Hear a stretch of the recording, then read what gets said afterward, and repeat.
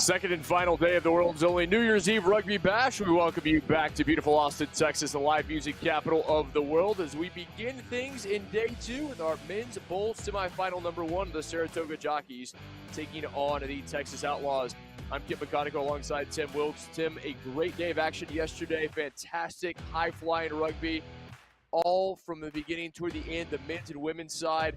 We've got big matches today and a lot of hardware on the line. For sure, a lot to be earned still out here on the pitch today. Right now, we've got a couple of bowl semi-final matchups. See if these boys can take home some hardware. Not the best of days yesterday, both these clubs coming in at 0-3. But a lot of talent out there on the pitch, and it should be an extremely exciting match. Beautiful day. Welcome you to Central Texas, wherever you may be joining us from on Freetail7s.com and Next Level Rugby. Glad to have you with us. Very happy New Year from our family to yours. The fourth edition of the world's only New Year's Eve Rugby Bash. Our referee for this contest will be Tom Champa. But as you said, Tim, both these teams 0-3 yesterday. For the Jockeys, losses to Geo's Ragamuffins, the Lemurs, and Nav. In those last two against Lemurs and Nav, they were shut out 36-0, identical score lines. On the other side for the Outlaws, a loss to Tennessee Elite, a very impressive side from the Volunteer State, who beat them 47-7. Then falling to Roots 33-5, and finally to the local team Round Rock, who beat them 24-5. Yeah, both these clubs only putting up 17 points in their 3 games, but again, tons of talent and speed out there on the pitch. It should be a lot of fun. Underway, Jockeys with the ball in the yellow. Apologies in advance for the very hard to read white numerals on the back without the outline. They did not check with the broadcasters, as they are trying to find something quickly against the Outlaws, and they're going to find a way through. Here come the Jockeys on a horse and dotted down behind the posts, looking for the easy conversion, and Jockeys wasting no time to find the opener. Yeah, strong try there, able to work the edges to perfection, came right around the corner and got that try. Big time start here for the Jockeys. Rob McGreevy, the Hoboken products, the Garden State native, able to find his way through, weaving through the Outlaws' defense for the opening strike. He's usually one of their captains, and we see why there with the quick strike ability. Just a minute gone by, already on top. Mark Phillips successful on the conversion, already 7-0 in favor of the Jockeys. You said both these teams scored 17 points yesterday. Well, for the Jockeys, it all came in their first game. They were shut out in the next two. And for the Outlaws, even though they lost 3, they were able to score points in each of those matches. Yeah, the Outlaws side, the biggest thing for them is really continuity. They only play 1 to 2 tournaments a year, and a lot of guys from all over the state of Texas. You've got A&M, Sam Houston, tons of colleges here represented, coming together and trying to put something together to come away with the bowl and plate this afternoon. So far, already down by 5, not the best start they were looking for. Tim, those unfamiliar with geography in the Lone Star State, even though a lot of them go to school here, some of those schools are 5 to 6 hours apart.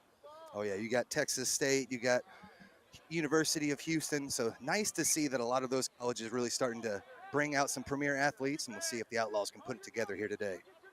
Outlaws finding themselves behind early. Joe Nervous Jr., one of the stars, always dangerous ball in hand. We'll see if they can find at number 10. And here is the man. He was their leader yesterday and has been throughout the matches. Stokely, a little kick through, trying to find it himself, unable to come up with it. But what a collegiate career he's had. We saw it yesterday, a star for Sam Houston State. Yeah, usually plays that flanker position for the Bearcats, but he's out here in the sevens field doing chip kicks, chip and goes, and chasing them down. He's got tons of aggression and knows how to run through tackles as well. And he does indeed, an all-star selection. I like the fact that he says he has the best chip on the team, and he's faster than Joe Nervous Jr. We'll see if he can prove that in a bit. Here come the Jockeys again, able to fend off one, couldn't get by the second, and unable to locate that final pass. The Outlaws will wisely watch it find touch. After the Outlaws, we're a few minutes in here, got to find some continuity. Again, you've got Jackson Stokely. He tried to go himself. We haven't really seen them extend the passes out to the outside just yet. But expect that possibly to come here off of our first scrum. Jockeys on top, the lone points thus far.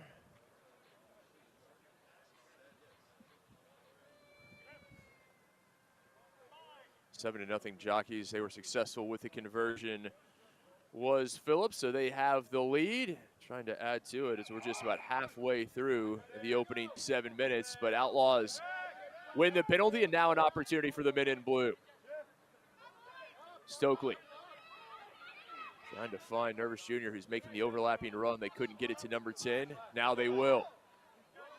Great speed. Oh, his pass behind his intended target of Andre Greenup. Had he been able to look up, Greenup may had some space in front of him. Yeah, Greenup playing that outside position. Had a couple of drops yesterday, too. Need to get those hands geared up here to try to put some points on the board. Greenup says he hates ice baths, and it's still chilly, shy of 50 degrees, so that may be the reason for Greenup's slow start. That's something you're quite used to out here in Texas, but it is a beautiful winter morning here. Nice clear skies and beautiful Round Rock, Texas. Let's see what the Outlaws got here. Scrum number 2, where they're put in. And Tim, the weather's been absolutely outstanding. Yesterday, just about 70 degrees was the high, clear, and expect the same today.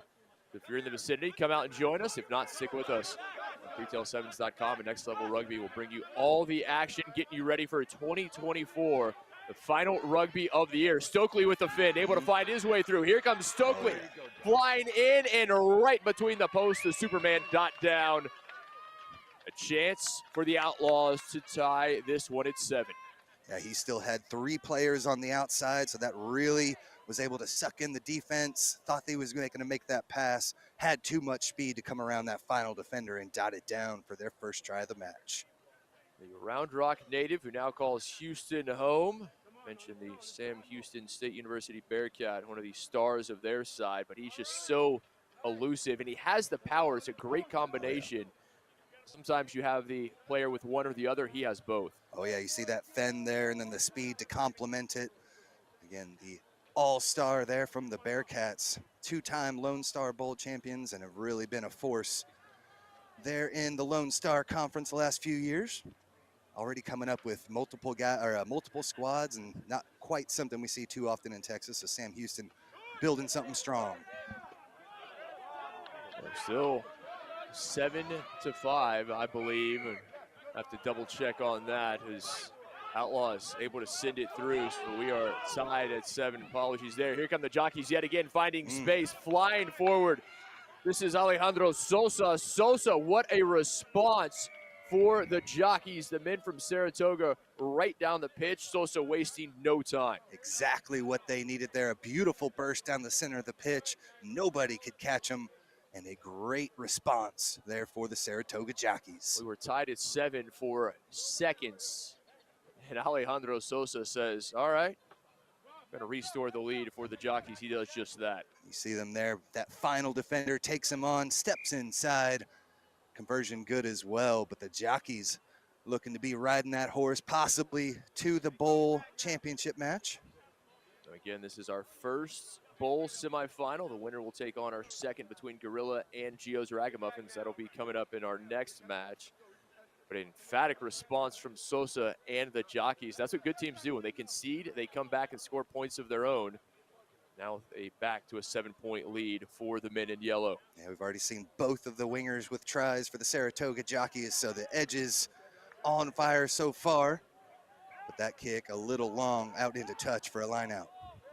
Tom Ciampa says a few seconds remaining here in this first half. Maybe one final opportunity for the Outlaws. Stokely, as you would imagine, over having a few words there to his counterpart, Nick Nelson. Nelson will take the line out. Final opportunity here in the first half. Sosa just right through the heart of the Outlaws defense. And kind of a contrasting style between these two squads. We've seen Stokely trying to take it straight through the heart of the defense, and the Jockeys doing a better job with their speed on the outside. Out to Greenup. Greenup trying to get around Sosa. He does, but then the cavalry comes in, able to take down Greenup, and the ball with it. Jockeys heading in. Oh, what a tackle that was. But not wrapped up. Another go. The Jockeys will die it down as the first half comes to a close. Yeah, just a really smart rugby play there. Got taken down, not held, was able to pop right back up to his feet. Quickly there for the referee, was able to dot it down for another try to end the half. Ludo Makawa there on the spot did a great job of ripping it away. And Tim, just when we thought the Outlaws may have a chance to find points, the Jockeys extend their lead. A late try in the first half, really putting the Outlaws under pressure. Yeah, Saratoga Jockeys not happy with what they had yesterday.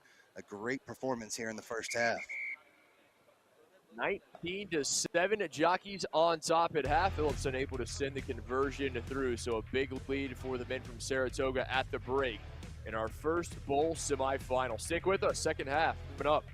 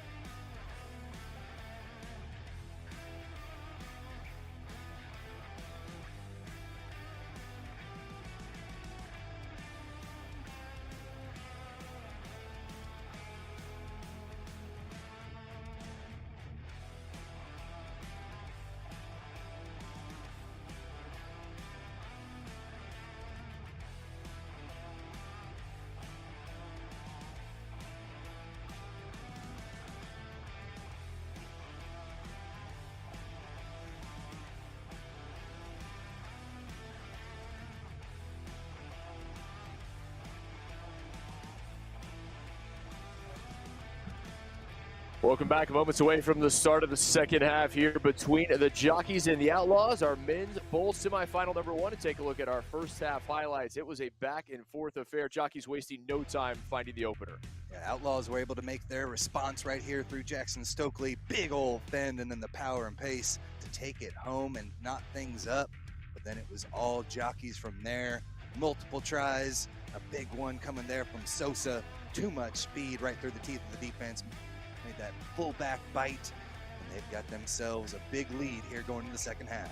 19-7, Jockeys on top of the Outlaws. Been glad to have you with us wherever you may be joining us from. A beautiful day here in Central Texas. And Tim, for this Outlaws side, if they're going to battle back, it has to start, you would imagine, through this man right here, Jackson Stokely. And he knows it. There's the chip kick over the top, almost caught it up in the air. Beautifully done, but they're able to retain possession out of it and maybe keep moving. They are indeed. Still good field position for the Outlaws. Can they turn it into points? That's what matters. Trailing by 12, and it's going to be penalty to the Outlaws.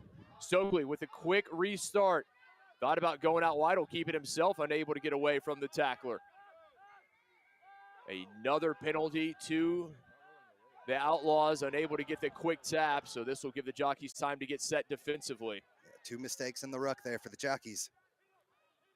Outlaws trying to weave their way through that time. Will Roden. Another whistle, and this time it is going to go against number 11 of the Outlaws, not releasing. Big mistake there by the Outlaws. Great poach, got his hands on it and turned it into some offense now. And here come the Jockeys up the pitch and right into the hands of Roden, the interception. Roden waiting for reinforcements there. They can ill afford to lose this, and they do. Stolen away by the Jockeys. Jockeys looking for another early here in the second half, but it may secure the victory. The Jockeys will dot it down. First points of half number 2, and Jockeys on top 24-7. It looked like after that pass, they were able to get possession back where the Outlaws, but then too much power from the Jockeys. A beautiful counter ruck got them the ball back, and that pick and go opened things up after the confusion there. Big time try for the Jockeys to start things off. Tim, for the Outlaws, they won 2 penalties to the breakdown, couldn't do anything with it, but you said it. I mean, big time counter ruck from the Jockeys, and we know what they can do ball in hand. Here it is again. See the ruck there formed. Looks like things are held up, but they get 2 before the Outlaws are able to get in there. He's able to scoop that one up and then take it the distance. But smart rugby there on the edges for the Jockeys helps them extend the lead. Could not extend the lead with the conversion. A big lead, 24 points for the Saratoga Jockeys.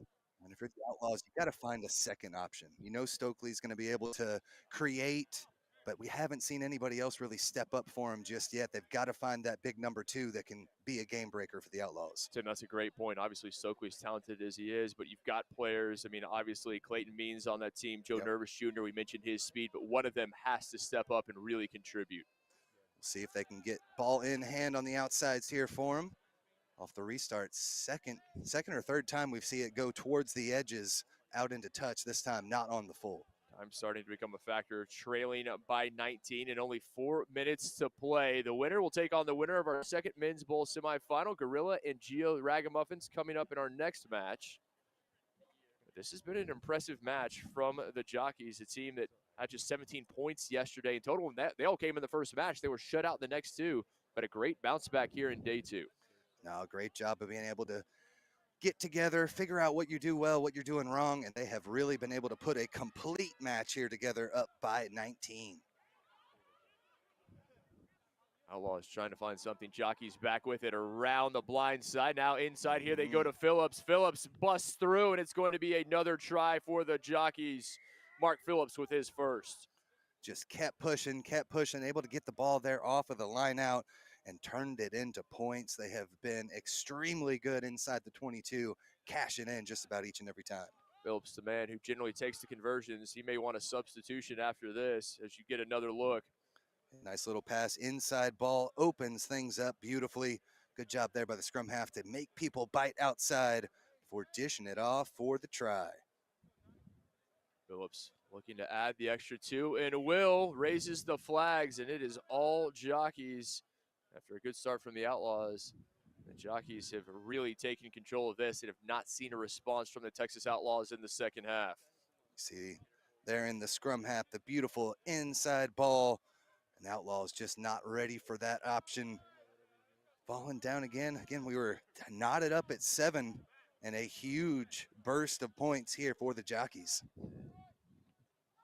That's Mark Phillips gets a well-deserved break as here comes Stokely trying to do it all by his lonesome, but he needs help. Yeah, so smart there. That ball was not going 10, but he went and snagged it out of the air to get the offense moving.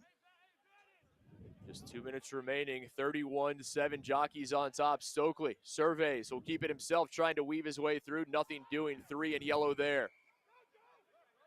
The whistle will be to the Outlaws. Penalty against the Jockeys. Outlaws need to make something of it. A little chip over the top, racing towards it. And the Jockeys first there in the in-goal area, able to beat Greenup, who is bearing down for the Outlaws. Yeah, Dante Brown did a good job that time.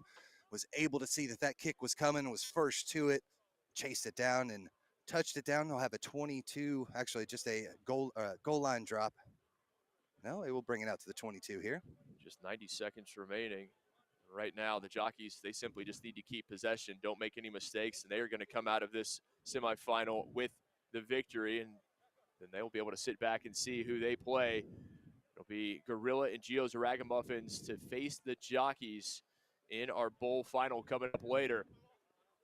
Outlaws playing for pride. Can they find some points, make the scoreline a little closer? You said it. This is the only tournament they play in, and obviously that is a disadvantage to them, not having that continuity as so many of these teams do. Dangerous pass there. Maybe an opportunity for the Outlaws. Nervous Jr. out wide, and they're not going to need him. Coming across and dotting it down is, I believe that was... It was La Sala. It was indeed Andres La Sala. La Sala, the San Antonio native, former Texas A&M student. We were calling for somebody on the edges to step up there, and that's exactly what La Sala did. Had a player on the outside, as you called it, Nervous Jr., but you see him receive this pass at pace, able to burst through, knows he's got one on the outside if he needs it, but trusted that speed and got all the way in for the 5. Yeah, nicely done from the Alamo City native. Just under a minute remaining, La Sala able to find some points for the Outlaws, but they are not going to be able to mount the comeback with such little time left. No, but putting points up is always feels good. Again, only 17 yesterday, 12 here in this match. Is that one not looking like it's going to go 10, but the Jockeys play it anyway. Jockeys, maybe they're not done yet. Could they find another? Oh, knocked on. That would have been a try, and you see the reaction from the Jockeys. They knew that would have been another 5 at the very least as the final whistle blows, and it will not matter. The Jockeys come away victorious 33-12 to book their spot in the bowl final. Only seen the Jockeys put up 17 points in 3 matches, but here today in the bowl semifinal, they put up 31 points and punch their ticket into that bowl final. Coming up next, it'll be our second men's bowl semifinal. Gorilla and Geo's Ragamuffins, the winner to take on Jockey. Stick with us. Live coverage. Freetail 7s continues.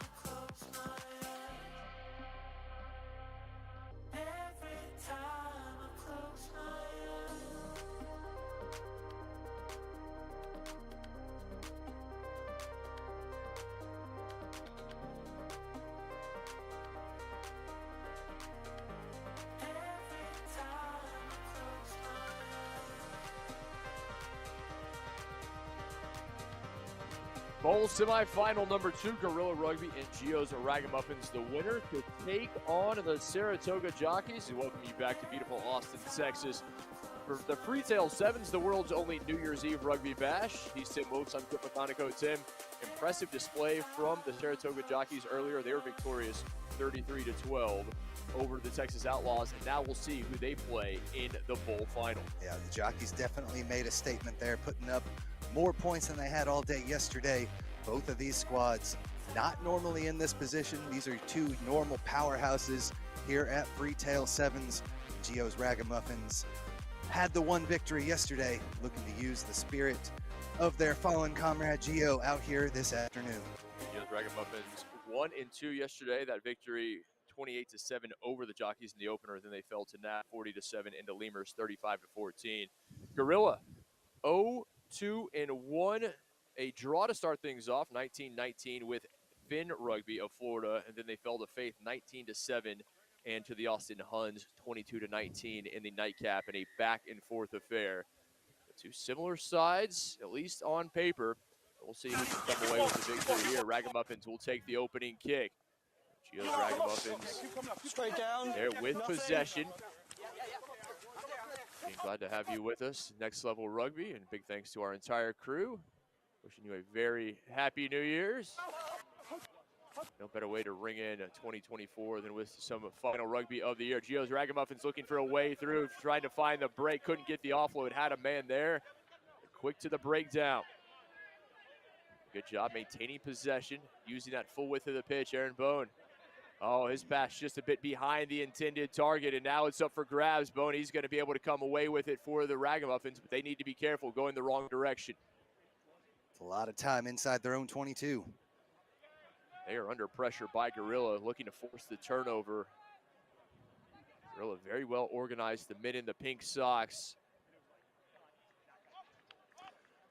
The squad pulling players from all over the DFW area and has been a force to be reckoned with across the country in national tournaments.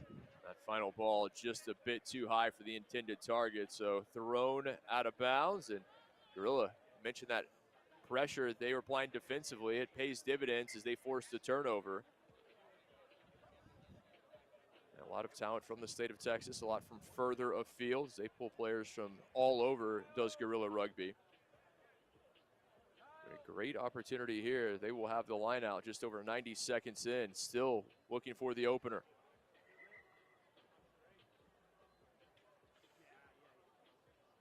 We'll do it all again.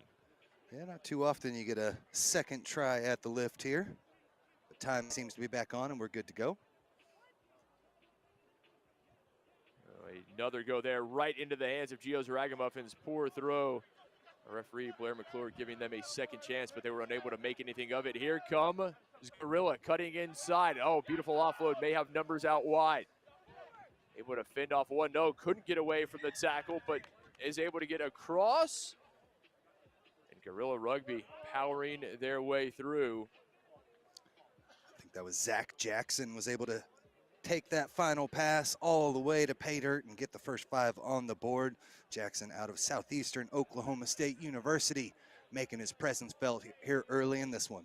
Dallas Harlequin, Dallas native, able to find the opener. That pressure from Gorilla Rugby, again, paying dividends, is almost all of the match thus far played in Geo's Ragamuffins in. Yeah, they were pinned in there for a good 2-3 minutes, and I'm not mad at the kick. It was just maybe not the direction they needed. Ended up kicking out to the weak side where they didn't have numbers, and Gorilla knew what to do with it from there. A couple of phases, and they punch it home for their first try. Unable to complete the conversion, so it'll say 5-0 in favor of Gorilla. Jackson with the opening salvo. Now we'll see what the response is from Geo's Ragamuffins. Obviously, that is one of the big stories here. The 4th edition of the Freetail Sevens has his jersey pitch side as it was all day yesterday, and for good reason. Those unfamiliar, well, he's an institution in Ragamuffins rugby. Yeah, Giovanni Bonilla was lost earlier this year, and they have reformed the team. No longer just Ragamuffins, they are Geo's Ragamuffins. All of his favorite emblems and stuff face on their jerseys. They are playing as one here, but scrambling with it in their own try zone. Not what they were looking for, as Gorilla able to double the lead. Another mistake by Geo's Ragamuffins, and they are made to pay immediately.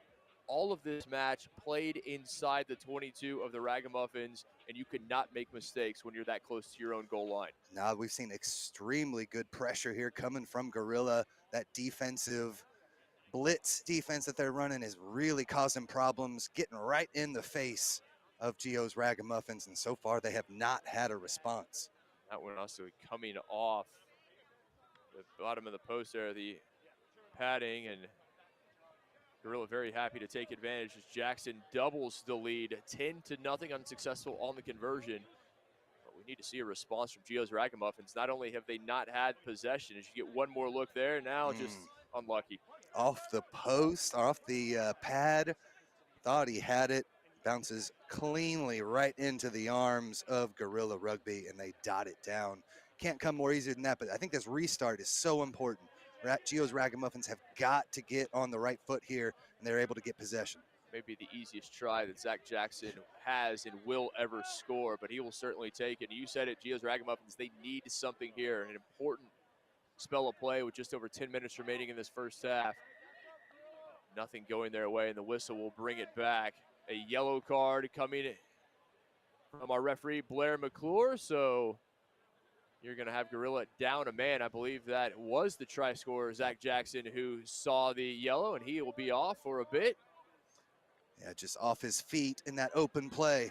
Here comes Gio's Ragamuffins, unable to break through. Couldn't win the battle of the speed there. Gorilla doing a great job getting back defensively. Bone. Gio's Ragamuffins trying to find something. 90 seconds remaining until half. Oh, knocked on. Maybe a bit low was that final pass. Yeah, I thought they had something on there on the right-hand side. But again, just a little mistake.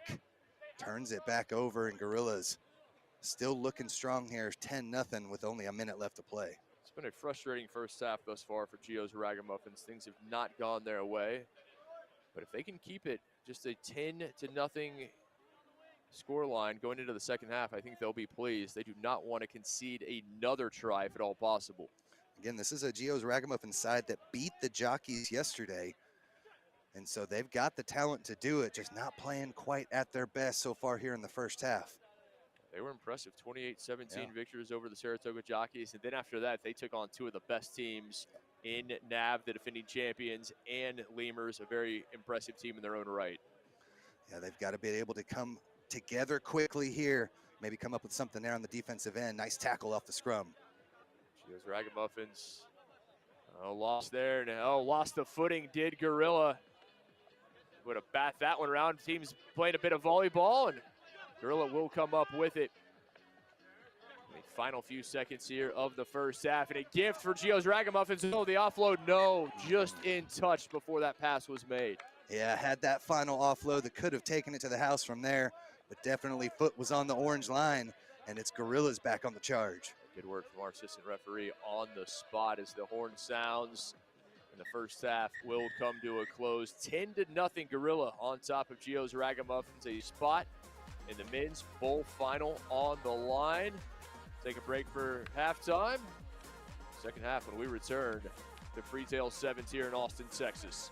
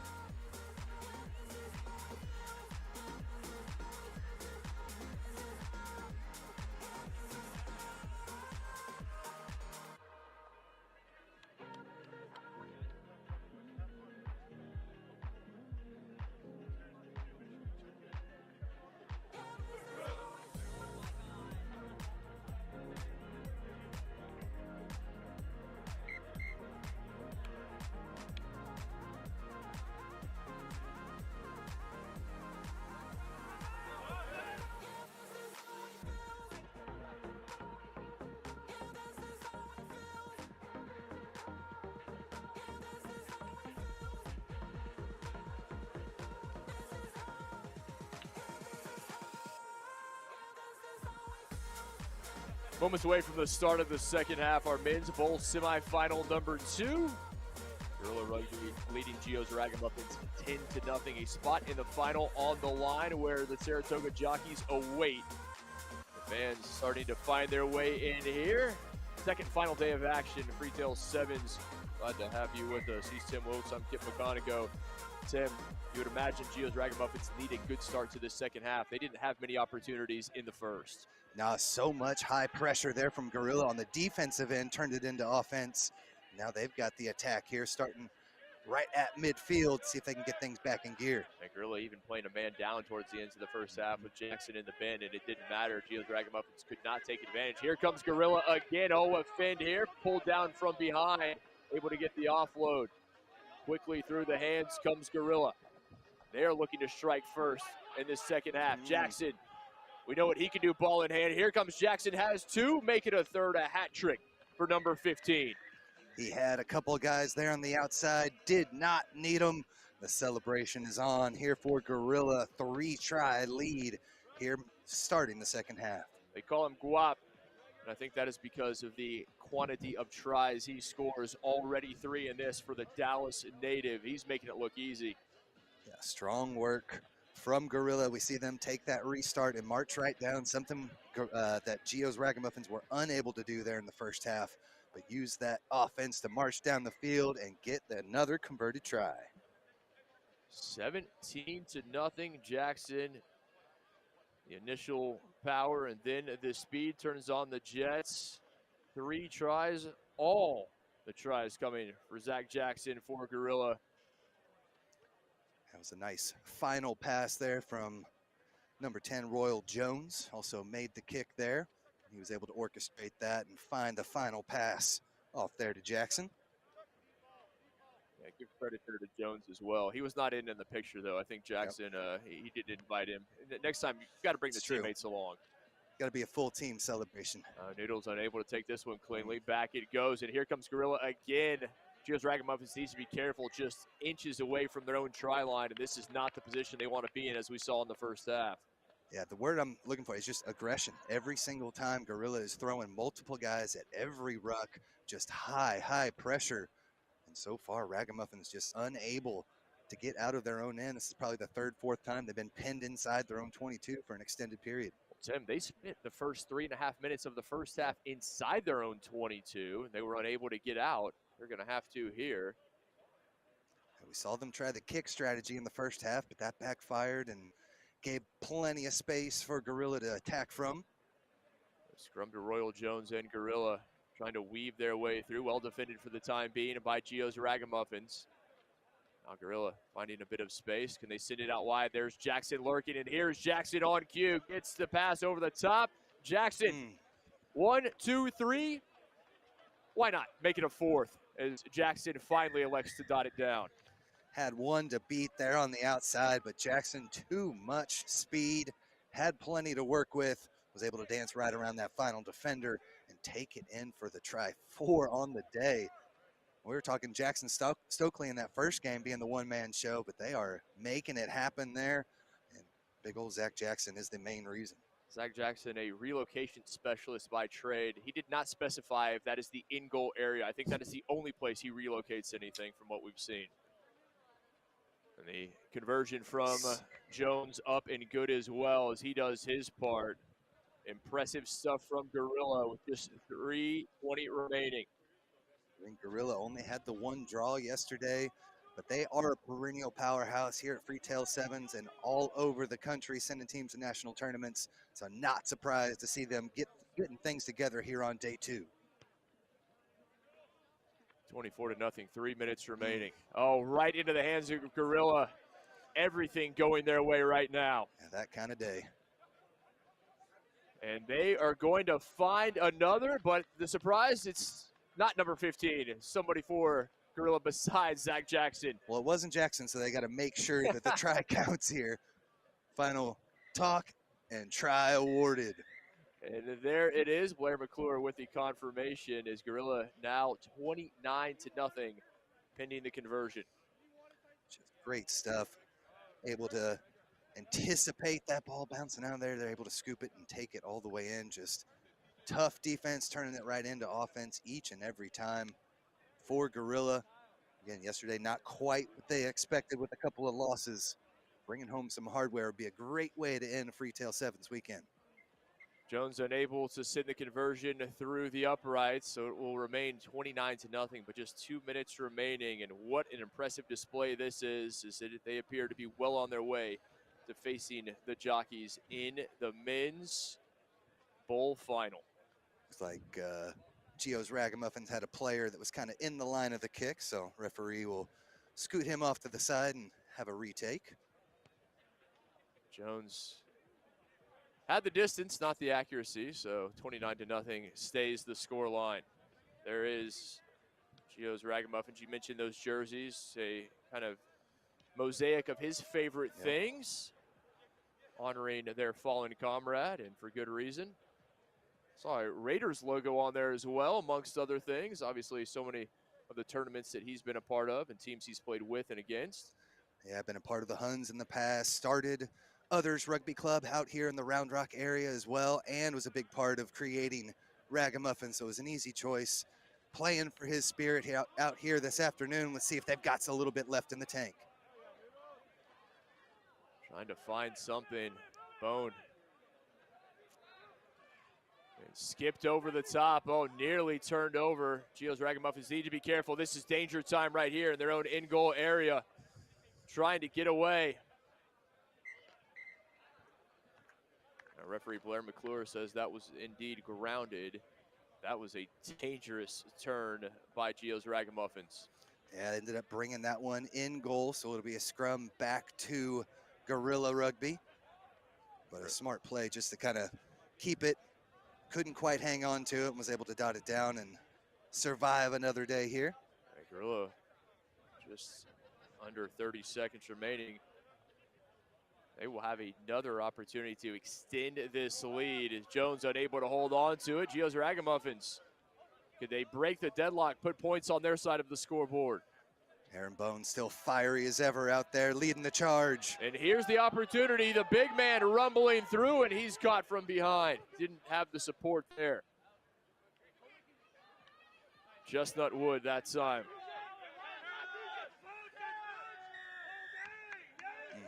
It is going to go against Geo's Ragamuffins, not releasing after the tackle. So you would imagine this will do it. We'll see if Gorilla just sends it to touch. Got to take the tap here first, and then they will probably do so. There's the tap and the boot and the final 29-0. What a huge, huge performance for Gorilla Rugby. Exactly what they were looking for after a tough day one. They've got themselves into the bowl final. They do indeed. Saratoga Jockeys await. We'll have that match coming up for you later. But first, we turn our sights to the Men's Cup quarterfinal. The defending champion NAB Sevens taking on Rock Rugby. And we return to the Freetail Sevens here in Austin, Texas.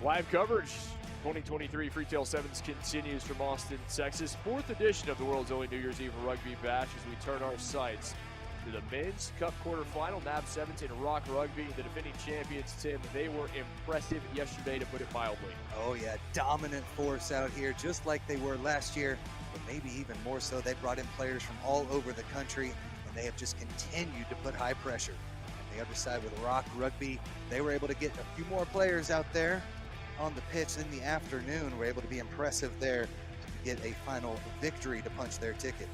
Defending champions, National Athletic Village, finished atop the pool with 13 points, a plus 102 point differential.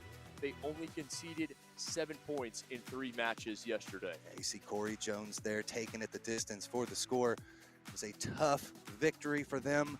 They had some big ones. Rock Rugby is going to have to play out of their shoes here to take down the defending champs. They will indeed. Rock Rugby, they were 1-2 yesterday. Victory over Outlaws to wrap things up after falling to Roots and Tennessee Elite in their first 2 matches.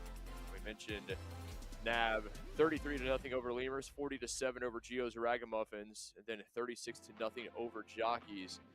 This team, they won it a year ago, and I think you and I are both in agreement. They are only stronger. They've brought in some players, some reinforcements. They didn't need them. Zach Pangolin and Houston Sabercat of Major League Rugby now on this team. That's just one of the new faces. So the rich get richer, so to speak, for NAB. Yeah, Simi Moala out there as well, a force to be reckoned with. But again, this Rock Rugby side, they had low numbers in the morning. They were able to get their full bench up and running by the afternoon. You've got the Reese brothers out there throwing it around. They've got plenty of talent. Let's see if they can hang with the big boys. It'll be important for Rock Rugby to get off to a good start. They are in the green. Obviously playing just a few miles away from their home pitch. A lot of fans and friends in attendance cheering on Rock Rugby, but it's going to be a difficult task to take down the defending champions. Kat Roche will be our official for this contest. Rock ready? A little bit of a change there for Rock Rugby. It's Paul's Rugby Academy.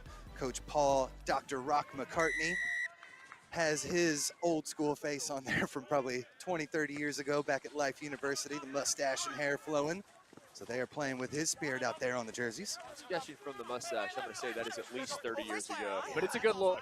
Surely is. Too bad he's not rocking it at this moment, but he's over there lurking on the sidelines cheering on his boys in green. Rock Rugby there, Damon Torres, the big man, finds his way through. No support, couldn't get the offload, but it will stay with Rock Rugby in a good start. Just having some possession, you know what Nav can do. Jones right there on cue, able to poach it away. Here they come, Rod Waters, the MLR star. And Rod Waters, the Houstonian, will dot it down, and Nav wasting no time.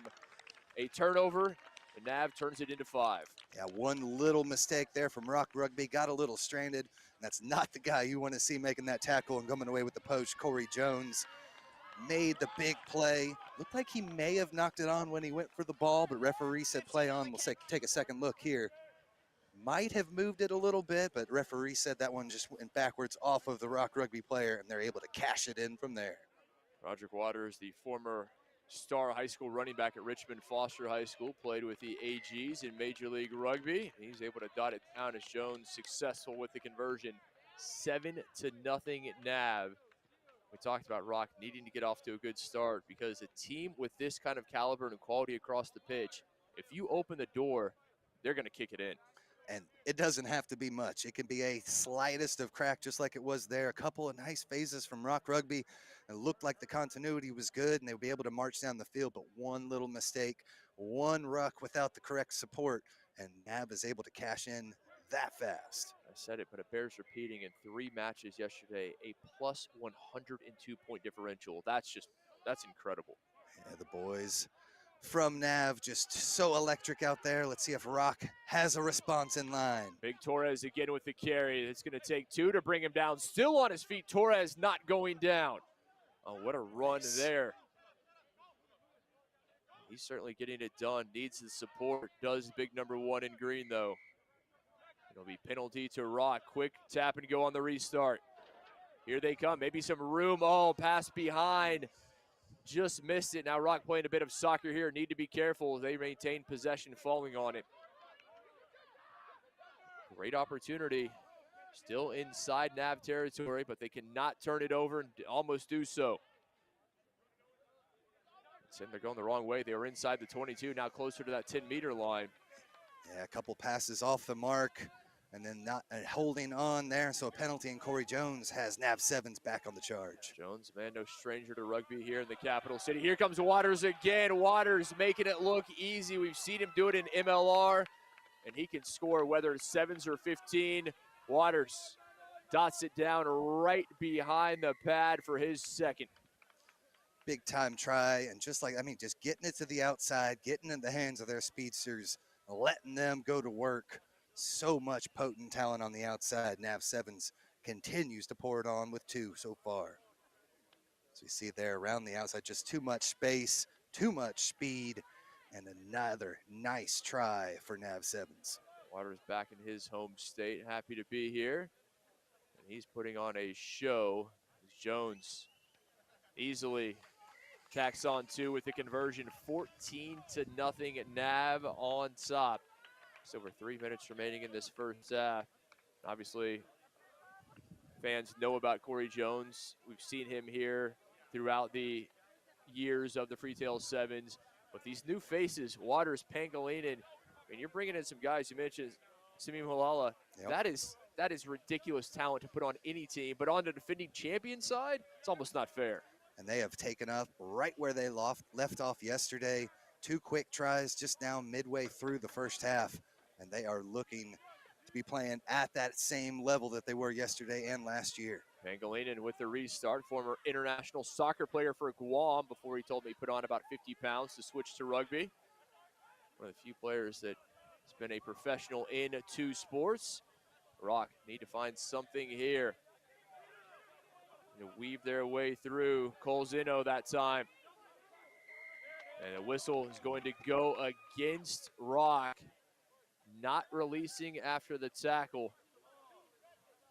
Yeah, they're just so technically sound. They fight at every single breakdown, and they're able to find ways to get their hands on the ball and get those turnovers they need. And easily done so. They earn themselves another attacking opportunity. Line out right at the 22-meter line. I like this from Pangilinan. Go ahead, send it out. Give your team a chance to catch their breath, get situated. As Waters will be moving to that far side. We'll see if they can locate number 11 again. Pangilinan, not a position you see him in with the Sabercats taking lineouts, but he gets two here in sevens. Here comes Zach. Oh, has a man with the overlap. Waters out wide. They're not going to need him, it appears. Has the fend across and down. Another try for Nav, the third, and still a minute and a half remaining in the first. That was beautiful passing right there. Had a couple of dummies coming through, easily able to get it to the outside and score the try. I mean, it was like butter. Pass easy to Jones, nice offloads to get it outside, and another beautifully worked try for Nav Sevens. I think Pangilinan needs to make a case for taking those lineouts for the Sabercats and MLR as well as he was able to send that one in. Jones just inches wide, can't send it through. 19-0 at Nav, but you said it. I mean, it all came via the set piece, all from the lineout, through the hands with ease. Good teams make it look easy, and that is exactly what they did. Final offload there, skip past the dummy, and then beautiful footwork, putting that defender on skates and taking it all the way in. But again, that line out is what really got me. It's not something in sevens you don't see that works to such perfection. Couple of easy passes and beautifully worked offense. Our men's Cup quarterfinal number 1. We'll have Finn Rugby of Florida and Roots coming up in our second quarterfinal. A full day of action. Again, if you're in the vicinity, we invite you to come out and join us. If not, stick with us here on Freetail7s.com. Next Level Rugby will bring you all the action, getting you ready for 2024. Happy to have you with us as Rock trying to find something here at the end of this first half. Could they possibly find points and cut into this 19-point deficit? Chance here out wide, but unable to get around to that speed of Nav. When it looks like there's an opportunity, that door closes so quickly. And there's another counter ruck and a turnover ball. Here they come again. Nav. Oh, what an offload there. Great hands, able to scoop that one off the shoestrings. Now Jones, Waters calling for it out wide. It's going to be a kick into space. Here comes Waters racing towards it. Already has a brace, and he's going to make it a hat trick. A beautiful kick from Corey Jones, well weighted, and Waters dots that one down with the extra oomph. Yeah, knew he had Waters on the outside. Corey Jones right there in the center of the pitch. Knew he had the speed and pace as Waters had one of the props out there on him. One-on-one on the outside. Great little kick there from Corey Jones to find the target, and another big-time try for Nav Sevens. And what a combination this is. You saw Jones a little tip of the cap there, but he saw that Waters was wide open, a well-worked kick, perfectly weighted. Waters, not a Rock defender in the vicinity. He could not have placed that ball any better as Jones adds the conversion as the first half comes to a close. All Nav in the opening 7 minutes. Yeah, we see them turn defense into offense so easily. Big-time counter rucks, and then they've got the pace all over the pitch to finish it. Another big first half for Nav Sevens. Second half coming up. We'll see if Rock Rugby can respond. They have dug themselves a hole at the breakdown, 26-0.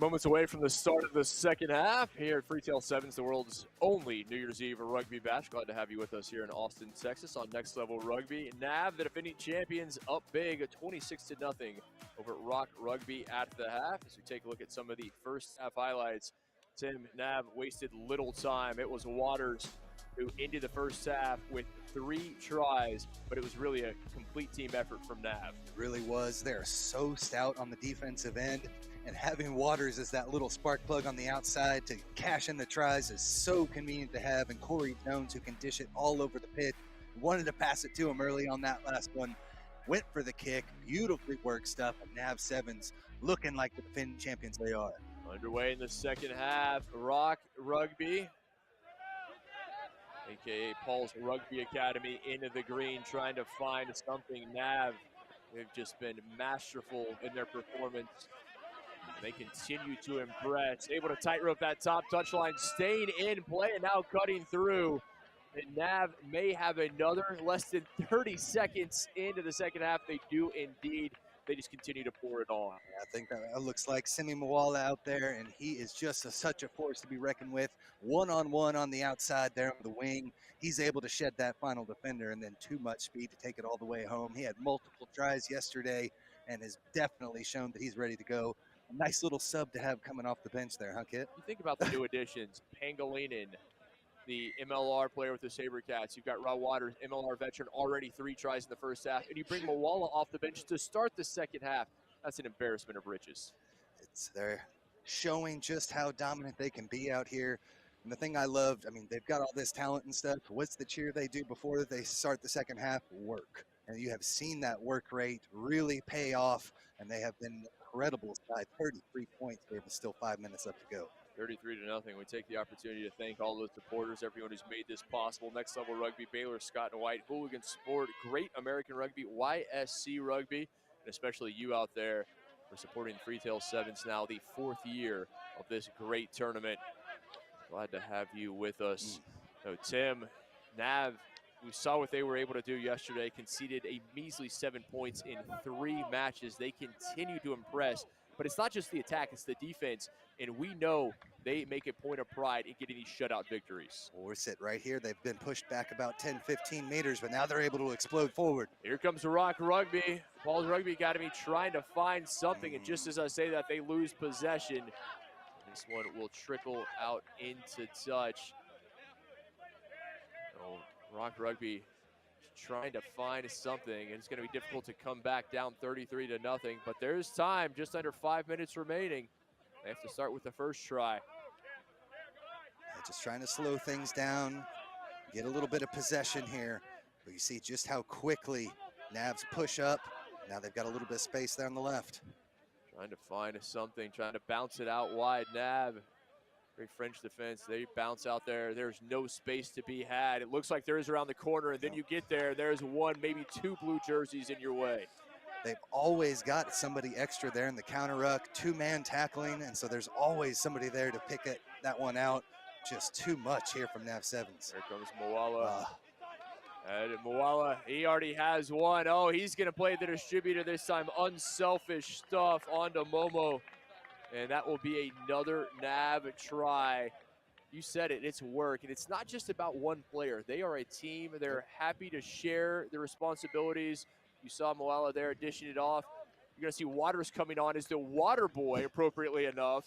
But this is an impressive team in every aspect. Yeah, you see them get the ball here on the outside. It just takes that one step through, show and go there to the outside, a little fend.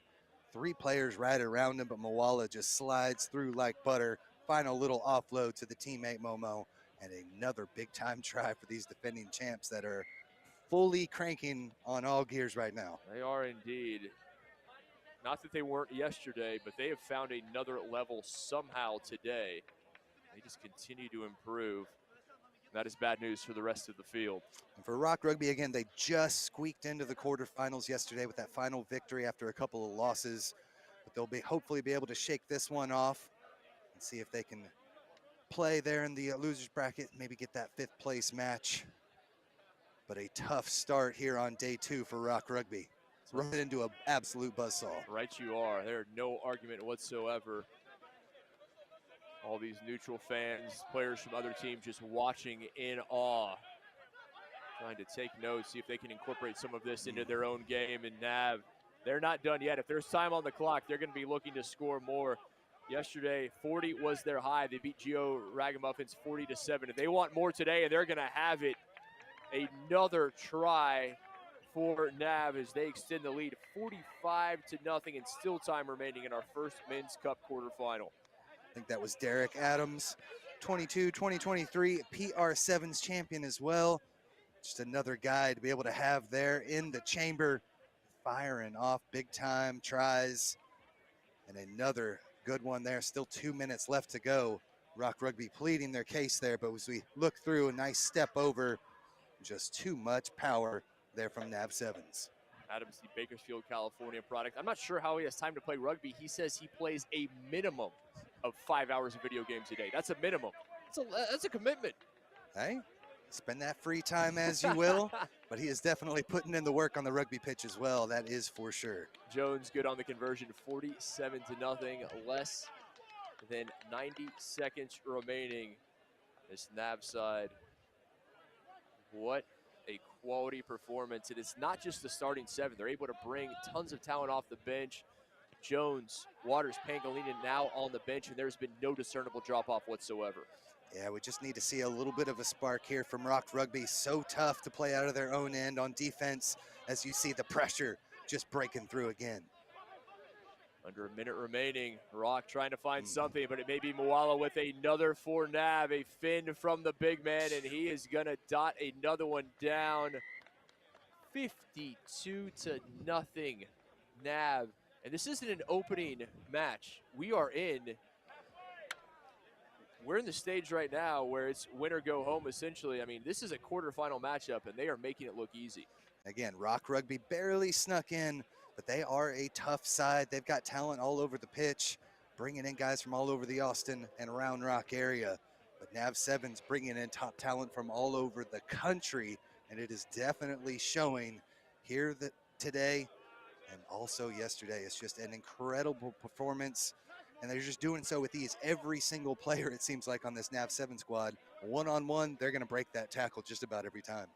Players from South Africa, American Samoa, Guam, and the States.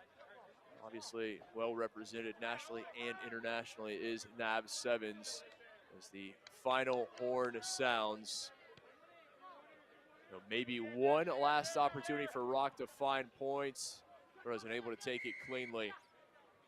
That whistle may well do it. No, Rock will get a final bite at the apple. Here they come. One last chance for the men in green to find points.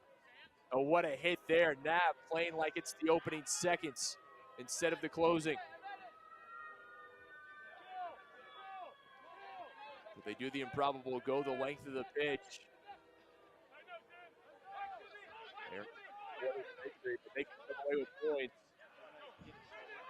Dangerous offloads always lurking there for Nav Sevens. So they're able to take it home. Might have lost that one. Cat Roach gives the try, and a little bit of icing on top of the cake there for Nav Sevens. Yeah, that's a little icing and then some. That is extra icing. Another try for Nav Sevens, 57-0. What a display from the defending champions. Just so much power all over the field, and every single time that Rock pulls it out of the scrum, if they look to go wide, they've got defenders blitzing up, making that tackle, causing problems each and every time, and Rock just have not found the gap necessary to get through. Unable to add the two with the conversion, but 57-0. What a display, what a performance from Nav. They're showing why they are the defending champions, and they are cranking on all cylinders now. It's an exciting brand of rugby that they play out there, and it's going to be fun to see if they can take home the Freetail Sevens title this afternoon. Let's head down to check in with Lance Kavanaugh pitch side.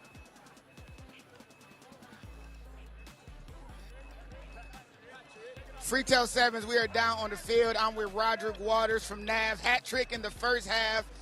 Little known fact, this gentleman was with Nav last year, caught an injury, unfortunately, and been spending this entire year rehabbing, comes back for Nav in the knockout rounds to get a hat trick. How's it feel to accomplish that and come out here and show and perform for the team? Man, you know, it's bittersweet. I've, like you said, this year was a crazy year for me, for my family and everything. Being the man of the house, having an injury like this, it's a lot that goes wrong. Like I said, rugby, I've been missing out on it for a year. It was hard to help my family because rugby was the only thing in my life keeping me afloat. That's what was paying the bills and everything. So once that came to a halt, it was a crazy year for me. For Nav to have me back after last year, I didn't even touch the field last year. I got injured over there and warming up. And for them to have me back, it's just crazy. And I really thank the Nav fam, the organization, Rob, JJ, all these guys, April, David. These guys are great for having me out. Thank you, bro. Like, you see the love, man, that everybody's showing. They really believed in me. To come out and have a hat trick, for these guys to still trust me after a slow first day for me, it's amazing for me. It's just amazing for me, man. Listen, we love seeing you play, man. You did your thing. Two more to go.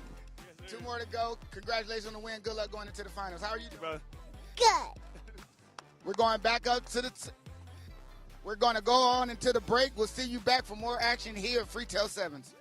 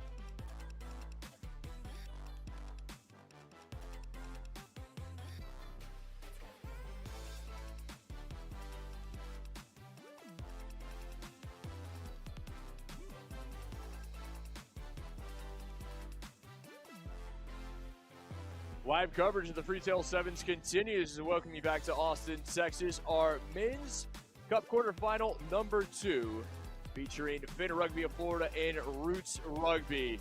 We welcome you back to the world's only New Year's Eve rugby bash. He's Tim Wilkes, I'm Kip McConico. Tim, both these teams impressive a day ago, both looking for a big victory to move to the semis today. Both had outstanding days yesterday. The Roots men, so tough on the offensive side. We see Finn there. Both these teams wearing the red jerseys, so I think we do have a jersey swap there. But you see Finn just so tough throughout. They've got the skill to get it done. But this Roots Rugby squad, they are a perennial powerhouse here at Freetail Sevens, bringing in players from all over the country, and they are a fun squad to watch. They are indeed. They went 2-1 yesterday, did Roots. Victories over Rock Rugby 24-5 and the Texas Outlaws 33-5. They fell in the nightcap to the Tennessee Elite, a team we will see in just a bit. The final in that match was 12-19. And on the other side, Finn Rugby of Florida, who will be playing in the inside-out jerseys. We appreciate them taking one for all of us here in the white, so to speak. They were 1-1 yesterday, beginning with a 19-19 draw versus Gorilla. Then came away with a 26-15 victory over the Austin Huns and ultimately fell in their last match of day 1, 45-12 against Fate. We're ready to get underway. The sun is out. The clouds starting to dissipate. A beautiful day here in Central Texas. Again, a very happy New Year to you and yours, wherever you may be joining us from. Glad to have you with us as this kick is going to trickle out into touch. No one able to get on the end of it. Not the start I think either side was hoping for.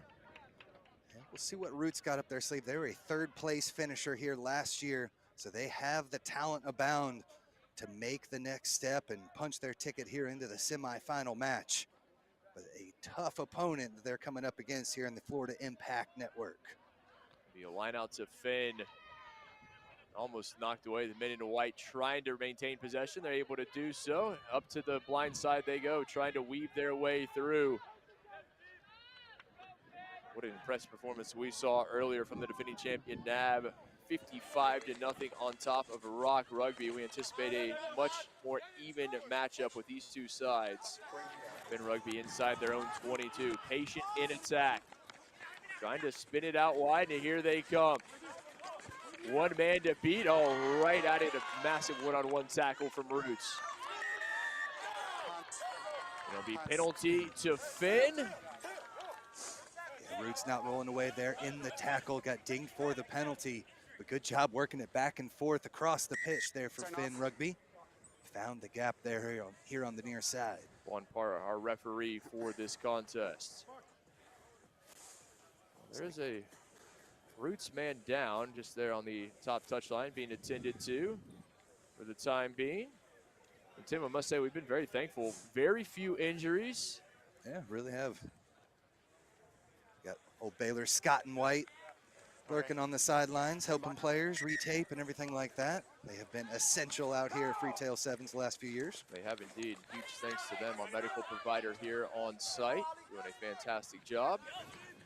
Thanks to all of our supporters who's making this possible. And here comes Finn, trying to sit it out wide. Well defended by Roots. No space to be had there. Red jerseys all across the width of the pitch. Very well organized defensively. Now back to the top side they go yet again.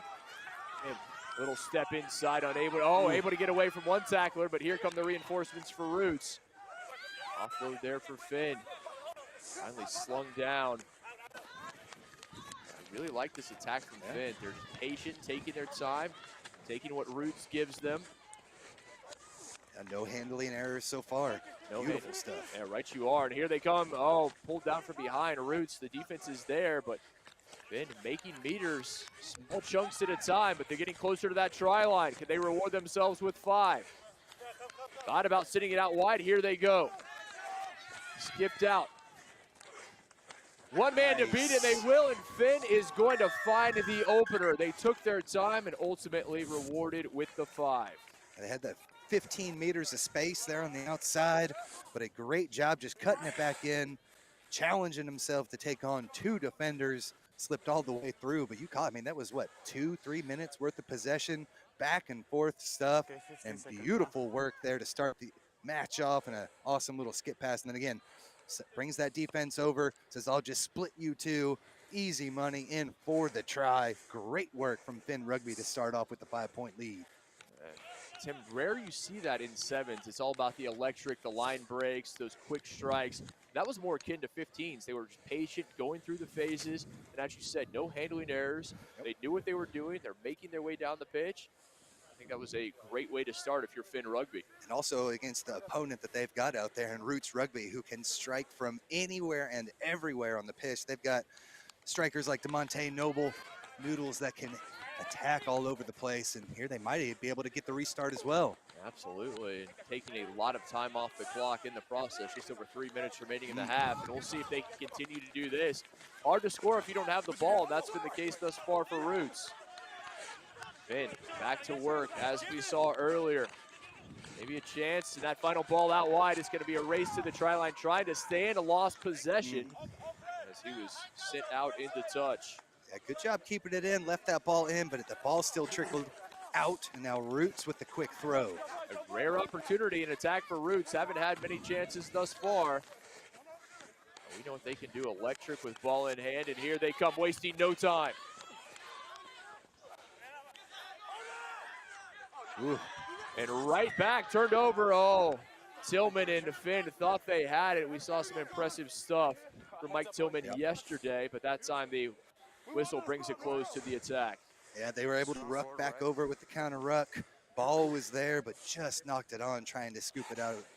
But that's impressive stuff, actually being able to take it away from Roots, who it looked like they were going to be on the attack. Absolutely right. It's really technically sound, strong rugby here in the first half. And And it's been great to see as Finn, again, only 2 minutes left as they have drained this clock down here in the first half. Really have. They've dictated the pace, the style of this half. I think this is exactly what they wanted. The execution has been nearly flawless for Finn. That being said, we know what Roots can do. Here they come. It takes no time whatsoever. Able to get through one. It's going to be a race to the try line. Here come the reinforcements for Finn. Over the top, and Roots bobbled, but ultimately held on to. And they will have a chance to equalize as they are a successful conversion away from making it 7-all. Great work there from Roots Rugby as they take it all the way the distance. Looked like they're a one-on-one on the outside and a beautiful sit-down move. Took that defender to deck. Look at the distance, able to have a nice little offload, as you said, bobbled, but they cash in with a huge try to respond. How deflating is that if you're Finn? You had the possession, you were dictating the style, the pace of play, and Roots. Just one attack, and they turn it into the tying score. How does Finn respond? And we talked about Tillman there on the outside there for Finn, how great he's been on the offensive end. Also good on defense, but again, he got sat down there with a huge run on the outside. Great work on the edges there for Roots Rugby. You talk about some speed. People like David Hightower, the track star, represented the Dominican Republic in track, currently a track coach at the Air Force Academy. Obviously, Noodles and Monte Noble. Don't need to say a whole lot about the USA Sevens man, but that kind of player, the caliber, when they get the ball in hand, they're game changers. Again, 3rd place last year. So anything short of that, a loss here in this match would be a big disappointment for this tough squad. Final few seconds of the first half. Finn will have the line out. Nearly stolen away. I think for Finn right now, it's important just not to concede, not to turn it over. I have a feeling they'll be pleased to go into half if this scoreline remains knotted at 7. Out to Tillman. Here comes the former Coastal Carolina man. Tillman flying forward. Tillman, we saw him try scoring yesterday, and he did it in bunches. And he's going to have another one here. Mike Tillman putting Finn Rugby back on top the final seconds of the first half. Back and forth we go. 3rd try, 3rd lead change.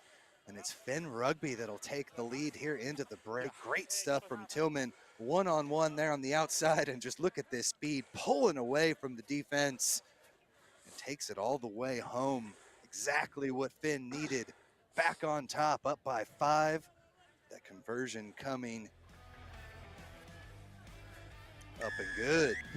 14-7 as the halftime whistle blows. Finn Rugby leading Roots Rugby. Maybe a bit of a surprise in our Men's Cup quarterfinal. We'll step aside the second half. Coming up when we return, it's going to be a good one. Don't go anywhere.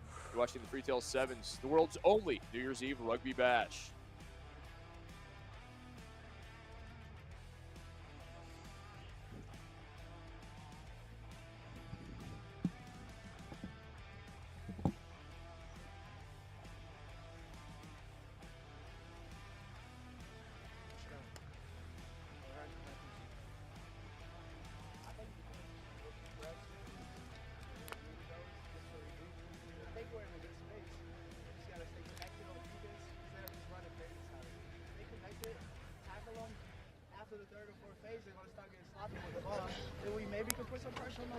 But if it's not there, just stay out and fan out.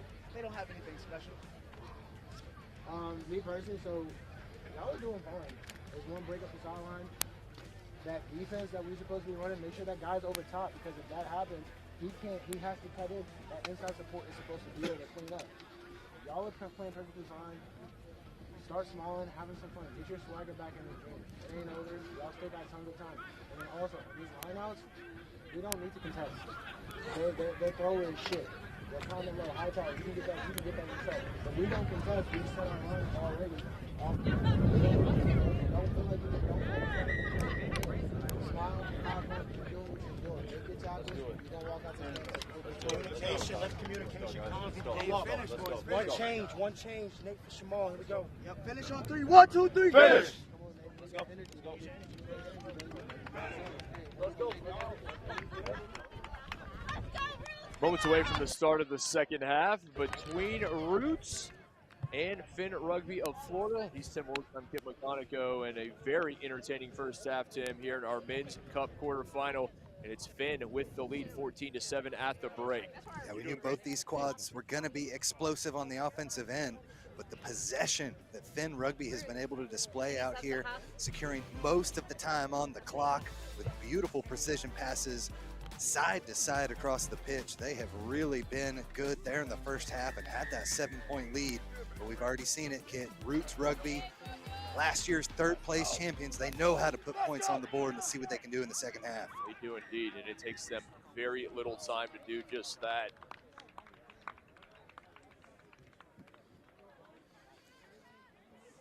Have an opportunity here off the knock on from Finn, right on that 22-meter line. Be able to work out from their own end.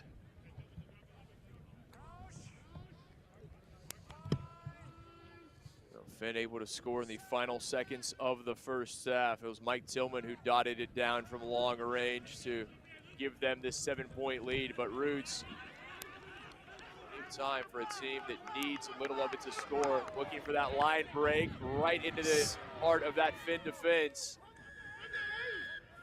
And the whistle is going to go against Roots there, so Finn with the break. Now we'll see what they can do with it, and there's going to be a yellow as well. So Finn, not just the penalty, but they're going to have a man advantage. Yeah, Terrell Johnson there got the yellow. He was the one that made that break, but cost his team dearly there. Let's see what Finn can do with it.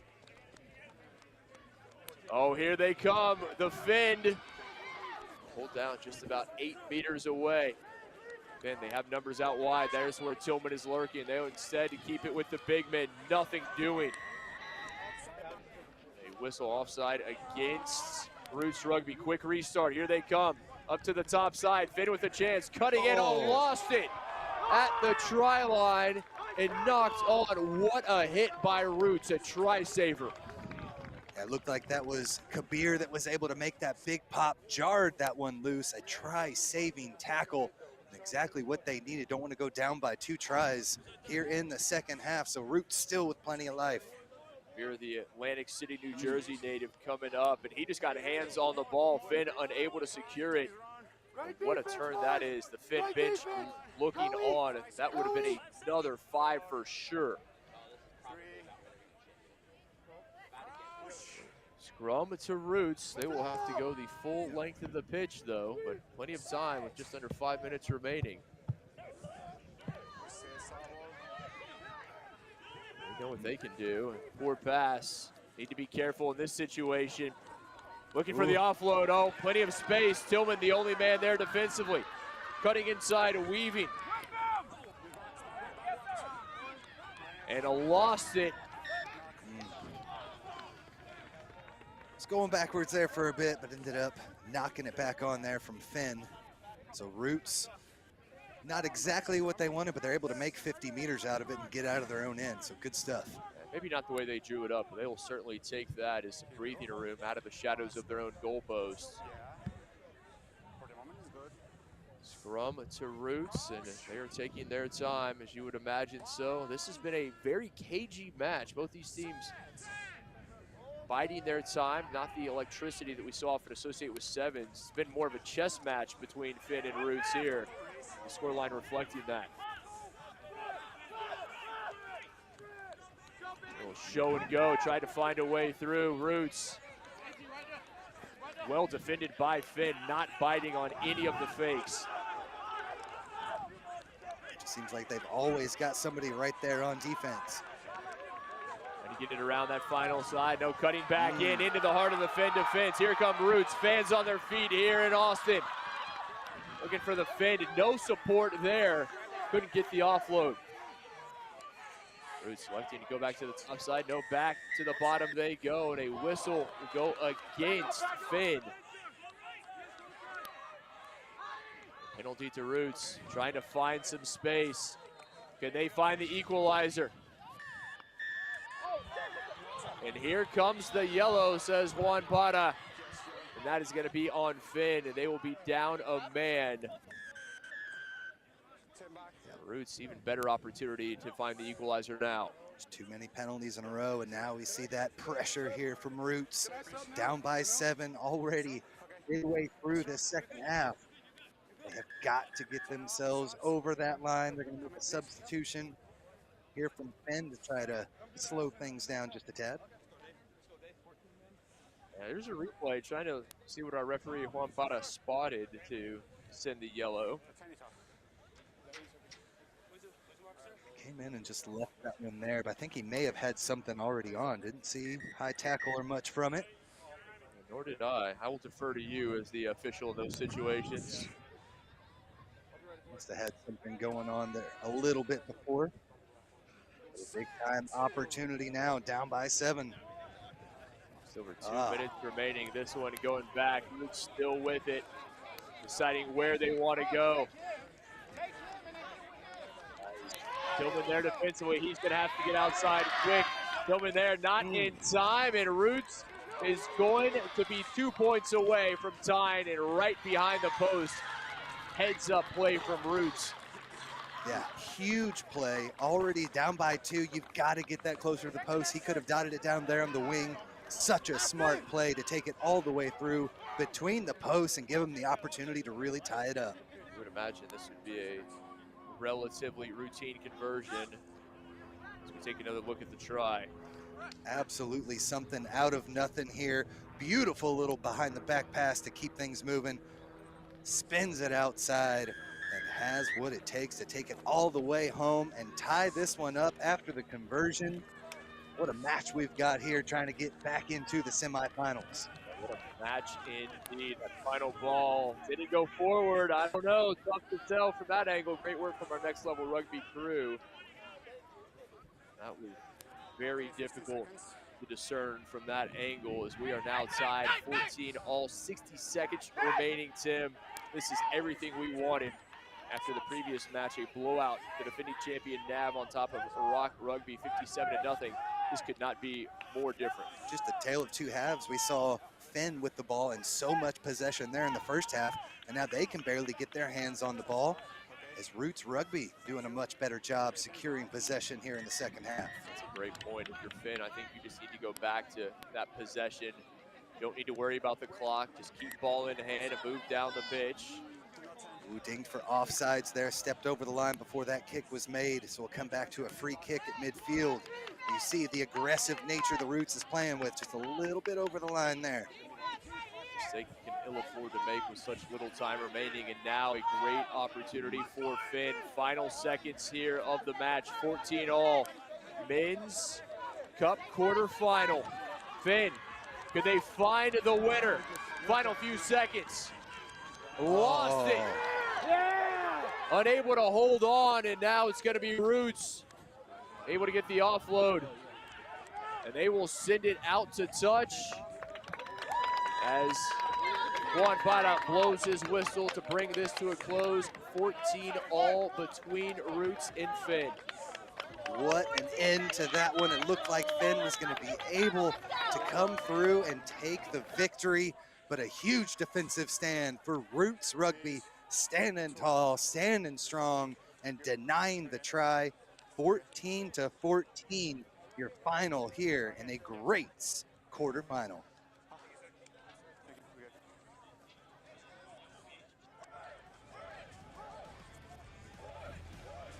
Quarterfinal action continues. It'll be Tennessee Elite and Lemurs coming up next.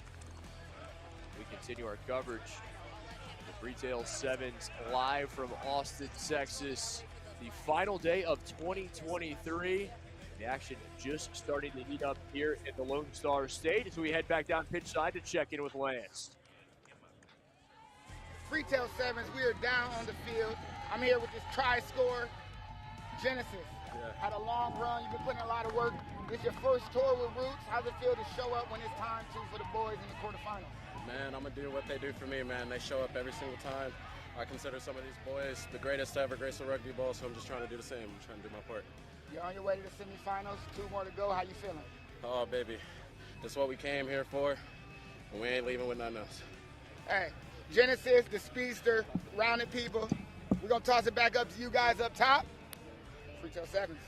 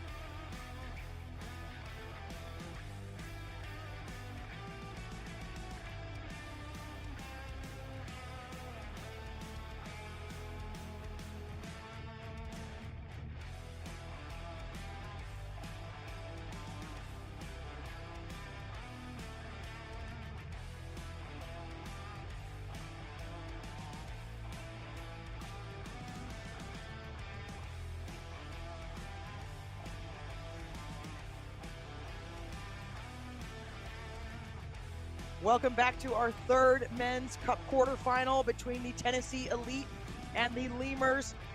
We are going to take a look at their action yesterday. I'm Wendy Young with Tim Sigmund. Yeah, good display yesterday for Tennessee Elite. Started out 3-0. You can see him here in action against the Outlaws. Excuse me, that's actually the Lemurs we're seeing here against the Outlaws. They had a good showing in the first match. Really, their only loss yesterday as they went 2-1 was against Nav Sevens. Overall, a pretty good showing for them as they went through. But, you know, both these teams showed the ability to put some points on the board yesterday. Tennessee Elite having maybe a slightly easier pool to get through, handling each team, going 3-0 as they went through their pool play. This should be a fairly even match from what we saw yesterday. Both teams able to distribute pretty well. Defense seemed to be the difference between the two sides. And so it'll be interesting to see how Tennessee's able to hold up against this Lemurs attack because they haven't really been tested that hard in day one. Yeah, and the strip as these teams are running out, finishing up this package, you'll see them in a moment. But the Lemurs, mostly based out of Austin, got a lot of Austin Blood players in there and a couple ringers. So they will be in that turquoise with the pink strip and the white shorts. And then the Elite have a little bit more of a red on their sleeves, so it's still turquoise but black shorts. So we'll try to keep that clear for you. And Justin Hale in the center also going to have to deal with that challenge. But we appreciate you joining us here for 2023 Freetail Sevens, the New Year's Eve Rugby Bash. Getting us going, the Elite will kick off. And as we mentioned yesterday, they were 3-0 yesterday, but maybe a slightly easier pool where the Lemurs had to fight for it 2-1 yesterday, but they begin the attack out on the edge. And now just bringing that back into the field of play. Will stretch the field and use every inch of this beautiful green grass at Round Rock Multipurpose Complex. You can see them now. It's into Hodgkinson's hands. Good recycle, looking for space here, making some moves, but defense holding strong so far. Patient by the Lemurs on the attack, just kind of probing. There's a small mistake, but picked up by the Lemurs again with that pink on their shoulders and the white shorts. This man loves to smash, so this must be the game plan, because that is not a man, Spencer Cameron, that we often see pull back like that. Here's another test for the Lemurs inside that 5-meter channel. Very measured by the Lemurs. Maybe they know what's in front of them today. It's Medina, Patrick Medina, of course his father, Rick Medina, longtime Austin Black. Elite's gonna take over here. Pass just not quite to hand. This is a good position for the Elite. Inside the 22 now. Just outside of it, excuse me, these orange lines making it a little bit difficult for us to see. Probably better for you on the stream today. Brought to us by Next Level Rugby. Oh, beautiful dummy switch there by the Elite. And finally able to keep that one in. This is gonna be tight, it's in the corner, he's dancing. And this one is going to be touched down by the Elite. What a score there by the Elite. We were calling him Messy Bun yesterday, but now we still don't have his jersey number, unfortunately, so it's gonna stay with Messy Bun. Let us know how they feel about that in the chat. Yeah. Just, you know, a good display there. Lemurs were trying to be patient in their attack, work their way through the phases, and just a loose ball there here at the end, and they're able to dash around the outside. Good job not being pushed into touch and leaving that ball behind for the support to pick up and be able to score. And that conversion's good, and so they're out for a 7-0 lead here at the beginning of the first half.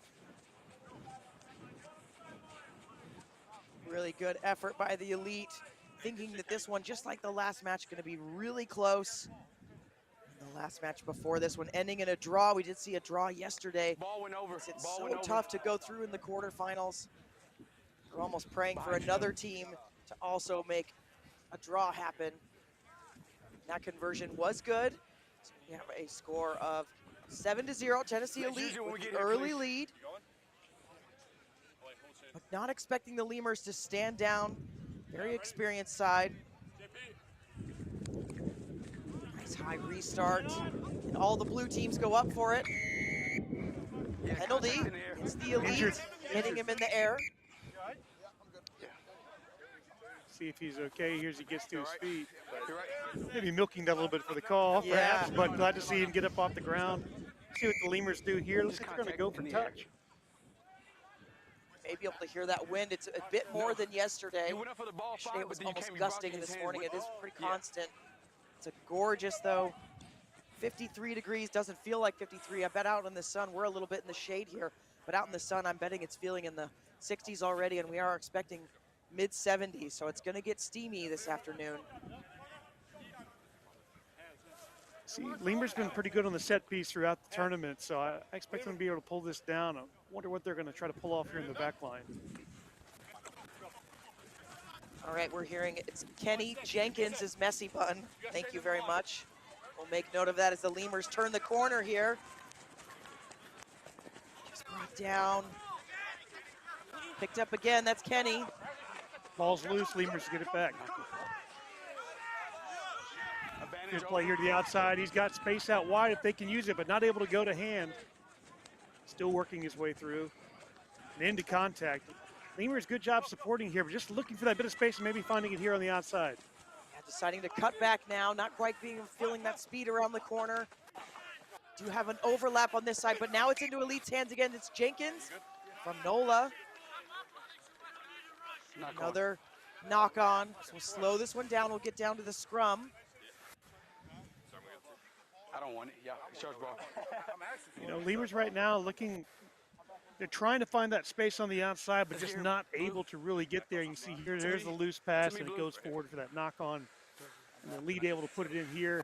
You know, 2 minutes left, just about halfway there in the midfield. And Elite, you know, really hasn't had that much possession, so it'll be interesting to see what their attack will look like here off a set piece for the first time. Yeah, good ball. Taking it tight. Beautiful step there. Wow. Stepping everyone, and he has got the wheels. Elite gonna go up 12-0 as long as he can touch this down. The ankle tap coming in, and the emphatic slam down. What a score that is by the Elite. That's Coop with the score, wearing that number 6. Great job by him, great finish. You know, all weekend he's been having the real smooth runner, change of place, able to accelerate, slow down, kind of fool people with ball movement. And right there doing the same thing. You see here him coming off the back. He's gonna get that little juke back to the inside, and watch the breakaway speed here. Just accelerates his way away. Thought those chasers might have a shot, but no way. It says his nickname here is God Mode, and he turned it on right there to put the extra 7 on the board as that conversion is successful. That is a fantastic nickname. Some of these nicknames, they come from the players, so you never know, is this one I've bestowed on myself, or has it been given to me by my teammates? Because sometimes the ones you get from your teammates are unfortunate, you know? You can think of a couple that my men's college team, they were not kind to each other. Not available for print. Yeah. Oh, that's absolutely fantastic, keeping that one in, Jenkins. So Elite getting their own restart and looking down the barrel of potentially 3 tries here, but plenty of time to go in this game. The biggest dummy ever thrown there, didn't fool anyone. Now into contact is the Elite. Lemurs coming in, time to counter ruck. So it's messy ball. Now they've got it. Coleman trying and trying. Small knock on there. See if we've got any more time. Justin Hale does not. Elite will go into the first half of this Men's Cup quarterfinal, the third round, 14-0 over the Lemurs. We'll step away, but we'll be back in a moment.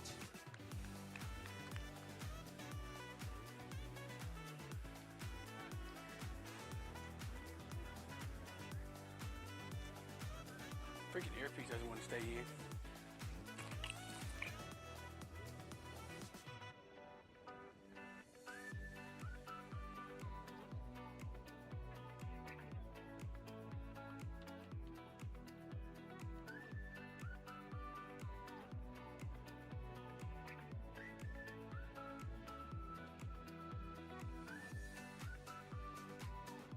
If he don't fucking turn out, they should not fucking beat us if we're on our feet. Let's go. So hey, we created that first score because we were patient defensively. We stayed out of the rough, we stayed on our feet, and we just pinned them in their end, and they're going to fucking make a mistake. So let's just make sure that we're scanning, like Coop's saying, and we need to fold, Who's ever out at sweeper, you got to help with that. You got to talk. Right? Boy, they're talking, You got to chatting fucking loud. bark at them. Loud. I feel good. Guys, Sweeper so charge. let's just do this. Let's go out and win this first fucking minute. Right? Win this Leave the fucking rucks minute. alone unless you're a tackler. Everybody else get out. I think 1, 2, 3, defense! There we go, boys. Let's go. Keep it up, keep it up. Hey. Start tackling.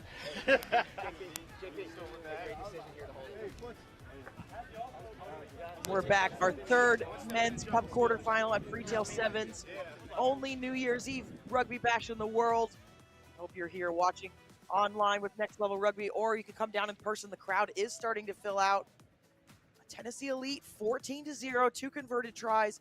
Lemurs have had their chances, but they have been a little bit far and few between, Tim. Yeah, you know, the Lemurs, they did a good job holding on there at the end of the first half, not allowing in that third try, which would have been a real trouble. They find themselves looking for with 2 converted tries, so they still have a chance in this match, but getting this restart would be huge. And they don't. Elite backed up in their own 22. This is Jenkins. He has been instrumental for the Elite. Now out to the edge. We've got some space. Little stutter step to try to hold that defense. Beating 1, 2. Fantastic footwork. Now giving that outlet to his teammates. Big overlap out right. 3-on-1 right here. Jenkins and Coop. Coop has been that linchpin in the middle for the Elite. Seeing the space on the outside. Here comes the lazy switch.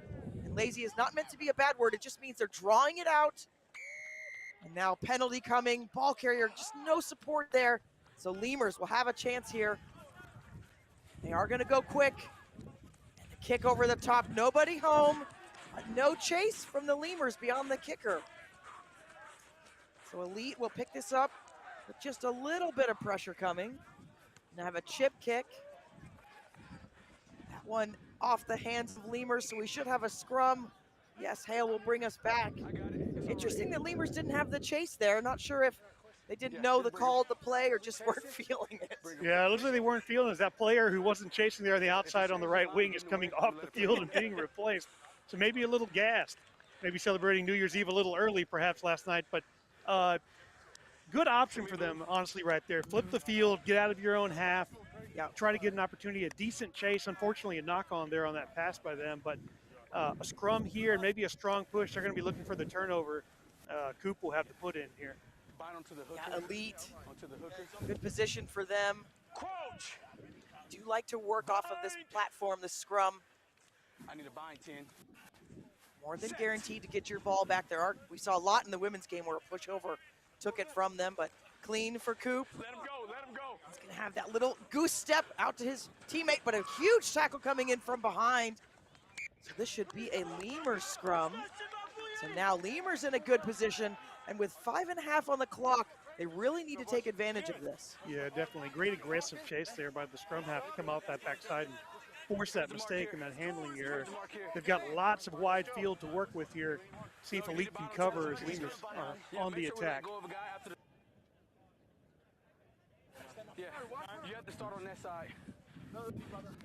Hey guys, too much Reset there on the scrum. Play the game. I got everything Said the wind's supposed to be switching around today, so I think it may become a factor as we get later in the afternoon. It is definitely blowing more than it was yesterday. You're right. It was blowing your papers to the left, and now it's blowing your papers to the right.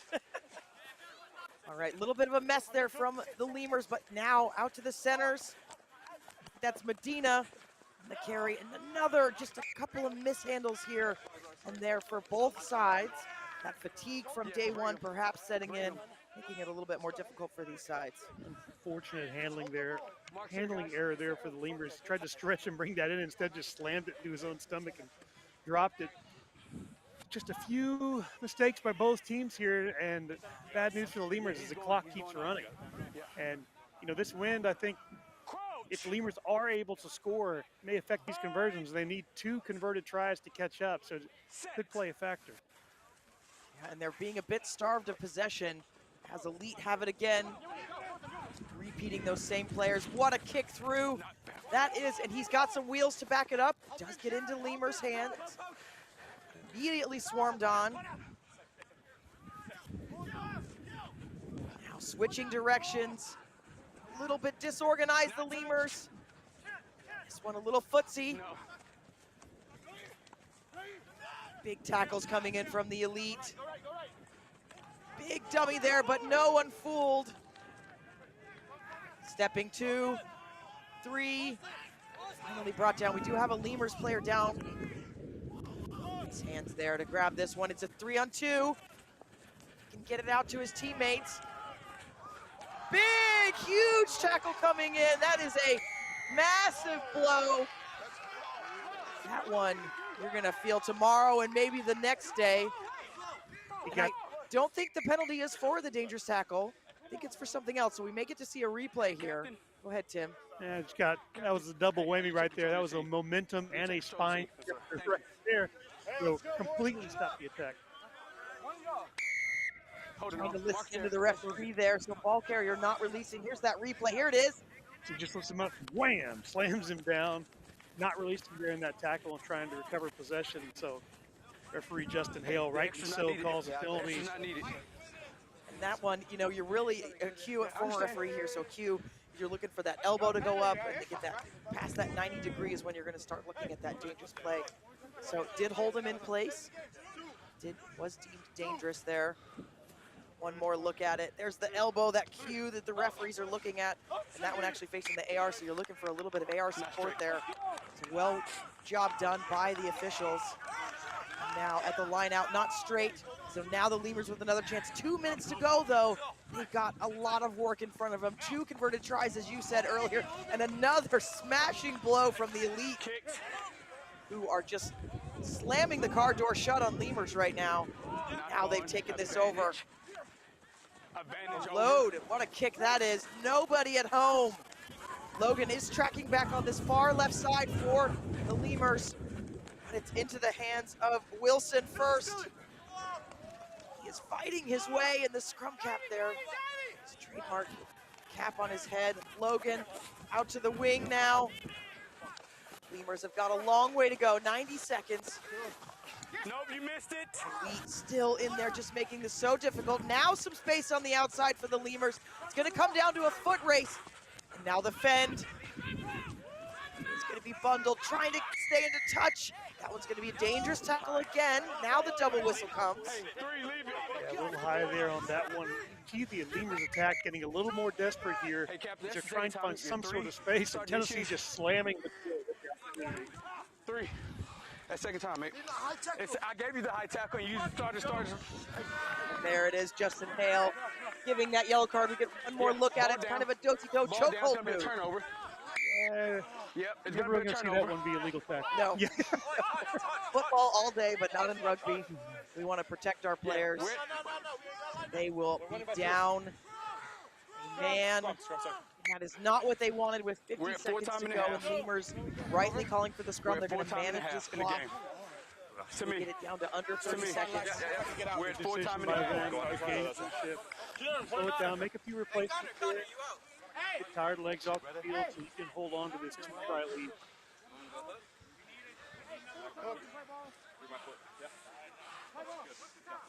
It's happening. Yes, coach. The Lemurs as well. They've got this just so difficult already. 3v2 in the back line. You got to bind 10. You have to choose who you're going to cover. Set. And you know, putting it in, the scrum half's going to take a chance here. Going down that weak side. Little kick inside. Loose ball. Looks like Lemurs have jumped on it. Nope, nope. Work hard though, Elite in there. Trying to poach this one. There's the Hooter. Lemurs with a last chance have to go 80 meters. They've made some of it.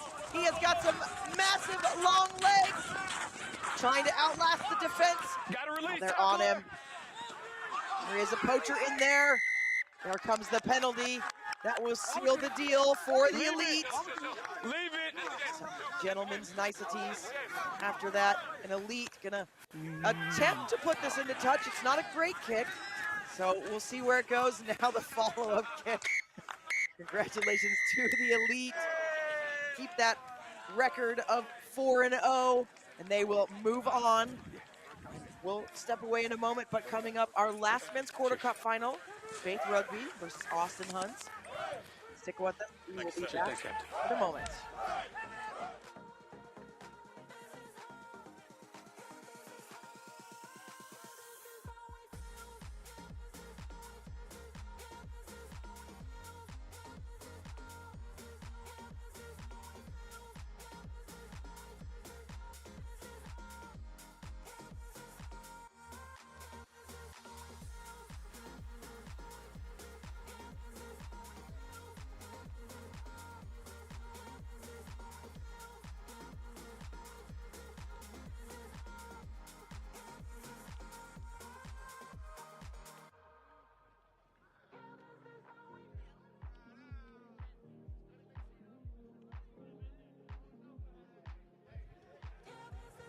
Freetail Sevens, we are down on the field with Tennessee Elite Captain Coop.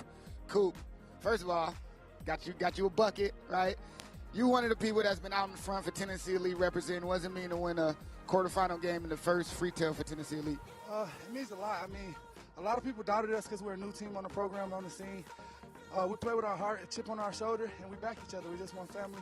It means everything to be here, and it means even more to keep advancing and keep shaking the rugby community. 2 more to go. Your chances of winning this thing are really strong. What do you think about the boys? How do you think this is going to turn out for the gentlemen? I think the boys are ready. They switched on. A lot of them like the competition. They're living up to the competition. We're just taking it one job at a time. Cool. I appreciate it. Good luck in the semis. Good way to fight. Freetail Sevens. More action to come after the break. Stay tuned.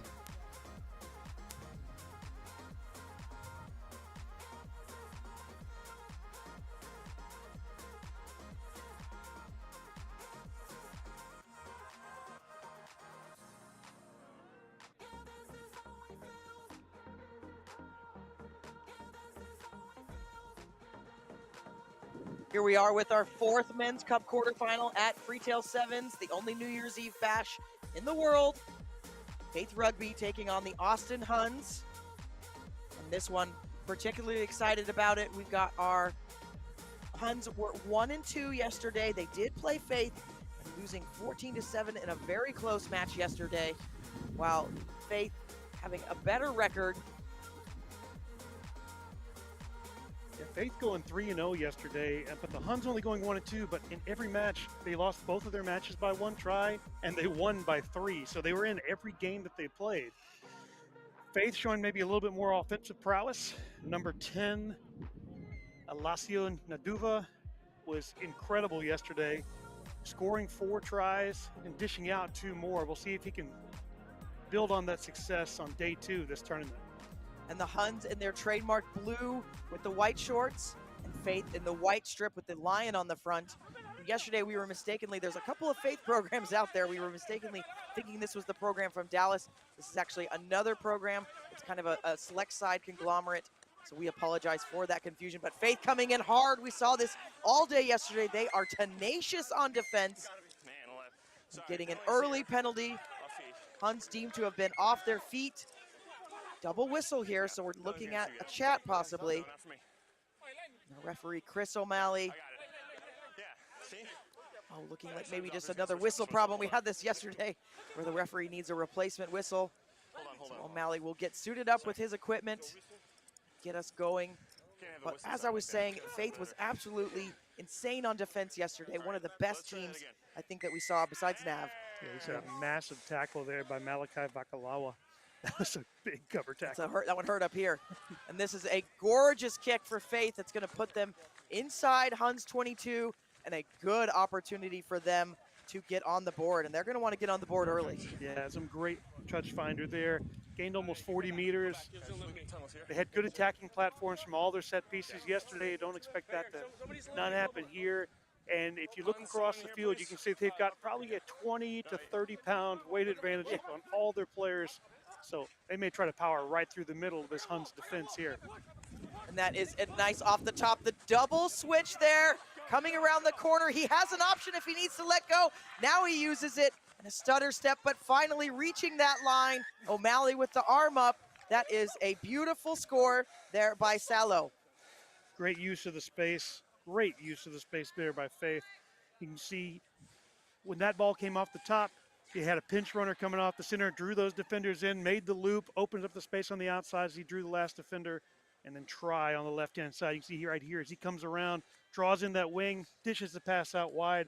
Cover defense not quite quick enough. Great move there in the middle of drawing in those defenders. But that kick is going to sail wide on the conversion. It'll remain 5-0. And Duyon wearing that 10 jersey, he has been so important for this side. He's the one holding that pass and being able to pull that out for them. Possibly, we're just looking at our notes here, and we have different names for who's wearing 10. So it could be Nitro as well. So we apologize for any confusion there, but you can let us know in the chat which name is right, and we'll make sure the notes get to everybody. But regardless, Faith is up 5-0 over the hometown Huns. 4 minutes to go in this Cup men's quarterfinal. Good high kick here. Huns having to track back, but it's picked up by Faith, just falling into his hands. What a score that is by the Lions. They're going to make this one 10-0. And if my jersey numbers are right, that's Brian Williams. What a move. You know, just real unfortunate there. Huns did a good job of slapping that one back, not allowing him to take it in the air, but just the perfect pop up to his hands at full pace. You're not going to stop that. It's not going to stop it when that happens. So another quick 5-pointer for them, up 10-0 with the conversion to come here, and Faith looking dangerous. It's kind of a present that was wrapped for him, just landed in his hand. That conversion will sail through as we see one more time Williams touching that one down to bring them 12-0. The Huns finding themselves in a bit of a hole, having to work their way out with 3 minutes to go. We are going to have some women's pool play coming up in a bit. 4 women's pool play matches for you. And then we'll have some men's bowl final, plate final. And we'll get into the semifinals. That is a gorgeous restart, so high. Everybody's keying on it, but it falls into the Huns' hands. Good take there by the Huns. They're going to try to work it weak side. Tavares just swallowed by the defense, and now Faith counter-rucking, and they get the poach. They're going to go quickly. They are not letting their foot off the gas. Duwan again.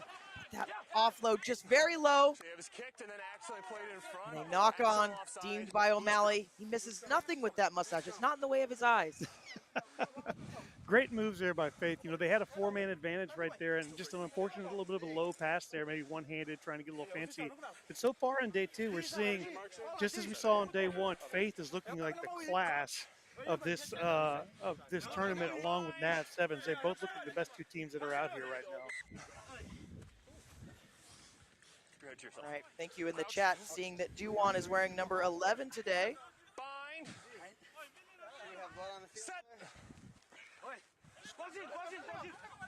We will make sure we're calling the right names. And working with the teams, trying to get those jersey numbers can be a struggle sometimes. We want to give the right players the right credit. As you can see, the Huns picking this one up, making some ground. This is better by the Huns. Defense coming. Big pressure there, big whistle. In from the side right there, gets the extra call, quick tap, looking to the outside. Now they got space. They've got some room. It's a big pass over the top. Trying to go for the corner. It's a good stutter step. Oh, that pass is wonderful. Reaching for the line. Wait, it is short. The Huns right on it. Looking very dangerous. The flag goes up. Great job by Faith there. You know, they were stretched wide and scrambling that whole time, but able to get back and just the strength to push that man out of bounds. Great defense there by them. The Huns, the farthest they've been down the pitch. So it looks like we're seeing some accidental obstruction or blood, sorry. Maybe blood happening. So we may have a replacement coming on for Faith. Good go. Blue. So restart here deep in their own territory. See if they try to clear it up by 2 tries. Less than 30 seconds to go here in the first half. May just try to flip the field, relieve the pressure a little bit. But Faith dangerous from anywhere, so I wouldn't be surprised to see them run it either. And they've got some speed. If they want to put the foot on it, they've got some massive speed they can use too. But that one going to be knocked. So now the Huns, all in their favor. They've got a bit of momentum here and really good position on the field. Going to move it up to that 15-meter mark. You know, as much as Faith has dominated possession and territory in this first half, if the Huns can steal a try here at the death of the first half, it'd be huge as they go into the second period of play. This would be what they need. The scrum is good. Scrum half going to keep it themselves. Oh, and Faith clapping those hands. The poach coming in. It's a killer. And they not satisfied to put this one into touch. They are going to run this out, try to get some more points. And that is a beautiful step there. Dancing on the line, but keeping it in. And another try, looking like it will be gift packaged for the Faith. That man scoring another one. Duyan with a second try for the Lions. Well, just like we said, they're not afraid to try something from deep. You know, you figure with time expired, you're going to tap it, kick it out of bounds. But nope, take the quick tap, burn it to the outside. Give yourself a 3-try advantage moving into halftime. Great job here by him, just rounding that corner, striding his out, able to get second try of the day and third for the Faith team. The wind is swirling. It literally is moving our papers all directions, so that conversion is missed. We will go into halftime with Faith leading 17-0 in our final men's cup quarter.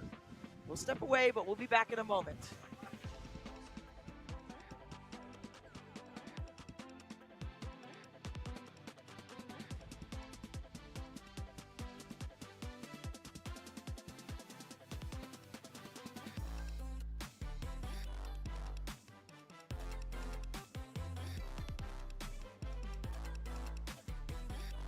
We have a good lead. We have to remain on our game, okay? Let's control this ball like we've been doing. We don't need any home run balls. Like I said, we have the lead. Let's move side to side. Let's just hear it, but ball control. If we starve them of the ball, we're fine. And we see what happens when we actually keep the ball. So let's keep possession. If it isn't there, we just go into the ruck, and then we are going to the ruck and then get it back out, but we hold. Possession, possession, possession. Let's starve them of the ball, and they won't score. Go ahead, Junior. What you got? Just one thing on offense, guys on the edge, like scream out for the ball. That's why he's taking it in, because he's not hearing anything from the outside. So scream at him, hands. Captain, Lino. I mean, simple. Let's just throw the ball around. Let's go back to our game plan. No, basic side to side. Just let the ball flow. All right, let the ball do the work for us. Hey, we gonna try after the half. It's over. Yeah. Let's go, boys. Energy. Finish on 3. 1, 2, 3. Finish. Let's go, boys. Is that kick? Let's go, Gio. Top class, bro. Maui, siya nang go, eh? Let's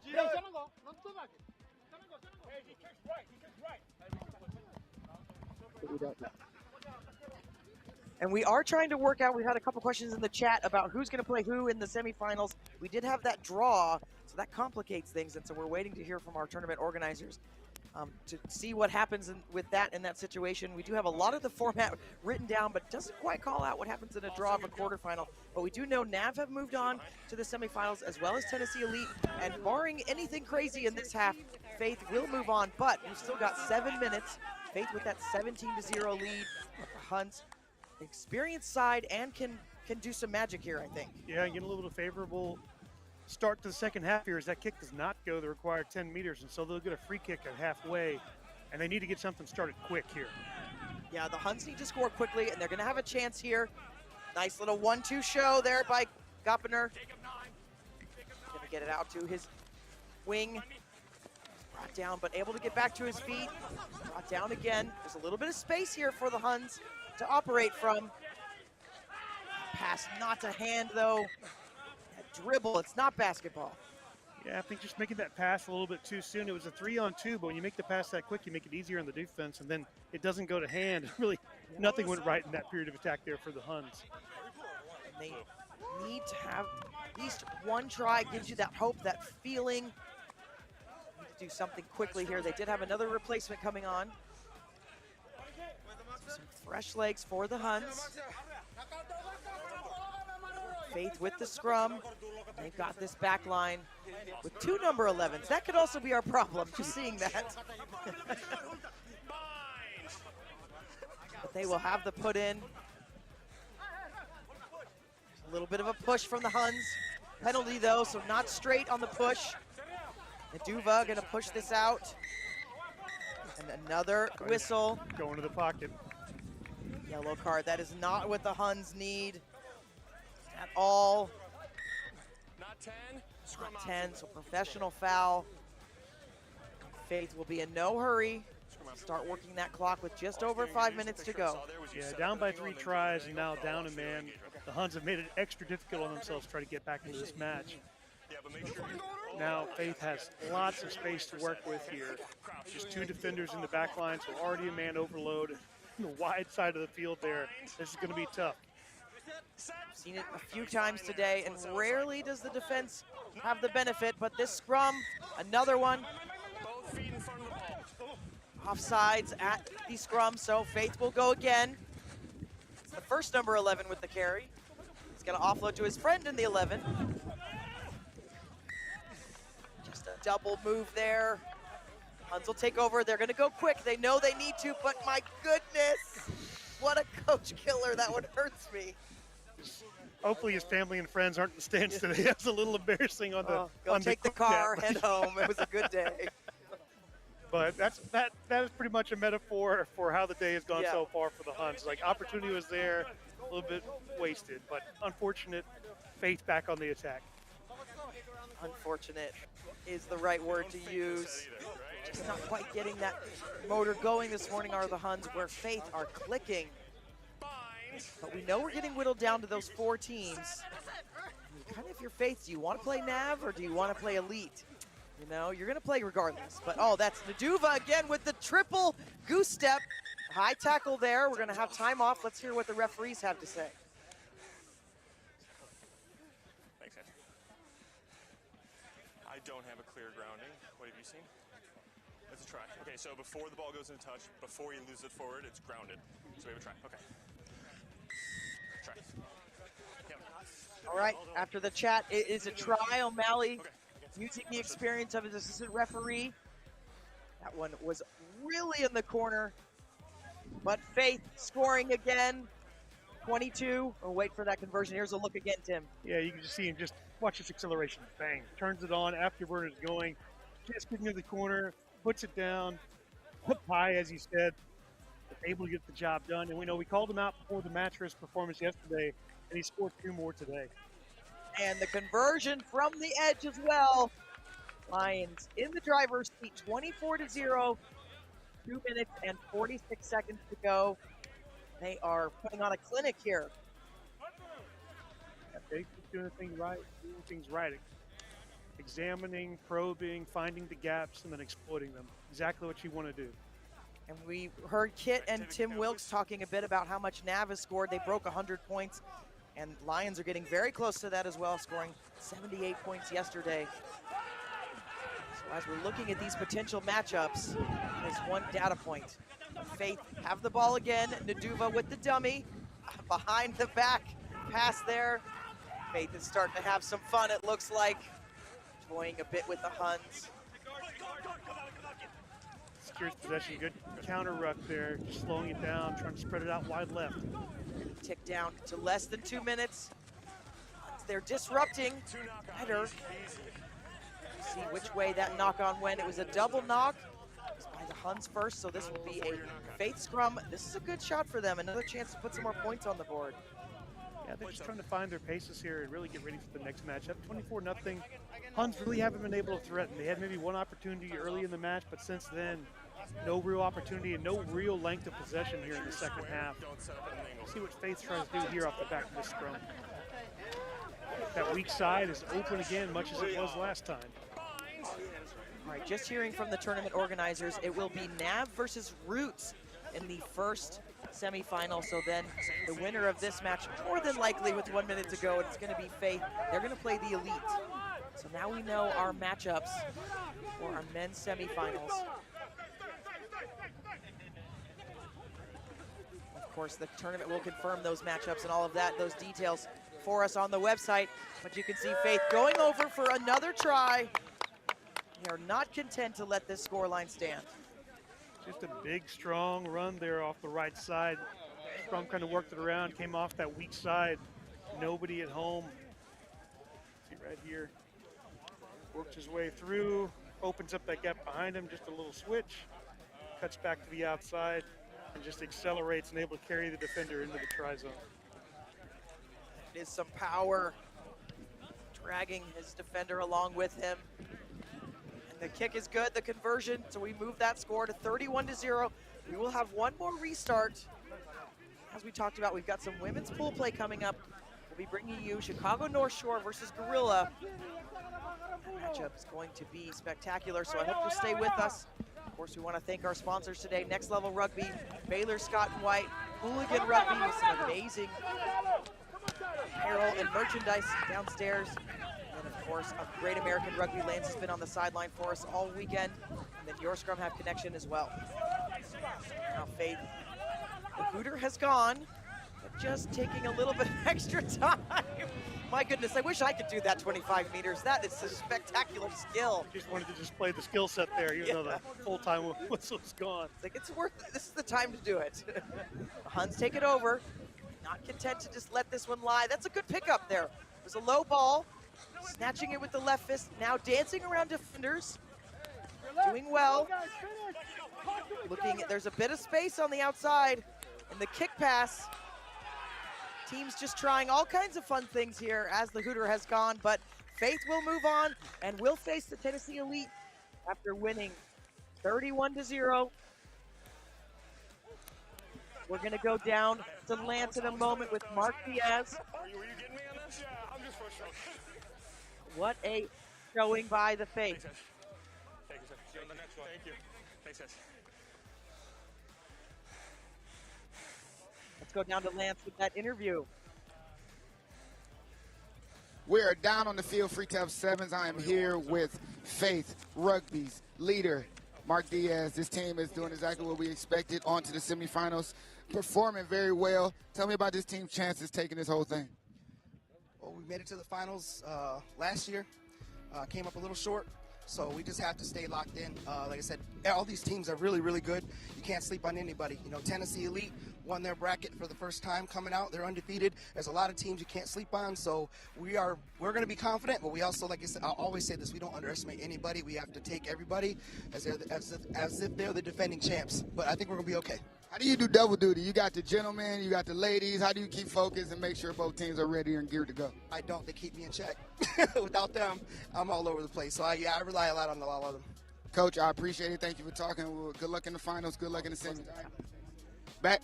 We're going to head off to break. More action to come here on the field. Freetail Sevens.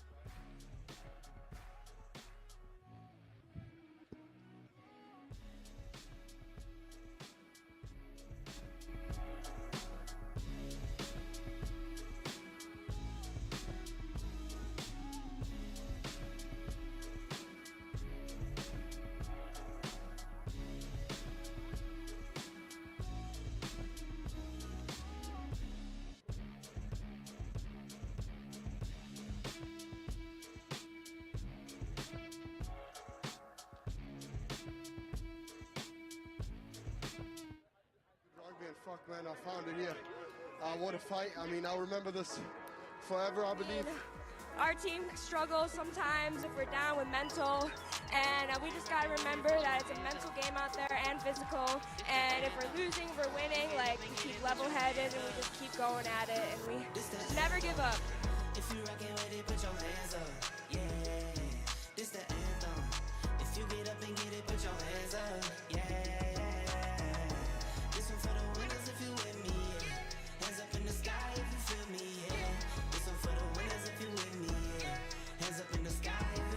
here last year. You unfortunately didn't come away with the win. You suffered an injury. Not even a year later, you're back on this field, taking home a national title, man. How does it feel? You know, it's bittersweet. It's just not me, but the entire team, as you can see. This is for the Power Show home. This is for our end, and this is for the Wolverine.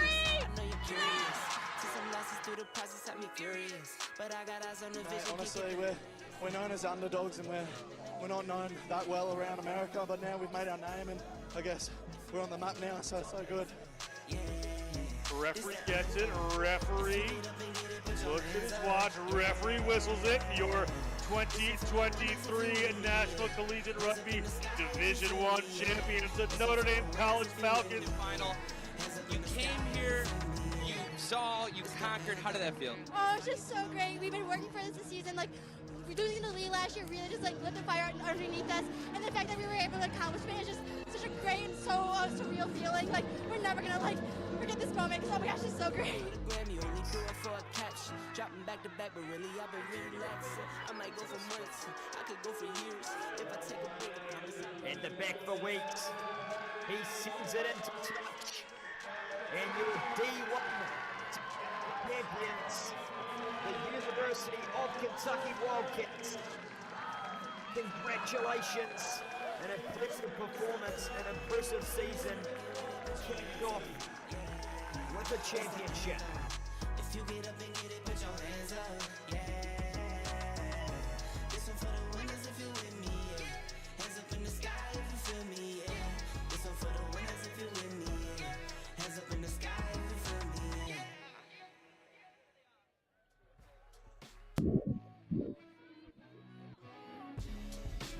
Welcome back to the 2023 Freetail Sevens, the only New Year's Eve rugby bash in the world. We're moving on to our pool play for the women. They played 2 games yesterday, and this one in front of you, we've got Chicago North Shore 2-0. So far, they defeated HEB and the Valkyries yesterday, and then Gorilla, their trademark pink socks, 1-1, losing to HEB. And this one, Tim, I think going to be a pretty good matchup. North Shore, a lot of experience. Gorilla, a bit of a younger side.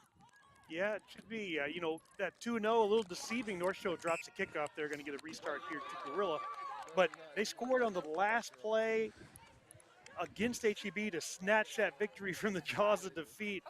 And Gorilla played it HEB close as well in their one loss. So it seems like a pretty even pool in this one. So early mistake there by North Shore. Gorilla trying to capitalize less than a minute into the first half.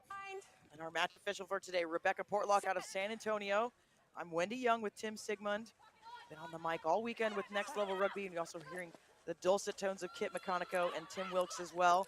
North Shore looking strong here, finding a bit of space on the outside, looking to exploit it. Gorilla chasing from behind the fend. Now finally the tackle, and just tiptoeing into touch. But that is looking like a good start by North Shore, showing that they're going to use the width of the pitch.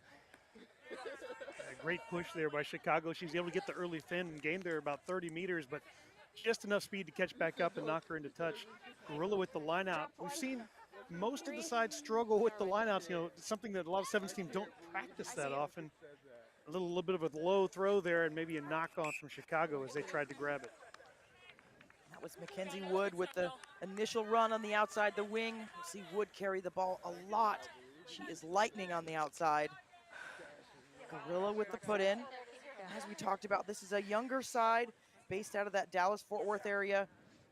A lot of these athletes have some 90s in front of their birth dates, so they are young. There are some 2000s in there as well, but have done really well this tournament and been a long time tradition at this event. Some pressure coming from North Shore, though, just great steal. Ripping that out of her hands. That was fantastic by Eschenbrenner. Now the pass not quite to hand, but that was a good steal. That's kind of that old school scrum half where you don't let them breathe. Yeah, great job. I have nothing. I have all to do with that. I love it. Yeah. Great smothering tackle there and just good steal. Unfortunately, that pass didn't go to hand, but Chicago definitely looking like they're on the front foot so far in the aggressiveness angle. Anyways, you can see here again on the replay, she goes through and steals that ball, but off the back of that ruck, just doesn't go to hand. Gorilla will get to try again. This is better, but a push from North Shore. Going to be picked up again by Eschenbrenner. Push this around to the outside. That's a beautiful step on the inside. The defense just sliding too far, and that is a gorgeous score by North Shore. Good look there, just a break into open play, able to grab it, accelerate into the gap, and fast enough to finish it off with the first 5-pointer on day 2. And that is Erica Koulibaly from NCR. She's done very well at her college and was an all-star player there as well. And that conversion is good. So North Shore taking this early lead. And that pressure at the scrum is proving difficult. Maybe a size disadvantage and some treachery in there as well.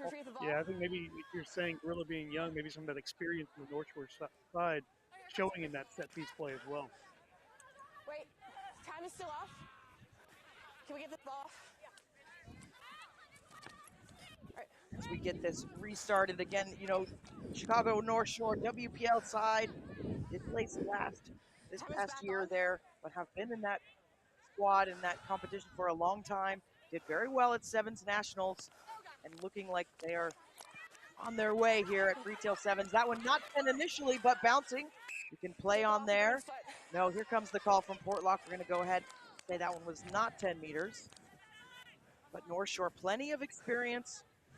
Looking at this Gorilla side, one of the standouts, I think, is Maddie Lambert, Minnesota, played at Southwest Minnesota State University, a mental health practitioner. We talked about her a bit yesterday. Scored a couple of tries, burning tries for Gorilla. They get tied up now. We're gonna play. Lots of pressure coming in from the green machine. Now releasing over the head. That was a tough pass. Back into North Shore's hands. And that's Hook picking that one up. These passes just not going to hand right now for Gorilla. Not giving the ability to attack as a result. So we'll have a put in here to North Shore. They showed the ability to want to go outside on the first set piece they had and were effective with it. So I imagine they're going to try to do the same thing here. North Shore definitely the more aggressive side so far. Crouch. And apologize, that's Ronnie Hauk out of Kansas, born in Kansas, now living in Phoenix, Arizona. She was a standout for North Shore yesterday, scored several tries, trying to get that inside switch to her, but it's loose. Another knock on, so just some little bit of jitters here on both sides. Yeah, it's still early in the day on the second day. Just that's about our 4th knock on here to start. A lot of resets, and Gorilla hoping to get some security on this one. They haven't had a stable platform so far. Turnovers on both. Yeah, this will be critical for them. They've got their back line lined up on this left side. Looking for a better scrum. And stolen again by North Shore. Just that experience. The scrum half going to carry Brenner. Now the switch coming through. There's lots of room over on this other side. She's already scored one. Looking for some contact is North Shore. And now the players flooding over. They've got lots of room over here. It's Hauk again, stepping inside. Big step off that right foot. And now North Shore going to slow this down just a little bit, get organized. Again, the space on the outside just opening up. That ice defense not going to be able to catch this one. Going to be able to bring this one in, and knowing the touchdown is so smart. Amy Martello going to touch that one down for North Shore. Good job by her. She saw the matchup on the outside, able to take advantage of it and then swing it around and get a little closer to the post for maybe a better chance at a conversion here. Good work by them, just working it through the hands, getting it out wide. Simple as you please, 5 more points. And Martello, born in Chicago, but now living in Denton, Texas, attended the University of Illinois at Chicago, Dominican University as well. Good work here. If you watch that replay, just take the ball outside. Use all that space that you have, just stride it out, keep the space. When you round that corner, make it easier on your kicker. And she converts it to make it 14-0. So North Shore taking this lead. We did have the hooter, but we'll have a restart. So we'll have a little bit more time. Fish gonna get us going again. Wearing that number 12. Remember calling a few of her games at Nationals. Very strong player. Likes to be involved in everything. This one's gonna push it just over Gorilla's heads and back into North Shore's hands. Dancing on that touchline, Justin Hale seeing with lasers, but she is still in, so North Shore, another opportunity here. Fish again on the carry. Back into our original try scores, trying to go around the outside. What a score by Cool Bali again. What a series of play by Chicago North Shore. Great kick, doesn't go to hand for Gorilla. Able to keep it in bounds, keep it in bounds there on the sideline. I mean, that was less than a meter from going out. Keep it in, spin it all the way to the other side of the pitch here. You see working through, commits 2 defenders, gets the hands free there from Fish. Kubali with just enough speed to beat the first defender, rounds the corner, dots it down for 5 points. And they are gonna miss that conversion, but Chicago North Shore in control, 19-0, eyeing down the second half. We'll be back in a moment.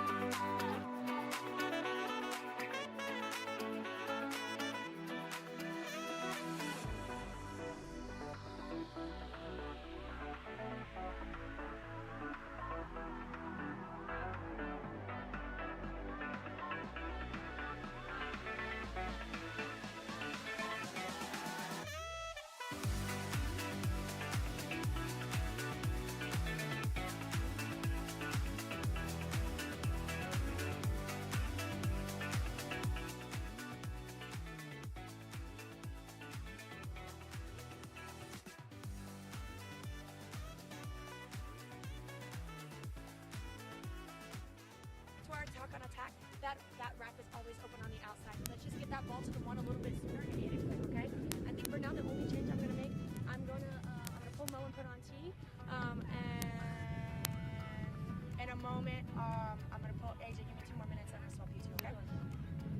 Paige, or sorry, Josie. Sorry. Anything from captains? Just one more thing. So like, I was talking to Mo and then Mo on the field because she's always in my headset for Angel. There was those last plays where I have 3 of you going to chase one girl. I don't need that. No. You are leaving me open in the middle. I need one of you to stay. Whoever's in that third man in the inside, you need to stay. Let the outside and that center work. You cannot leave me in the middle doing everything. So that's why I was yelling. I was like, you need to shift because they're telling me to shift, but I'm not going to overshift because there's 3 of you over there that doesn't need to be over there. So we need to check our line better. We're doing a good job of, and we're doing a great job of staying out of the counter ruck. Let's keep doing that. Stay out and just come up, right? Unless it's there and Jesus himself is pointing down at it for you, right? Stay out of it and come up hard, all right? Let's fuck it up. Let's go. Yeah. You want one more? Guys, play? going in. One more play. Be strong. Let's go. Let's go. Gorillas out there! Watch out there! Gorillas! Yeah, one more for you, Mo. One more for you, Mo. And then you, yeah, so I got you in 2. Let's go, Yeah, I got you in 2. Gorillas! I got you in 2. Here we go. Let's go! That was it, bitch.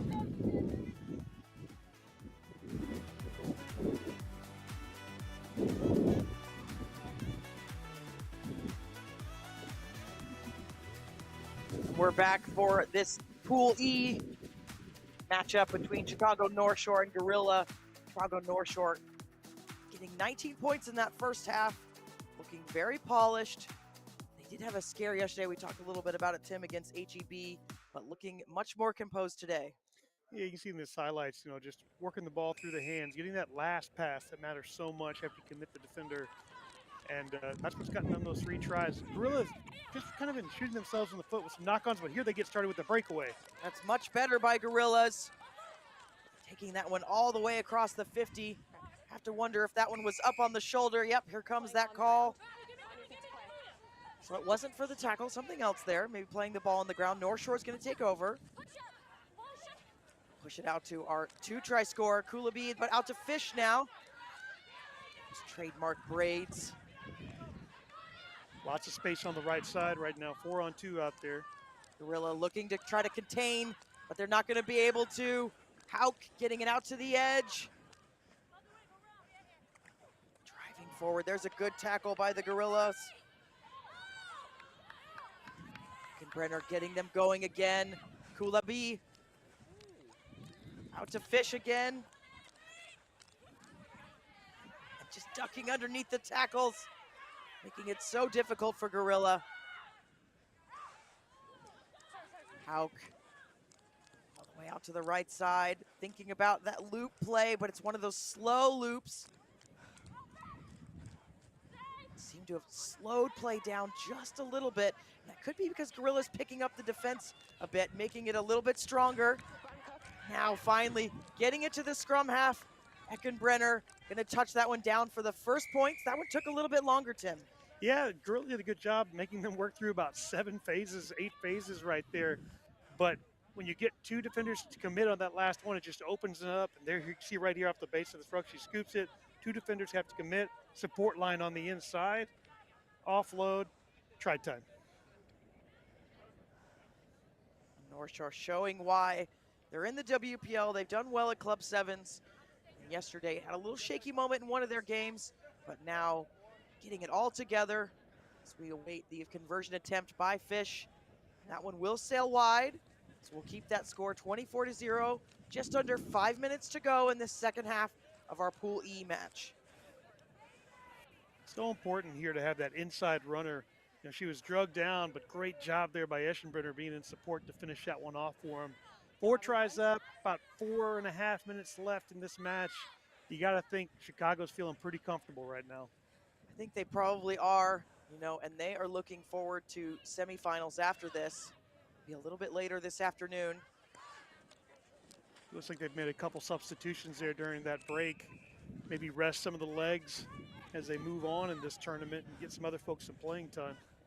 Kick not 10 meters, so Gorilla with a good opportunity here.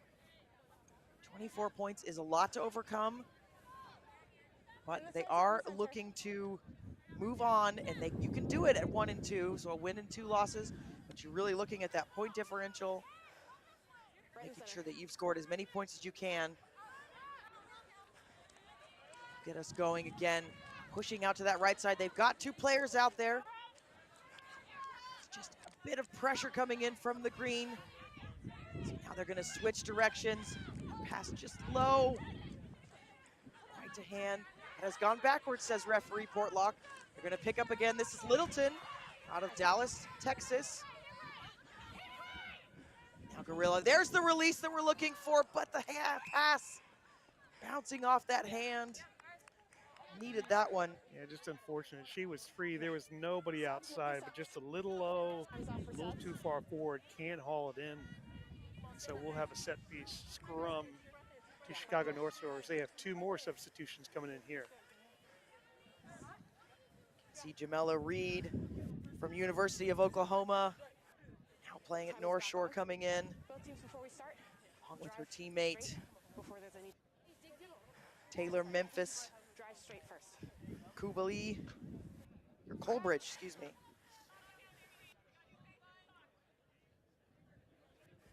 Set. Doing a little bit of cartwheel there in the scrum, losing their feet, but Fish picking it up out of the back, and what a pass that is off the left hand to Madison Hooverin, going towards that corner. She releases one more time, and the dive for North Shore, racking up those points. That will bring us to 29 points. See the break here out on the right side. She's looking out wide, makes the pass, grabs it, continues the break, but always chase your pass here, and you can see as she's about to get dragged down, looks back to the inside, makes the offload, good grab, try time. Just really using the width of the field. So smart from North Shore. Seeing that defender had bit hard. I will take a look. The conversion attempt Thank you. is no good. We'll keep that score at 29-0. 90 seconds to go. See some fresh legs coming in for Gorilla as well. Ashley Menchie coming in. Menke, excuse me. Brownie, the nickname, Cleveland, Ohio, is a marijuana cultivator. It's legal there. Yeah, Chicago doing just the simple things right. You know, one of the big things that you're taught when you first start playing rugby is to follow your pass, you know, have that support line. And both of their last 2 tries came from that. They made the pass, person who made the pass to deliver the break followed up and ended up being the try scorer. Very important. Gorilla just pushed it a touch. So this will be an opportunity for North Shore. Line out. Starting to see some positives from Gorilla, but just really late in the game to get some of that continuity going. Just unfortunate. They never really, like you said, never really able to get started in this match. No more than 2 or 3 phases before having a knock on, and that's really been the difference, just slow passes.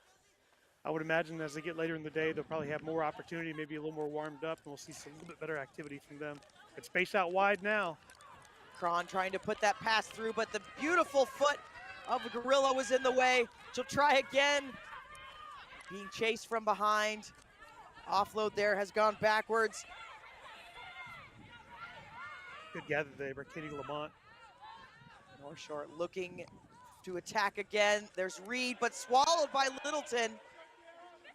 Big ball and all tackle right there. Littleton counter-rucking. Those hands are on the deck. Gorilla has stolen this. North Shore trying to tie it up. This is a good opportunity for Gorilla. Very flat on this attack. Now looking to release to the outside. Hooverin up to the task on defense until that little stutter step, and there's another one. She stayed in, and she's offload to Hooverin. So now North Shore will take over. That one bundled into touch. That will be full time. North Shore taking this one home, 29-0. Did we step into touch or throw it? Showing.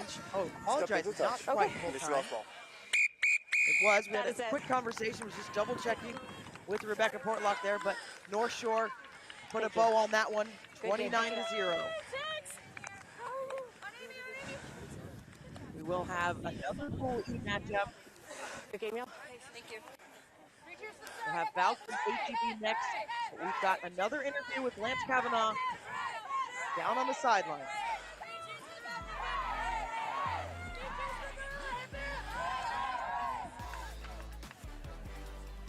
I am down on the field here with Stephanie Ramirez, coach for Chicago North Shore.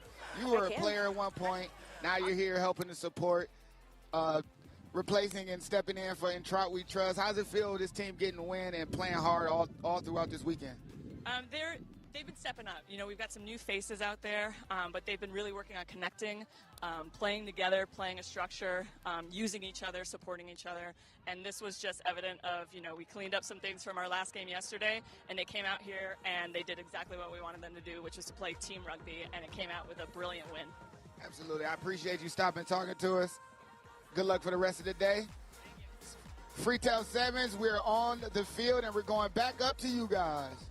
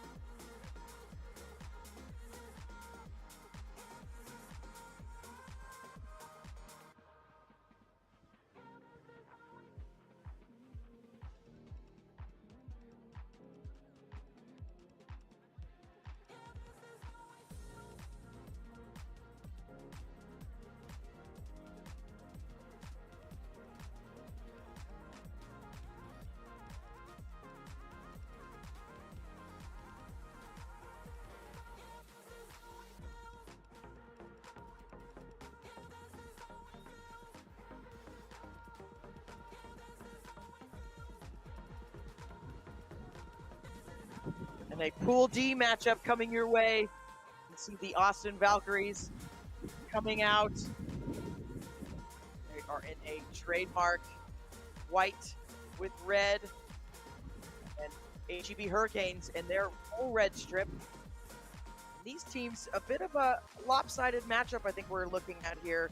HEB is 1-1 at that match against North Shore, only losing by 2 points. Have to wonder where they would be if they would have won that one. But the Valkyries, 0 wins and 0 points scored yesterday, so a big hill to overcome. Yeah, it's been tough for the Valks to get anything going offensively, and unfortunately that set them up defensively. When you play defense the entire match, eventually you're going to have a breakdown. Sometimes offense can be your best defense, just keeping the ball away from the other team, and they haven't been able to manage that, and as a result, score lines have been fairly lopsided, not in their favor so far. And I do see for the Valkyries, looks like they're starting, I would say, a more experienced side, where HEB, we're seeing the same players that we saw yesterday mostly. The Valkyries, it looks like, have made a few changes, but our referee in the center, Rachel Hill, get us going. The Hurricanes have the kickoff. Appreciate you watching us here on Next Level Rugby. We've got some spectacular matches coming up this afternoon as we move into those semifinals and then trophy matches as well. That kick well handled by the Valkyries. And that's a good step. Taking them all the way back up to that 50-meter line. Gonna pick it from the back and have a run herself. It's Kennard.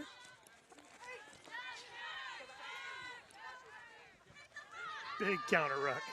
HEB always physical, getting in there, making it so difficult to get clean ball. We saw that in all of their games yesterday. They've now turned it over. Looking to maybe change directions. Coming to the left side, it is a 4-on-1. There's that pass over the top. Just holding it just long enough. That is so spectacular. Now the offload comes. It's into the corner. We can see that flag being pulled down. Arm goes up for Hill. HEB are on the board. Less than a minute. Yeah, you know, that was actually not a bad passage play from the Valkyries there, but they had a huge counter ruck there. Ended up leading to a turnover a phase later, and HEB wastes no time burning it down the sideline and putting it down their first try of day 2. Here's another look at it.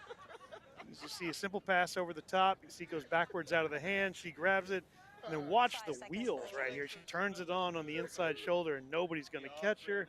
Then a pass back to the outside. Great finish there from HEB. Conversion has gone wide. We've been talking a bit about the wind. It's swirling a bit, so it has been making these conversion kicks, even in front of the post, those ones that you think are gimmies, making them a little bit more difficult. So 5-0. HEB showing they've got the power and the speed, so difficult to deal with. HEB really showing that physicality that we saw yesterday early. That was a great counter ruck earlier. I just love to see that. Really surprise the other side and wake them up a little bit. And this one kicking it right down the throat, as they say. HEB, big tackle there again, just dragging her down. But that one deemed to have been dangerous. And the Valkyries stand, wanting to go quickly, calling for the ball. Finally getting it. She'll get us going again. Kick through. It's one way to relieve the pressure on a very upfront defense by HEB. Gonna have to fall on this. Pressure coming. That was very good play. Releasing that ball and picking it up again. Keeping that ball with HEB. Here comes the counter ruck though. No problem there. That's a smashing run. Brooke Lamp demolishing. Now offsides. Have to wonder, were they 10 meters there? That's 2 fins. Fantastic by Lomo. My goodness, she's got one for the both of them right I think there. one in the chest and one in the throat. Different kind of double tap. Now all the way out to the right, finding a bit of space, another fend. That is a fantastic pass. Cutting it back in. One poacher in there, I think that's Lamp here. Trying to steal this one for the Valkyries, she gets it. No, off her feet is the call. That one looked like a good steal, the defense pushing her down, but regardless, HEB back on the attack, and it's Lomo again. She is just tearing it up out there. And that one looked dicey for a moment, but the call comes in. Try for HEB, making it 10 points. Both times Lomo's had the initial break, and both times she's attacked that inside shoulder of the backslip defender. Great job by her of making them make a decision of whether to attack her or go for the outside defender. Both times they chose to go outside defender, and she's able to continue. This time, scoring the try herself. Just a good all-around use of her rugby skills right there. But, man, the physicality of some of those runs by HEB, that was beautiful. A clattering run over there to start, and then 2 fins, big fins on the second run. Just sets them up. They worked it from about 80 meters out all the way through on that one. Great job by HEB. Conversion missed. We're going to take a look at some of these bigger hits just because we can. You're taking it right here off the back. Boom. Don't argue. Good job by the Falcon defense coming back. And then here, as she looks out wide, 1 to the face. Second defender comes in, 1 to the throat, and the third defender having to make the tackle. Wow. Powerful running by HEB. There you go. There's that try there that looks maybe questionable. That's sometimes where we wish we could come in and just show a replay for fun. It looks like she may have a finger on that one. Now back to the action. Valkyries with it in hand. Dancing out of tackles. This is better by the Valkyries. They are from Austin, of course. On the outside. This is much better. Does she have the legs? Here comes the defender. She's looking to offload. Back there again. What a beautiful tandem play. Just short. 5-meter line. The Valkyries need support now. You know HEB is going to flood. They do. This is Sam. He offloads. And looking for that support. All of this looks to be backwards, so no knock, says Hill. We have lost the shoe from a player. Again, diving for that line. There's the reach. Is she short? She's short again. HEB in defense, though. Now a penalty coming. Oh. Not from the 5-meter, though. We're going to have to come back, but that is another bruising hit. Going to feel that one tomorrow. Yeah, giving up a little bit of physicality there. She tried to take it quick, but, you know, that penalty was awarded. She took it from in front of the 5-meter, so we're coming back to that mark. The Valks, their best offensive possession so far of the tournament right here. They've got to be able to finish right here. Stand with the dummy. There's the reach. She gets it down. That's Porter getting a critical score for the Valkyries. The half, that's that lead now by HEB, 10-5. She was punished as she scored that, but she's still able to get it down. Just a big hit. HEB not afraid to lay the wood this morning. That was just what the Valkyries needed. Their first points of the weekend, not something you usually say at a sevens tournament, but putting it together, get that one on the board. We'll see it one more time. You see right here, there's the tap and the pass here to number 12 coming up. She does just enough as she's getting laid out here to put it down and score. I will say overall, the Valks have looked better offensively than they have at any other time. We've seen those balls go to hand. They're able to work through a few faces, some good offloads. Much better from them this morning than it was yesterday. And Macy Wagner wearing that 2, see her taking that ball back to the center line. Did make the conversion, so now just a 3-point game. And HEB has let some of these games get too close almost. Yeah, I would say, you know, as far as possession and then certainly on the physicality side, HEB has dominated this match, but the scoreboard only reflecting a 3-point lead. You know, that's got to leave them a little unsatisfied. See what they can do here with one last period of play before halftime. Did have the hooter, so we're on to referee's time. HEB getting this one off the restart. Penalty going to the Valkyries. They go quick. The try scorer again, and not 10. Here's the double whistle. That's going to be a yellow. Showing the cheese is Rachel Hill. Professional foul for HEB. They will be down 1 player, and that will go into the second half. This could be critical. The Valkyries can put some points on. They could take the lead. Yeah, it's unfortunate for HEB. See if the Valks can capitalize here. This would be huge. It would be a huge turn of momentum. Just a little bit of a knock on there. Wasn't quite expecting it. Goes into HEB's hands. 6 players on the pitch. You know they've got wheels. She's going to try to go around the outside. Tackled well, though. Not held. She's going to play on again, and then just stepping into touch. Should take us to the half, and this one is a nail-biter. HEB 10, Valkyries 7. Stay with us as we'll have that second half for you. Freetail Sevens, the Round Rock Multipurpose Complex in just a moment.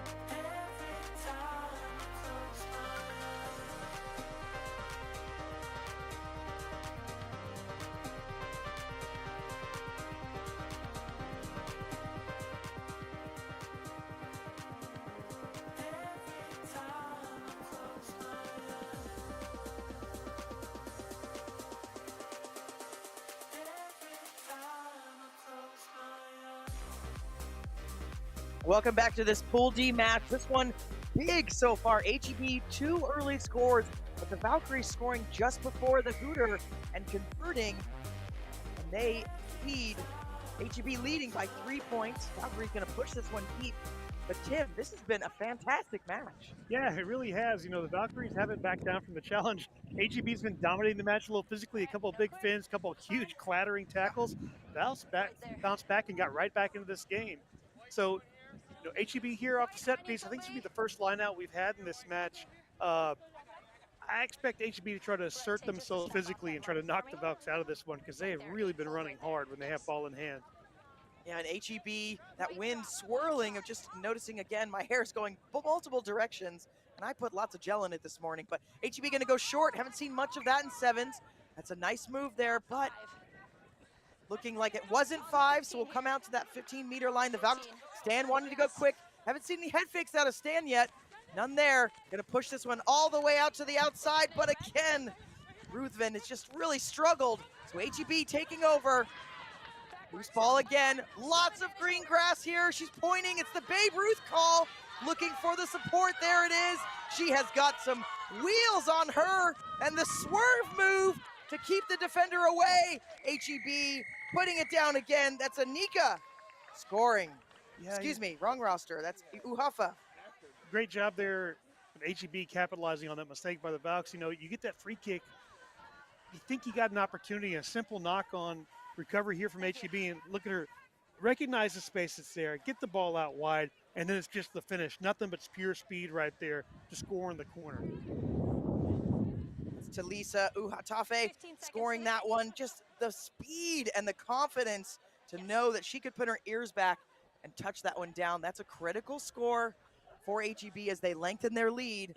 This conversion will be difficult, and it's going to be low. So HEB 15-7, so that still puts it at a 2-score match for the Valkyries. You can see some fresh legs in for the Valkyries.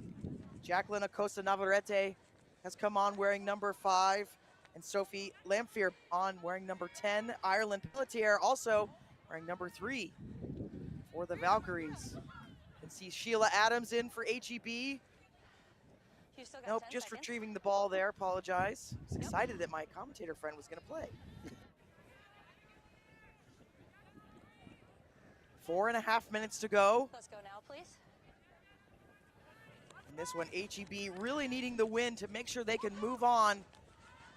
Pelletier gonna carry this one forward for the Valkyries. Lamphere's hand, she dummies. Now gives it to Acosta Navarrete. UT Texas grad now playing with the Austin Valkyries full time. And that is a nice step there by Lamphere. Getting it onto the outside. Wow, dragged down. It's Anika again with a carry. Stan cheating a bit there, I would say, but not seen by the referee. Offsides. Valkyries will go again. Lamphere has come on with some good confidence in her ball carrying. Caught from behind. We do have a Valkyrie down, so they're playing with 6 players right now. Stan calling for it, wanting to keep that tempo going. Gonna push it out to the right side. Dribbling ball. Picked up by Porter. She scored the first try for the Valkyries. The only try. Now the penalty going against the attack. Ball carrier not releasing. HEB, lots of room. Tons of grass in front of them. It's well mowed. Dummy there. Spoiled by Porter. It's a bit of a foot race. Who's gonna come up with it? Penalty again. Penalty only. Just a bit of a clattering hit right there, playing man off the ball. So HEB with possession here, and it looks like the Valks have a player down in the back, so they're playing 6-on-6 right now. And HEB half tapped that and did the walkabout for a minute. Now into touch. So this one, I'm feeling like we're getting everything. We're throwing everything in the kitchen sink at us.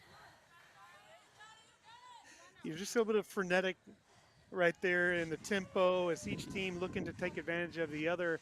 Valks had some opportunities. They were able to work it down the field, but it seems like they can't get that link up in the midfield that's kind of slowing them from taking advantage of any gaps they're seeing on the outside. 3-3. More fresh legs in for the Valkyries. They have the line out. This one is wonderful off the top. Gonna get it out to the centers. Navarrete, Costa Navarrete, newly married. Now HEB taking over. The tackle is missed. They're gonna get this one into the corner. Pelletier's coming, can't quite cover. HEB gonna score again. One more time. That's Brooke Lampe touching down and extending the lead. This one looking like it's gonna go HEB's way. Yeah, good job by them finishing. It's the 4th try that they've scored, all unconverted so far, so making the match look a little closer. But there you can see the pass go wide over the head of the last Valks player, and good job. Doesn't touch the hands, kicks it forward, and able to chase it down and regather. And here you can say beats the outstretched hands of the defender, unable to make it, and cover not there quick enough. And 20 points now on the board for HEB, and rightfully so. I feel like they've been a little bit more dominant in this game. It's a good kick, but pushes wide across the face, so it'll remain 20-7. Yeah, absolutely agree. I think, you know, they got a little bit of momentum swung towards the Valkyries, but as we've been saying, HEB has been physical, they've been fast, and they have been smart on the ball. And I think now it's all coming together to get these 20 points. They've still got another restart here and just under a minute to go in this Pool D match. Can I get a ball in the middle, please? Can I get a ball in the middle, please?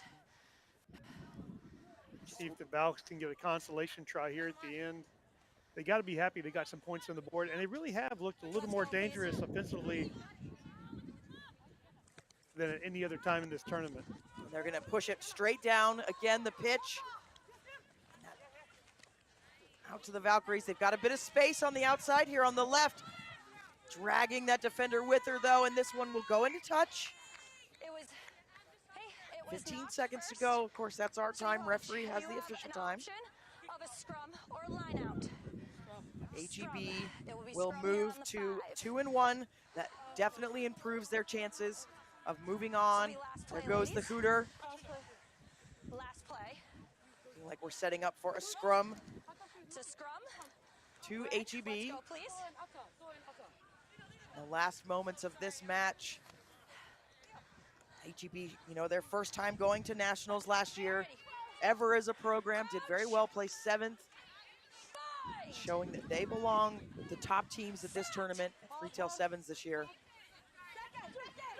That came out. Valkyries pick this one up, straight out of the tunnel. They're gonna push it out to the edge, try to take advantage of some space. It's Brackett, swallowed by her opponent. That one's gonna be high though, so Valkyries will have another chance. Here comes AR wanting to come in, have a chat about this one. O'Malley just wants his mustache on camera. Head contact. Curious if that was shoulder directly to the head is what they're going to. You're right, Tim. Head contact, a big area of emphasis for World Rugby right now.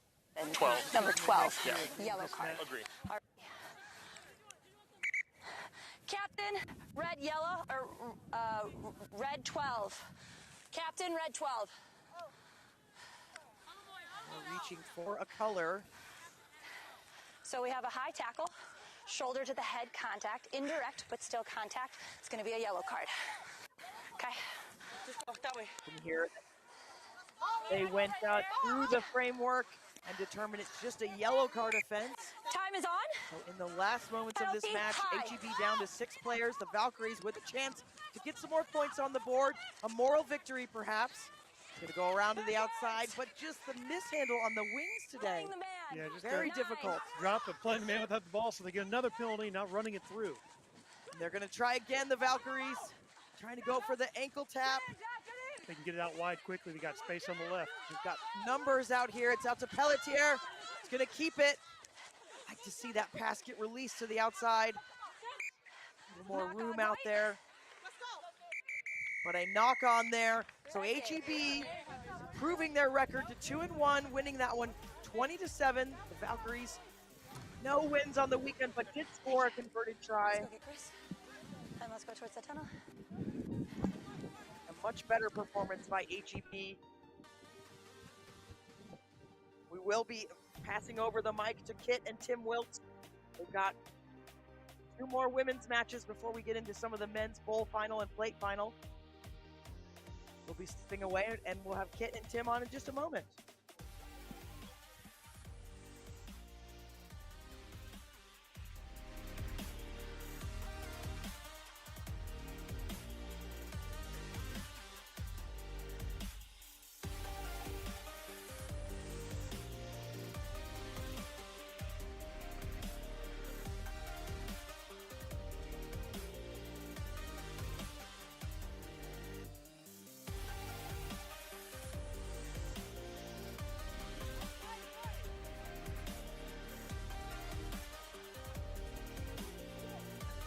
Down on the field, Freetail Sevens. I'm here with Frida, H-E-B, getting the win.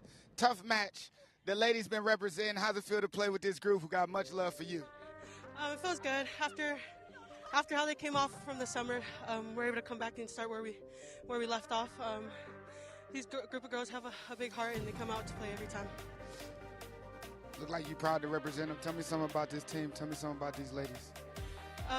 So we all come from, a lot of us come from Euless, a lot of us come from Orange or California and Utah, and we come from a close family. So that's how we come on the field. We play like we're defending our family members, and yeah. I appreciate you stopping by. Go celebrate with your team. Congratulations on the win. Freetail Sevens, we are on the field, and we're going to take you to break. See you in a little bit.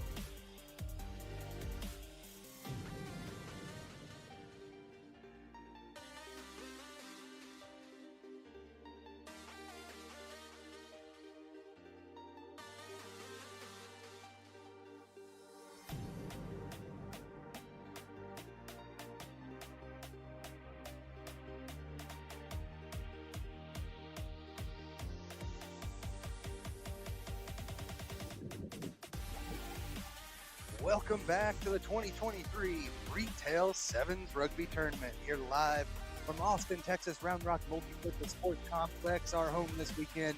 And we've got a good one coming up next for pool play action from the women's side. Pool E coming up as we've got Old Blue taking on Roots. Tim Wilkes and Kit McConaughey taking you through all the action.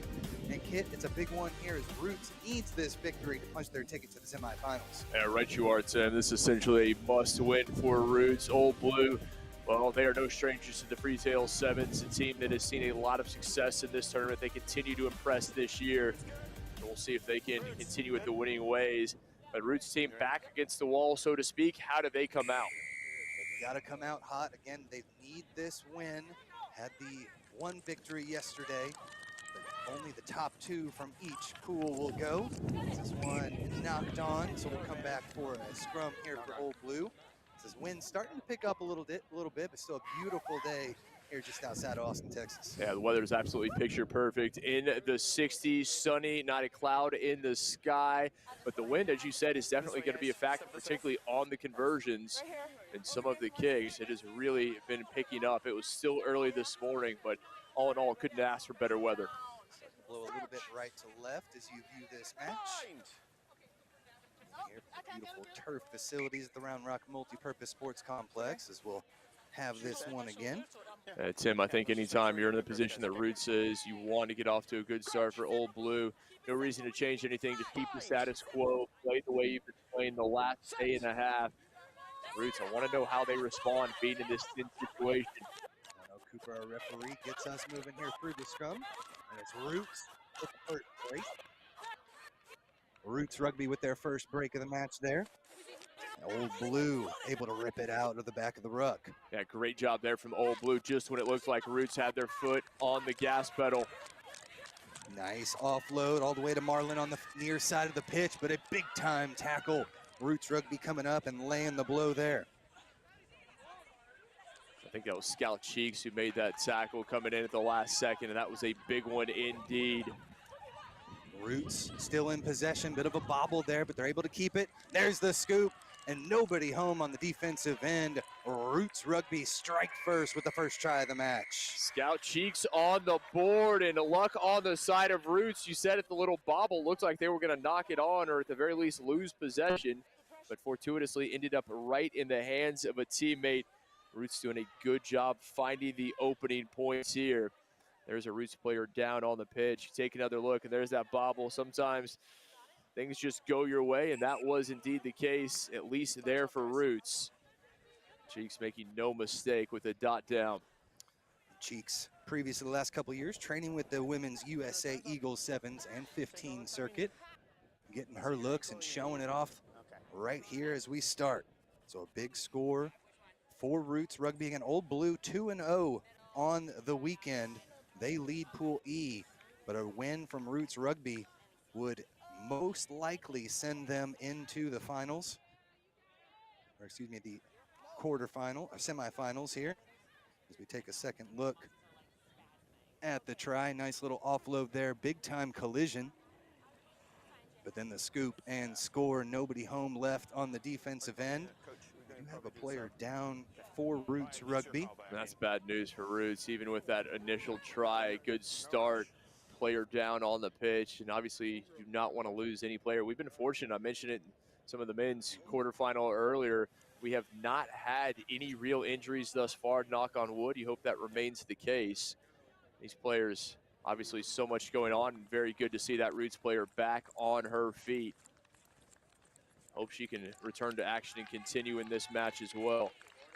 Kelly Smith able to walk off under her own power there. We're just gonna wait for y'all's teammate to get off.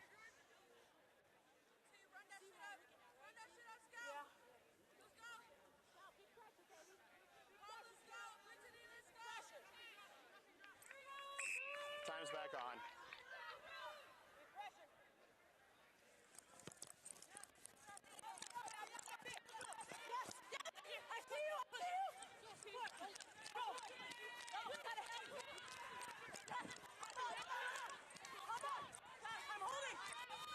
One step.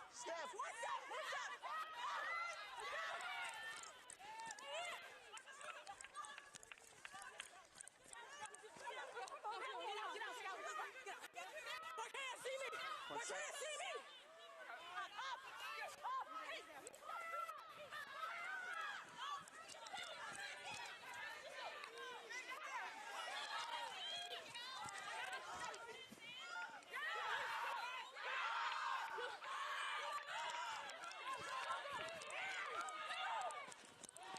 Backward!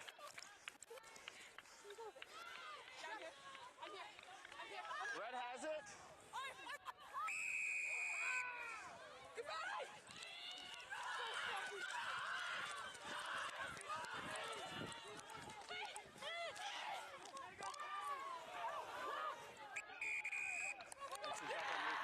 You placed it, then you moved it.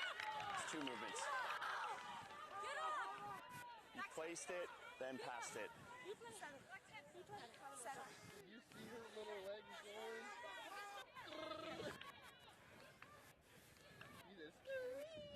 Not the start to this first half that Old Blue was hoping for. Still 3.5 minutes remaining, but very few opportunities. As an Old Blue side that put up 41 points against the Warthogs yesterday. Also had a 12-5 win over Faith Family Rugby. Right now fighting forward at the center of the pitch. Struggle there in the ruck, but it's Roots Rugby able to come away with it. Got some space here on the near side.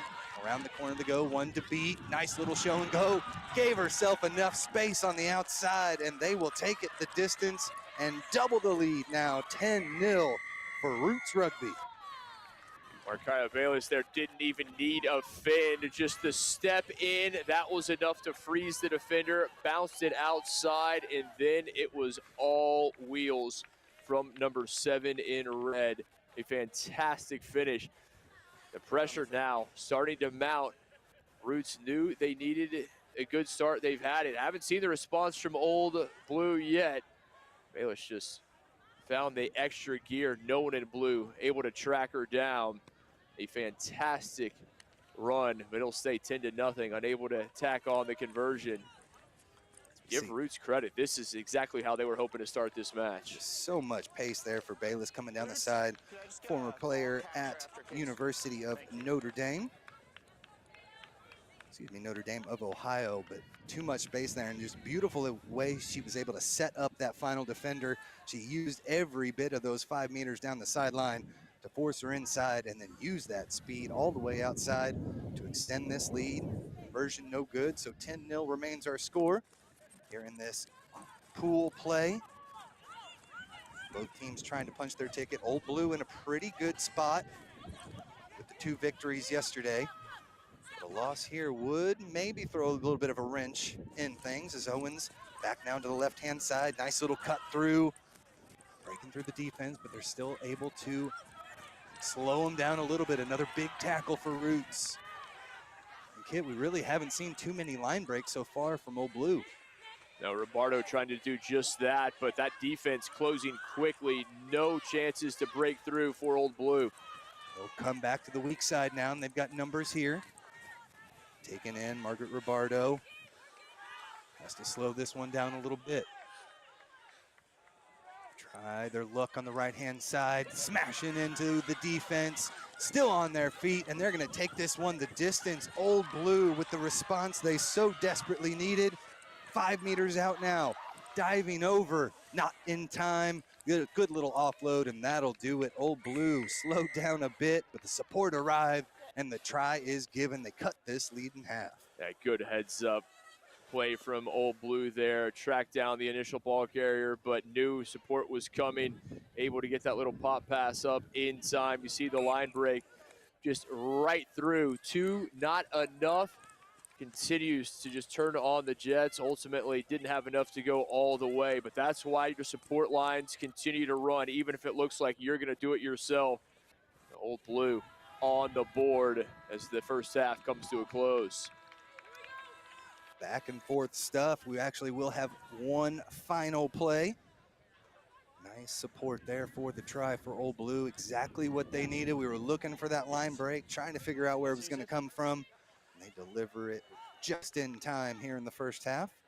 I think if you're Old Blue, you're not necessarily pleased with the way this first half is gone, but you're pleased with the way it is going to end, putting points on the board and having a bit of momentum going into the second half. They were stifled the whole half, but they've still got an opportunity. Final match of the weekend in pool play action for the ladies. We'll step aside and we'll have the second half when we return. Yeah, no, I've got it. So it's 10-7.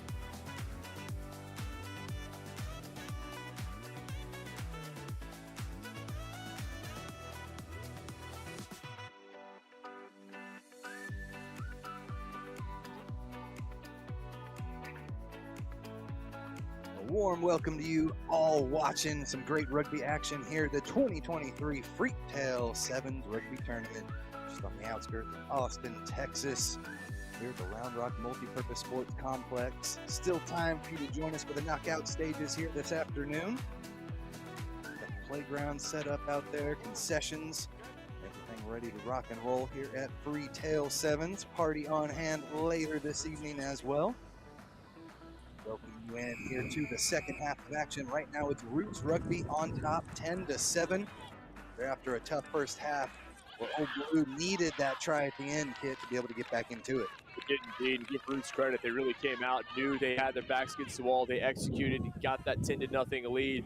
And then Old Blue able to battle back with a try in the last few seconds of the half. A successful conversion as well. And I want to see how they start this second after finding points there at the end of the first. Opportunity here off the line out. Getting wind really starting to pick up now.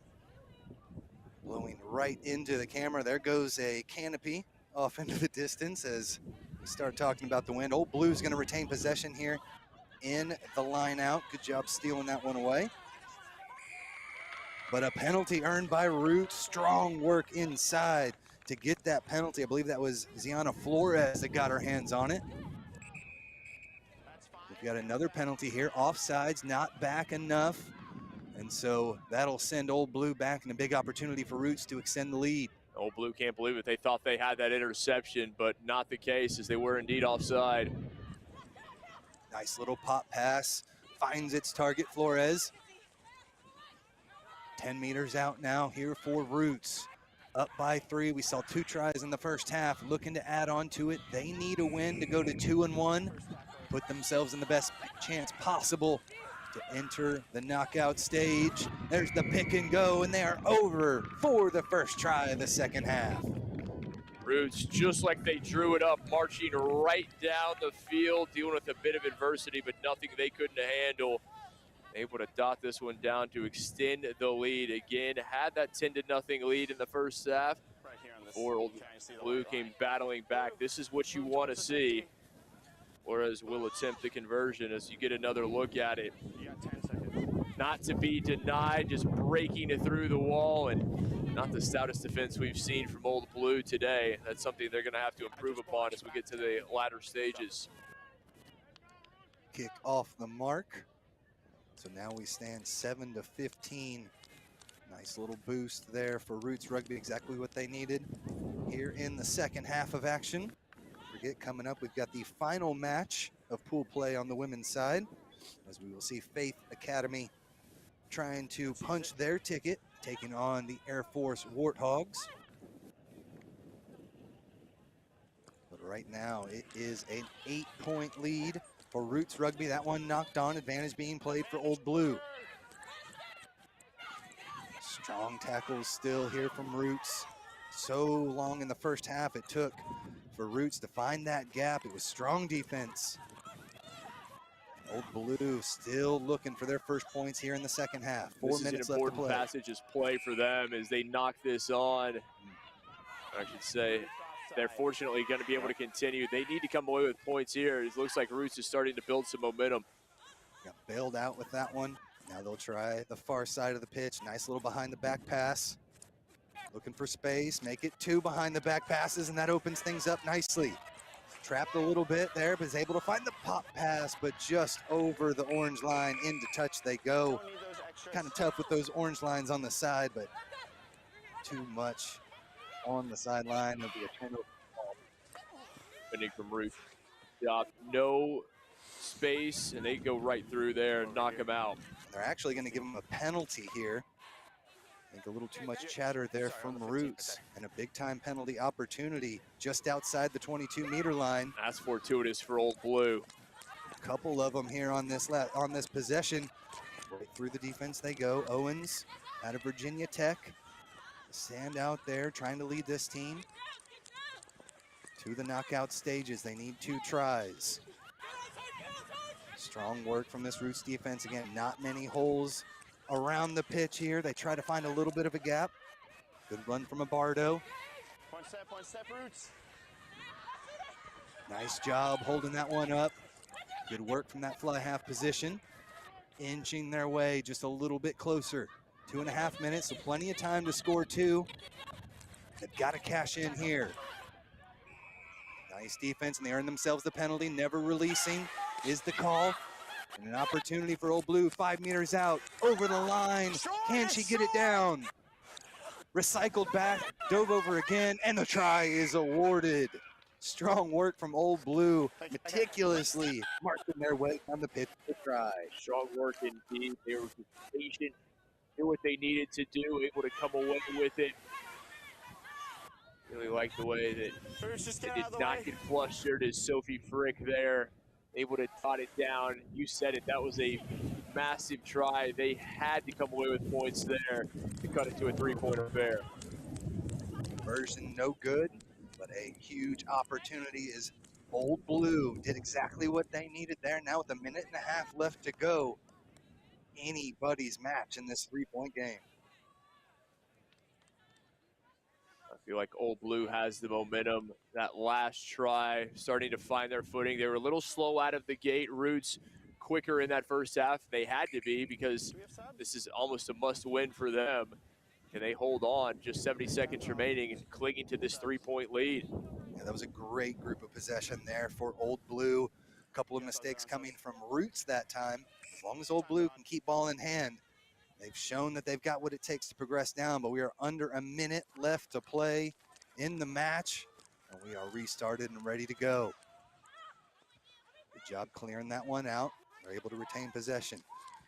Through Akpara, all the way to the outside. Nice diagonal run through the defense. They've got number on the outside. Strong defensive tackling. Slows it up a little bit. Pick and go off the back of the ruck. Around the corner they go. Akpara sheds the defender.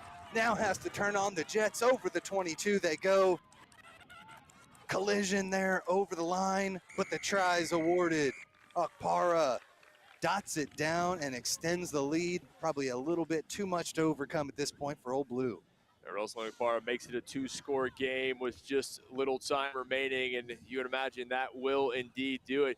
But give them credit, Old Blue had battled back. They cut it to a 3-point deficit, and all of a sudden, Roots comes away with a big try here. Mentioned the athleticism, the fin, able to get the hands free away from the tackle, and ultimately didn't need help. Saw that he was able to come in a massive victory for Roots. They had to come away victorious, and they did indeed. Akpara seals the deal. The WPL champion with the All Blues gets her team over the board, and a 20-12 victory for Roots Rugby over Old Blue. We'll have to take a look at the standings. We got the final pool coming up next. We'll step aside, catch our breath, and we'll be back for the next match here at Freetail Sevens.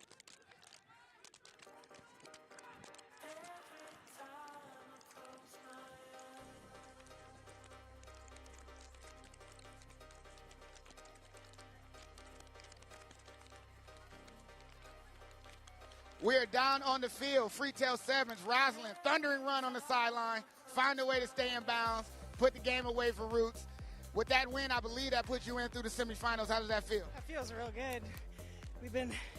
We struggled a little bit yesterday, and I think today we finally figured each other out, figured out how each other plays, and we just really just fought for each other. We really just believed in it. First tour with Roots, correct? Yeah, this is my second. It was my first sevens. How's it feel to be with the ladies in this tournament? You got the appreciation of the gentlemen. Everybody's celebrating, having fun. How's it feel playing with Roots? It feels amazing. It's just a different experience. I haven't played a lot of sevens, and it's just a unique group of girls that you don't see this kind of representation in higher level elite rugby. So it's an honor. Go ahead and celebrate with your team. Congratulations on the win. Roots Rugby, with that win, seems to be second in their pool. Great job for the Roots team. We're kicking it back up to you guys up top. God bless. What a great win for Roots.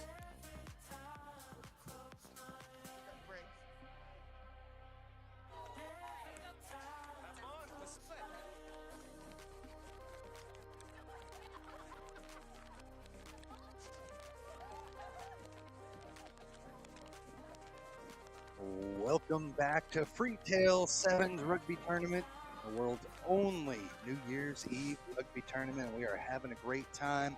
Day 2 here in beautiful Round Rock Multipurpose Sports Complex. We've got the final pool match of the day here in Pool D. Faith Rugby taking on Warthogs. And Kit, this one's going to set up to a good one because Faith Rugby, if they get the victory, that leaves us with 3 teams at 2-1 in this pool. We'll have to take a look at point differential at that point. Now, you talk about parity. That's all you can ask for. I mean, it is as close as you can possibly get. Faith looking for the victory. The Air Force Warthogs, no stranger to the Freetail Sevens. They've been here before. They've had success in this tournament. Maybe not as much this year as they've had in the past, but still plenty of time to get things going in the right direction. They were a pretty close matchup with Roots Rugby, only losing that one by 7, 19-12. Had a tough time against Old Blue, down 41-0. But an opportunity here for the Warthogs, as we will get the kick there from Faith Rugby in the white and black jerseys. Warthogs in the black shorts with green and gray and black jerseys. And there's a swim move around the side. Edges open up. It looks like they're going to be caught right at the 22-meter line. Flag goes up. So a big break there for the Warthogs, bringing it all the way down to the 22-meter line, but turned the ball over. Yeah, big break indeed. Just couldn't make anything of it. And I love the fact that we talk about the camaraderie, the community that is rugby. You have the Faith men's team. They're on hand cheering on the women. They're not out there stretching. They are loud and proud, hoping that their women's team comes away victorious because they know how important this match is. Yeah, we've got a few different clubs with a men's and women's side out here. Roots on there as well, but right now it's Faith playing out of their own end beautifully, marching themselves down the pitch into the hands of Pyres. Bit of an errand pass there to the outside, and they're going to call the knock on. We'll have a scrum down first of the match for the Warthogs. I think the wind is playing a bit of a factor, particularly in those skip passes. He's trying to send it out wide. The wind is definitely catching it. We've seen that there on that previous exchange. It's something both these teams are going to have to be cognizant of and maybe make some necessary adjustments. Changing a little bit now, blowing left to right as you watch this match. So it'll be the Warthogs with the wind at their back here in the first half of action. Put into the scrum and a big shove from Faith Rugby. Blow this one apart, but the Warthogs are able to come away with it out the back. Nice little inside pass. Keep things moving. This Warthog squad, Air Force Warthogs, perennial powerhouse on the women's side here at Freetail Sevens, but it's Faith Rugby, ball in hand, coming around the corner. Nice job with a little cutback inside. And support arrives just in time. Fish this one out of there. Work the ball out to the left. There's Pyres again. 2 outside of her. Nice passing to find the target. Beautiful behind the back pass. Back to Pyres. She's over the line. And the try is awarded. Well done there from Faith to get on the board first. Sophie Purrs dots it down, the Keystone State native, former Penn State Nittany Lion. But it was fantastic work there going through the hands. And that's a team try, just the patience from the breakdown. You see Faith, they saw they had the space here at this near side. 15 on the kick. This is what we expect to see from Faith. Out of the kick, please. Quickly out there, you see Cicero making that final pass, and Purrs, well, she did the rest. Strong work for the first try. We're about 2.5 minutes into the first half of action. Again, Faith Rugby has been pretty good. They did have the 12-5 loss to Old Blue earlier in the tournament, but a big-time 26-12 victory last night has them in a good position. And again, a win here today will possibly set them up for that semifinal berth. Yeah, Purrs, 3-time collegiate All-American last year, part of the PR7 stream team. She is certainly one to keep an eye on, and you can see why with the opening salvo. Now I want to see the response from the Warthogs. You get down in a match like this, still plenty of time, but they need to respond. Too often, teams let that deficit grow to double digits, 2 and 3 scores, and they're just unable to come back. Big tackles coming in hard here from Faith. As the Warthogs look to work from their own half right at midfield now. Strong contest for it, and in the end, it's a penalty awarded to Faith. Quick tap from Purrs. They've got numbers there on the outside. Beautiful running lane. Finally taken down just outside the 22-meter line. Looks like the Warthogs got their hands on it, but it was eventually knocked on, so we'll have a scrum down back to Air Force Warthogs. Yeah, that's unfortunate. Referee Matty went right there on the spot to call the knock on. Scrum through the Warthogs. Just when it looks like Faith. They're such a talented side. They're great attacking prowess. They don't need a whole lot. Thought they were going to be in for their second, but not to be. Should set up for some good stuff. If this score holds, all three of the top teams will have all beaten each other. It's going to come down to point differential. So if you're Faith Rugby, you want to put up as much as you can in this victory if you can get it. You do indeed, and they are certainly well aware of that. It's not just about the victory. Obviously, that's first and foremost, but Points is unable to make the tackle. Here come the Warthogs. Nice breakthrough.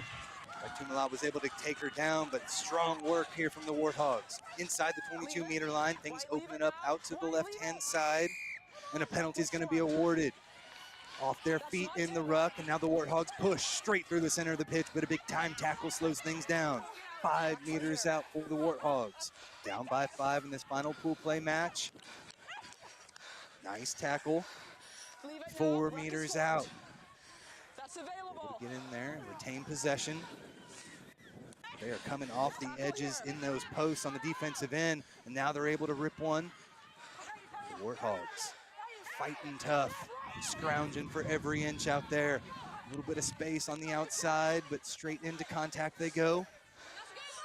Needed a release there. I didn't quite see it, but they're going to give the call back to Faith.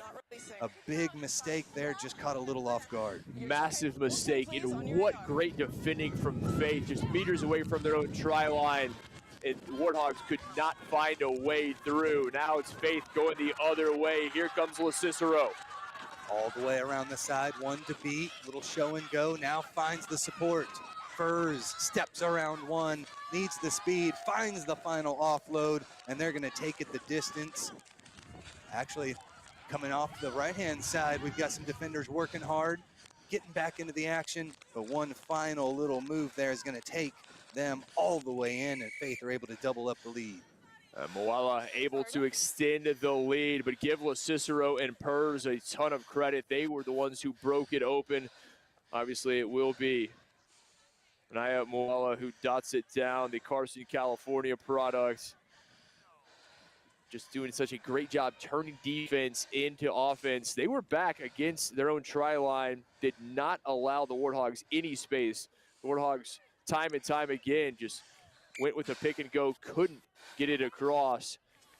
And the other end goes Faith to extend the lead 10-0.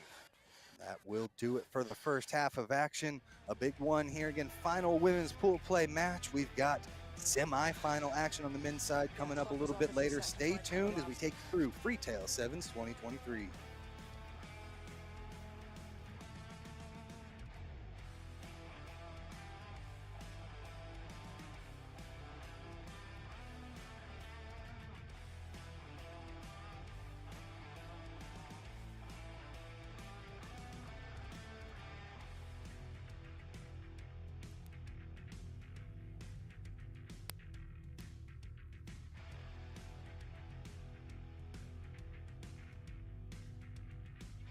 All right, ladies, you're gonna hear me say this a lot. Now that we're in the deeper rounds, okay, we have to make this count. Control the ball. We have the lead, but like I said, we need to keep the ball. We don't have to keep throwing it around. But support, we are outrunning our support. We can't just give the ball up and let our awesome players just do it by themselves because they're on an island. That's how a lead gets lost. Stay in support. If it's not there, even if you can gas the girl and you don't think you're gonna make it, just reload it and go back to your support. Let's keep this ball and trust each other to move. The subs are coming. Give me all you got. The subs are coming, okay? But like I said, and on defense, talk. We can't just let them run to us. We got to go to them, okay? Especially on that line. It was awesome defense, ladies. Way to hold it down there. Remember, talk. We're not communicating. I know we're tired. I'll get you the sub. But hold on. Make sure you guys are close together and talk. If you guys don't communicate, they're going to score. Stay in your comms, okay? Captain?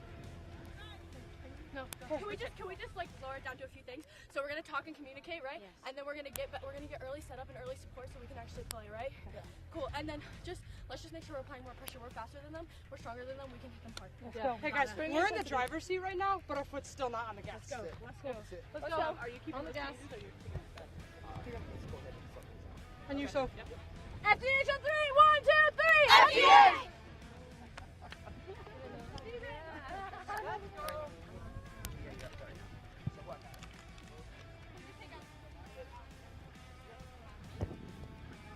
Welcome back to the Freetail Sevens 2023 Rugby Tournament. Just about ready to get the second half of action underway as we see some highlights from the first half. Faith Rugby with the beautiful skill, and they are on top 12-0 as we start the second half. Yeah, Faith, you see what they can do in space. Pers with the opener, and then Moala with the second at the end of that first half. It was a great opportunity for the Warthogs. They were just 4 meters out, had multiple chances, but they could not get any closer than 4 meters away, and that's a credit to Faith's defense. They stood strong. Malatai that was able to get her hands on it, number 10 there for Faith Women. She was able to stifle that possession and get them moving back in the right direction for the second try of the match there to end the half. And we are underway again. Faith Rugby able to collect this one inside their own 22-meter line. And one thing we know about the Air Force Warthogs, they will continue to battle. There is no give up in this team. So it's going to be a tough 6 minutes and change for Faith if they're going to come away with this win. One thing you would expect here from the Warthogs, endurance would be one of their strong suits here. Is this one just off the mitts, knocked forward, advantage being played for the Warthogs. They've got their first attacking opportunity just outside the 22-meter line. Pick and go, just to inch a little bit closer is what we saw from them in the first half. Not a ton of breakaway speed, but in using phase after phase, they are able to get closer and closer, and now they're coming around the corner. Nice work over the far side of the pitch. Looks like she'll be closed off, had to get it back inside. Did so very, very well, and now they're inches away. Penalty's gonna be given here. 5 meters out, pick and go, into contact, they're over the line. Believe try is awarded there, time off at the moment. Gonna have a conversation with the AR. Okay, entire white, not offsides. Get another look at it. Air Force, as you said, Okay, not we're gonna go maybe back for the the penalty, speed okay? of their opponents, but they will go through, and there is the card as well. So take a look. Air Force going to have a chance to dot one down and get in a dangerous position. Here they go. Could they dot this one in? Beautifully swung to the outside, and they are in for their first try of the match. Great job moving their way forward and finishing it off on the other end thanks to the penalty. Big opportunity to maybe creep back in a little bit more into this one. You would imagine execution a strong suit of the Air Force Warthogs. They don't make a lot of mistakes, no self-inflicted wounds in that time. You saw they had the chance. If they got it out wide, they did so. And they had the conversion as well. So it's just a 5-point affair. Warthogs marching down the pitch to strike, put points on their side of the scoreboard. Even if the Warthogs are unable to come away with the victory today, those 7 points cutting into this lead could pay big dividends for Faith Rugby. Will have 2 teams at 2-1 if the score holds. And that's a very good point. Every point in this match is important. Both teams understand that. Both want the victory, but both trying to rack up the points for that point differential as well. And I have a feeling this one far from decided.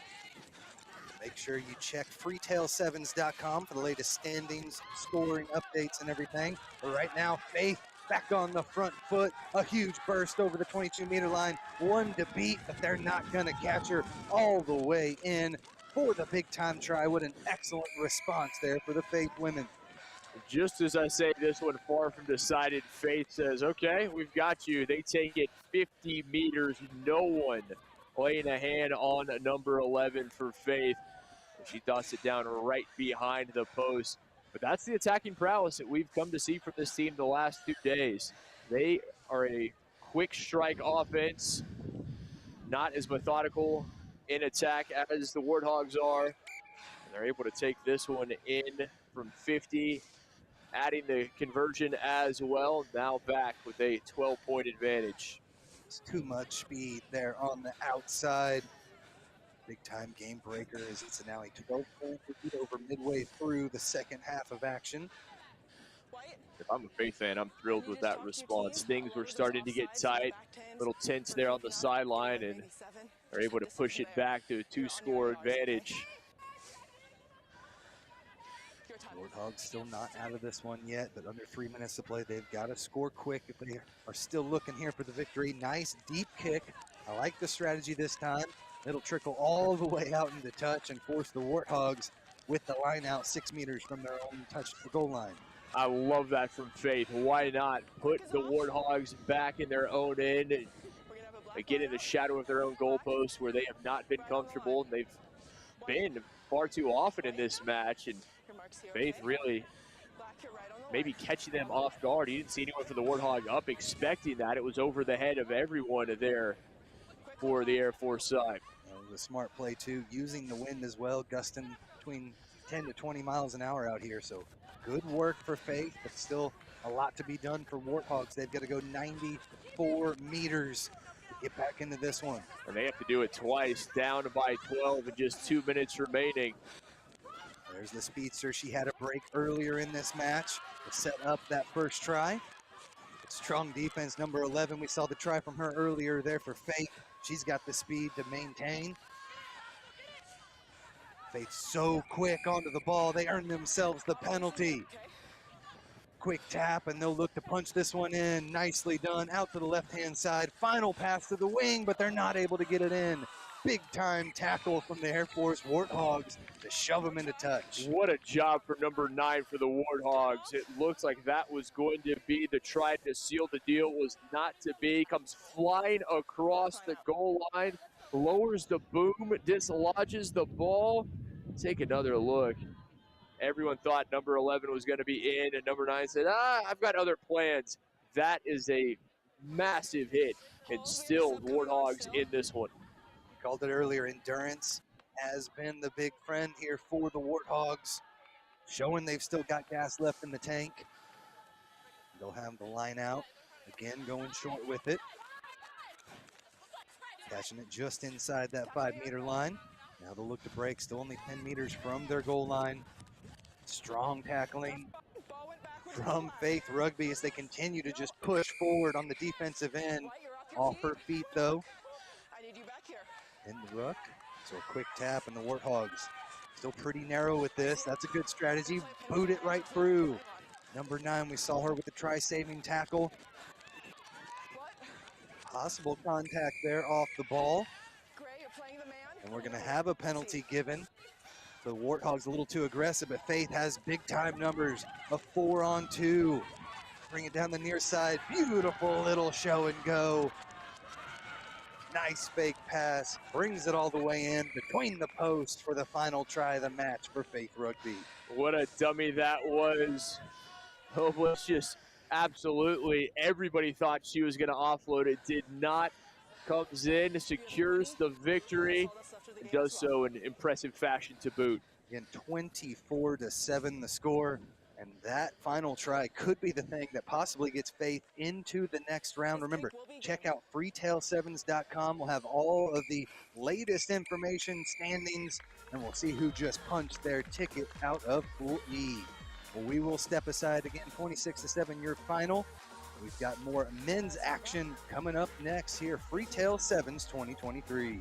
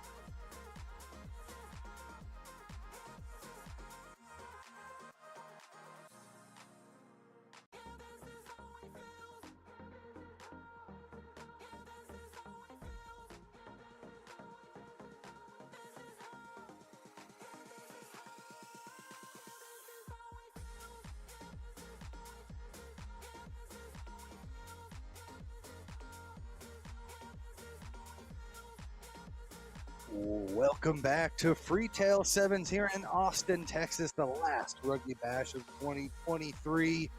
We've got men's action coming up next here live from the Round Rock Multi-Purpose Sports Complex. Tim Wilkes and Kit McConaughey taking you through all the action, and up next we've got Gorilla Men taking on the Jockeys. Saratoga impressive 28-12 victors in their bowl semifinal #1 over the Texas Outlaws. And even a more impressive Gorilla 29-0 in their semifinal victory over Geo's Ragamuffins. Really looking forward to this one. Both these squads not exactly what they were hoping for, but they could punch their ticket to possibly take home hardware this evening. Match for both of these squads. Once again, Gorilla Rugby in the multicolored jerseys with the black shorts. Saratoga Jockeys with the jersey exchange from yesterday in the white and yellow jerseys. We'll get this one underway. Bit of a bobble for it. Backwards, says the referee, and we'll play forward. Good use of hands all the way to here to the near side of the pitch. Gorilla Rugby ready to make that tackle. The Saratoga Jockeys side really came out of their shoes this morning, putting up big points, and now they've got some space on the outside, but this one is lost. Scooped up by Gorilla, and they will take it the distance. Over the line they go, gonna try and center it as much as he can. But a big time try, just like that. One bounce with the ball, sends it back over for a try for Gorilla. And who else but Zach Jackson had a hat trick in the semifinal earlier, and this one finds him far too easy for number 15 for Gorilla. As talented as Mr. Jackson is, you can't give him a gift like this. A poor ball sits up, and Jackson, no one back defensively. The Dallas native streaking through, able to downshift a good 20 meters from the goal line as Gorilla finding the opening points. Got to hand it to Jackson there. Gave that defensive pressure, forced kind of an errant pass, and then was Johnny on the spot to scoop that one up and take it the distance, just as we've seen throughout the day. And Jackson, one of the main attacking threats for Gorilla, and that time Jockey just making it far too easy. Royal Jones will get us going inside their own 22, knocked on. Advantage is going to be played here, but it's scooped up. No advantage gain, and we'll have a scrum down. So a couple times in a row, the Jockeys shooting themselves in the foot here early in this match. Yeah, we've seen some optimistic, I'm going to say, passes from the Jockeys kind of getting in trouble, and fortunate that that one will come back and they will have the scrum. You can't leave a loose ball around the Gorilla, particularly with Mr. Jackson hanging in the vicinity. He'll make you pay. For sure, now it's going to be put in for Gorilla Rugby, but we'll slow this one up a little bit. Again, this morning, both of these squads really starting to hit their stride. 33 points up on the board for the Jockeys this morning, and 29 up for Gorilla. So both of them really starting to show their potency today. Yeah, both picking up their first victories. There's 3 losses yesterday for the Jockeys, falling to Geo's Ragamuffins, Lemurs, and Nav. And two losses, I should say, and a draw yesterday for Gorilla, but both impressive earlier. See the mistake still coming back to bite them. Another knock on there will slow things up for the Jockeys and send another turnover ball with a put in for the scrum here for Gorilla. They really haven't been able to find the flow. Not a lot of rhythm early in this one. Jackson, lone score thus far, came off a turnover, but either team, I think, would be pleased with the attack. Still a lot of rugby remaining, over 3.5 minutes here in the first half. Put in here for Royal Jones. Gets us going again, and the penalty's going to be awarded there. Scrum half a little bit too far offsides, and Jones knows for the try line, tries to get through. Slowed up, and now they'll recycle all the way across the pitch. Plenty of space out there, starting to close down. Eyes for the try line, around the corner, and they're in. Big time try for Gorilla. Big time try indeed, just racing to that flag in the corner, and really that's what it was. It was a foot race. Can you catch me or not? Defender possibly not taking the best line there. In a brilliant step, you see it right in here. Jackson freezing at that second defender because he's always a factor. If number 15's in the vicinity, you have to shade toward him. That's exactly what the Jockeys did, and it opened things up for his teammate for the second try. Scored that one in the corner, made that kick for Royal Jones that much tougher, could not find the accuracy needed. So with about 3 minutes left to play, a 12-0 lead here for Gorilla. And Tim, we've seen it at all levels of sevens. It doesn't matter if it's Carlin Isles or Zach Jackson. If you have a game breaker, that is somebody you have to account for each and every play if they're in the vicinity. And that's what happened. Jackson, the defense is going to key on him. That opens things up. His teammates taking advantage. Another nice kick holds up in that win. From their own 22, the Saratoga Jockeys. Beautiful little skip pass to the outside, but ran out of space and stepped out into touch. Gorilla back with the line out. Yeah, that's unfortunate for the Saratoga Jockeys. Just not sure of where they were on the field, and sometimes difficult to see that orange sideline, but you've got to be more careful. Mistakes you can't make trailing 12-0 in a match like this. So line out now for Gorilla. Already a 12-point lead, under 2 minutes left to play in the first half. They decide to go deep with it. In that wind, it's knocked back by the Jockeys and stolen away. Jockeys will try some space here on the near side. 1v2 there, and a big-time tackle on the outside. Yeah, they were trying to spring Sosa, Alejandro Sosa. He has jets, but he couldn't show him off there. Jackson almost with another poach there on the far side, but the Jockeys scoop it up. Over the midfield stripe they come. Two chasing over the 22, and they're not going to catch them all the way in for the try. Big time response for the Jockeys. Big time indeed. What a try for the Jockeys. Thought man may have been caught as he was doing everything he could, but ultimately able to get a cross and in. That is what they needed. Under a minute remaining until half. The Jockeys finally on the board. See that second look, just blazing pass. Would-be tacklers, too much pace all the way down for the first 5 points of the match for Jockeys. And they only put up 17 all day yesterday, but put up that big 33-point victory earlier. So plenty of time, 30 seconds left to go here in the first half. It's exactly what they needed to keep close. Both Jones and Kyle Brown giving chase for Gorilla, neither able to catch up.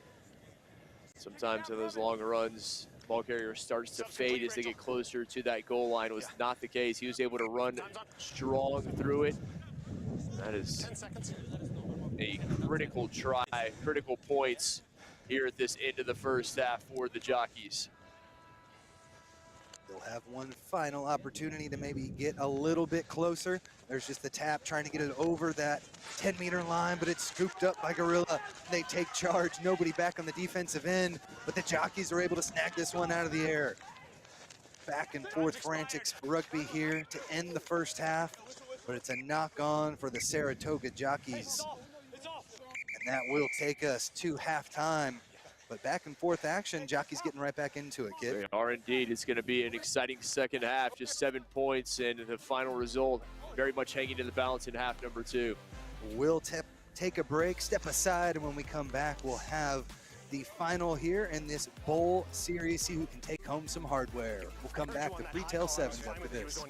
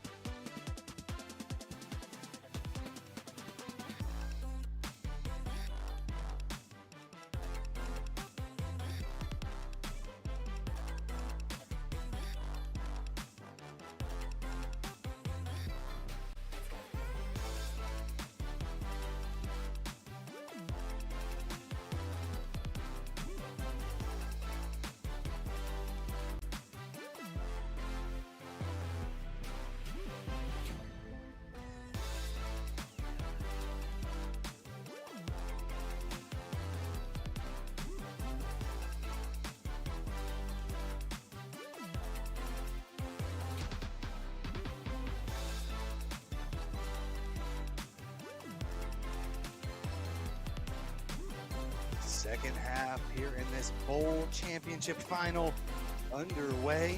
Saratoga jockeys were able to get one try on the board there at the end of the first half, but they trail 12-5 here to Gorilla Rugby. Tim Wilkes and Kit McConico with you, and Kit, we'll see if this Gorilla squad got a little left in the tank. They are so potent so far. Oh, they are indeed, and we'll see what they have, but it's been impressive. Obviously, Zach Jackson, such a talent, Royal Jones, we've seen what they can do, and here they come yet again. Big time burst through, jockeys give and chase, and they will finally take him down from behind. Support arrives cleanly there for Gorilla. They've got a 3-on-2 on the far side of the pitch. Nice work, beautiful little skip pass to open things up. But the jockey defense is right there on the spot. Offsides is gonna be the call though. Bit of a delay on that one, but a big time opportunity for Gorilla. Inside pass finds its target, and Royal Jones. No forward pass is gonna be the call. Strong work from the jockeys, they get bailed out. They do indeed, and Jones thought for all the world he was going to be in for 5. That would have been one of the easier tries of his career, but the forward pass, that is a backbreaker. You think you're going to extend the lead, ball judged to have gone forward, and that's not a mistake you could make because there wasn't any defensive pressure there, really. Tried that little wraparound pass, as we'll take a second look here. Just trying to get around, but a little too much pace there from Royal Jones to be able to slow up enough. Just a little too far forward. Now an opportunity from the jockeys here, 10 meters from their own try line. Nicely done through the legs of the scrum, and they'll work it over to the right-hand side. Cut back in towards the support. Strong work from Gorillas. Not sure he released there. Referee saw the same thing. Penalty for the jockeys. Yeah, Alejandro Sosa, the man they're trying to get with ball in hand. He's dangerous, but he hasn't had many opportunities in this match.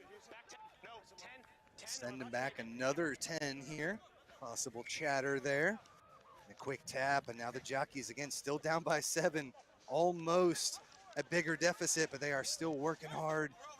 4.5 minutes left to play. Into contact they go. You said it, Tim, just a 7-point game. The jockeys, I think they'd be served to maintain possession. They cannot turn it over, particularly in this part of the field. Great work there to do so on the outside, and a beautiful little inside pass to keep things moving. Not rolling away is going to be the call on Royal Jones, and a quick tap here for the Saratoga jockeys.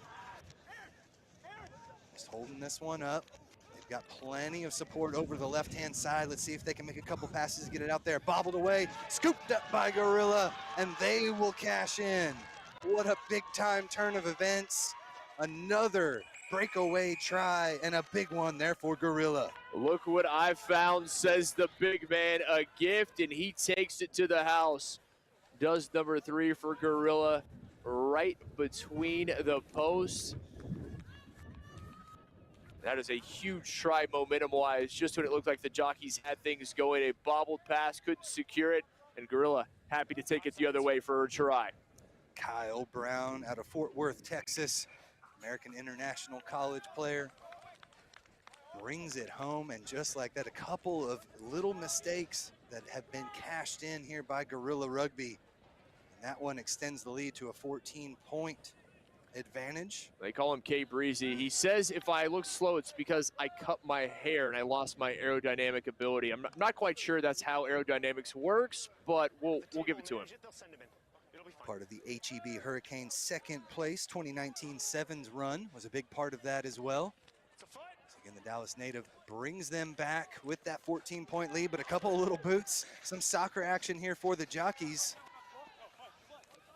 Turning into some polo players out there, booting it down the pitch, but in the end, it was knocked on by Saratoga, and we'll have a scrum down for Gorilla. I thought that was going to be a chance for the jockeys, but instead, you said scrum down for Gorilla. They will make changes, bringing some fresh legs on, and at this point, leading by 12. They just need to maintain possession, not do anything rash, and certainly not turn it over to allow the jockeys back into this one. This Gorilla Rugby squad, again, a perennial powerhouse out of the DFW area, but really pulling players from all over the country. Not exactly what they were hoping for here this weekend. with those losses yesterday, but they have been outstanding here on day 2, and they are just 2 minutes away from clinching the bowl final. That was not the first day they were hoping for. Two losses in the draw, but they were impressive. 29-0 victors in their semifinal over Geo's Ragamuffins. What you wanted to see, a bounce back like that. They've certainly brought it here in day 2.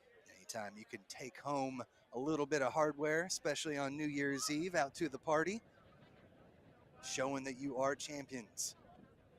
And you're going to have a good time no matter what, but if you can bring hardware, that's going to make it a lot sweeter. Opportunity for Gorilla. There's that burst of speed straight through the defense. Tired legs there for the jockeys. Final chase is on, but they are in for the try with a minute left. They extend this one now 24-5. Quinn Western, the Frostburg State man, able to find the exclamation point, and that is going to do it, securing the victory. Still time remaining, but I don't see any way the jockeys are going to be able to come back into this with under a minute left. So such a potent side here for Gorilla. And sad to see yesterday just couldn't get everything clicking the way they needed to, but boy, have they looked tough on day 2. Kick off the mark, so 24-5 now with just about 30 seconds left to play. Yeah, 2 impressive matches today, both victories, and in the process they've conceded a measly 5 points today.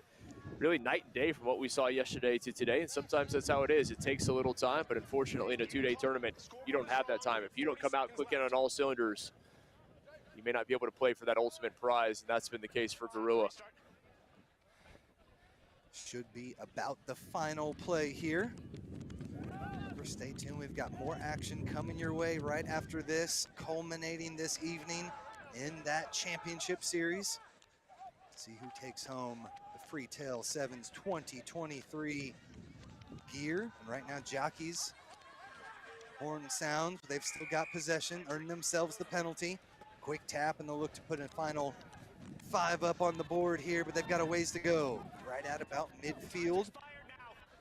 Gorilla take them down. They're able to rip that one out in the in the tackle. They're going to call not releasing the call. Did so illegally, and an opportunity here for the jockeys. Near side they come, trying some space there around the side. Little cut back, find support with them. Low pass though, gets knocked forward, and that will do it. Our final score 24-5.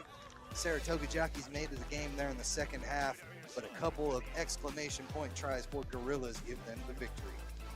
I give them credit, they were able to battle, but ultimately there's just too much from Gorilla. An impressive performance, conceding just the 5 points, and this is what they hoped they'd see yesterday, but they ultimately get it in day 2. So great work there for Gorilla Rugby. Not quite what they are hoping for, but they are your 2023 Bowl champions. We will step aside. We've got the plate final coming up next. Here live from Freetail Sevens.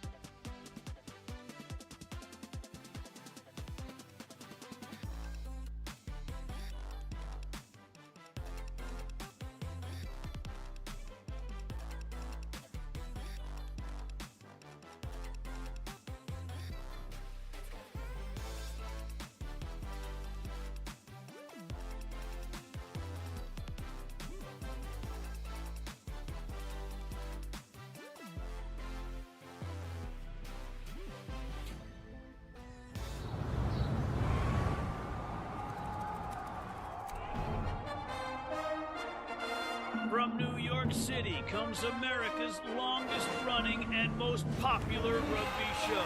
The biggest names in Major League Rugby, MLR highlights, and big match previews.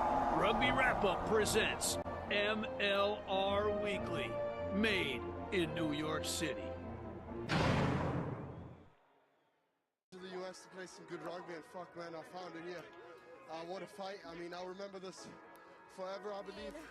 Our team struggles sometimes if we're down with mental, and we just got to remember that it's a mental game out there and physical, and if we're losing, we're winning, like we keep level-headed and we just keep going at it, and we never give up. If you rockin' with it, put your hands up. Yeah, this the anthem. If you get up and get it, put your hands up. Yeah, this one for the winners if you with me. Yeah. Hands up in the sky if you feel me. Yeah, this one for the winners if you with me. Yeah. Hands up in the sky if you feel me. You were here last year. You unfortunately didn't come away with the win. You suffered an injury. Not even a year later, you're back on this field, taking home a national title, man. How does it feel?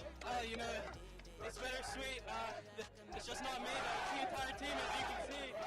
This is for the Pirates at home, this is for Ireland, and this is for the Wolverines! Honestly, we're known as underdogs, and we're not known that well around America, but now we've made our name, and I guess we're on the map now, so it's so good. Referee gets it. Referee looks at his watch. Referee whistles it. Your 2023 National Collegiate Rugby Division I champions, the Notre Dame College Falcons. Final. You came here, you saw, you conquered. How did that feel? Oh, it's just so great. We've been working for this season. Like, losing the lead last year really just like lit the fire underneath us, and the fact that we were able to accomplish it is just such a great and so surreal feeling. Like, we're never gonna like forget this moment. Oh my gosh, it's so great. Dropping back to back, but really I've been relaxing. I might go for months, I could go for years if I take a break. In the back for weeks, he sends it into touch. And your D1 champions, the University of Kentucky Wildcats. Congratulations, an impressive performance, an impressive season, kicked off with a championship. If you get up and get it, put your hands up. Yeah, this one for the winners if you with me. Yeah. Hands up in the sky if you feel me. Yeah, this one for the winners if you with me. Yeah. Hands up in the sky if you feel me. Yeah.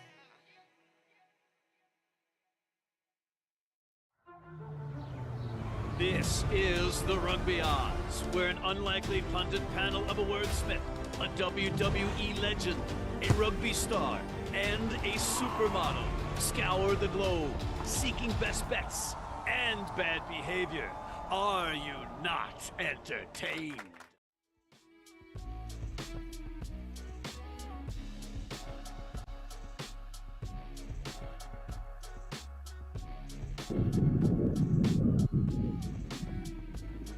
Welcome back to the Freetail Sevens 2023 Rugby Tournament. And Wilson Kit McConaughey taking you through all the action. We will get one more trophy awarded here in this next match. It is the plate final on the men's side of things. Both these teams have losses earlier today, but good point differential. They have punched their ticket here to the plate final, as we've got Finn Rugby for the Impact Network taking on the Lemurs. We had a couple of close matches here early with both of these squads. It should be an interesting one as we see who can take home the plate. Yeah, we did indeed. Finn Rugby falling in their quarterfinal by just 2 points, 14-12. And then on the other side, you've got the Lemurs, who fell to Tennessee Elite 14-0. It's really been a mixed bag, particularly for Finn Rugby yesterday. A win, loss, and a draw in their 3 matches. 2 victories and a loss yesterday for Lemurs. Lemurs may be a slight favorite if you're going to go ahead and put the Vegas odds out there, but I really like this one. It's going to be important for Finn to start quickly, though. Yeah, the Lemurs ran into a buzzsaw there with Tennessee Elite. They kind of seem to be one of the contenders there for the title this year. So a 14-0 victory, not a terrible statement, But the Lemurs now trying to come away with hardware here at Freetail 2023. They've got space on the outside and a beautiful skip pass. Finds its target on the outside to Carson Cross. Cross cuts back in into contact. And they'll swing it back now to the right-hand side. Della Pina. Chip pick up over the top. A little bit of space there. Ends up being scooped up by his teammate. 20 meters out now here for the Lemurs. Great bit of play to start things off. Try to find some space, weak, couldn't do so. Now they'll try to move it across the pitch. Really wide formation here for the Lemurs. Big time tackle. Tillman, the try scorer previously throughout the day, makes that tackle. But now a big time break, and they are in for the try. Lemurs are able to strike first here in the plate final. A great job from the Lemurs going from the near side to the far side of the pitch, using that full width, extending the defense from Finn Rugby, and able to cut inside. Unselfish, accurate passing. Couldn't ask for a whole lot more for the opening strike. Yeah, we take a second look as they're able to get it all the way to the outside here. And get another look there again. You see just bringing it in with Spencer Cameron. He drew that second defender, able to find a teammate in space, and he did the rest. By one, and no one else in red back defensively. Conversion good, so 7-0 here for the Lemurs. Taking on Finn Rugby, and Finn had a tough match. Just barely came away with the loss. A one kick, one conversion could have made the difference as they fell 14-12. An opportunity here for the Lemurs now. Trying to kick this one deep. Again, that wind's starting to pick up as this one does just creep over that 10-meter line. Yeah, Tim, you mentioned that quarterfinal loss to Roots. It was really back and forth, and there were opportunities for Finn to come away. They may be, I don't know, we'll see how focused they are in this matchup, having to lost that very difficult quarterfinal. Della Pina takes this one into contact, but unfortunately, the Penn State University player knocks this one forward, and so we'll have our first scrum here for Finn Rugby. Well, Finn with the opportunity via the set piece, knocked on by Della Pina. New York born, now calling Austin home. A lot of these young men on this Lemurs side are now Central Texas residents, as are so many people these days, it seems. He's made his presence felt here in Austin already, though, being the Rookie of the Year this year in 2023 for the Austin Blacks and making his presence felt thus far. But right now it's Tillman with the big time move to take it through. Mike Tillman contacted there in the center of the pitch, has to let it go, and they're able to keep things moving here for Finn. That Tillman, the former Coastal Carolina Chanticleer, is an absolute beast. We've seen it on both ends of the pitch, and you have a feeling if Finn are going to find a way in this match, they're going to need at number 13 to have a big one. Clear. Dings the Lemurs there for the penalty, not rolling away the call. So an opportunity for Finn Rugby. A contest for it, finally hits the deck. Got a release there. Get things moving. They'll try the weak side. Space out there. Nicely done. Beautiful cut back in. And they are going to come right back. 7-5 now the score. Big time try for Finn. Big time try, big time response for Finn. Desperately needed as they march right back down the pitch, able to find points of their own. They said this is going to be a good contest, and it's shaping up to be so. Two quality sides clashing here in the plate final. Big time kick coming for Finn Rugby. As we take one final look, nice little cut back in there from Tillman to start things off. Kick off the mark, no good. So it's still a 2-point lead here for the Lemurs. About 2.5 minutes left to play in the first half. That's a big misconversion. Obviously not the most, let's say, easy from that angle, but you do have the wind at your back, and it's one that you need to try to send through the uprights. The Lemurs clinging to this 2-point lead late in half number one. You ready? Let's go. So they'll get the restart here. 2 minutes left to go. Take a couple substitutions. Yeah, Sean Prugger, the try scorer, not a name we've called a lot this weekend, but he does a good job when he had the opportunity. Nice take in the air. And now They will swing it all the way to the outside. Lemurs looking for a response after that try. Nicely done all the way to the outside. Good job keeping it back in. Back to the support, and now they'll swing it out to the left. Through the hands there from Cameron. All the way to the outside, De La Pena. Nice little looping run. They're able to find some space. They're in the corner. But eventually, I believe a forward pass is going to be the call. So tough stuff. Almost a break there for the Lemurs. Yeah, it was indeed. They looked like they had a bit of space here on the near side.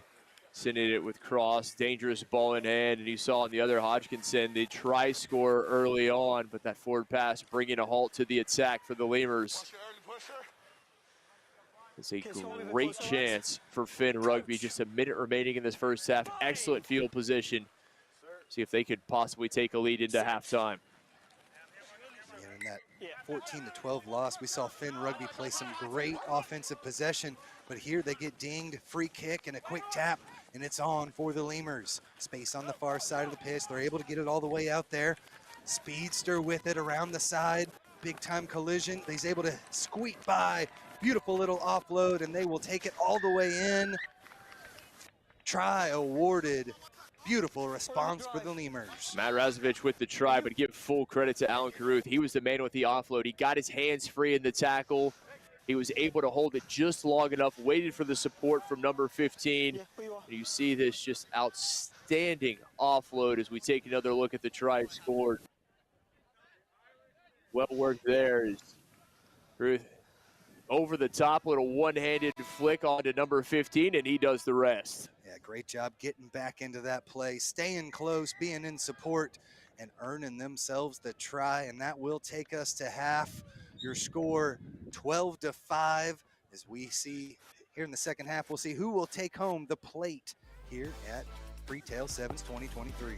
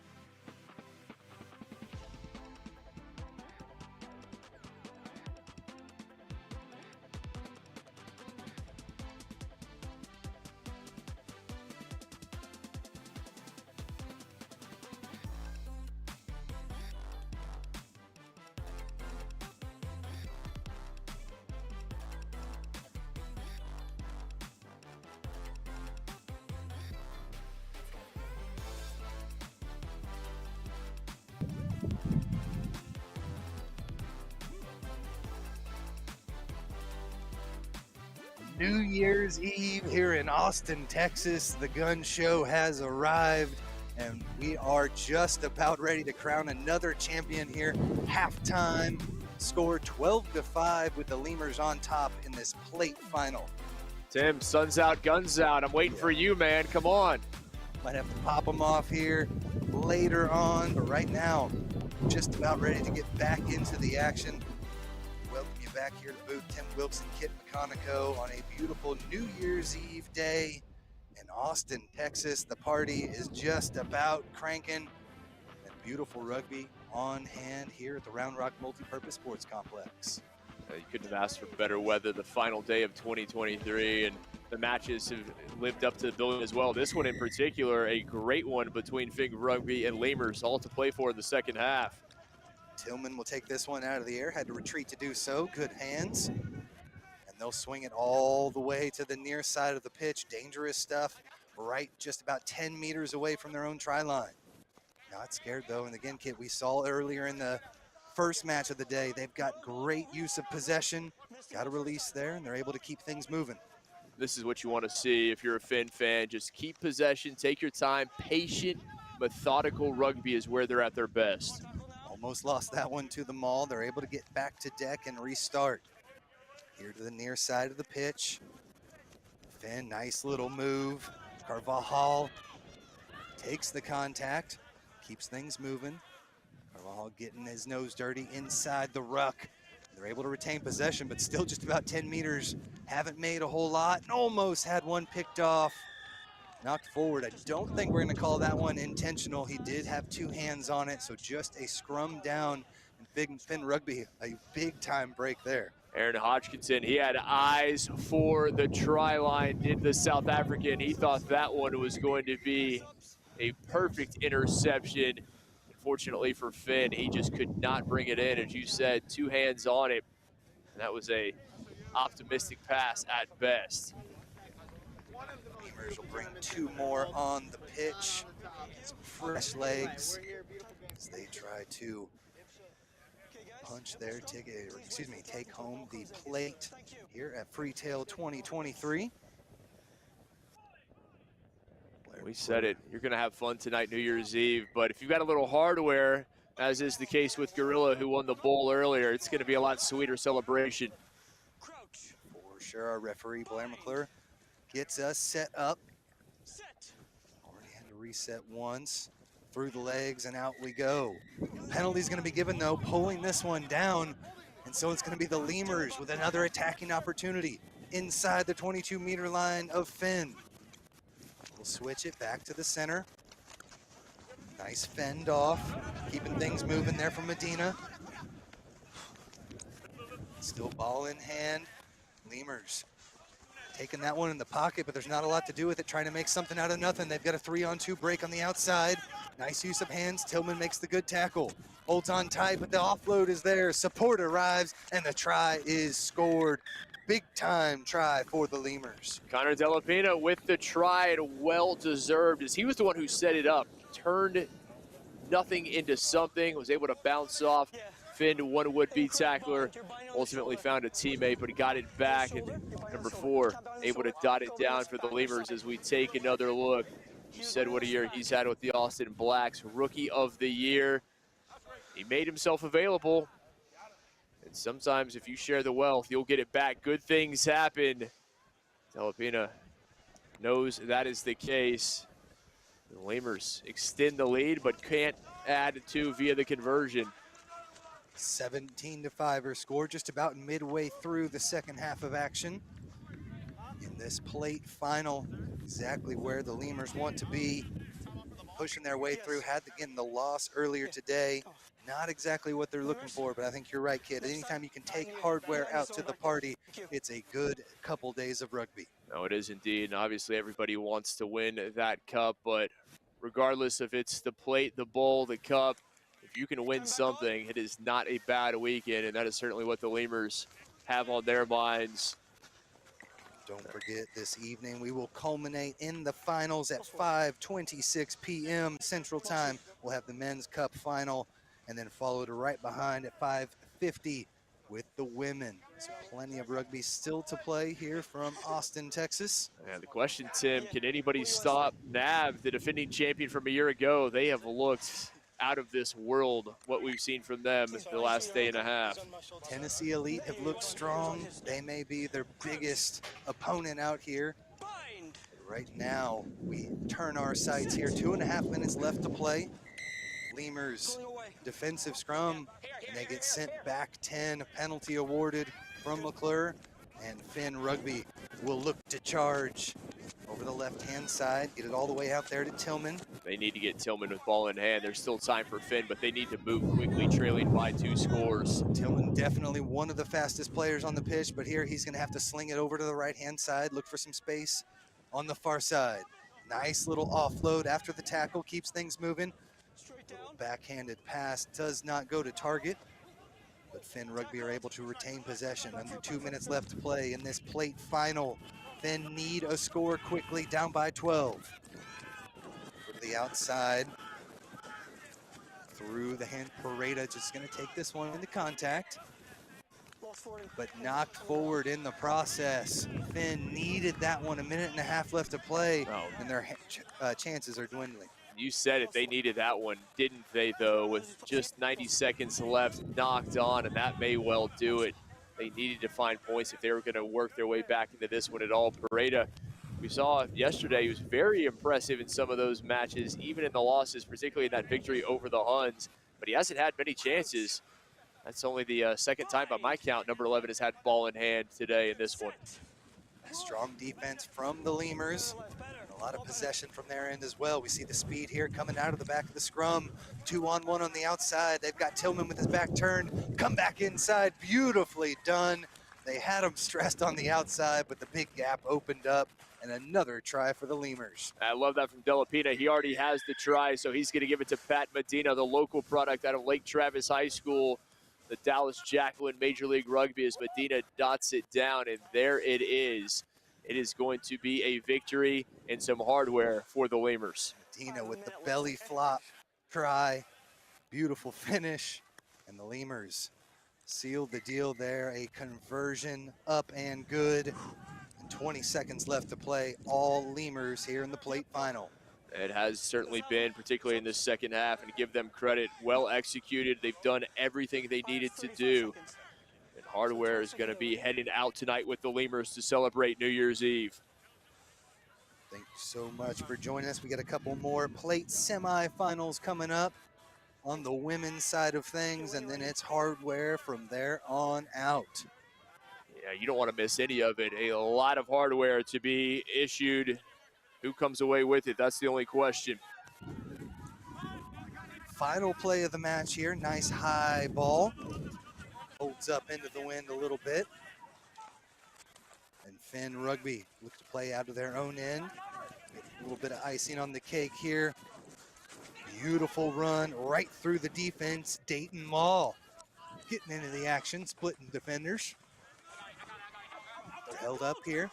Again, final play of this plate final match. No wrap tackle penalty there. And a quick tap gets Finn Rugby moving again.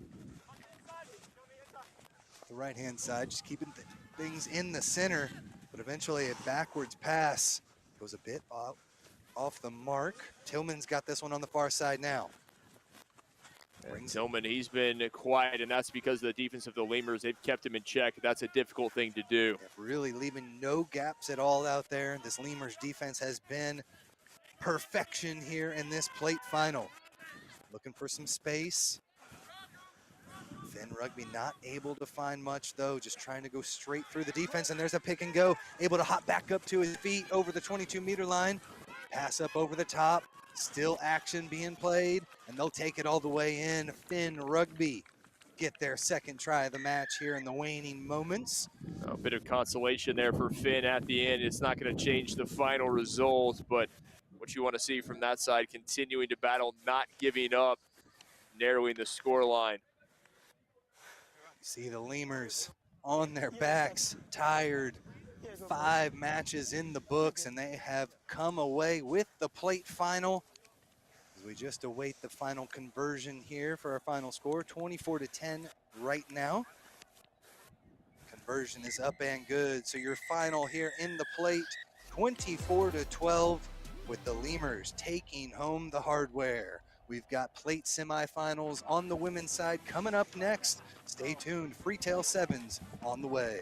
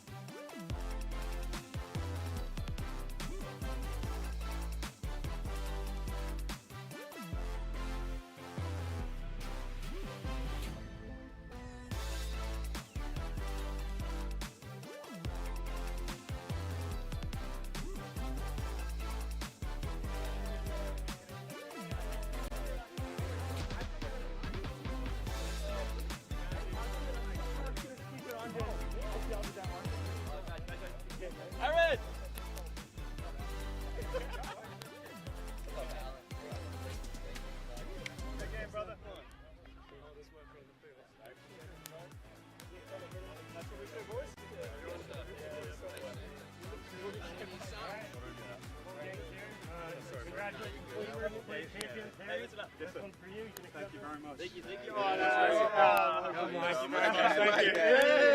Thank you, sir.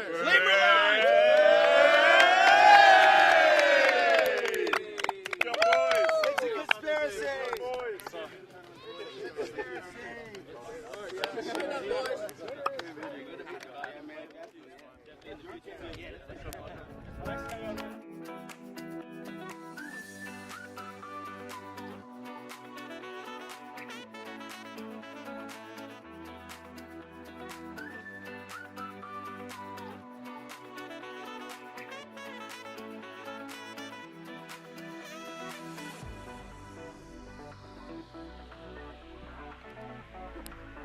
Welcome to our plate semifinals. We're moving over to the women's division.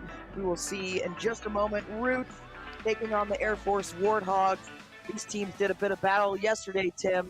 Tell us about that one. Yeah, and that one, Roots was able to sneak away with the win, 19-12. But Warthogs competed well throughout. Roots pulled away just at the very end of that one. So should be a competitive match as they try to seat themselves through to this semifinal. I think the Roots has the edge overall. They seem to have more of a breakaway capability. Warthogs more methodical in their attack. We'll see, at this point in the tournament, tiredness and tired legs come into effect. So we'll see what they're able to do. Sometimes it's tough to put together those long phases of play. Can be, and we appreciate you tuning in. Next Level Rugby, Wendy Young, joined by Tim Sigmund. And we can see in the center there, that camera on Maddie Bullen, referee out of Austin, Texas. We are almost ready to get this one underway. Warthogs with the kick, so Roots should receive. We've seen several teams spoil those kickoffs, though. This one looking for a bit of space. Roots having to turn and chase, but going to be well handled by Wakasula. Still going forward. What a fend that is, and another one. Finally get her stopped into the deck. And Roots, of course, in their trademark black and red. Air Force in that black and gray strip, and they are the Warthogs. So it's a mixed side of cadets and service members, and this is a big break by the Roots, getting around the outside. One to beat, but she has got the speed, going 80 meters and touching that one down, scoring quickly for Roots. Great break there by Roots. That was just a really good job of getting a short break down the left side, gives them the space on the right, spin it all the way across the field, and nothing but straight speed to finish that one. Great display by them, and exactly what we talked about there as we started. And here we can see in the replay, it's just working it through the hands, getting to that space on the outside that was created by that initial break down the left sideline. See, there she is, just finishing this one, getting the points, getting Roots on the board. The conversion will fall short, score will remain 5-0, but Roots got to be happy with that start. Yeah, a quick one, seeing that strip of grass just open on the right side and decided to burn it all the way to the end goal. And that is the start that Roots wants. They want to be in this plate final. They want to show that they deserve to be here and can play with some of the best. They've looked dangerous throughout the tournament. Maybe just a few unfortunate outcomes for them, but definitely have the ability for a long break at any point in these matches. They will get us restarted. That's Flores with the restart into Warthog's hands. Having to struggle. We've seen this with this Roots side. They are so good on defense. They are not afraid to get into those rucks and make it difficult for their opponents. This one picked up, releasing it to the outside, but that's probably, yes, going to be a knock-on. Maddie Bullen on the spot. You can probably hear that wind across our mics. It is getting windier and windier as the day goes on. Our unofficial weatherman, Tim Wilkes, gusting up to 20 miles per hour. Let's see what Warthogs are able to do here. They need to retain some possession. They've been lost it there when they tried to kick through, and Roots able to recover, but the ball's going to squirt out the outside. Yeah, and looking like Warthogs are going to end up with it, and they get the penalty. Okay, to take it slow, no reason to rush. We have seen Warthogs throughout the tournament seeming more and more composed and calm. And that is a fantastic kick that sort of looked like it was in and then it was out and hit the line, but those weird touch laws come into play, and Rebecca Portlock is on the spot. So now Warthogs having a fantastic spot for a line out just outside the 22-meter. Maybe that wind helped push it out a little bit Yeah. there with that coming right to left across the pitch. But just a really good look here for Warthog. Great attacking platform, about 22 meters out. Spoiled in the line out. That she did on her own. She had some vertical there to get that through. Cheeks having to track back, support her teammate now. They can go either directions as Cheek looks to distribute. Guzman, big carry there, but a huge hit from the defense. Looking to see if they could go for that one. Referee keeping them on side. Big fight here, leg drive coming through. Power of this side. And that's a big pickup by the kicker. She does the restarts and she's got some wheels. That's Flores. Root's gonna pick it up from the base and have a run herself. Now releasing to this left side. They do have some space. Just need to pin that defender. Look at her, lock her in, and then release. Oh, couldn't quite hold on to it. That is so dangerous, though. That's what they need to do. Yeah, good patience there by Root, slowing it down a little bit, reorganizing, drifting that ball left. That pass just a little over her head and couldn't quite gather it to make the break. But good job working it through the hands, just couldn't quite finish there. And that's one you would want that back, but they'll have the chance again. I can guarantee you that. They really like to use their width and spread that defense out. Warthog's just a little slow to realize that's what was being done. But they'll get the chance here, the Warthogs. They're on attack now. They've got a scrum. Big push coming in. Warthogs having to just dive on it. Now Roots is gonna steal that one. But just a knockout on the pickup. So it'll stay with the Warthogs. They'll get another chance. You can hear just a warning coming in there from Bullen, reminding them they can't push until that ball is in, but they've got the size and the power in the scrum, it looks like. Yeah, good job by them there. Definitely have the advantage on the size.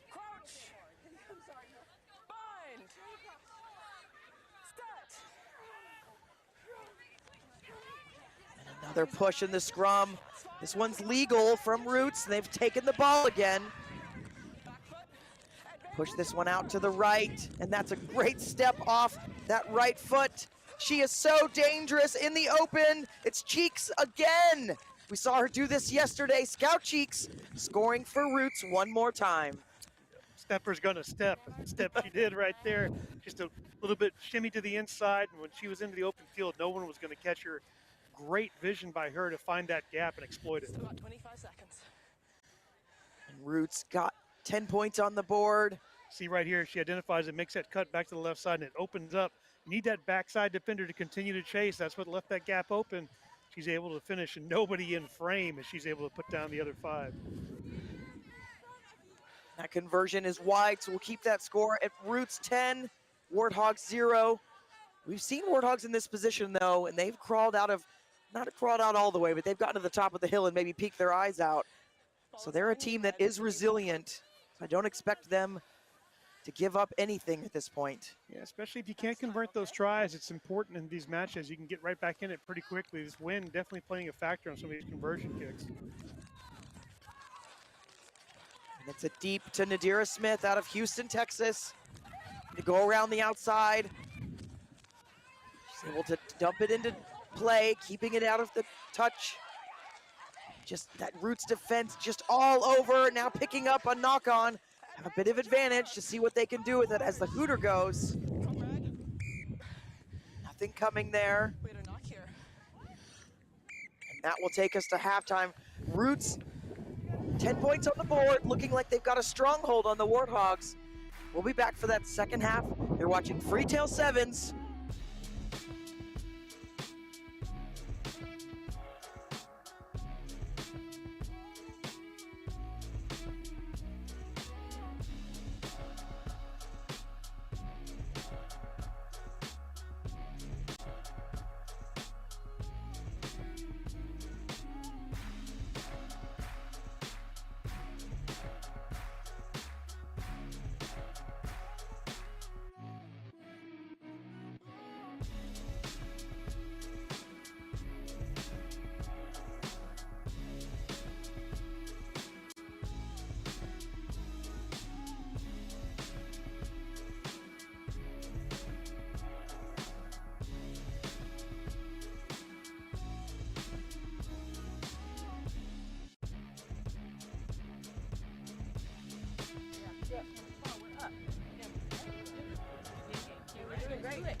keep that up. Energy up. Energy up. Roots on 3. 1, 2, 3. Roots. Everybody good? Anybody need somebody? Water. When y'all ready, just pat your head to the set. We got some subs. Hi, baby. Hi, Charlotte. Love you. And Chasey. I don't got no kids, but hi to all the kids out there. Hi to all the kids.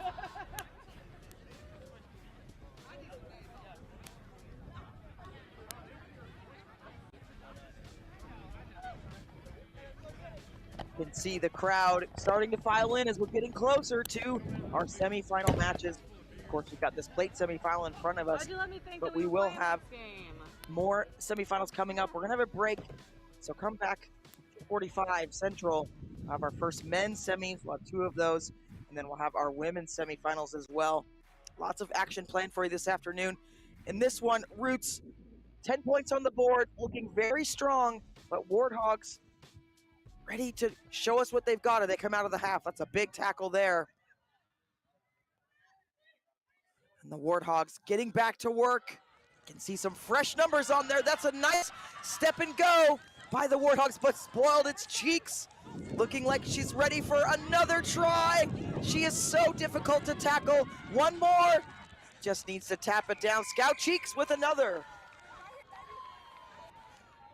Great job with recovering on defense there as they celebrate the try with some cheekiness there. But really good job by her. She shot up in the defensive line and missed that intercept she went for, but able to retreat on defense. You can see right here, she just grabs it.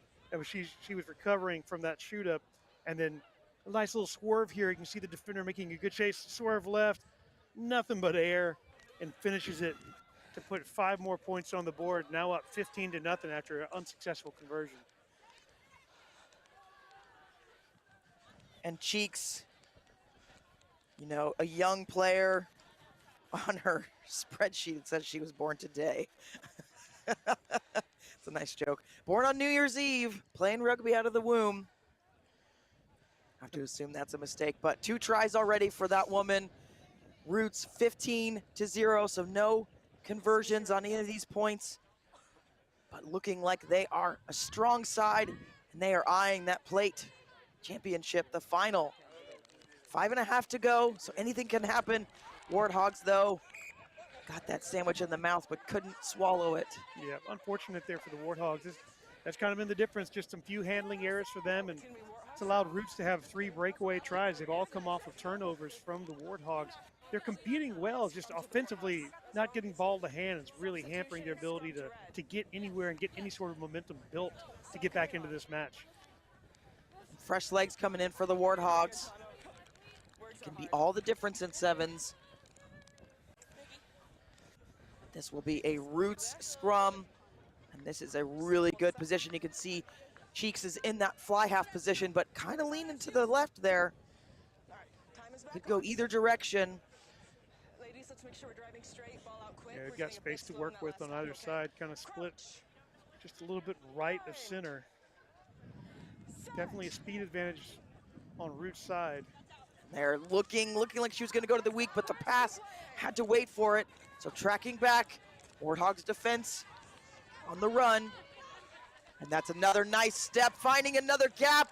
Roots are just so good at making the gaps and then having the speed to finish this one off. It's going to bring us to 20 points, and that is a score that will go down in the books for Okapara.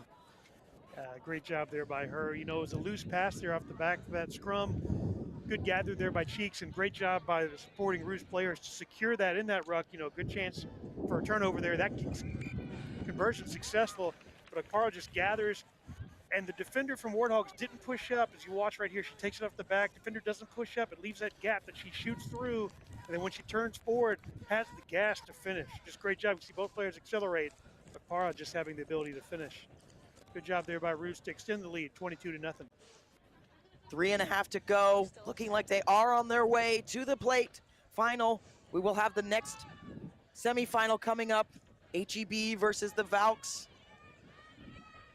as well. So we will know who Roots will be playing momentarily. Warthogs taking this one on the fly. Big leg drive from that woman wearing the number 8. And a penalty though, Roots in there, getting the poach, and the quick start, releasing again to the outside. What a fend, that is beautiful, one defender to beat. She gets it in the corner. This one's gonna be a quick conversation, let's listen. And it's a try, no conversation needed. The poise to get that down on the flag. Great job there by the cover defense trying to make a big hit, knock him out of bounds, but just low center gravity right here. You can see big fend right there to make the break initially. Cover defense coming across hard, hits up high, trying to carry out of bounds, but just enough to keep those feet in bounds in the field of play. See the knee come down, all's good there as the ball reaches. Maybe watch that hip right there. Looks like she's able to stay in the field of play there. Line touch judge coming right down with eyes on, calls it good to the referee. 5 points awarded. Conversion not up to par, so 27-0. 2 minutes left. And Roots just showing they've got weapons across this entire team. So strong. Yeah, great showing for them here. You know, they got to feel good here in this plate semifinal about what the final holds for them with this showing 27-0 against Warthog, who's really been competitive all day. And like we said yesterday, there was only one try between these two teams. Yeah, it's a big turnaround for Roots, but you know, some teams get better as the tournament goes on, and I think we're seeing that for Roots. Here's an opportunity for Air Force though. A nice little kick through. Chase from behind for Roots. A couple of red shirts coming. Tell the direction pointing, but a good chase down tackle by the Warthogs. And now the tussle at the breakdown. Penalty coming to Warthogs. No hesitation, they want to go quickly and get some points on the board if they can. Just dropped there. That is unfortunate. It's been the Warthogs, not their day, but this match, they've had better showing today. Yeah, for sure. You know, that one just really disappointing. Definitely had momentum on their side. They're looking to get something on the board. You know, probably a little too late to get back and win this match, but have something to take home with a good showing here at the end. But less than a minute left, Roots down deep. You got to think they're just going to let this clock roll, work the ball slowly, and then just about any time they've gotten out wide, they've had a gap. So I imagine that's what they're going to look for again. You can see Cheeks out there playing center. She's had 2 good breaks already today with 2 tries. Maybe looking to her again. It's all the way out to Cheeks, a little dummy there. Now releasing to the outside. And the step, but a good from behind tackle. Now looking which direction will Roots go. They pull it out to the right. And another knock on there. So just a few miscues by both of these teams. It's been a long weekend. But you know what? You win, you get to keep going. That's your reward. Yeah, so this will probably be our final play of the match. Warthogs with a chance to put a little emphasis here on the finishing touches. This will most likely be their last match of this tournament. I apologize. I think that I said the next game is going to be HEB. It's going to be Gorilla versus the Valkyries. So we'll have that for you after this one concludes. And then we will know who Roots is going to play. Air Force, one more chance. Heard the hooter go. Little space there, over the top pass. That one's going to be deemed forward. And a full-time whistle there. Roots moving on to the plate final, scoring a 27 points. Blistering pace they had in that match. Absolutely fantastic.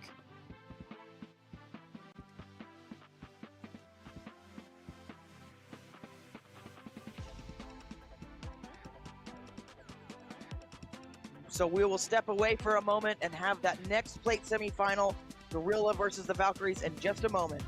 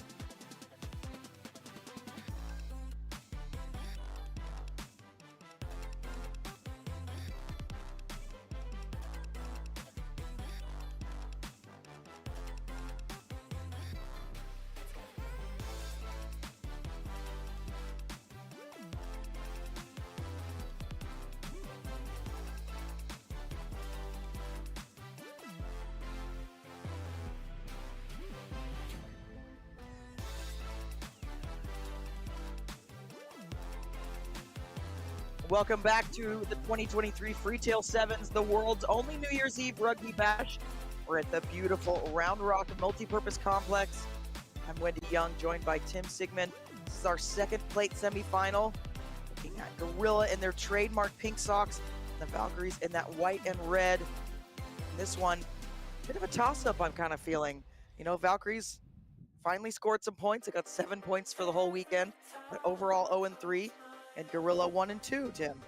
Yeah, you know, really the Valkyries looked, dangerous, for lack of a better term, this morning, but they looked a lot more cohesive than they did yesterday. Yesterday, they were always on the back foot, not really more than one or two phases contiguous rugby.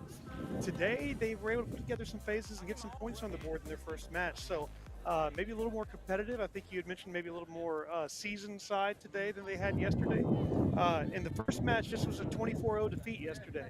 Gorillas taking it over the Valks. But that was a different team. So I'm interested to see how this turns out. Valkyries looked a lot more competitive this morning, and I think they hope to carry that momentum into this game. This wind is going to be tough on these kickoffs, though, and it's really starting to blow. Yeah, it's definitely gusting, and then when it's not gusting, it's a constant wind. Gorilla will get us going. They'll contest this one, but it's not going to be 10. Justin Hale going to bring us back to the middle, so the Valkyries will start with that free kick opportunity. And I think, definitely for the Valkyries, and I think Gorilla as well, really improving over their couple of matches. This is their fourth match of the weekend. Both teams showing improvement as Acosta Navarrete gets it out to the side to Lamphere. Just going to run into touch. And this one is a little bit tough with the wind again, and then the pitch lined, it's orange. So it's a little tough even for players to see. Yeah, but definitely Valks taking some initiative there. We had something we hadn't seen from them most of the weekend. Good job finding a gap, getting it out wide, but just getting pushed into touch, unfortunately. But it looks like, is that the Valkyries with a player down off that tackle? Yeah, it's actually Lisa Porter. I misnamed that one. I apologize. So Lisa Porter just taking another second to get up. It does look like maybe the air knocked out of her. So we will have the medical team coming on. And this one just barely getting going, but we will have a break after this. Then I hope you stay with us on Next Level Rugby, because we've got some barnstorming semifinals coming up. We have our men's semifinal at 2:45 Central. NAV, the reigning champions, taking on Roots. Roots placed third last year, so you know they want to get over NAV. And then following that one, Tennessee Elite versus Faith. I think that one's going to be the one to watch. I think that one is going to be very close. And then, of course, we'll follow that with our women's semifinals, All Blue, defending champions, and surprise, HEB, as well, followed by North Shore taking on Faith. So congratulations to the Faith program. Both of their teams getting through to the semifinals. That is a feat to achieve. And looking like Porter is able to get out and walk up on her own. Always good to see that. So Gorilla with the line out as we get you back to the action. But is going to be fine with this wind. We have to worry sometimes. Gorilla can see those churning pink socks as she tries to take the corner. She's done this all weekend. She is so dangerous with ball in hand. So quick, those long legs and that red mane just flowing behind her as she goes from her own 22 all the way to under the posts. What a score that is by Hicks.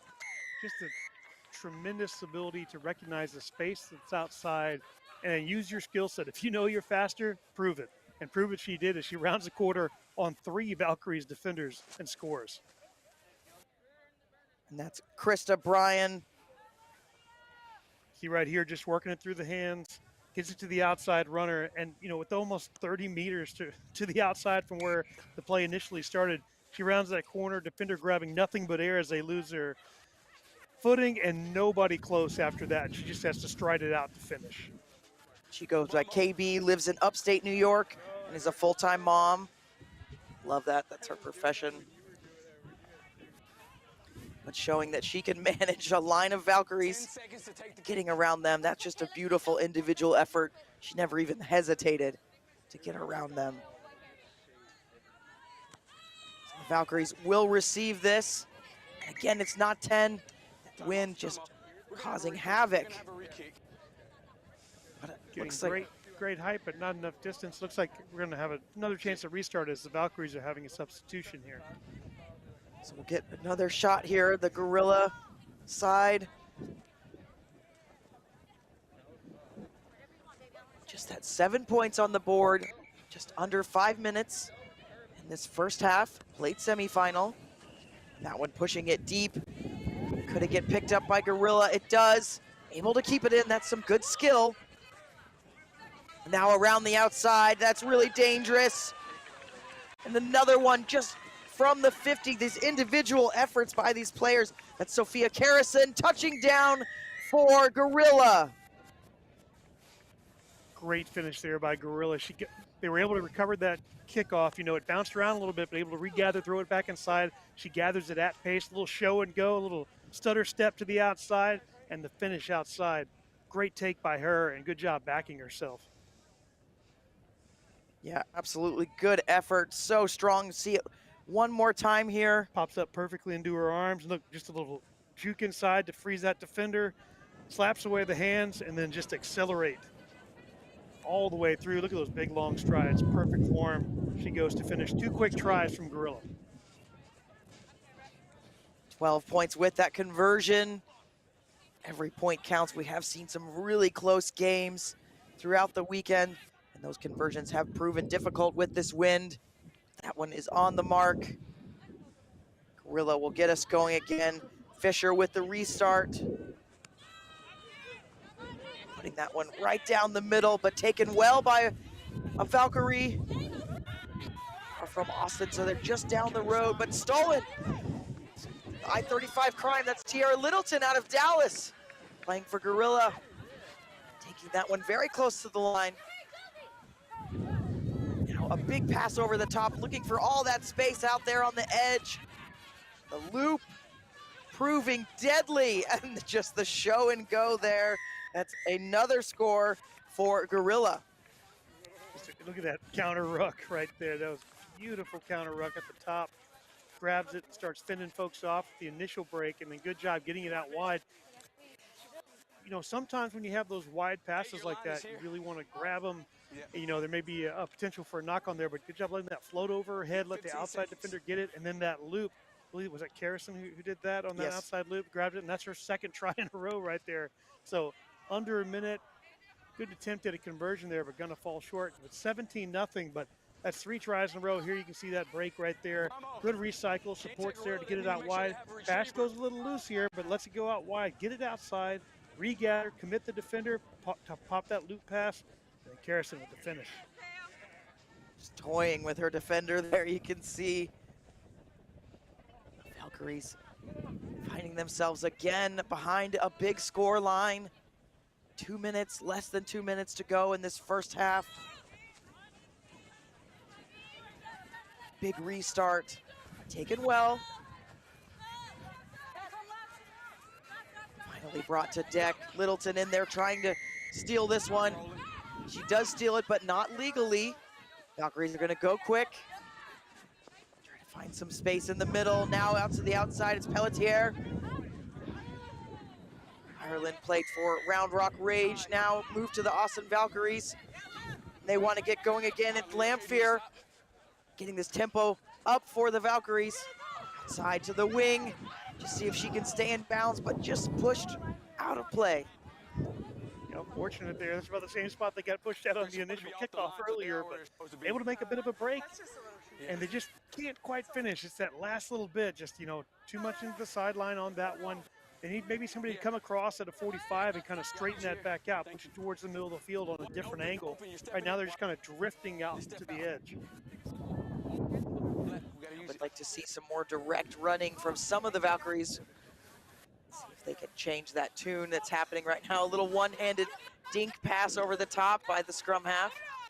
Now out to the edge. Again, she's already scored 1. So dangerous, KB. She's gonna offload though to Lockerman. Lockerman with 1 fend. Good job by the defender to hold on. Being driven, dragged down the pitch. She stays on her feet. Takes 2 Valkyries to get her down. They're gonna push this out to the right side now. It's a long, high looping pass. Handled well by Gorilla.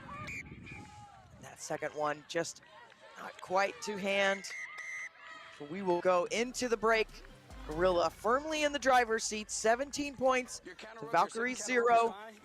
Stay with us as we will be back with your second half of this plate semifinal.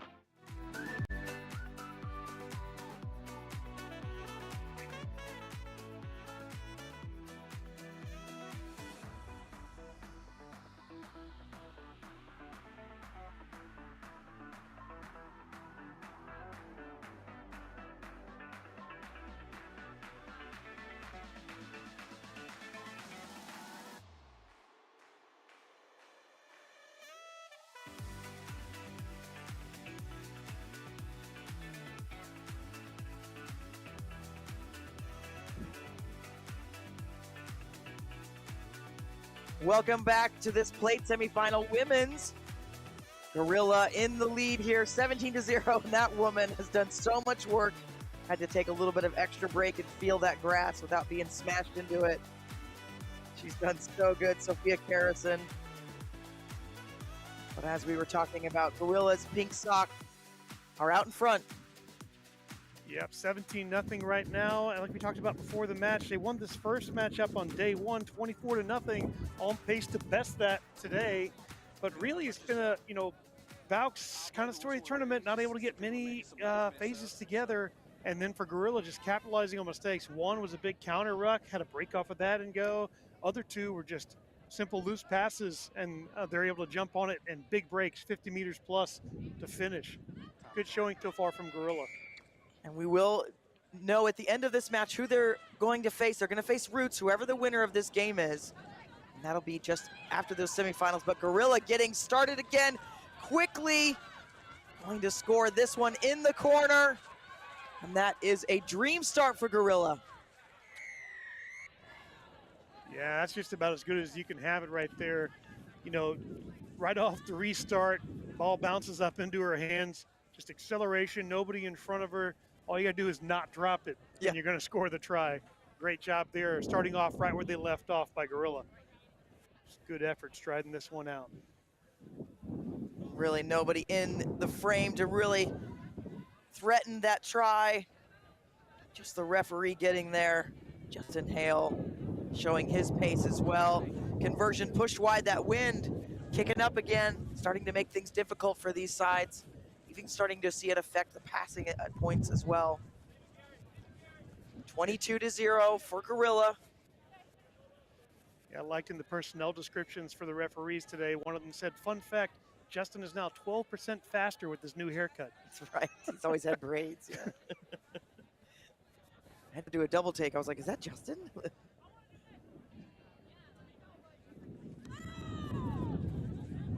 High, long restart, can't quite handle it. Are the Valkyries. They're under immediate pressure. Able to keep it going a little bit there as Lamphere. And then now Sam is in the pitch. Out to Ireland Pelletier. Dancing around, but really putting themselves under a bit more pressure as they're only going backwards. And that's gonna be obstruction. Gorilla with a really good chance here. The Valkyries are gonna have to be on that try line now. We do have one Valkyrie down. So we'll take another pause here. This one, talk us through what you think, and I'm asking you to predict, and that's never a good thing, but that plate final looking like it's going to be Roots Gorilla. You know what I'm going to see, what we saw in the first match was, Roots had a bunch of long breaks, and that's kind of what we've seen from them all tournament. I haven't seen Gorilla be challenged in this match with that kind of speed. I think they may not be able to match some of that breakaway speed that Roots has across their lineup, and so I think that may be the difference. But when it comes to set play, I think they'll be relatively evenly matched. So it's going to be about who makes the least amount of mistakes. What we've seen is the Valks have had trouble hanging on to the ball. If we can get a few straight line runners, you can really challenge that opposition. And I feel like Roots does a better job of that. And so if I had to pick right now, I would probably say Roots is going to have the upper hand. And this one just pushed into touch, so no try for Gorilla. And then another fun law quiz for you. Thrown into touch.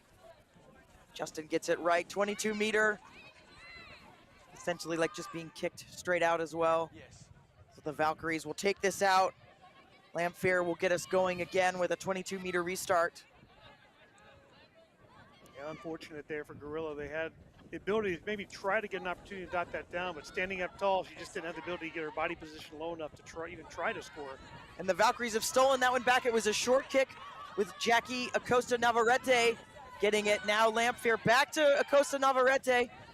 That name change just doesn't quite roll off the tongue as much as Acosta does, but I know she wants to use that full name as she is newly married to Carla Acosta Navarrete herself. Valkyries under attack now. Pelletier gonna carry that one forward. Big tackle coming in. Getting really physical out there. Valkyries having to really fight with this one. The support coming in strong. A little bit of space on the outside if the Valkyries can get it there. It's a one-on-one. They choose to go the other direction. Seeing a bit of room out there for Ruthven. But that defense by Gorilla just looking very strong. Now it's into the hands of Kupitz. Can't quite get around the edge. Pelletier has to circle back. That one a very flat pass, but look at this defense from Gorilla. They are just smashing them. They have not made forward ground yet. Penalty coming for the Valkyries. Just off their feet, Gorilla. Yeah, clattering tackle there, but just getting off their feet when they tried to recover possession of that ball. Valkyries just need to get a hard, fast line runner going straight, and I think they'd be able to exploit some of these gaps that are there, and that might be it. And that's Acosta Navarrete going through there, but can't quite hold on to it. Well, Tim, I have to ask you, you're using that word clatter a lot. Have you read the Night Before Christmas story recently? Or? I have. With 3 kids, you got to go through that pretty often here in the Christmas season. Like, I haven't really heard anybody else use that word. It's a great descriptor, though. I'm a fan of 19th century euphemisms. Yeah. Fresh legs coming on for the Valkyries, also for Gorilla. 2 minutes, 2.5 left in this plate semifinal. Freetail sevens. So fun to have this tournament on New Year's Eve. You know the teams that are going to get hardware tonight are going to party. Maybe the teams that are going to lose might party a little harder as they ring in 24. A new year on the books for us all. Big tussle at the back of that scrum. Comes out with the Gorillas, though. Showing their strength. And look at that Fenn having to get caught from behind. Another beautiful pass on the outside for Gorilla. One tackler to beat. Good tackle into touch. Just trying to finish it there. I think the ball's gone out in the exact same spot. A couple times, yeah, yes. At least 3 times. I think there's only been 3 lineouts in this match, and all 3 have come within a few meters of the same spot. But, we'll see a substitution here by the Valks with about a minute and a half left in this game. And they're hoping just to get another score, or just some good downfield momentum. There's been some good opportunity for them, but it's just like that second, third phase just can't seem to quite connect. And when they do have a break like they did last time, just that knock-on, it's just that next little step that takes you to that next level. Can't quite get those link-ups. Yeah, it's all about just making the couple of things go correctly and then keeping that checklist going. Valkyries having to fall on that one, but I think, yes, knocked on by Gorilla. So we'll just move that out and have a scrum to the Valkyries. You know, what we've seen over the last 2 days, you know, some of the separation between these sides, like you think of how North Shore's been playing and Faith, both on the men and women's side. Rugby can be a very simple game. If you get ball to hand and just go to space, whether you're passing it to that space or, you know, creating it to run into, it's so simple to score sometimes. And those top tier teams, you just never really see the ball go to ground, and it's just so important. Valkyries with a chance here coming out to this left side. Immediately meeting contact though is Brackett. Now Acosta Navarrete just getting swallowed by this Gorilla defense. Now it's a fight for the ball. Gorilla getting the penalty. Just everything that the Valkyries do right, Gorilla's just doing a little bit better. Yep. And that will be the final whistle on this plate semifinal. Gorilla will meet Roots in just a bit. We've got our men's and women's semifinals coming up. We're gonna take a small break, then we start again at 2:45 Central. You're not gonna wanna miss these matches. We're gonna step away. You're gonna have Kit McConaughey and Tim Wilkes coming in for a bit, and then we'll be back. Stay with us. Freetail Sevens 2023.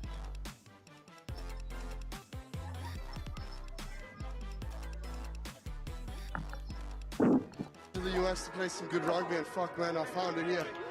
What a fight. I mean, I'll remember this forever, I believe. Our team struggles sometimes if we're down with mental, and we just gotta remember that it's a mental game out there and physical, and if we're losing, we're winning, like we keep level-headed and we just keep going at it and we never give up. If you rockin' with it, put your hands up. Yeah, this the anthem. If you get up and get it, put your hands up. Yeah. This one for the winners if you with me. Yeah. Hands up in the sky if you feel me. Yeah. This one for the winners if you with me. Yeah. Hands up in the sky if you feel me. You were here last year. You unfortunately didn't come away with the win. You suffered an injury. Not even a year later, you're back on this field, taking home a national title, man. How does it feel? You know, it's bittersweet. It's just not me, the entire team, as you can see. This is for the Powers at home, this is for Ireland, and this is for the Wolverines! Honestly, we're known as underdogs, and we're not known that well around America, but now we've made our name, and I guess we're on the map now, so it's so good. Referee gets it. Referee looks at his watch. Referee whistles it. Your 2023 National Collegiate Rugby Division I champions, the Notre Dame College Falcons. Final. You came here, you saw, you conquered. How did that feel? Oh, it's just so great. We've been working for this season. Like, losing the lead last year really just like lit the fire underneath us, and the fact that we were able to accomplish it is just such a great and so surreal feeling. Like, we're never gonna like forget this moment because oh my gosh, it's so great. Grammy only do it for a catch. Dropping back to back, but really I've been relaxing. I might go for months, I could go for years if I take a break. In the back for weeks, he sends it into touch, and your D1 champions, the University of Kentucky Wildcats. Congratulations, an impressive performance, an impressive season, kicked off with a championship. If you get up and get it, put your hands up, yeah. This one for the winners if you with me, yeah. Hands up in the sky if you feel me, yeah. This one for the winners if you with me, yeah. Hands up in the sky if you feel me, yeah.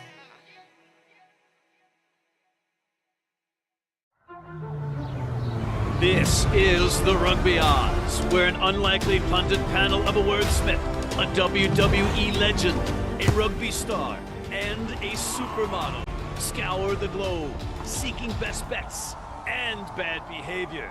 Are you not entertained?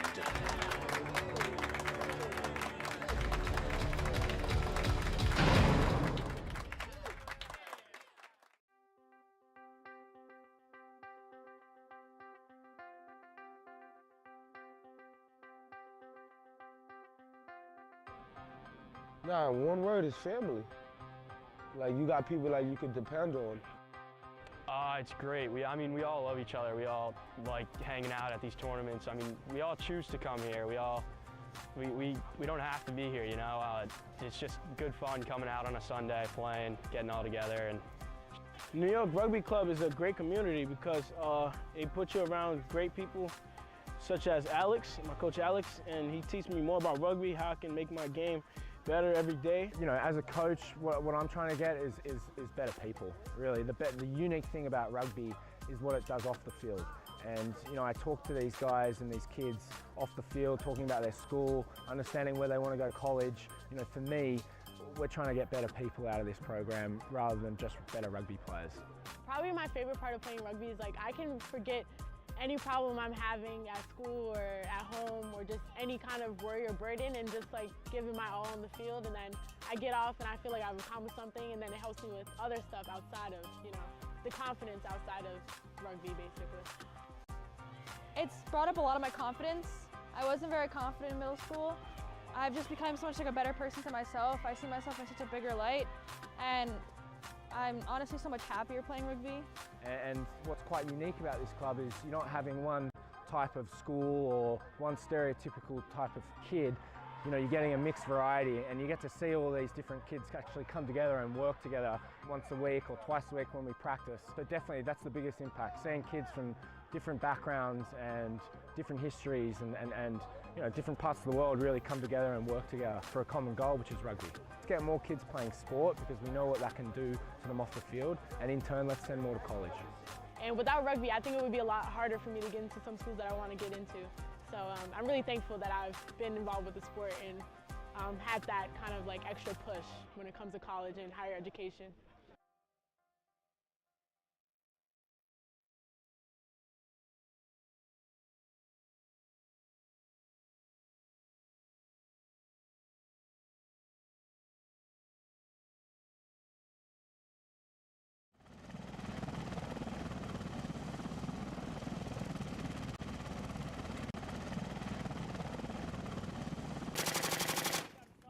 You know, we as a country, we've been at war since 2001. And I think that a lot of people who are not involved in the military really don't think about it. Get across. House 19, but I'm saying, you know, we finish here, but we can orient up and then get eyes on the enemy. You know. It's not on the forefront of the news anymore, but we have people out every day taking risk, and obviously sometimes they pay the ultimate price. I mean, there's some hard stories in there, so they're all great guys. You wish they were still here today with you, but you understand, you know, duty calls, they served a mission, and there's tragic, you know, there's tragedy and everything, and you know, a lot of them died in war, others died when they came back home. And we have our jerseys, and since the beginning, we've worn a black mourning band, and that black mourning band stands apart as a reminder to us of who we're playing for. Who are we playing for? Marines. Our brothers. Right there. That's what we're playing for. Play with their fighting spirit. They can't be here. You fucking make it up for them right now, all right? there's a lot of suffering and pain involved, but you try to bring the good out in every situation, and this is our way of doing it. It's Friday night, what we come here for. That's the main event. And we go to the Legion and we have the ceremony, remember our fallen, talk about them, we tell stories, remember their lives. Brett Beacon.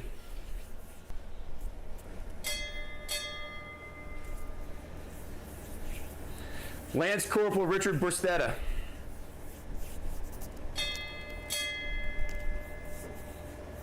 Major Jeremy Grazik. Lieutenant Colonel Dave Green. Major Ryan Hansen.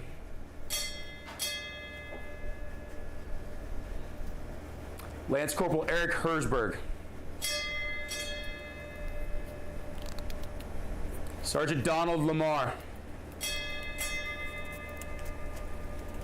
Major John Lee. Captain John Maloney.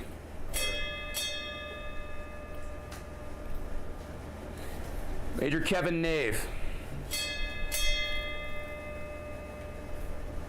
Gunnery Sergeant Cap Pelletier. Captain Michael Quinn. Captain Patrick Rapico. Major John Roca.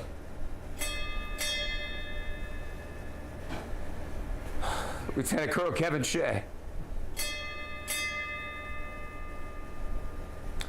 Corporal Jared Shoemaker.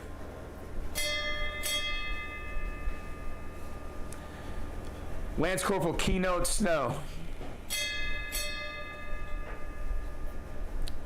Major Keith Takabayashi.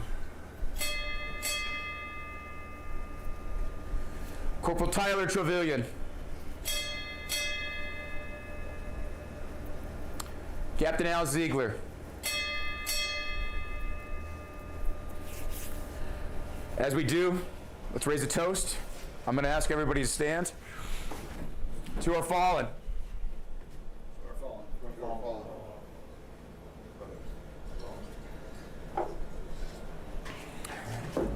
And as we do, first verse of the Marine Corps hymn.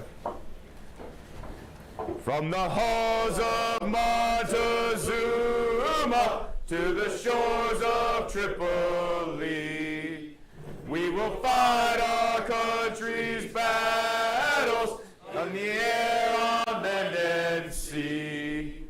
First to fight for right and freedom, and to keep our honor clean. We are proud to claim the title of United States Marines.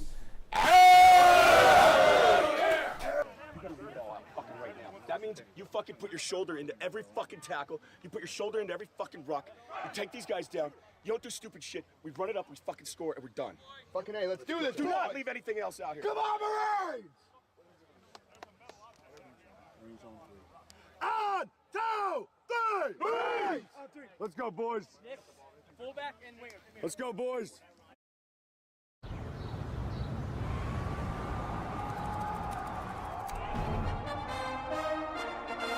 From New York City comes America's longest running and most popular rugby show. The biggest names in Major League Rugby, MLR highlights, and big match previews. Rugby Wrap-Up presents MLR Weekly, made in New York City. To the US to play some good rugby, and fuck man, I found it here. What a fight. I mean, I'll remember this forever, I believe. Our team struggles sometimes if we're down with mental, and we just gotta remember that it's a mental game out there and physical, and if we're losing, we're winning, like we keep level-headed and we just keep going at it, and we never give up. If you rockin' with it, put your hands up. Yeah, this the anthem. If you get up and get it, put your hands up. Yeah, this one for the winners if you with me. Yeah. Hands up in the sky if you feel me. Yeah, this one for the winners if you with me. Yeah. Hands up in the sky if you feel me. You were here last year. You unfortunately didn't come away with the win. You suffered an injury. Not even a year later, you're back on this field, taking home a national title, man. How does it feel? You know, it's bittersweet. It's just not me, the entire team, as you can see. This is for the Power Show home, this is for Ireland, and this is for the Wolverines! Honestly, we're known as underdogs, and we're not known that well around America, but now we've made our name, and I guess we're on the map now, so it's so good. Referee gets it. Referee looks at his watch. Referee whistles it. Your 2023 National Collegiate Rugby Division I champions, the Notre Dame College Falcons. Final.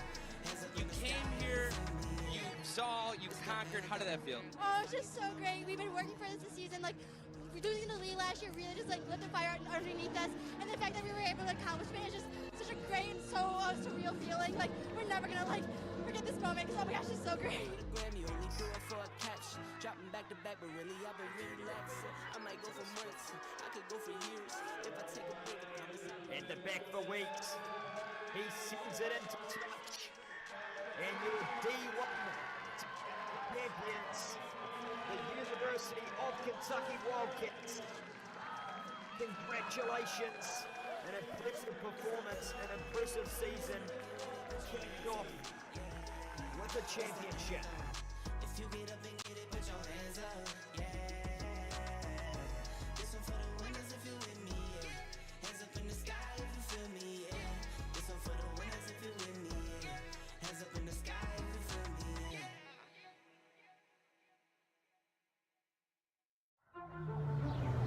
This is the Rugby Odds, where an unlikely pundit panel of a wordsmith, a WWE legend, a rugby star, and a supermodel scour the globe, seeking best bets and bad behavior. Are you not entertained?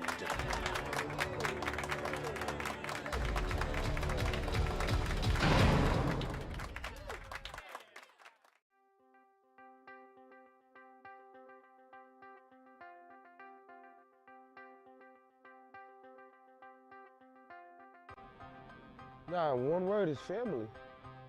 Like, you got people like you can depend on. It's great. We all love each other. We all like hanging out at these tournaments. I mean, we all choose to come here. We don't have to be here, you know. It's just good fun coming out on a Sunday, playing, getting all together. And New York Rugby Club is a great community because they put you around great people such as Alex, my coach Alex, and he teaches me more about rugby, how I can make my game better every day. You know, as a coach, what I'm trying to get is better people, really. The unique thing about rugby is what it does off the field. And, you know, I talk to these guys and these kids off the field, talking about their school, understanding where they want to go to college. You know, for me, we're trying to get better people out of this program rather than just better rugby players. Probably my favorite part of playing rugby is, like, I can forget any problem I'm having at school or at home or just any kind of worry or burden and just like giving my all on the field, and then I get off and I feel like I've accomplished something, and then it helps me with other stuff outside of, you know, the confidence outside of rugby basically. It's brought up a lot of my confidence. I wasn't very confident in middle school. I've just become so much like a better person to myself. I see myself in such a bigger light, and I'm honestly so much happier playing rugby. And what's quite unique about this club is you're not having one type of school or one stereotypical type of kid. You know, you're getting a mixed variety, and you get to see all these different kids actually come together and work together once a week or twice a week when we practice. So definitely that's the biggest impact, seeing kids from different backgrounds and different histories and you know, different parts of the world really come together and work together for a common goal, which is rugby. Let's get more kids playing sport because we know what that can do to them off the field, and in turn let's send more to college. And without rugby, I think it would be a lot harder for me to get into some schools that I want to get into. So I'm really thankful that I've been involved with the sport and had that kind of like extra push when it comes to college and higher education.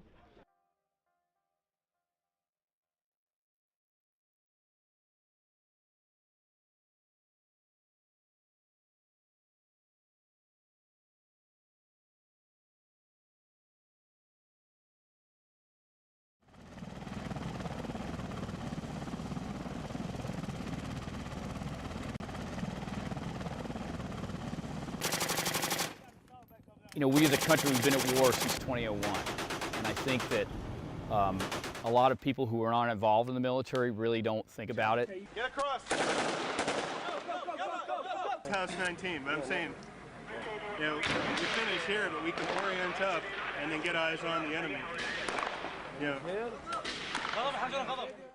It's not on the forefront of the news anymore, but we have people out every day taking risk, and obviously sometimes they pay the ultimate price. I mean, there's some hard stories in there, so they're all great guys. You wish they were still here today with you, but you understand, you know, duty calls, they served a mission, and there's tragic, you know, there's tragedy and everything, and you know, a lot of them died in war, others died when they came back home. And we have our jerseys, and since the beginning, we've worn a black mourning band, and that black mourning band stands apart as a reminder to us of who we're playing for. Who are we playing for? Marines. Our brothers. Right there. That's what we're playing for. Play with their fighting spirit. They can't be here. You fucking make it up for them right now, all right? there's a lot of suffering and pain involved, but You try to bring the good out in every situation, and this is our way of doing it. It's Friday night, what we come here for.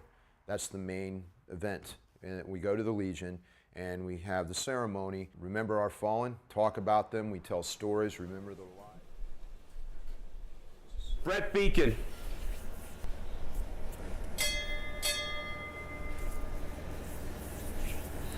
Lance Corporal Richard Brustetta.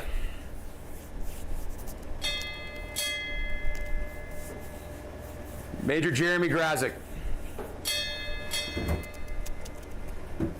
Lieutenant Colonel Dave Green. Major Ryan Hansen.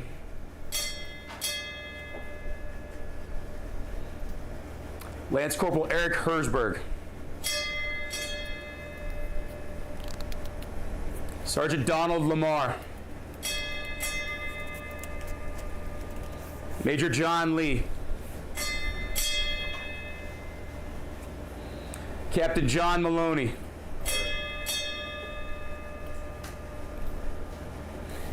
Major Kevin Nave. Gunnery Sergeant Cat Pelletier. Captain Michael Quinn.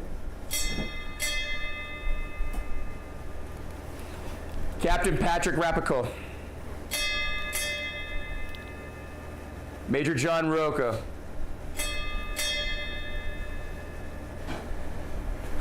Lieutenant Colonel Kevin Shea. Corporal Jared Shoemaker.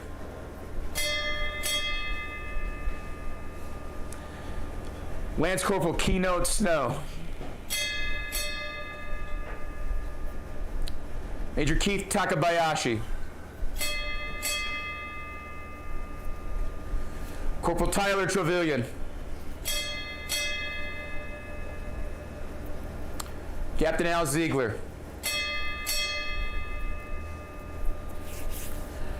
As we do, let's raise a toast. I'm going to ask everybody to stand. To our fallen.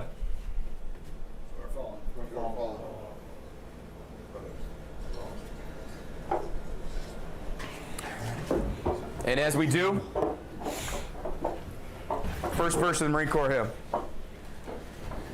From the halls of Montezuma to the shores of Tripoli, we will fight our country's battles on the air, on land, and sea.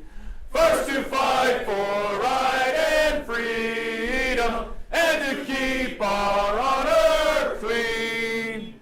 We are proud to claim the title of United States Marines.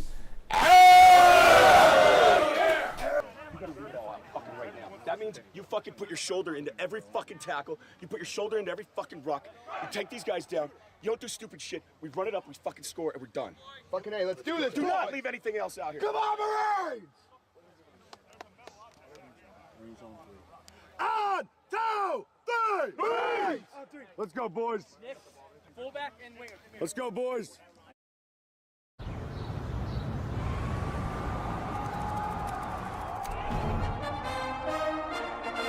From New York City comes America's longest running and most popular rugby show.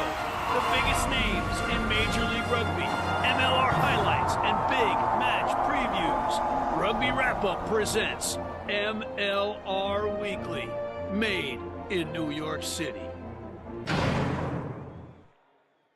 To the US to play some good rugby, and fuck man, I found it here. What a fight. I mean, I'll remember this forever, I believe. Our team struggles sometimes if we're down with mental, and we just gotta remember that it's a mental game out there and physical, and if we're losing, we're winning, like we keep level-headed and we just keep going at it, and we never give up. If you rockin' with it, put your hands up, yeah, this the anthem. If you get up and get it, put your hands up, yeah, this one for the winners if you with me, yeah. Hands up in the sky if you feel me, yeah. This one for the winners if you with me, yeah.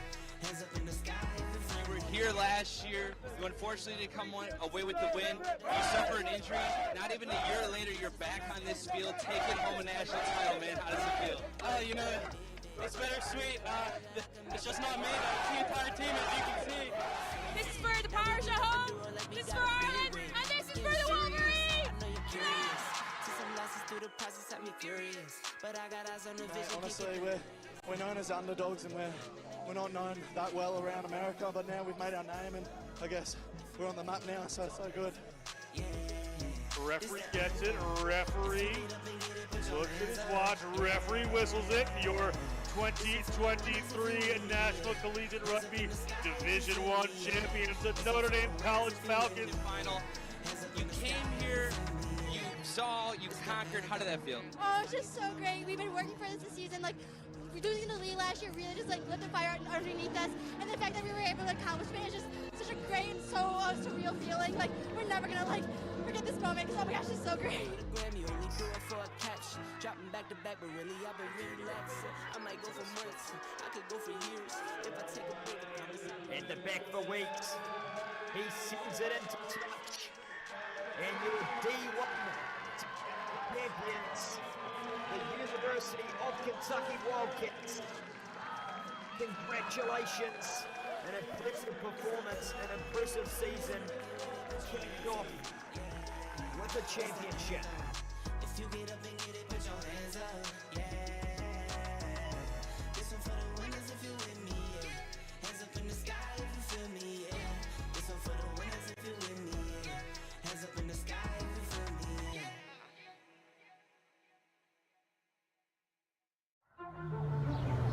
This is the Rugby Odds, where an unlikely pundit panel of a wordsmith, a WWE legend, a rugby star, and a supermodel scour the globe, seeking best bets and bad behavior. Are you not entertained?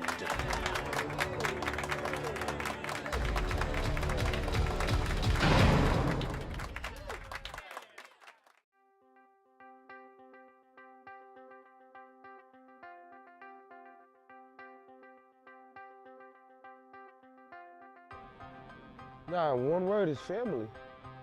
Like, you got people like you could depend on. It's great. We all love each other. We all like hanging out at these tournaments. I mean, we all choose to come here. We don't have to be here, you know. It's just good fun coming out on a Sunday, playing, getting all together. And New York Rugby Club is a great community because they put you around great people such as Alex, my coach Alex, and he teaches me more about rugby, how I can make my game better every day. You know, as a coach, what I'm trying to get is better people, really. The unique thing about rugby is what it does off the field. And, you know, I talk to these guys and these kids off the field, talking about their school, understanding where they want to go to college. You know, for me, we're trying to get better people out of this program rather than just better rugby players. Probably my favorite part of playing rugby is like I can forget any problem I'm having at school or at home or just any kind of worry.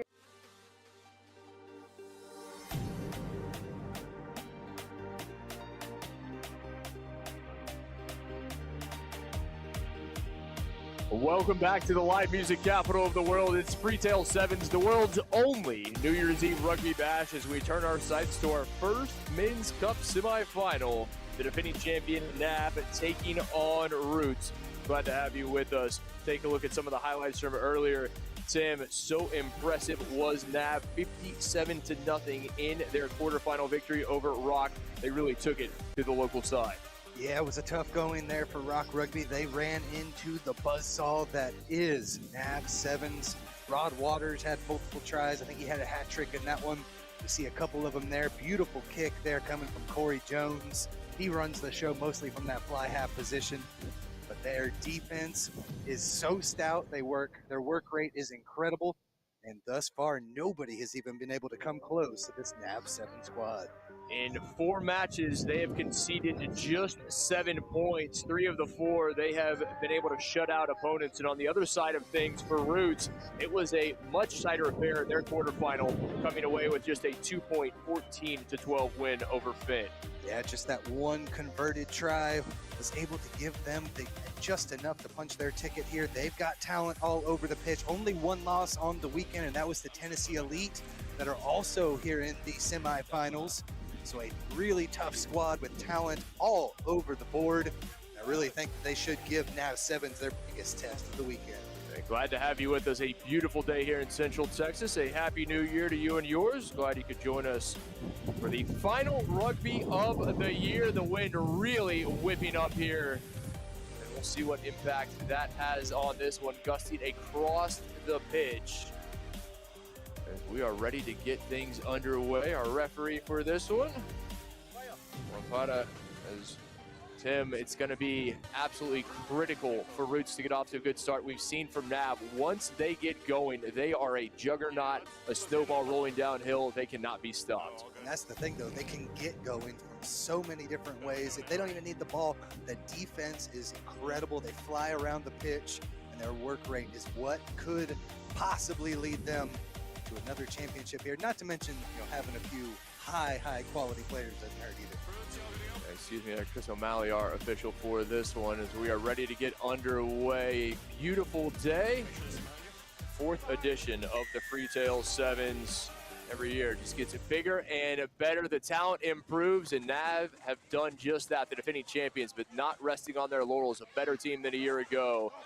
Roots unable to take the opening kick cleanly, and NAV looking to make them pay immediately. Here they come. National Athletic Village, Pangilinan with a little show and go. A fend of 1. Can't get by a second. And this is where NAV are at their most dangerous. You're focusing on 1. They can spin it wide. Pangilinan doing just that. The pass trying to find Corey Jones, the facilitator, unable to come down with it. And the whistle is going to be a knock on there. You saw it. Take a look at that NAV coaching staff. Players from across the country, players from across the world, and new additions.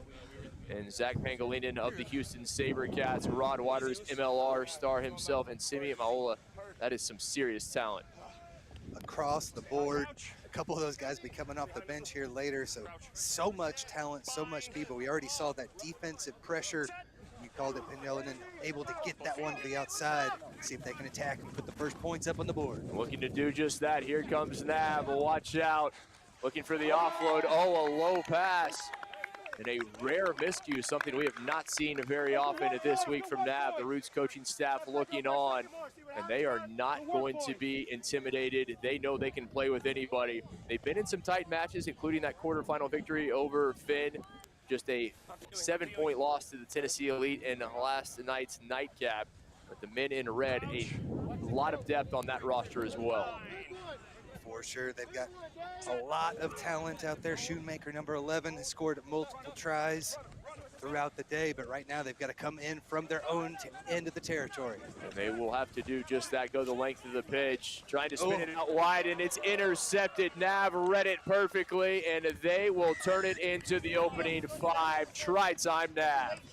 Talked about it before the match, Kit. That defensive pressure is just unrelenting from NAV7s. You try to work it outside, fight through that wind, hang up a little bit, and it's NAV7s able to scoop it out of the air and dot it down for the first try of the match. I mean, Moala there, and we mentioned that the wind was going to play a factor, and it was, as this one just hung in the air, as you so correctly said.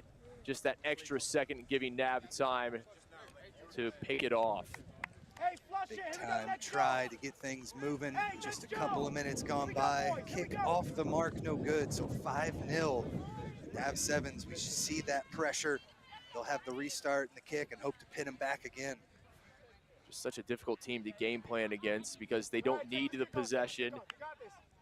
They can just strike from anywhere on the pitch. You think you've got them pinned in, and all of a sudden they're going 90 meters. This is a team that you cannot blink. You certainly cannot take anything for granted, and they now have a 5-0 lead. Pressure on Roots as Pangilinan puts it back into play. Better take off the restart here from the men in red, trying to find some space through that NAB defense. Ooh. Roots fortunate to maintain possession, but going backwards, trying to spin it out wide, able to break free. Here's an opportunity. Pangilinan comes into the picture, and he's got the tackle.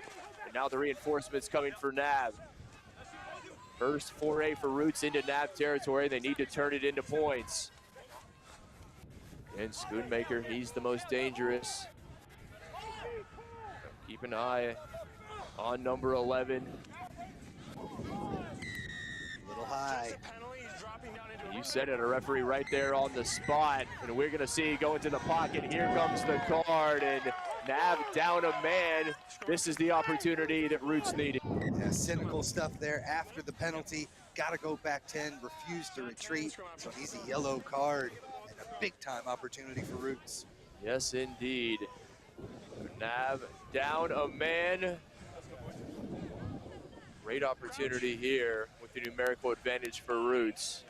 The wind continues to howl. The sun is out, the temperature in the 60s. Could not ask for better weather. Roots, oh, what a step inside, an ankle tackle there. Pulled him down by the shoestring. Trying to spin it out wide, eludes. Roots looking for that overload. Here it comes. Walla there, looking for the fend of the big man. They've got it. He tries to rip it away, able to hold the Roots player up at least momentarily. Walla with the big time tackle.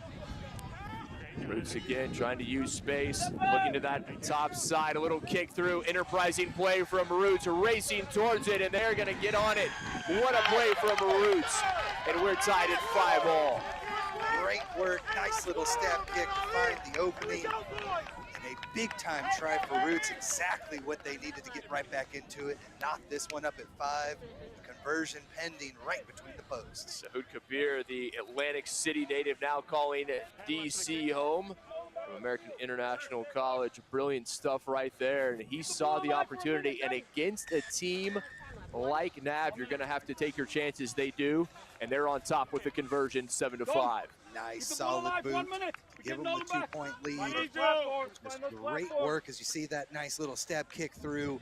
Finds the target. Really close. We're up here at this angle. Looked like he may have knocked it on, but referee was in a good spot. Gave the try. A big time opportunity there for Roots as NAB 7's trailing for the first time in the tournament. They are indeed. Kabir, he knows a few things about this tournament. He won a title with the Hartford Harpooners. He's hoping to do so again with a new side as this one just finds itself in touch. But a position, as you so rightly said, Tim, NAB has not been in this entire tournament. They have not trailed for a single minute. How do they respond? Should be an interesting couple of phases here. They're so good off of these lineouts as well. Get Corey Jones up high, secure possession. Deep throw, still easy money. Jones does just that. Now Pangilinan able to spin it out wide, has a man, breaks the line, and it's going to be a foot race to the try line. Roots coming in late, able to elude one, waiting for the support line is NAB. Oh, what a would-be tackle. NAB men coming in late. Could they get across? Waiting for the signal. What a job there on both ends. And Roots doing everything they could to track that one down. NAB, such a talented team. You see it, it all came via the line out. Big time work there. Yeah, just so smooth off the line out. They know exactly where they're going with it.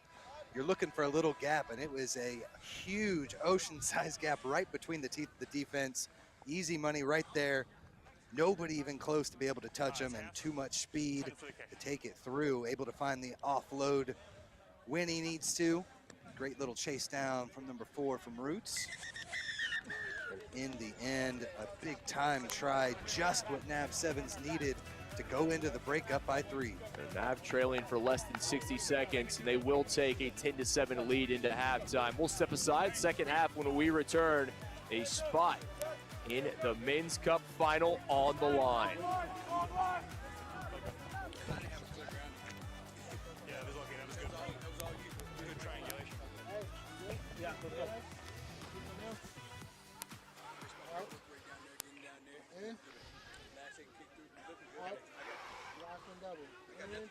Yeah, the rucks are clean. Silent is good. Hey boys, newsflash, we're a fucking good squad. Stop acting like we didn't belong here. We belong here. Let's go. Stop acting like these guys are punching above their weights. We can calm down, relax, and start moving the ball. Once we get it to the edges, they get they're wary of us because we got danger men out there on the edges. Start fighting the edges, then the middle will open up. We got to the edge, Benny broke in the middle. So let's keep that same shit going. It works. Hey, can I say one thing? This next kickoff, if we don't get it, this is the fucking 4-phase grind where we win the game, boys. Okay? This is the fucking multi-phase grind, boys. Lock it in. Hey guys, listen, we're doing great right now. We're literally where we want to be right now. Stay out the rucks. You guys are doing fine. Hey Ben, in that last one, I need you not to be so tight, forcing them inside. That's what I was telling you. You're all good. It happens. Now we're here. Hey, we're playing poised rugby, boy. Continue to play poised rugby. Be patient. Yep. Hey, Dave and Ben at prop. Small stay at hooker. Corey at 9. Hard at 10. At Genesis at wing. And center AG. Let's go, boys! Hey, Let's go, boys! Finish! Listen, finish on 3. 1, 2, 3, finish! Let's go, Genesis. Hey, they kick to us, we kick to them. Let's go, Genesis. Hey, Dave, I still like that.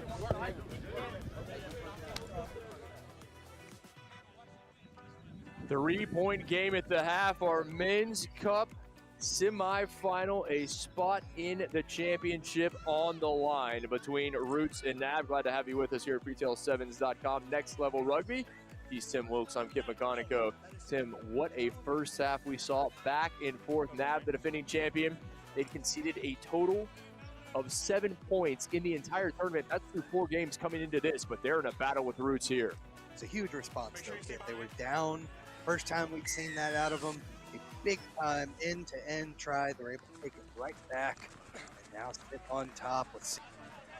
Second half, I think Roots has some opportunities. They were doing a lot of talking there at the break. I think they may have see what they can find to be able to creep back into this one and take the lead a second time. Big time opportunity indeed. They are not starstruck by this NAB team at all. I think a lot of their opponents are looking at their roster and saying, oh, it's going to be difficult. Roots, simply just another game for them. Pangolin and NAB with the restart at midfield.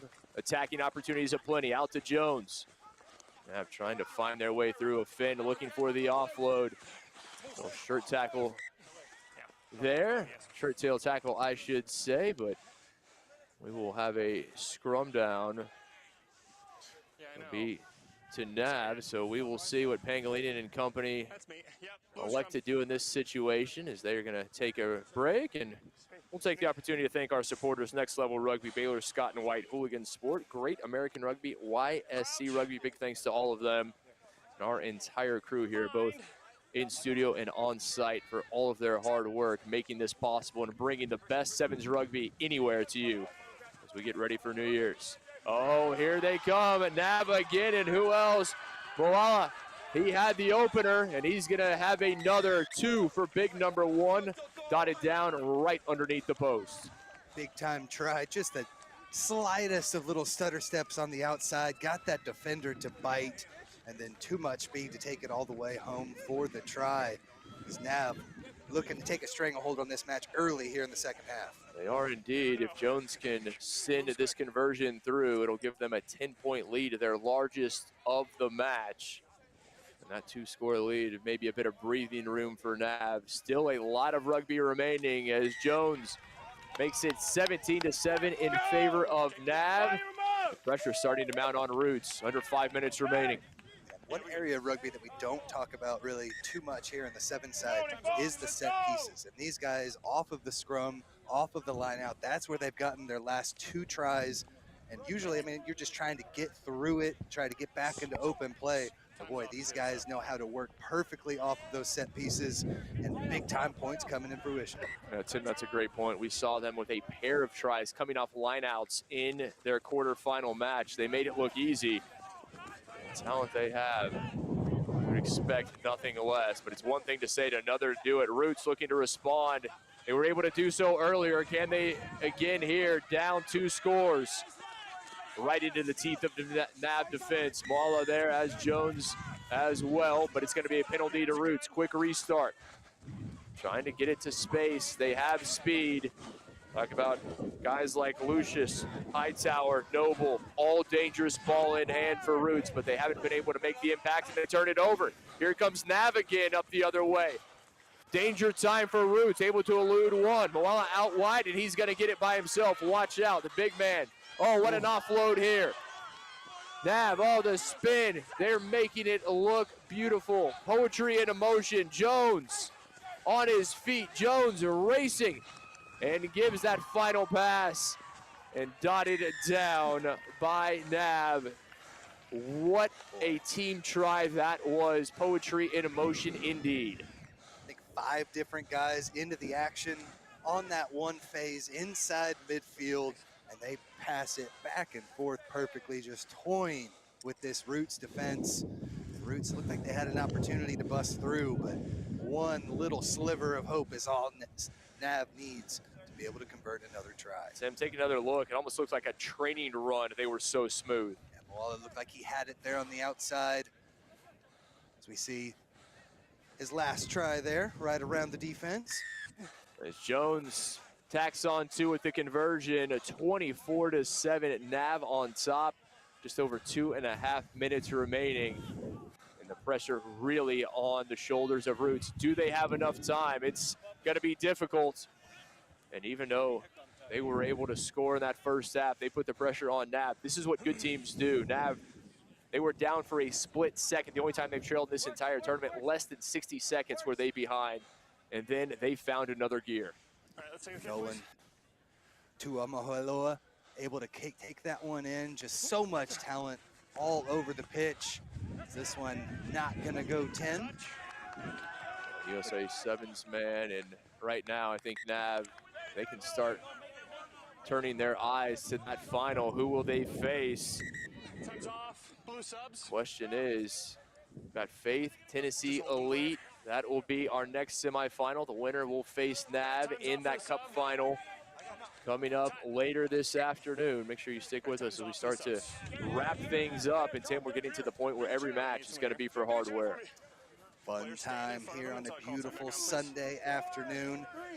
As that restart kick did land in touch, went the required 10, so just a line out here for Roots. Roots, they threw a big haymaker, had Nav behind, but Nav responded. Can Roots do the same? It's going to be a race to the try line. Roots with a fin by 1. Roots fans on their feet, and they are in for 5. Is it too little, too late? Kennedy, the hitman Igbakwe, takes it the distance. One little burst of speed around the sideline, and he had it all the way through. Big time try for Roots. Creeping back into this one, a little over a minute left. They take the quick kick, conversion no good. Igbakwe, this is not going to be a surprise to anyone who just saw that try. Former track star before converting to rugby, and you could see it from that run. He has speed to burn. Beautiful little fin there to finish it off as well. And under a minute remaining, though, and a 12-point deficit for Roots. They need to come down with this kick, and they have to move. No time to waste. Nav there clean. Right now, they just need to maintain possession. Obviously, they'll be looking to score as they always are. Jones, so elusive. The facilitator dances, able to find the offload. Here comes Nav again, maybe looking for the third. And they've got it, the hat trick for number 1. A salute. And Nav putting on a show. After being down early, they trailed. That was momentary. What a response. The final horn sounds. No time remaining. Jones will have time for the conversion and maybe one final restart. But it's going to be Nav heading to the Cup final. Yeah, you correctly called Corey Jones the facilitator there. Beautiful little pass. Finds the charging target. Takes it all the way in, but Jones magically moving the ball around the pitch, slotting the kicks, and gives Nav a big-time victory and punches their ticket to the championship. 31-12, Nav on top of Roots. Who will they play? We'll know coming up next. Tennessee Elite and Faith, a spot in the Men's Cup final on the line. Stick with us. Live coverage 2023 Freetail Sevens continues.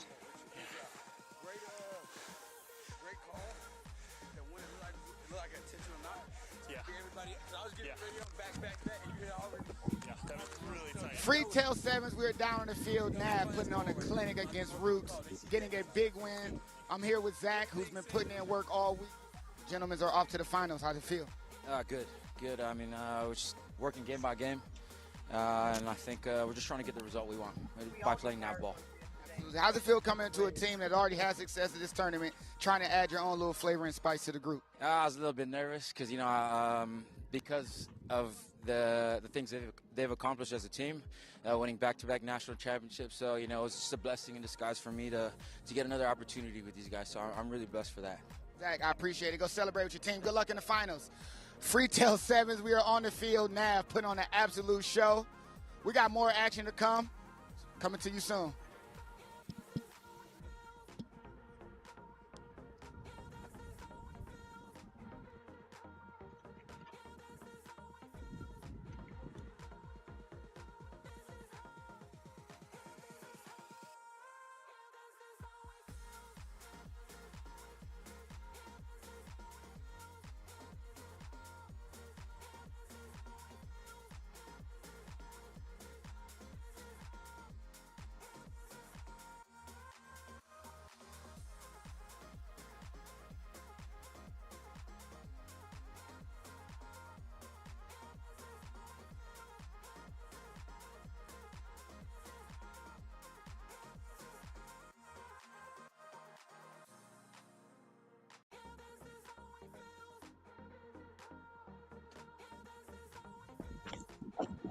Welcome back to Freetail's Sevens 2023, our second men's Cup Semifinal coming up.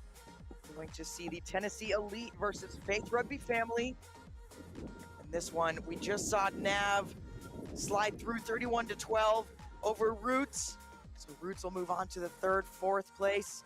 And Nav already made their way into the Cup. Who will join them? This one, I think, is going to be fireworks, Tim. Should be a great matchup.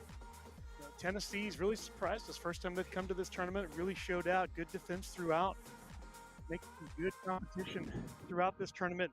Cream of the crop here. Should be an exciting game. We're getting a highlights package of some of those tries from earlier today. Here's Faith. Yeah, Faith just doing a good job recycling throughout the day, finding the space out wide here, putting those tries in. And that was really the story in their first match of the day, just working it through the hands routinely, putting many points on the board. Just Grace, no mistakes. See there, regathering that restart, finishing that one. Just exciting brand of rugby from the Faith Rugby family. Agree. I think this one, interesting matchup too as far as tactics. Faith, very big up front and just so strong on defense, where Elite really tries to make those gaps and get through those holes. So this one definitely will be interesting as we get ready to go. Directly after this, we'll have our women's finals as well. Hera gets us going, referee in the center. Elite with the start. And the wind still swirling around down here. Has started to cause some problems on the pitch. Teams are tightening things up a little bit, as you can see that off the shoulder offload. And then Faith coming over to the left side. They've got a bit of room here. Just need to close the door. Just a little bit of a knock, but it's backwards. Para's gonna let us play, and that is a spectacular move, taking a knock on to the middle of the pitch now. Ooh, a grab from behind. What a tackle. No knock on there, says the referee. We'll keep playing. Faith moving inside the 22-meter goose step behind the back pass, but it's into Elite's hands. That was Jenkins out of NOLA Rugby, and Elite takes over. Big defense coming in from the Lions. Just evading him there, and the step to try to get around now, putting the boot to it. Just a little bit too much juice on that one.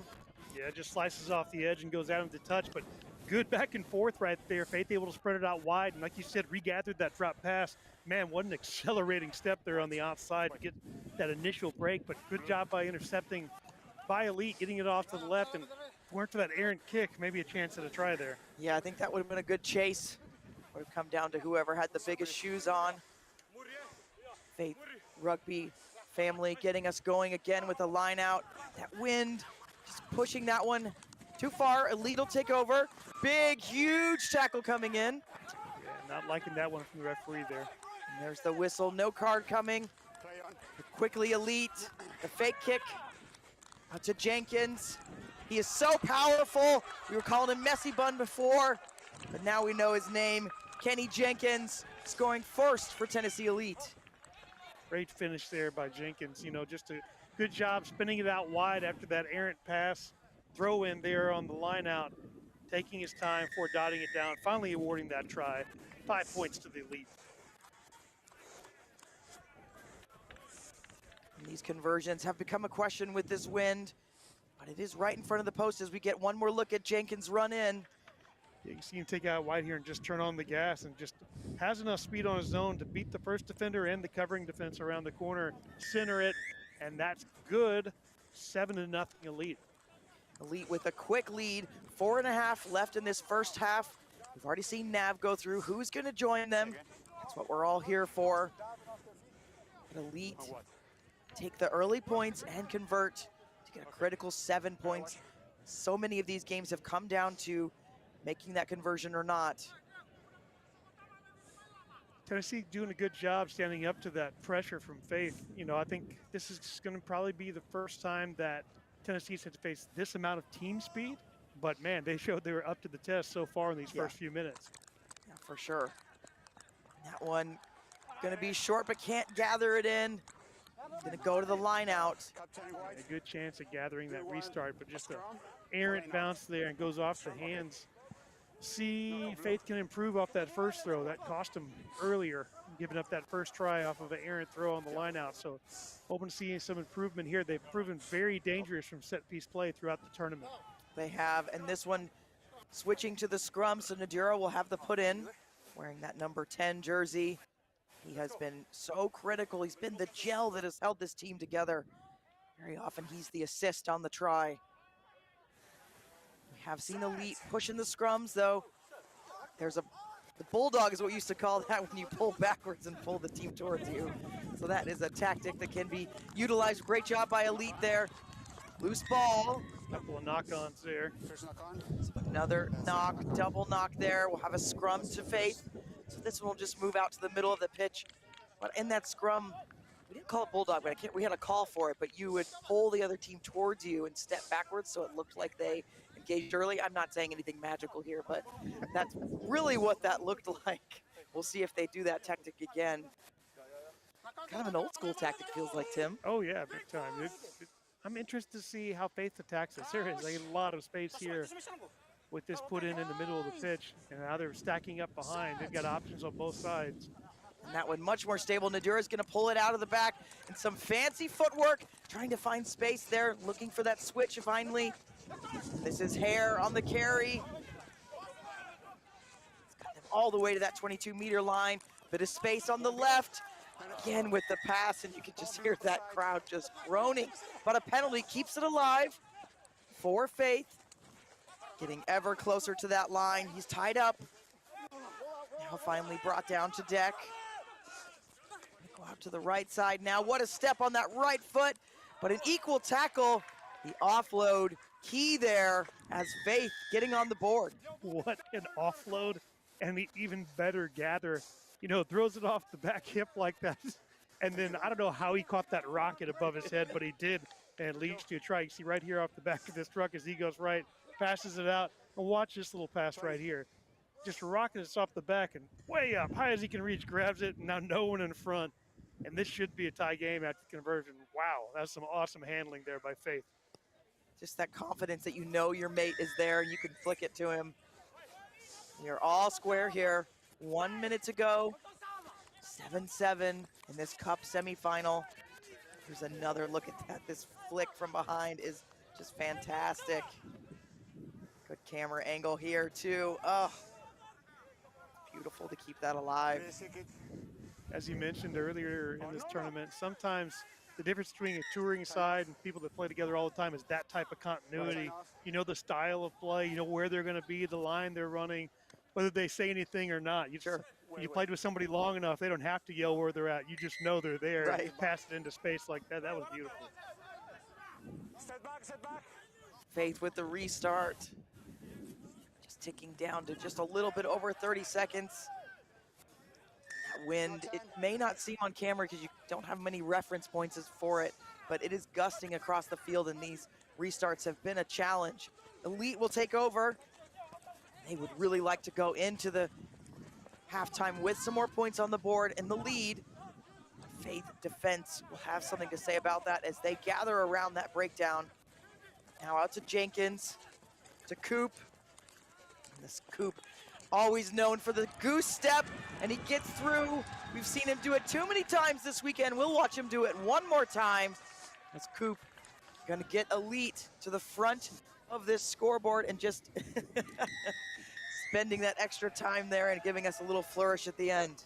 Great job there. He's draining that clock all the way down, running out into the first half. But Coop all weekend, like you said, there was that goose step he had. But he has such deceptive speed. He's a very smooth runner and great acceleration. That start-stop is so hard to judge when you're trying to run your cover defense. It's so deceptively quick. Man, just a great job by him again, getting that in for the score. And that conversion is good as we see Coop do it one more time. There's that ease, just the ability to change gears. Not a skill I have. But many of us do, but he certainly does. It's just, man, that's just such a great job. That little goose step, accelerate, makes the gap. Interesting, they're not having anybody come across there, but up 14-7 at half. We will take a break here, and we'll be back with this second half of this Cup semifinal.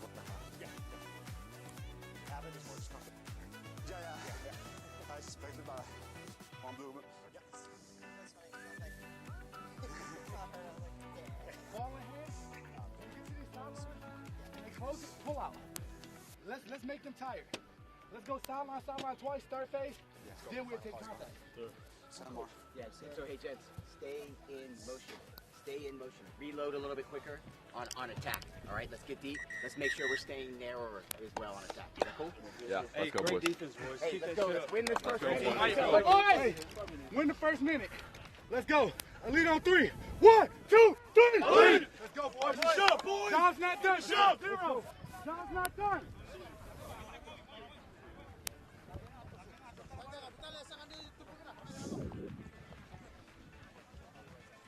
Second half of this second Cup semifinal. Nav is already through, having defeated Roots.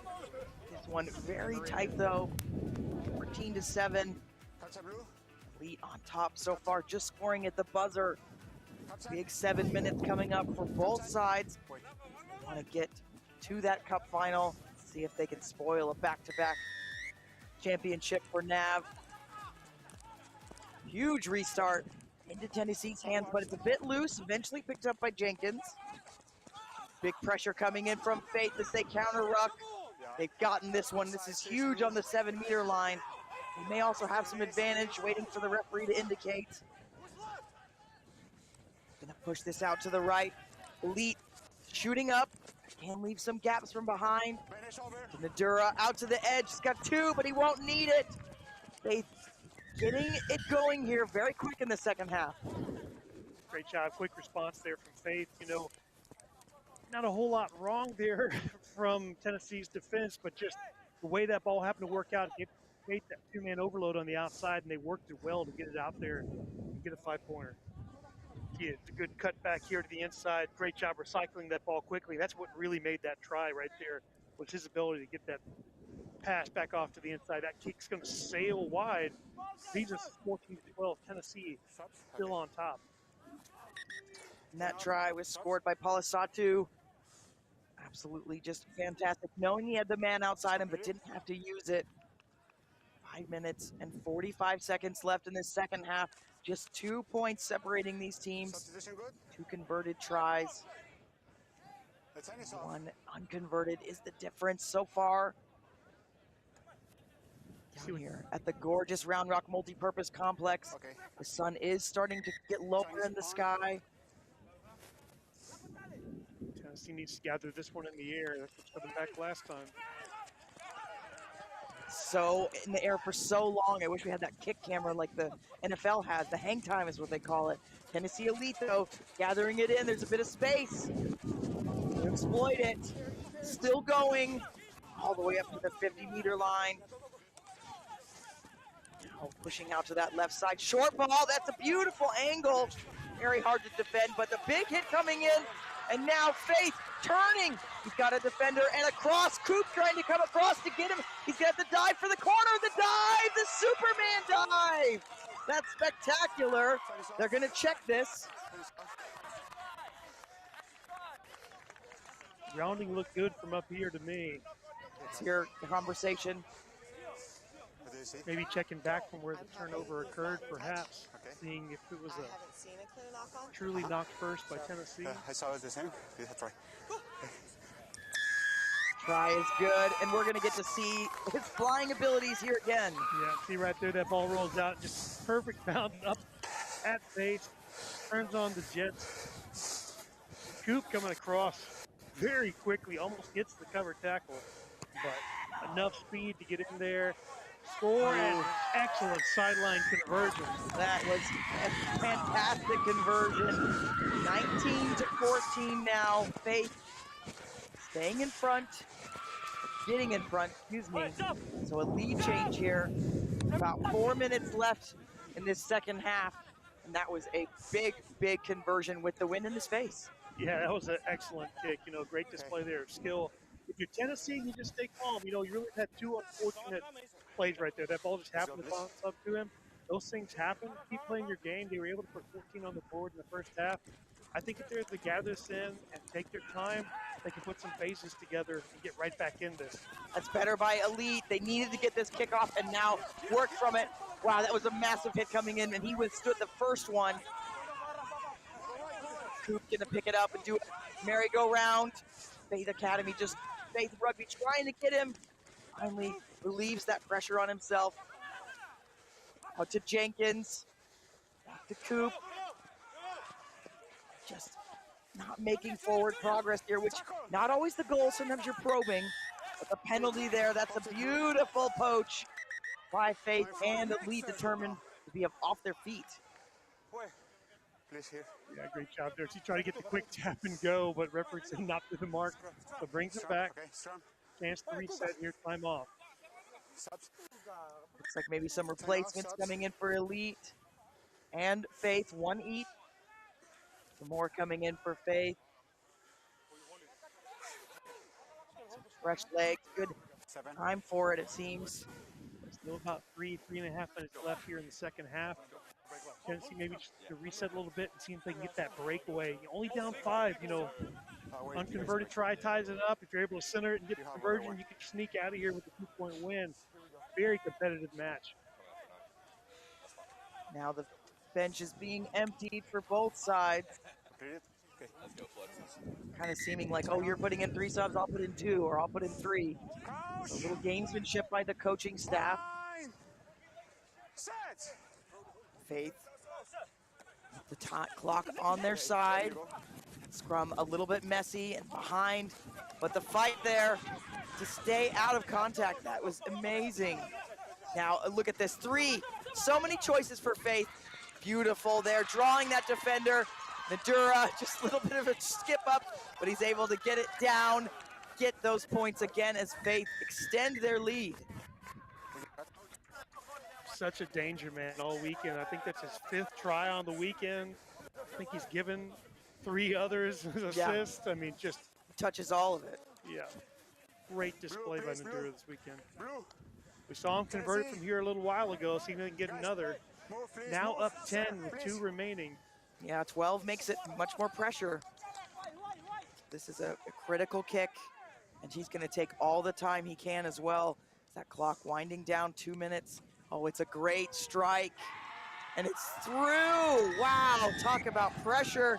Means nothing to that man. He slots that one, 26-14. It's all Faith so far in these last few minutes. Just, you know, really since the first half started, they scored 30 seconds in. Now here again, just great pressure from them. They got 3 tries in the second half. And we've seen Elite do magic this weekend, so they're not out of it. Just need to do the couple of things right. And first is this kickoff. Got to get this receipt. There's one check. Now they've got to link up. Stand that defense. Faith is just so swarming. Taking a little bit of time here. trying to make those gaps. We saw them do this earlier. They can make these holes happen, and then it's off the shoulder. Faith just making it so difficult. Now the counter ruck. Not rolling away. Yeah, not have been done illegally, so Elite, little space here on the outside. Let's see if they can use it. They take it right to the line. Is the big man in the Red Sox. This one, fresh legs, finally brought down to deck. Some recycle happening for the Elite. All the way here from Tennessee. Just a little bit of a knock on there as that clock not in their favor. 30 seconds. Yeah, clock not on Tennessee's side here, and just those handling errors on the outside, killing their attack in the second half. Just not all of them have been knock-ons, but just that drop to the ground kills all forward momentum and just really kills the attack. They've got to get on the board. You know, in the next 10 seconds, they've got to steal this and hope to get on the board and have enough time to just restart. But I don't know if there's enough time left, Wendy. Yeah, this one is just so much pressure on them at this point, and it's Faith's ball. So they can just milk this clock at this point. We might see one of those run towards the try zone to the opposite end. We'll see. Gather it in. Elite there in defense. Some more room on the space. They feel like they've got some more in the tank. Here coming around the outside, Nadura. He is so fast. Gonna touch this one down. Oh, he's knocked it a little bit. Good defense. You can see that grin on Nadura's face. It's not dead yet, so Elite with the last chance here at the dying end of this game, showing that they came all this way. Now Faith takes over. This one right up the gut. The fend there, so strong. The dive, what a spectacular try for Faith.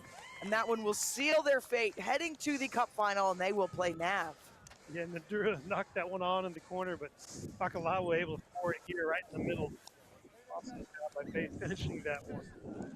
That one just fantastic by Faith Rugby Academy. Nadura still taking his time on the side of the pitch here to recover. They'll be back in a bit. And we're going to take you down to the sideline where Lance has a player from the winning team. Freetail Sevens, we're down in the field. I'm here with Giovanni Duvon. He is putting in work for Faith. You guys were behind earlier in the game. Y'all found a way to claw back and put on a bunch of points. Tell me about the performance. I mean, you know, we started off a little rough, but the boys and I pulled it together. Biggest thing that's helped us out is that every single game we keep going up and up and up. Trust has built up throughout this group. Man, it's a phenomenal group of guys.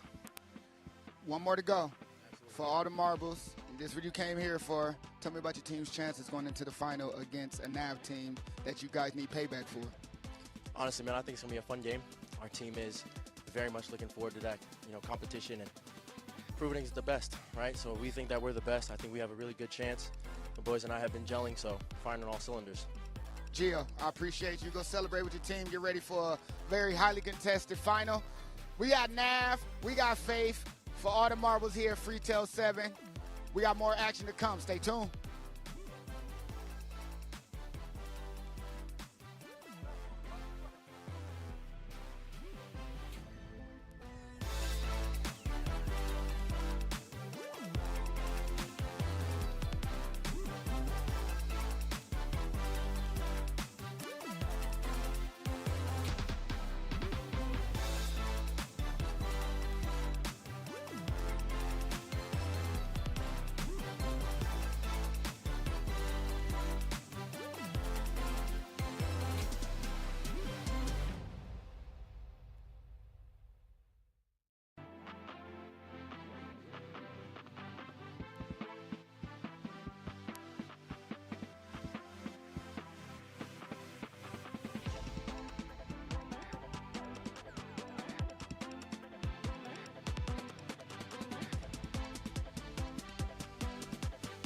Welcome back to Freetail 7's 2023.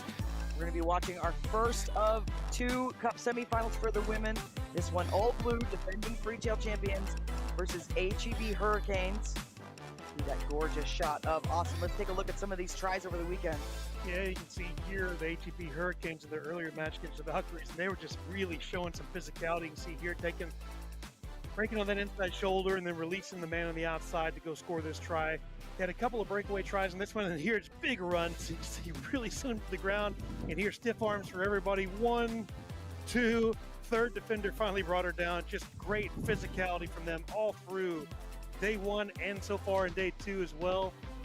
And here you see Old Blue from New York doing their job yesterday against HEB when they played in a very tight game that they came back that was against Roots, but both teams looking good in both days of competition. I would say that Old Blue probably has put more faces together overall, but HEB has had some wonderful displays, not only of the physical nature of their play, but also individual breakaways that have been fantastic.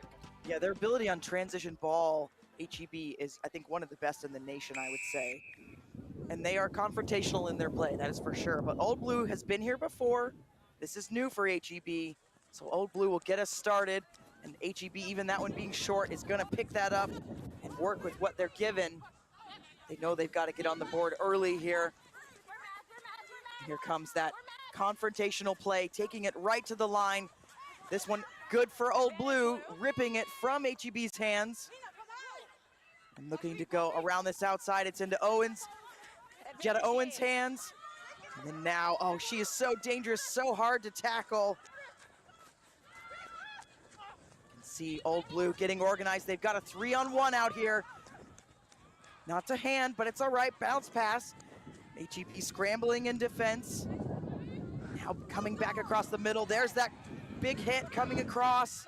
Old Blue still alive. They're gonna go keep to that weak side. This one's gonna try to go to the corner, but there's 2 red players there. Old Blue really having to work for this. Big tackle coming in, that pressure. You could just feel it, and a little knock on. HEB worked hard to keep that one out. Good cover defense by HEB, making the hits where they had to there, forcing that error in the knock-on with the wayward pass. She saw the big hit coming, tried to tap it through, but it resulted in a knock-on, so HEB will have to put in here, but it looks like they currently have a player down. Here you can see the replay. Good job by Old Blue securing possession. As she gets this pass, watch, defender runs up, tries to tap it through, hits the ground, knock on right there. Old Blue, good job putting a few phases together there under pressure. And this one, you know, Old Blue, of course, wanting to get back to that championship. HEB looking for the spoil. And then directly after this, we'll have another Women's Cup semifinal. That one, Chicago North Shore and Faith. Faith, the only side to get both of their genders through to these Cup semifinals, and that is a feat. Yep, the men just winning the last match against Tennessee Elite. The women looking to do the same to get to their Cup final. All these matches should be great matchups. I've just been really impressed with the level of rugby here over the last day and a half from these top sides. Very impressive. The ability to move at such high speeds, run, pass, catch, and just continue to compete match after match at that level. Looking like she's going to be okay, able to get up of her own accord. And while we've got this break as they set up this scrum, of course, we want to thank our sponsors, Next Level Rugby, broadcast team, as well as Baylor Scott and White, Hooligan Rugby, Great American Rugby, and YSC Rugby. Great supporters of the game that we all love. Now HEB having to work out of their own end with the scrum, though.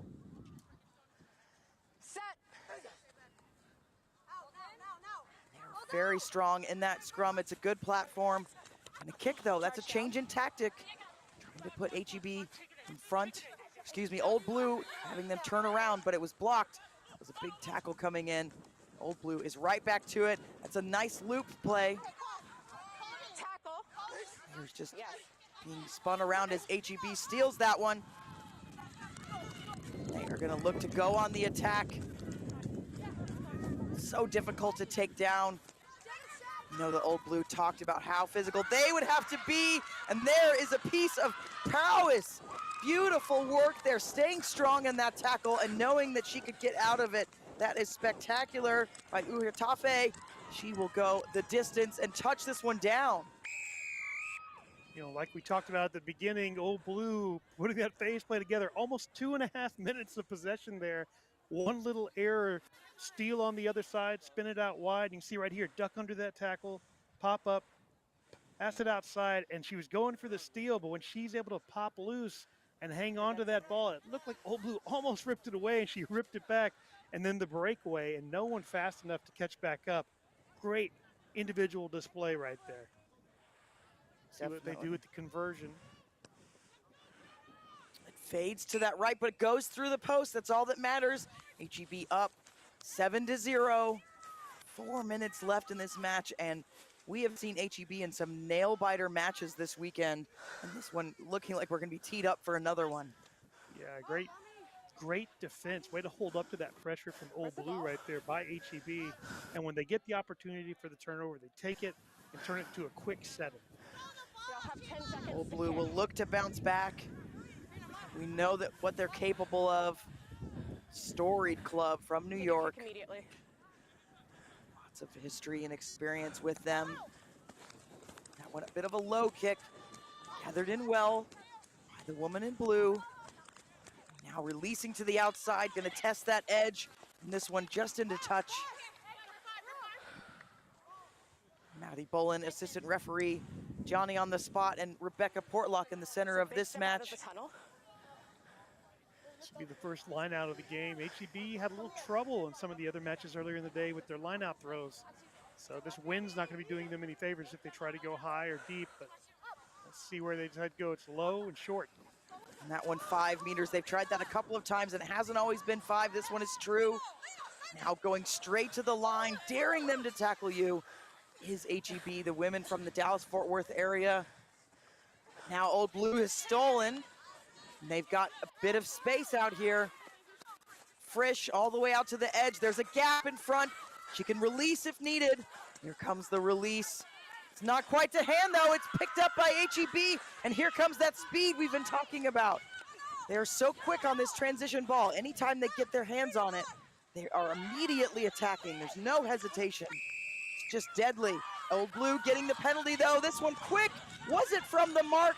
There are some calls to see if it was from the mark, but it doesn't matter. Getting closer to the line, finally brought down.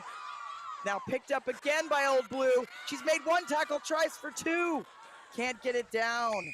My goodness, what a turnaround there on that quick tap. That was crucial. Great effort by both sides there. HEB initially holding on in that tackle. Referee calls the penalty. Old Blue wisely taking the quick tap and going through. Thought she was going to have the speed, but the cover defense was there, but not able to take up the second tap there on the back. And here you can see on the replay, she sees the penalty being called by the referee. Totally through the mark. I was wrong. All the way through, and away she goes. But look at this cover defense from HEB. Great effort. They're not going to let them get anything easy today. Able to catch her, but good job by Old Blue supporting their runner. When she goes down, they're there to secure possession, scoop up off the back, and just enough, a little fin gets her through. And we'll see what they can do here on this conversion. Conversion was missed, so HEB still on top, 7-5, a minute to go.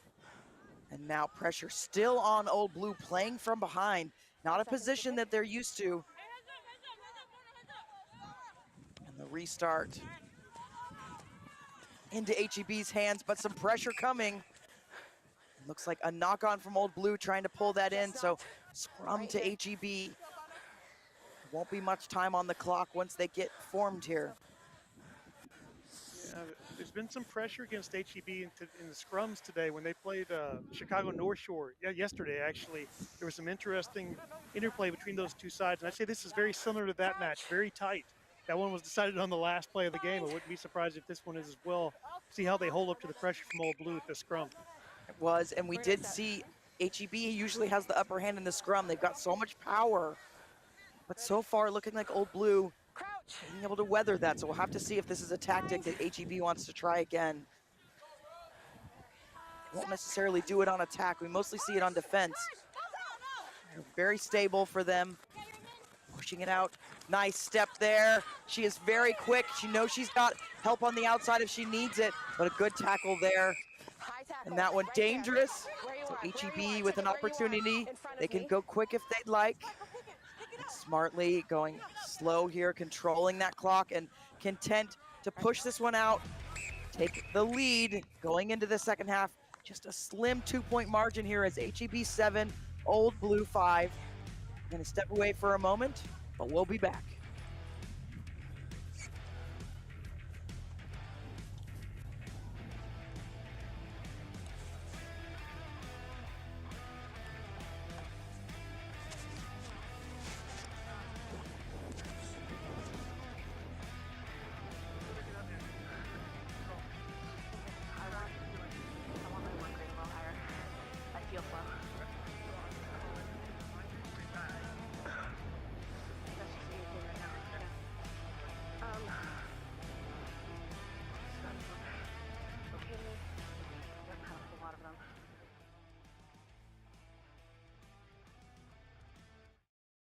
in once. She also didn't tap it properly. She just like tapped it and the ball didn't even bounce. Okay, it's alright. It's okay.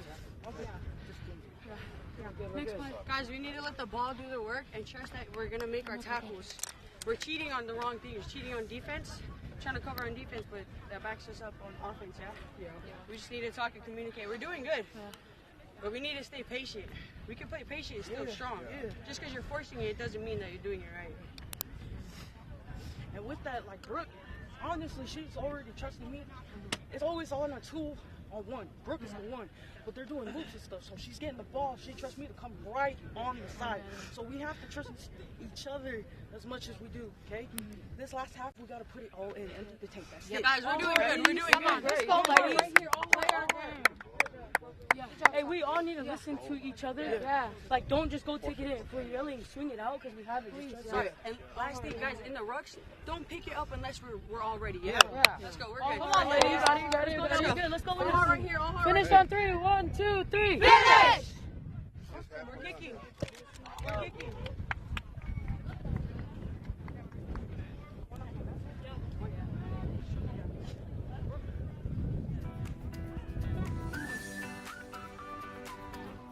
Welcome back to 2023 Freetail Sevens and our first of 2 Women's Cup Semifinals. This one is just so tight. HEB with a last-second try converted. So they are over Old Blue so far, but a big 7 minutes coming up, Tim. Yeah, it's been a tight contest. You know, HEB's been able to weather the storm from Old Blue. It's put together a few more phases in attack, but HEB with some great individual efforts on top by 2. See what they can do here on the kickoff. If they can regather this. They've been kicking high, so they've got the wind at their back in this one. See how deep it goes.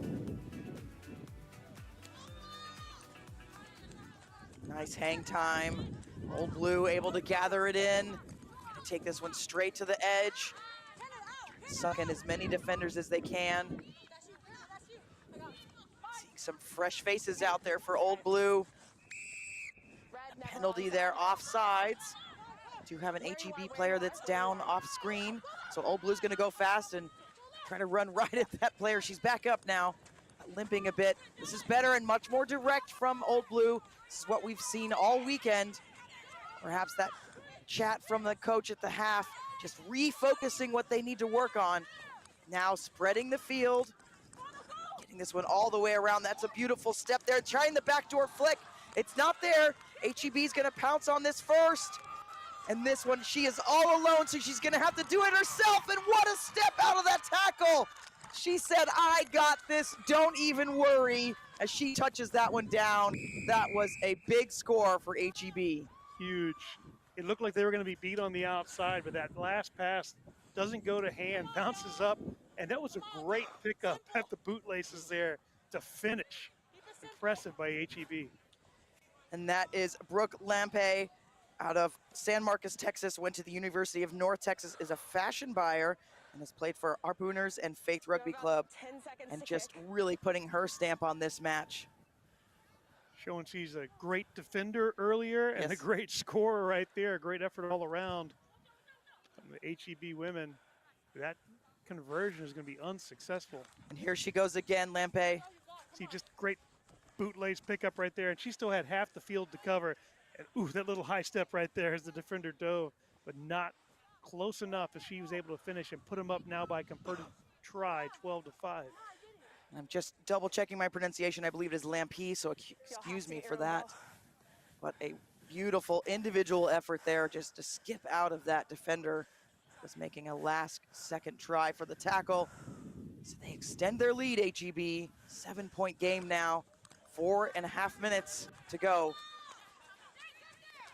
Old Blue, not gonna stop though. This one right on the collar. That tackle dangerously close to being high. Old Blue is right back to it. Here comes the poach from HEB. So quick on that ball, but it stays with Old Blue. Portlock having to dance out of the way.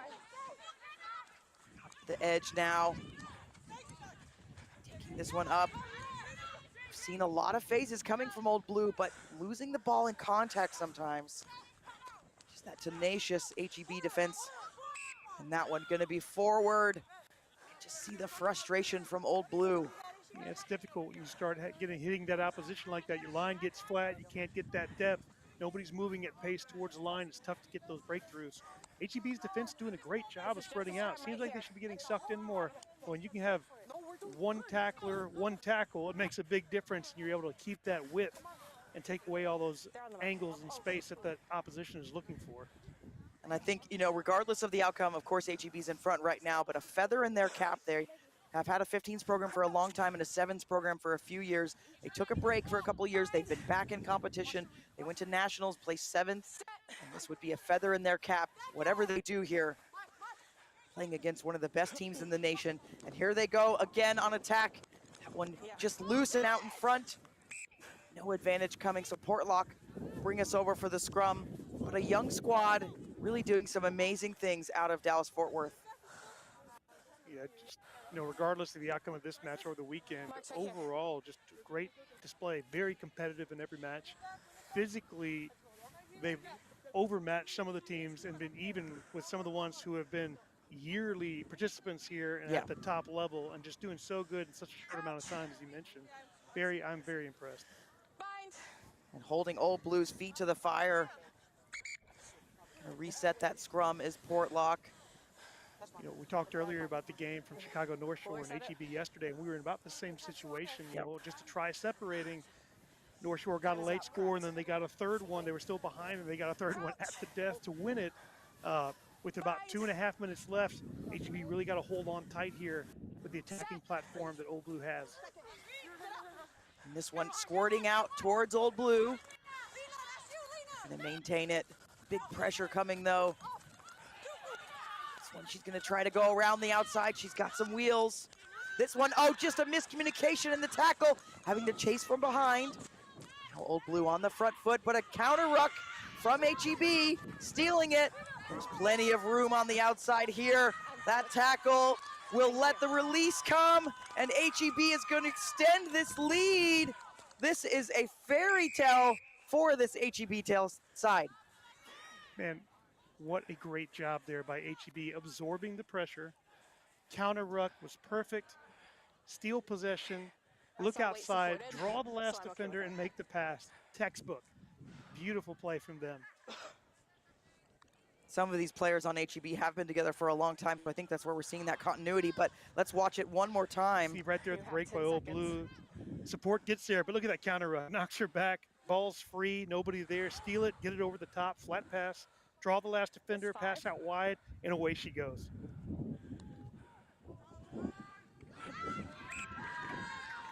And slots the crucial conversion, 14-5. This one is just so tight. Should be, oh, excuse me, 19-5. You're right, Tim. We're waiting for our scoreboard. He's chatting over there. But yes, 19-5. I was just thinking, this is more than 2 scores. Now it's a 3-score game, but the math wasn't quite working out. Math not my strong suit. But HEB well on top here. Old Blue, don't know that they're going to be able to do anything in 30 seconds besides score one time, maybe. And it'll be very difficult. And this will mean, you know, if they're not able to do that, this will mean we have a different champion for the 3rd year in a row here at Freetail Sevens, the Women's Cup for the Women's Cup. And this one pushed very deep. Old Blue going to have to work out of their own 5-meter. Made it to the 22. And there's some better offloading there to get them up the field. Shooter in the line, so yep, just hold it. That's beautiful there, that experience showing through for Old Blue. Now 2-on-1, it's gonna hold it just long enough. Get around the edge, one more offload. It's into the hands of Old Blue. It's gonna be too late, but an opportunity for them to get on the board. She may have her, there's the chase. And does Frick make it all the way to the line? Does look like that try will be awarded. And just a spectacular effort by Frick. What a chase by HEB. You heard the hooter go during the passage of play, but still wasn't going to give up the try. But just enough speed to get it over the line. 19-10. Old Blue capable of that throughout the game, but you know, just a few passes didn't go to hand. And HEB's cover defense great throughout, but here you can see those passes, getting it out wide, committing that last defender just long enough to get the break here, and look at this great look back inside. Good angle. Yep, beautiful pass. Here comes the chase down. You think that she's in the clear, and look at this, just the speed, and she could feel her coming, but has the presence of mind to get that one down. HEB, though, moving on to the Cup for the first time, I believe, possibly the first time in HEB's history to go to a Cup. So we will have a new champion as they knock out Old Blue, 19-10. We're gonna step aside and have our second Cup semifinal Cup. This at Freetail Sevens. Like clockwork.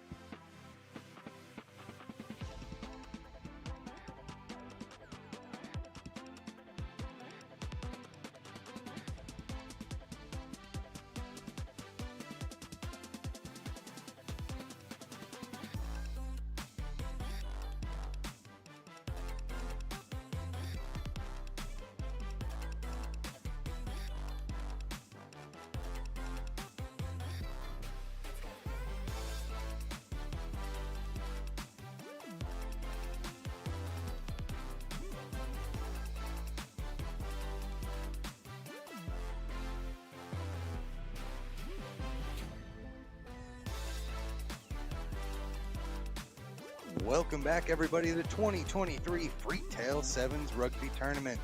Just about ready for more action here live from the Round Rock Multipurpose Sports Complex. Tim Wilkes and Kit McConico taking you through all the action.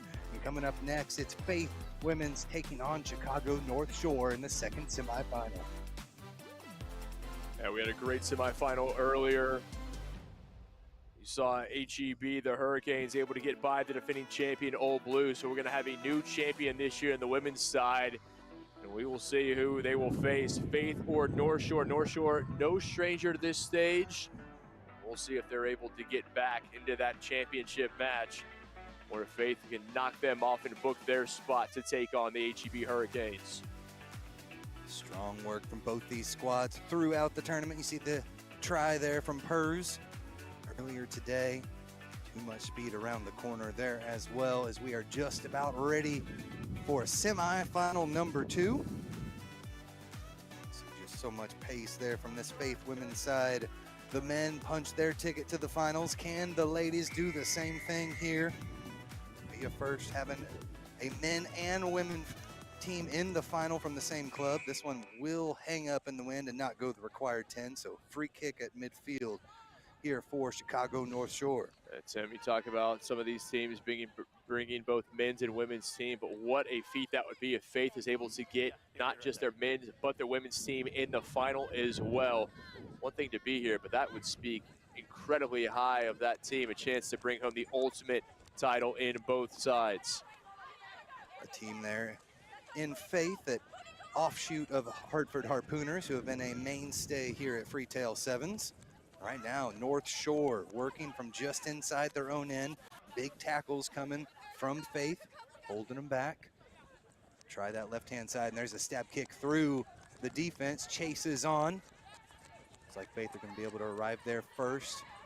Scoop this one up, but a forward pass is going to bring it all the way back and put North Shore in prime position here for the scrum.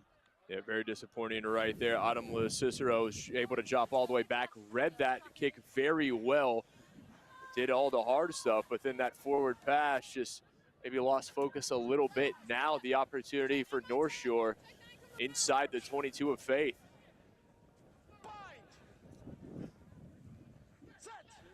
Put in here to the scrum. Big push from Faith of North Shore, somehow miraculously able to pull it out the back. But a knock on here is going to send this back, but what a push from Faith. You see the tenacity and power from the squad. Yeah, great work at the scrum from Faith there in the white.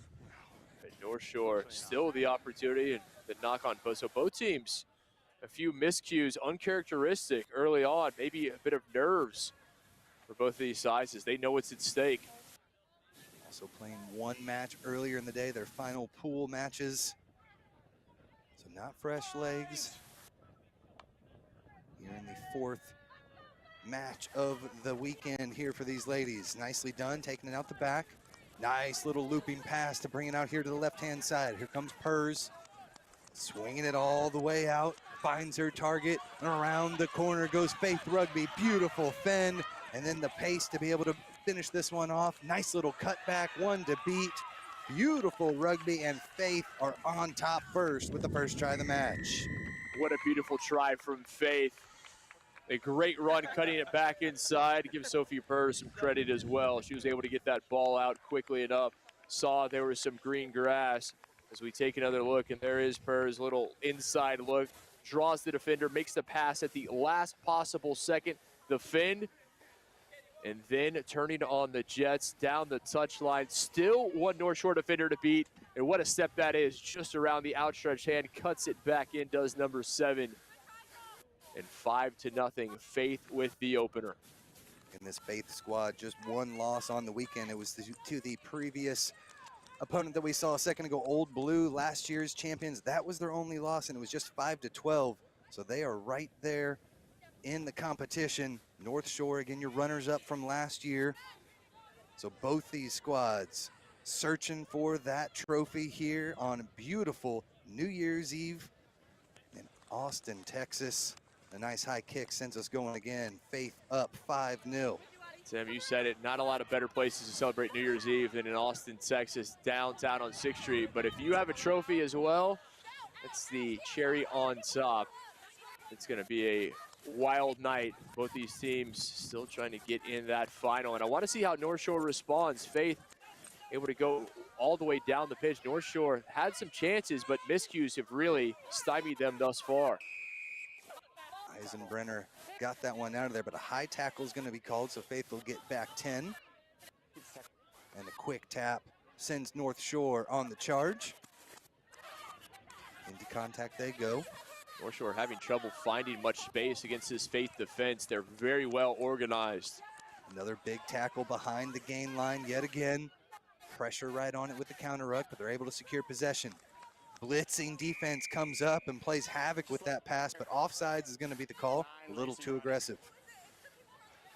And I think Faith will take that one, a little too aggressive, but that defense closing very quickly, not allowing North Shore any space. And North Shore yet to be able to get back across midfield. The only opportunity they had, that little stab kick through, but aside from that, they've not been able to get by. Can they here? Nice burst around the edge, still with ball in hand, and a big tackle in the center of the pitch to clean things up. Huge hit there from Farias on the defensive end, but still strong possession here from Chicago North Shore until a not releasing penalty on them, but the kick goes forward and knocked on, just trying to move a little too fast, and another mistake slowing things down. This Faith defense, though, it is absolutely lights out, shutting down North Shore. They're not able to find any space, whether through the middle of the park or around the edges. Faith fringing out, taking all the space allowed. North Shore is going to have to come up with something, and it may be off the boot. That's the only time they've been able to find space tonight. And North Shore, one of the highest scoring teams here in the competition, 29 points just earlier today. So far, stifled by this tough defense. Going to be a free kick here for North Shore, and they take that quick tap beautifully. Right into contact they go, over the midfield stripe. Nice little rumble there from Martello. Sets things up to come back near side. Good use of hands, but each and every time the tacklers are right there to make it, but a beautiful switch opens things up.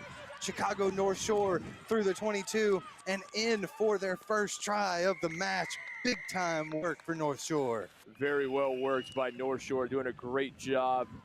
Able to dot that one down to tie it at 5. Face defense had been a lights out, but North Shore patient in attack, biding their time, waiting for the opportunity, and then a great run up the middle, able to spring free. This is what good teams do. They know the chance is going to come. Don't make any mistakes, and this was actually made possible by a Faith mistake. It's something they're going to have to clean up in the second half. Far too many miscues from the side in white and black. Beautiful try there as we see the very end. Yet again, 15 seconds left to play in this one. North Shore on top, successful on the conversion. So not just tying things, but taking the lead, and that'll be big if this is the score as we go to halftime. One final play here as the horn sounds. This kick approaching the 10, but not quite there. Scooped up though instead by by Faith. Last thing you want here is a turnover and to give them a try right back to extend this lead, but Faith looking to come right back and with an answer here. Beautiful little offload, tiptoeing across the touchline and finally drug out. Good work there from the North Shore defense, but their offense with the late try gives them the 2-point lead. But Faith still a tough test to go here in the second half. Right you are, just 2 points separating. We've got a big second half coming up. Can't wait for the final 7 minutes of this one. We will step aside and we'll have the second half of this semifinal cup match when we return.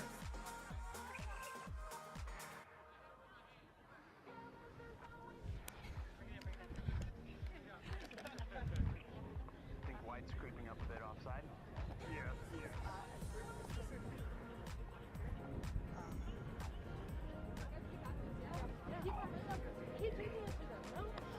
The only thing that's giving us that hairstep back is that we're not disciplined enough, right? Too many penalties. Well, let's just take a step back, leave the breakdowns alone so we can apply pressure, right? But we need to, in order to leave those breakdowns alone, we have to be able to apply that pressure, which means you have to leave them alone. You can't be watching them. You can't be breakdown watching. And please don't get stuck on one side of the breakdown. I'm screaming for people to come across, and people are hearing. But if you hear me, drag the people. If you hear me and they don't. Yeah. No ball watching. We talk about that. We can't rely on one person. When our man is down or lady's down, we have to go, support, and move around. Let's slide over and talk. No more ball watching, okay? Yes, we got this. Let's go, guys. Let's go, Hey, here we go. Hey, we threw our tries now. Let's go. Our ball now. Family on three. Family on three. 1, 2, 3. Family! Here we go. Hey. Right now? Yep. Let's go, Herb. Let's go, Herb.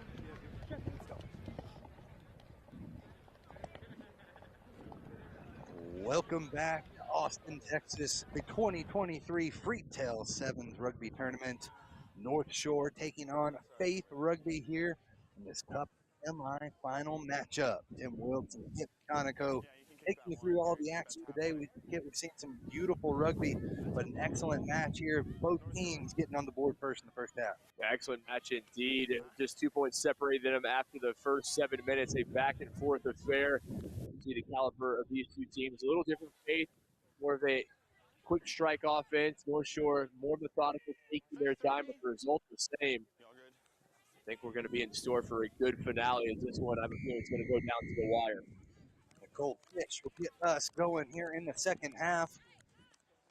Just over that 10-meter line, but knocked on by Faith. So North Shore will have the first opportunity with the first scrum in the second half. And Tim, that was really the story of the first half. The only thing separating these two teams, the miscues by Faith, far too many penalties. And if they're going to come away victorious, they need to clean that up. Not a good start to the second half as they commit one right off the kick. We've seen just how patient North Shore can be on the offensive end. So each one of those mistakes just draining that clock more and more. We have to put in another huge shove from Faith, but North Shore doing a great job to get the ball out of there on the scramble. There's a push through right between the teeth of the defense, and they are close now, 15 meters out here for Chicago North Shore. Space there on the outside, find the pass, but 3 defenders are right there to make the tackle. Went to deck, scooped up by North Shore. Pick and go around the edge. Brought back again. Good defense here from Faith, but that last little burst has them inching forward now. Held up a little, 10 meters out in the semi-final matchup on the women's side. Strong work just outside the 22 now. Off their feet were North Shore, so they're the ones with the penalty, and Faith with the quick tap from inside their own 22. Look to play out. But a big time drop there, knocks it on. First minute and a half, Kit, back and forth action with a couple of mistakes each way. Yeah, big knock on there by Faith. They were able to win the penalty, something that they did not have the opportunity to do very often in the first half, but then immediately return the favor back to North Shore with the knock on. And in a match like this, 5 minutes remaining, just 2 points separating these two sides. A spot in the final on the line. You have to play nearly a perfect match. You can't make those mistakes. For the third time, a huge shove from Faith, and the first time they're able to earn themselves a penalty out of it. That could come to fruition later on this match. It could pay big dividends with that huge shove that they've got in the scrums. All the way to the outside they go. Beautiful use of hands all the way to midfield. Strong tackle, slows things up, and then a strong contest for it off their feet were North Shore, and a penalty awarded, a little bit of chatter, and they go back another 10. Great opportunity here from Faith. They need to take advantage. They have not been in this end of the pitch since early in the first half. 2v1 on the outside. North Shore starts to fringe out. Around they go. Into contact. Farias gets it off, and Faith continue to march down the pitch. Hot pass with the defense on. Numbers on the outside now. Over the 22, 5 meters out, and Faith Rugby have taken the lead. First try of the second half. Beautiful try from Faith, going through the phases, accurate passing, wasted no time spinning it out wide. At number 11, knew she had a step on that final defender, able to beat her to the try line, and that's exactly what you wanted to see. Playing quickly, but at the same time playing within themselves. Well executed try right here from Faith, and it all started from the North Shore penalty. North Shore gave Faith the opportunity, and they took it. Kick no good there on the conversion, so 10-7 the score. Sets up that big miss there because one try will give North Shore the lead halfway through the second half. Yeah, big miss indeed, just a 3-point game, and that has to be heartening for North Shore, as they know that that try can put them back on top, but that's going to be difficult to do. This Faith defense has been absolutely stellar, along with the miscues. That's been the story of this one. Faith has done a better job cleaning up the miscues, not the penalty count that we saw in the first half, but the defense still as strong as ever. Sophie Purrs finds a gap in the kick defense there, and this one's going to trickle all the way. It was touched by North Shore in the field of play, so they bring it back out and kick this one directly out into touch. A little bit of breathing room, but not the start they were looking for. Great job by Faith to kick that one deep. Yeah, Ronnie Hogue was able to put boot to ball, but you said it, not the distance on the kick they were hoping for, and this is going to give a line out to Faith in a dangerous area. Another try here with just 2.5 remaining. That may well secure the spot in the final. Big line out now. They decide to go short, find their target. Tumalatai driven out into touch, though. So North Shore holding firm right at their own 5-meter line. And that was Katie Lamont, the University of Illinois Illini there, with a great tackle, able to bring her opponent to touch and wins the line out, much needed. Now see if they can turn defense to offense. Up high with this one, touch back, but it's scooped up by Faith, and they're in for the try. Just like that, Kit, Faith strikes right back again. Ali Namosu Malua, and you said it earlier, Tim, mistakes, particularly in sevens on the set pieces. A lot of teams don't have the set piece execution they do in 15s. If you make those... We got about a minute left after your kick. You got 10 seconds. North Shore.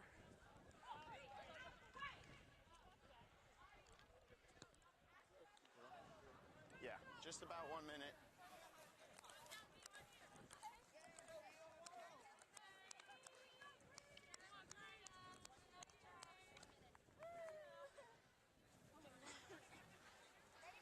1 minute. When she has it, we're going to use it. So. Okay, you gotta use it right away, but we have 1 minute. Thank you.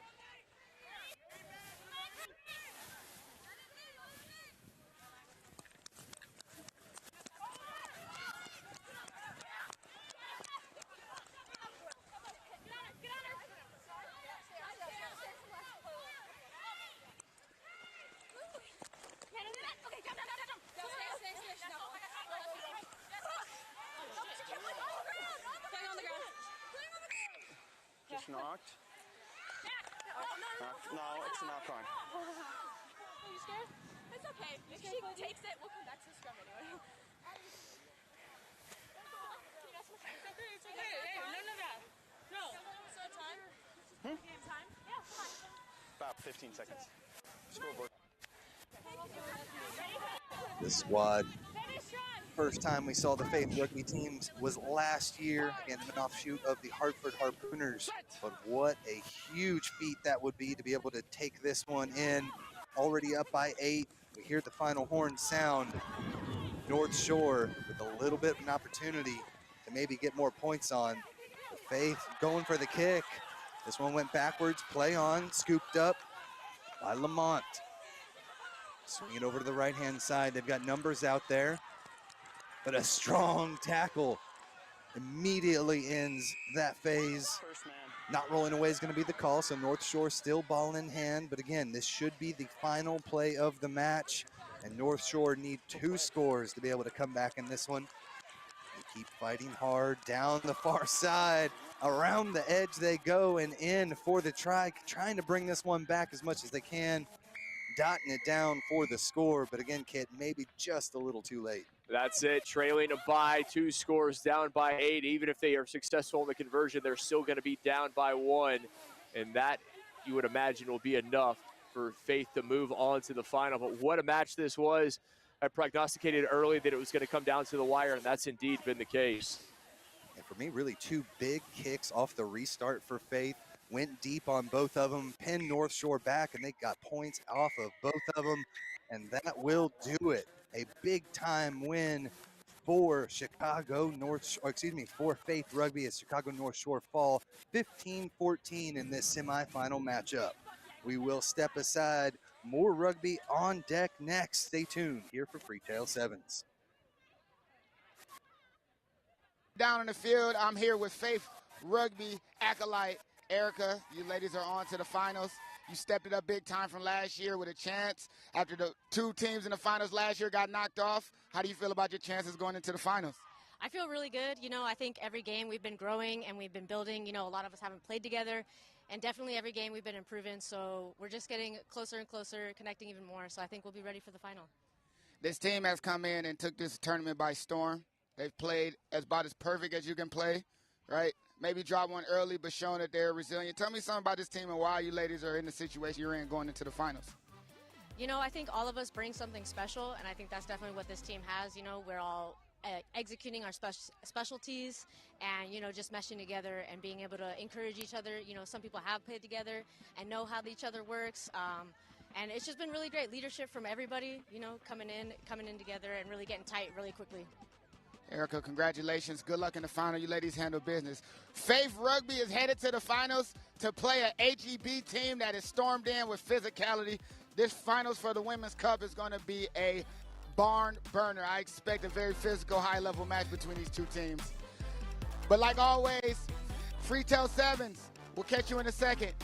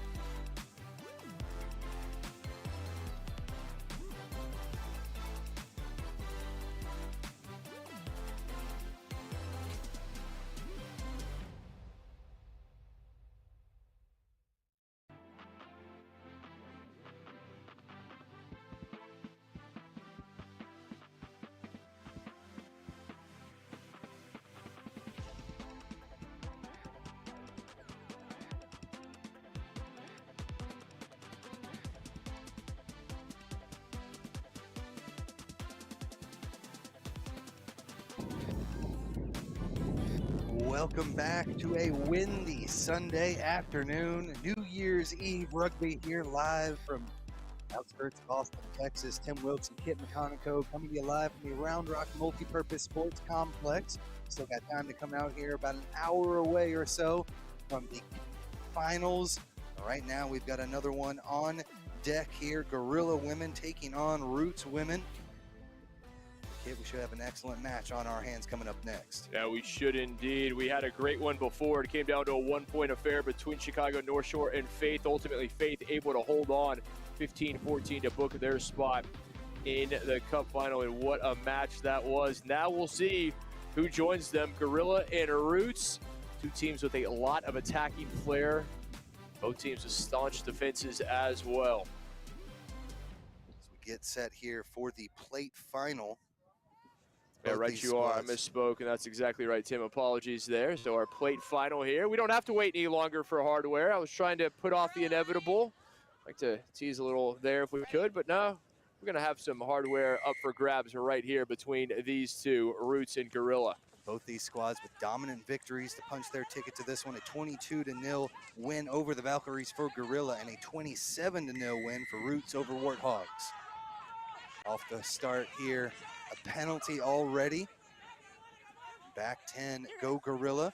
Roots in the red jerseys, Gorilla in the multicolored jerseys. And a quick tap and a nice pass finds the target, and they are right through the defense and in for the first try of the match for Roots Rugby. Roots wasting absolutely no time whatsoever. Christine Sargent marches right down the field and dots it down. I was just about to say, when it comes to Roots, watch out. They've got a lot of talent, particularly number 12, Scout Cheeks, has the white leggings on, but it's Sargent who usually is doing the dirty work in the middle of the pitch, shows off the wheels. And Sargent able to pull away from the Gorilla. 5-0, Roots with the early advantage. It's a nice little offload at the end there from Brittany Royce to find the final target. Punch that one in for the first points of the match. Good work from Roots. Again, both these teams with potent offenses here in the plate final. Looking to take home the big-time trophy for both these squads, make the weekend worthwhile. Both hoping for a little hardware in this one. Royce ready to get things underway. What we've seen from Roots, they're a really streaky team. They have momentum, and if they have it, they can pour it on quickly, and that's exactly what it looks like they're going to try to do here. A well defended there just on the touchline. Gorilla unable to keep it in, and you can see them start to pour it on a bit there on the part. Nicely done. Do have the wind at their backs there, so those kicks pushing down the pitch a little bit further than normal. We've been getting gusts about 10 to 20 miles an hour throughout today. Tim, what a great chance this is, a set piece. We've seen some miscues lead to points, and we've seen some well-worked lineouts as well lead to tries. We'll see which Roots has in store here. Looks like Gorilla's not going to send a jumper up, and this one ends up finding the back of the line out, and they're able to secure possession there. Roots dropping this one, went back, no knocked on there. So advantage being played for Gorilla. That's fine, there's a knock on here. And we'll come back for the knock on. No advantage gained, a few minutes gone by here in this plate final. Roots are with the early try. And Gorilla's really just trying to get those engines cranking. They are indeed. In the first 3 minutes, they've had very little possession and none of it on the Roots side of the pitch. They've been defending, and when they have had it, just trying to get out of their own 22, and that's a credit to the Roots defense and not letting them break out of that defensive end. Scrum down here for Gorilla Rugby. Squad out of the DFW area, but players from all over the country. This one's going to come out the side. Went back behind the legs, though, and we play on. Big tackle there from Roots, holding them inside the 22-meter line. And they're just going to have to kick this one out, try to find some space. Fisher with the boot, but the wind holds this one up, blows it all the way to the far side of the pitch. Opportunity for Roots, but they could not scoop it up. And eventually Gorilla will run it into touch, but will come back for the knock-on. So Gorillas with another crack at it here with the scrum inside their 22. And knocked on by Brittany Roy's there for Roots, but I like the idea from Josephine Fisher, putting boot to ball. You see so many of the Roots players up there at the gain line, leaves a lot of room in behind. If you can get a little chip over, and that sits up nicely, you may be off to the races. Put into the scrum. 3 minutes left to play in this plate final. Another huge shove from Roots. But they're able to retain possession. Our Gorilla to the near side they come. Hicks lost it forward there. Unfortunate mistake and a big time opportunity for Roots to maybe double this lead. And Brianna Hicks just took her eyes off it at the last possible second, and that's a credit to the Roots defense. She saw them bearing down, and instead of focusing on the pass coming her way, she wanted to make sure she was bracing for that impact that she thought was going to be coming. And Roots, really a tough tackling team, putting pressure on their opponents, and it pays dividends in that situation. Now it's Roots with the put in. Saw a couple big shoves. Are able to do so again and get it out cleanly. There's space to be had on the weak side, and a big time Finn leads their way into the try zone, and Brianna Hicks dots it down. Yeah, Scout Cheeks there, I mentioned her early in this one, and what a job she does. She is an absolute terror, ball in hand, easy to pick out in the white leggings, a try-scoring machine, number 12 for Roots, and she finds one in this one, extending the lead 10-0. Opportunity to extend the lead here. Off conversion just off to the right, no good. So 10-0, the lead remains here for the ladies from Roots. Boys had a pretty good showing today as well. They certainly did. We talk about the teams that bring both a men's and a women's side, and that duality. Roots is a perfect example of that. The community, the rugby community that they have, and impressive showings on both sides for the men and the women. But Tim, in this match, Gorilla, they need to find something positive before halftime. This has been a first half completely dominated by Roots. Yeah, this is a squad put up 22 points. In a match previously today did Gorilla, so they've got the talent abound, but right now this Roots defense is holding tough. And again, they shove them out into touch. And a line out coming here after the turnover, back to Roots. That was the last try score again to Scout Cheeks, able to bundle Sophia Garrison into touch, and give her full credit. She does it both offensively and defensively. A lot of times you think of try scorers, they may not want to get dirty on the defensive end. Not the case for number 12 for Roots. Off the line out here, another attacking opportunity inside Gorilla's half of the pitch. This one possibly knocked forward there. Looked like the back jumper may have knocked it. But we play on, no advantage being played. Over at the far right-hand side, go Gorilla. Here goes Hicks again. Slam to deck. Gorilla's able to get there in position. Possibly not rolling away call. Took a second to get it out, but they are able to do so. Nice little burst of speed through the defense. And around the corner they go. They got one player out on the side, but lost forward, knocked on, horn sounds, and that'll do it for the first half. And Kit just Roots too much so far with a couple of tries. Too much indeed. Gorilla with some opportunities. That last knock on from Lucero. These are mistakes they have to clean up. The good news is they're only trail 10-0 at the break. We will step aside and have the second half, final 7 minutes of this women's plate final here from Freetail Sevens. Out. In.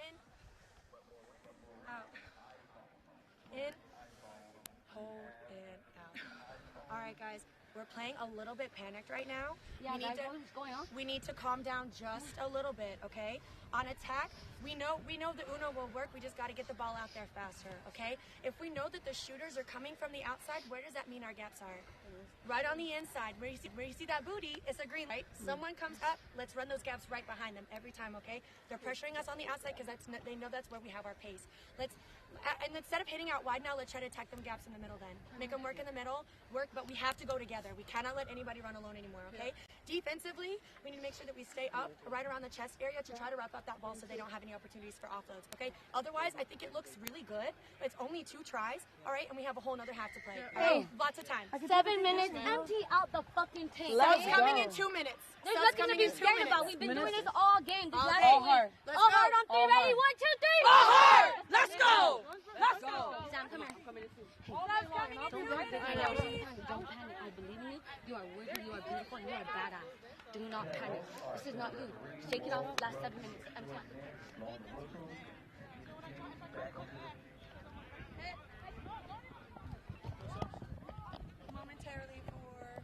Welcome back to the 2023 edition of Freetail Sevens, live here from the Round Rock Multipurpose Sports Complex.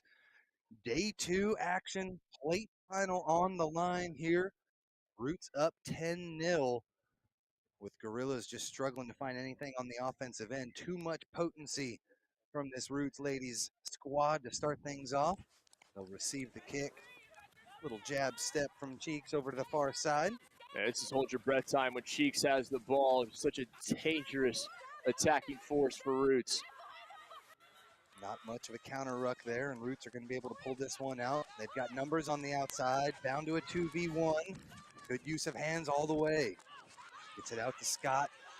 Nice little inside move. Lays things up, support's right there with her. She's going to toss this one back.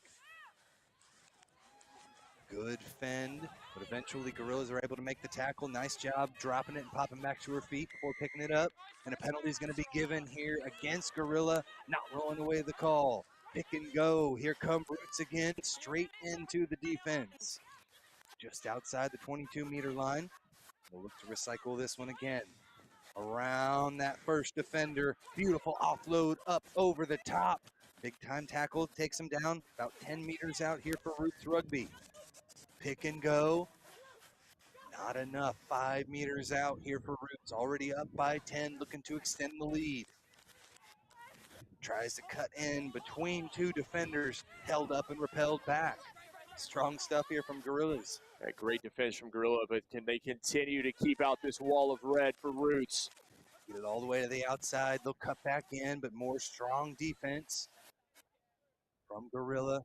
They'll swing it back again. They've got numbers now, but they'll cut back inside. Fighting through the defense, but still 2 meters short. And a penalty is going to be given. Not releasing the call. Got a little bit too far away from the support, and Gorillas rip it out of there.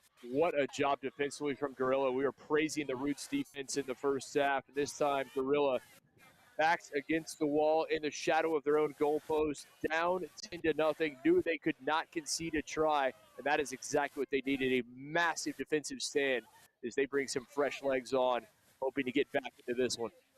Take a second look at that defensive stand. Yeah, shoelace tackle, dragging her with him, holding on for dear life, got the shoe with her, lays that down, and in the meantime, Gorilla are able to get their hands on the ball, earn the penalty, have an opportunity to work out. Looks like they're just going to have a scrum down possibly. Yeah, Tim, it's all hands on deck time right now for Gorilla. Still over 4 minutes remaining, but they have had very little attacking. And it's something they're going to have to change to get something going. Roots look like they're able to come away with the scramble there off the back of the scrum, and they dot it down, extend the lead another 5 points for Roots Rugby. Hats off to Roots there, pouncing on the loose ball, and bad luck for Gorilla. Right in front of their own goal line. You have to be more clinical, have to really prioritize possession. You could not give it away cheaply in that situation. And Roots makes them pay 15-0. It has been all Roots thus far. We've seen huge shoves throughout the day in the scrums. And this time it just gets lost back there behind the scrum half. They're able to get their hands on it. One phase later, diving over for the try. The Gorillas going to have any shot of getting back into this one. It all starts with this kick. They need to take it cleanly. They need to move up the pitch with speed and a sense of urgency. There is no time to waste for Gorilla. Bring this one back as we're midway through the second half of this plate final. Gorillas want to get back into it. They need tries in abundance, and they need them quickly. Scoop this one up in the back, try to come to the near side. But again, big time tackles being levied out there by Roots Rugby. Another slam for Gorilla. Give them props, not fighting or not stopping, keeping with the fight, but it's Roots able to take it away yet again.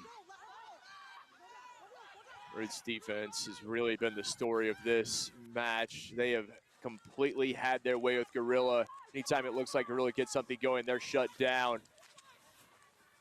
Couple of big fends there, opens the gap up here for Roots. One to beat. Dragging her down by the jersey, but she's over the line, touches it down. Second try of the half here for Roots. And that may well do it, as well as the Roots defense has been playing, not conceding a single point in just over 2 minutes remaining. 20-0, still the conversion to come. This is what Roots does, just bides their time, makes the stops, and then a miscue. They're able to take it. Such a talented attacking side. I mentioned in the open, individual work right there, and just barreling across for the try. Roots Rugby again got that big win early in the day over Old Blue, the defending champions, and they have rode that win to 2 more victories and look to be taking home the plate final. Yeah, they're less than 2 minutes away from winning some hardware and heading to downtown Austin. A little New Year's Eve celebration with that plate, and it'd be very well deserved. Remember, check online, freetail7s.com for all of the stats, standings, and highlights there. Take there from Gorilla. Securing possession with 1.5 minutes left to play. Big looping pass. Finds its target, and they're able to find a little bit of space. Over the midfield stripe they go. Chase is on, but it looks like Gorilla's going to have the speed to take it all the way. 5 meters out and in for the try. Beautiful response for the Gorilla women to get back on the board here. Hats off to Gorilla. Ashley Jones with the try, never giving up, never capitulating, even though they're down and very little time left. They're able to battle and break the deadlock. They are on the board, a point of pride. You never want to be shut out in any match. And Jones doing her part to make sure that is not the case. Conversion is good. So we see that potency there from Gorilla as we take a second look at the highlight. There's just a great line break. You see Jones saw the opportunity, turned on the Jets at number 4, sprinting all the way from her side of the pitch. Fantastic finish right between the posts and made the easy conversion for Sophia Karrison. 17 seconds left to play and still have plenty of rugby on deck. Stay tuned right here to the Freetail Sevens 2023 tournament as we get back underway with the restart. Again, a little bit of wind pushes this one behind the receivers and takes it all the way into the try zone. They'll dot it down there, and that will do it. Your final score, 20-7. Roots Rugby are your 2023 Freetail Sevens plate champions. You're fit too. Strong work from the ladies from Roots. Boys out here cheering them on as well. And a big-time victory for the Roots ladies. Gorillas had an excellent tournament as well, but just too much from the Roots. It was indeed, and a lot of the usual names, Scout Cheeks, Brittany Royce, some of those players we've grown accustomed to seeing. Christine Sargent got things underway. She had the first try, Big Sarge, and they never looked back. It was a dominant performance. That one try conceded late, but it is not going to change anything. Roots, a lot to be proud of as your plate champions. Big time win for Roots. We've got more action coming up after the break. We'll step aside and have more Freetail Sevens when we come back.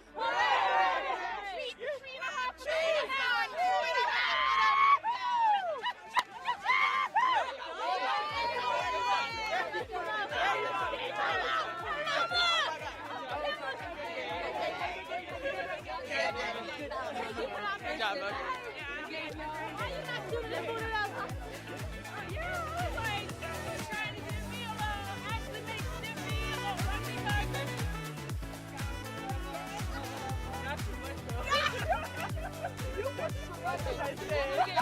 You're behind.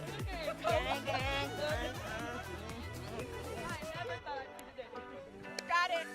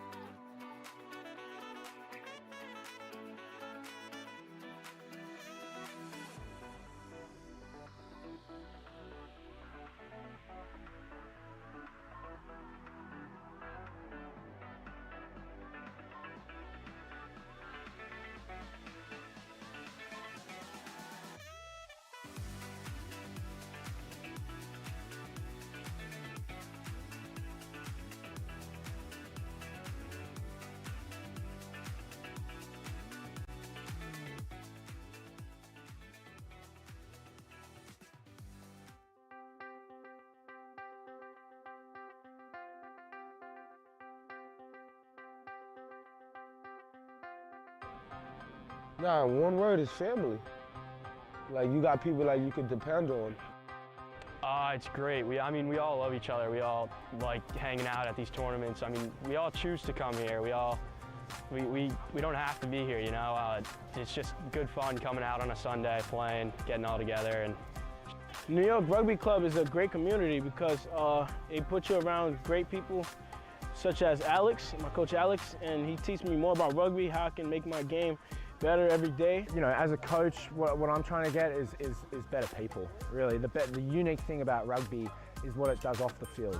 And, you know, I talk to these guys and these kids off the field, talking about their school, understanding where they want to go to college. You know, for me, we're trying to get better people out of this program rather than just better rugby players. Probably my favorite part of playing rugby is, like, I can forget any problem I'm having at school or at home or just any kind of worry or burden and just like give it my all on the field, and then I get off and I feel like I've accomplished something, and then it helps me with other stuff outside of, you know, the confidence outside of rugby basically. It's brought up a lot of my confidence. I wasn't very confident in middle school. I've just become so much like a better person to myself. I see myself in such a bigger light, and I'm honestly so much happier playing rugby. And what's quite unique about this club is you're not having one type of school or one stereotypical type of kid. You know, you're getting a mixed variety, and you get to see all these different kids actually come together and work together once a week or twice a week when we practice. So definitely that's the biggest impact, seeing kids from different backgrounds and different histories and you know, different parts of the world really come together and work together for a common goal, which is rugby. Let's get more kids playing sport because we know what that can do to them off the field, and in turn let's send more to college. And without rugby, I think it would be a lot harder for me to get into some schools that I want to get into. So I'm really thankful that I've been involved with the sport and had that kind of like extra push when it comes to college and higher education.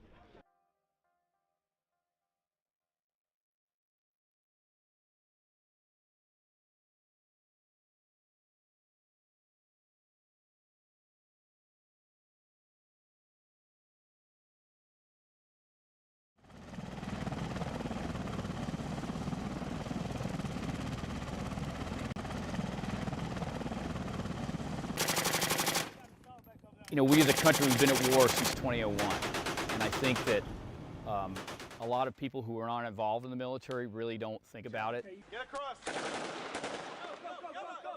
House 19, but I'm saying, you know, we finish here, but we can orient up and then get eyes on the enemy. You know. It's not on the forefront of the news anymore, but we have people out every day taking risk, and obviously sometimes they pay the ultimate price. I mean, there's some hard stories in there, so they're all great guys. You wish they were still here today with you, but you understand, you know, duty calls, they serve the mission, and there's tragedy and everything, and you know, a lot of them died in war, others died when they came back home. And we have our jerseys, and since the beginning we've worn a black mourning band, and that black mourning band stands apart as a reminder to us of who we're playing for. Who are we playing for? Marines. Our brothers. Right there. That's what we're playing for. Play with their fighting spirit. They can't be here. You fucking make it up for them right now, right? There's a lot of suffering and pain involved, but you try to bring the good out in every situation, and this is our way of doing it. It's Friday night, what we come here for. That's the main event. And we go to the Legion, and we have the ceremony. Remember our fallen, talk about them, we tell stories, remember their lives. Brett Beacon.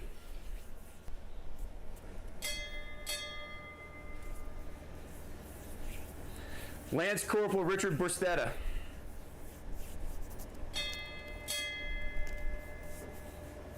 Major Jeremy Grazik. Lieutenant Colonel Dave Green. Major Ryan Hansen.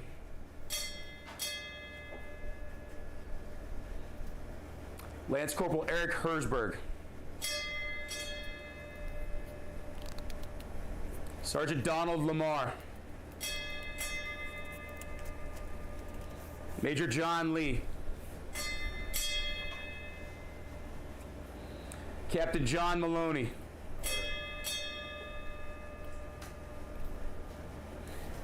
Major Kevin Nave.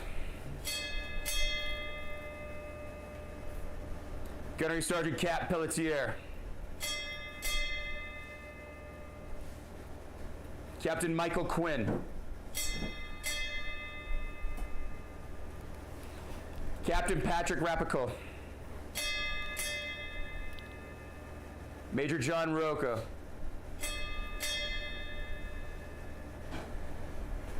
Lieutenant Colonel Kevin Shea.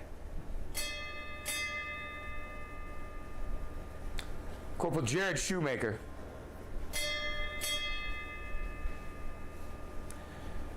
Lance Corporal Keynote Snow. Major Keith Takabayashi. Corporal Tyler Trevelyan. Captain Al Ziegler.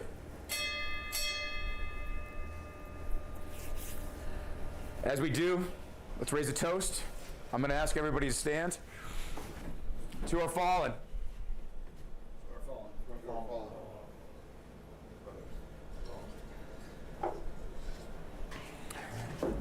And as we do,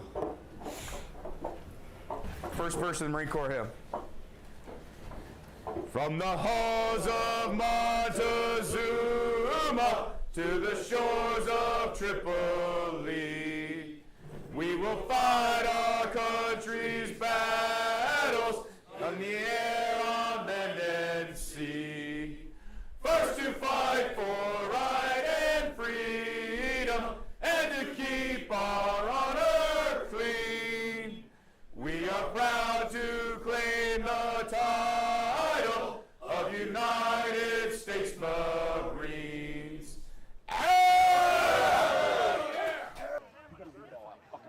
That means you fucking put your shoulder into every fucking tackle. You put your shoulder into every fucking ruck. You take these guys down. You don't do stupid shit. We run it up, we fucking score, and we're done. Fucking A, let's do this. Do not leave anything else out here. Come on, Marines! On, 2, 3, Marines! Let's go, boys. Nick, fullback and winger. Let's go, boys.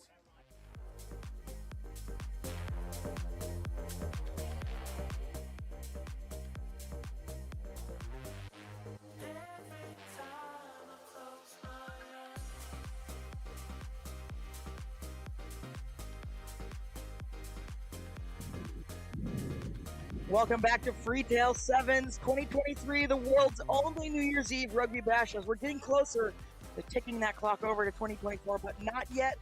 We've got a fourth match for you in the men's division. Tennessee Elite versus Roots men. We just saw the Roots women take that plate final, and this one I think is ready to go, and we are looking forward to an electric match. Yeah, we are. Tennessee Elite, it's first time in this tournament. It's been a real surprise. They were 4-0 before meeting the men's state rugby here earlier, falling to them in Cup Semifinal play.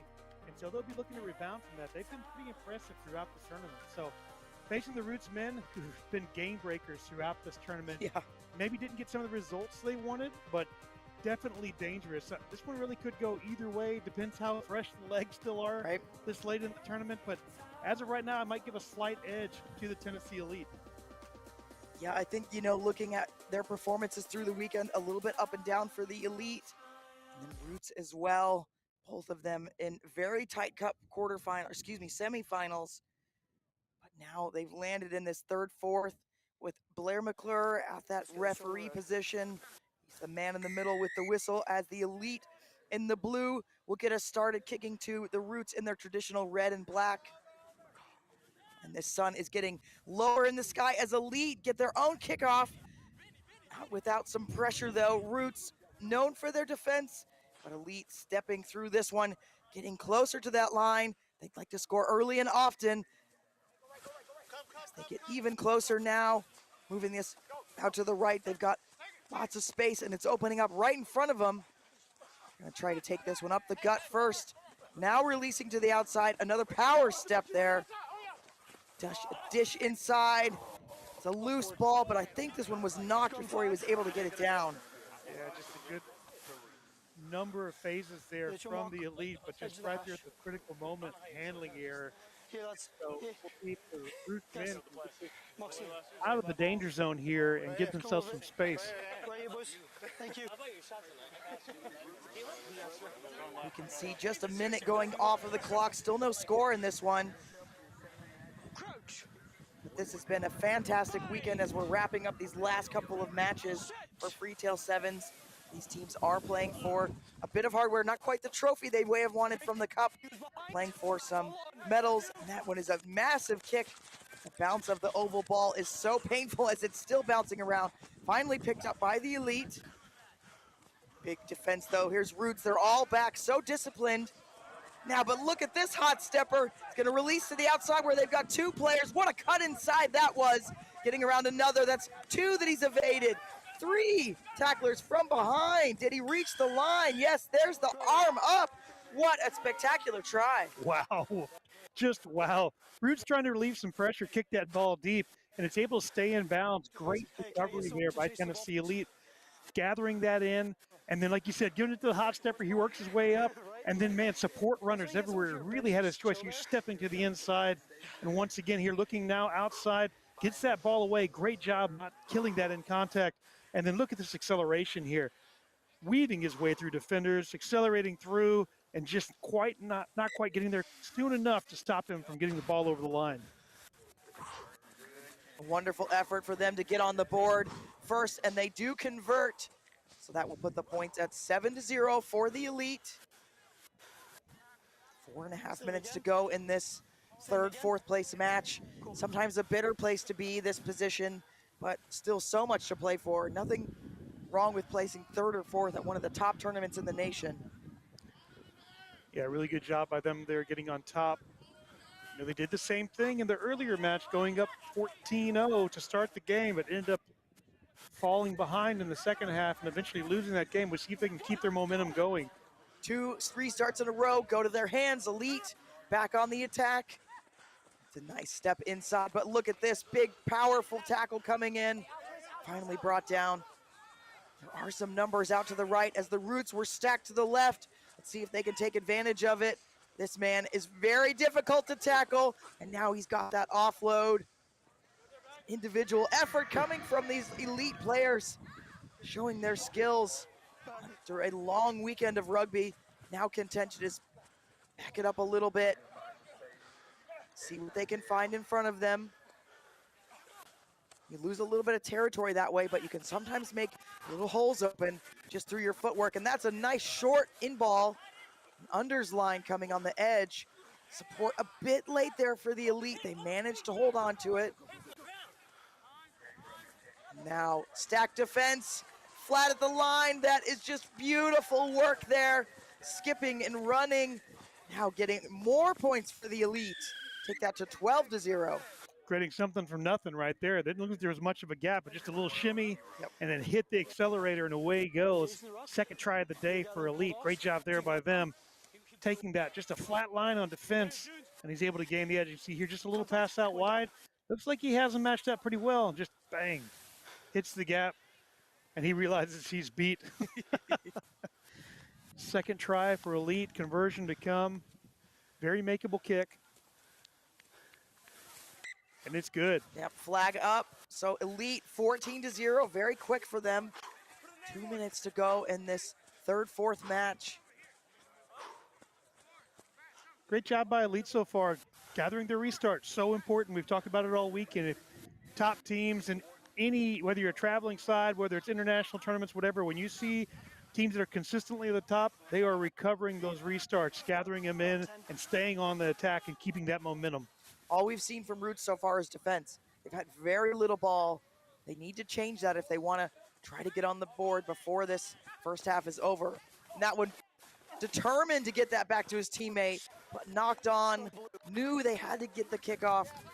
Couldn't quite get it, so Elite will have a good position for a scrum here, and they're going to have a chance to go up by 3 tries possibly. Going to have to add in the stat box for that one a kill right there. As he volleyball spiked that one backwards.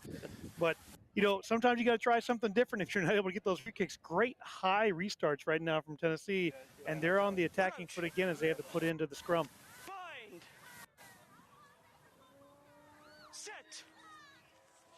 Elite stretching across the field here. We're starting to see that sun coming down. There's some shadows on the field as the sun going down on the day. That one just losing it forward, so Roots will have their first shot at a real attack here. Some contention at the ruck. Finally getting it out, and they'll do their own backup and find some space. Finding a little seam there. Here comes the offload off the shoulder. Here come Roots. We know they're dangerous. They're so fast and hard to contain. But Elite all over this one. That's a beautiful clinical poach right there. But no, referee disagrees. Some stepping happening. Gonna get across that line and get on the board. The boys are on the board. Yeah, I think the referee's saying he never fully released off that tackle. Unfortunate for Tennessee after dominating 6.5 minutes of play with 30 seconds left in the half to give up a try right in front, right down the middle, so it should make it 14-7. It does. We can see Noble here again. He's fighting his way through the defenders, taking it all the way back to the try, all the way to the back of the try zone scoring.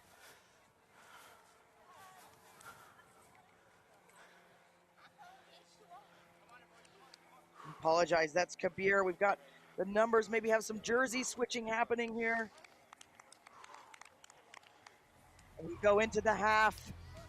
Elite up by a converted try, 14-7, but a nice bounce back by Roots. We'll be back with your second half of this fourth match at Freetail 7s in just a moment.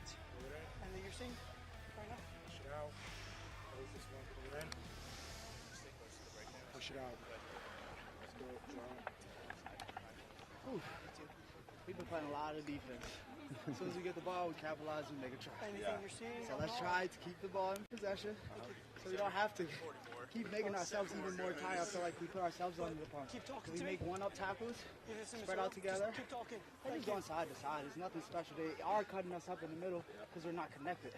So stay connected first, and then we spread out together. Crunch, we got to push them connect out. first. I think you guys are doing fine. It's just the one-up tackles. Make those, and you're good because they're leaving their guys isolated a lot. If you know you can't get in the ruck, you just stay out of it so we can have our numbers on defense. But other than that, y'all keep sharing the ball, make your tackles. We're good. Hey, it's a support battle too on offense and defense, guys. Let's be the ones to win it. Let's go. One change. Genesis to route. For Genesis. Hey, guys, do a better job communicating in the middle. Hold on to that pill. All right. Hey, Do a turn better off job. the chat, boys. You have to off the chat. Let's go. Hey, finish on 3. 1, 2, 3. Finish. Hey, we're kicking the ball. Hey, Junior, you're kicking that. Let's kick it right. Let's kick it right? Let's go, boys. Yeah, one. Good work. I appreciate it. Welcome back to Freetail 7's fourth match between Elite and Roots. Very tight one, 14-7. Seeing Roots scoring, Kabir scoring a try just before the half to get them back into this game, Tim. Yeah, it really changes the tenor of the second half. Only one try out for tying it up. And, you know, they were on the back foot, like we said, for about 6.5 minutes of the first half. The late try was huge for them, especially scoring it right under the post where they could convert it easily, cut that gap in half. Tennessee ready. But we know Elite wanted to be in the final, as did Roots, of course. Both of them playing in tight Cup semis. This one's still up in the air with Elite possibly in front just a hair. This one's going to get pushed into touch, looking like it did bounce out first. Not the restart they wanted, their first line out of this match.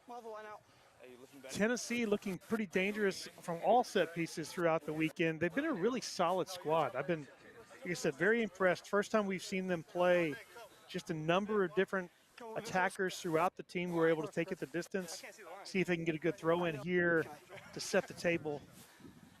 Off screen, but lots of birds on the field all of a sudden. Like a migrating pack just landed on the pitch. We'll see if they can stop this dangerous Tennessee Elite team from this line out. That one tipped off the top into Roots' hands. They're going to bring this one down to that 22-meter. Looking very threatening. The momentum surely with them. Pushing this one out to the left side. Lots of room, one to beat. Now cover tackles coming in. Stays with Roots. see what they've got on this other side now. Beautiful cover tackle there by the Elite. A poach coming in. We'll see who ends up with it. It's gonna stay with the red, the men in red. And a little step and go from the base. That's absolutely brilliant by Elite. I believe that's Hightower touching that one down. Great job there keeping off the base of that ruck. Able to peek just hard enough left to get that defender to bite just hard enough to slide by him. Still may be a tough conversion kick to come. Looks like maybe about the 15-meter there from the edge. See right here off the back. Just a little fake out left, cut back hard right. Stretches out, but not far enough to be able to stop him. Good job covering though, so he's not able to get under the sticks. See if he can make this kick. It's up, and it is good, and we've got a tie ball game. That was just wonderful work there. Just that rugby IQ, so important. There goes the birds, but the rugby IQ so smart there to see that there wasn't a post. To take that second to look up. That man showing all the experience that he has. Able to tie this one up with the conversion. 4.5 to go. Roots will have the restart. A little bit of that commentator's curse there. You know, that came off the bad throw from the Elite. I just said how solid they had been all weekend. An errant throw in leads to the Roots try and a tie game. And now, able to gather that one, and that was dangerous. Yep, trying to trap that with the foot, and luckily Jenkins was able to grab it in. So now Elite working out of their own end. One just a little bit wild, but stays with the men in blue.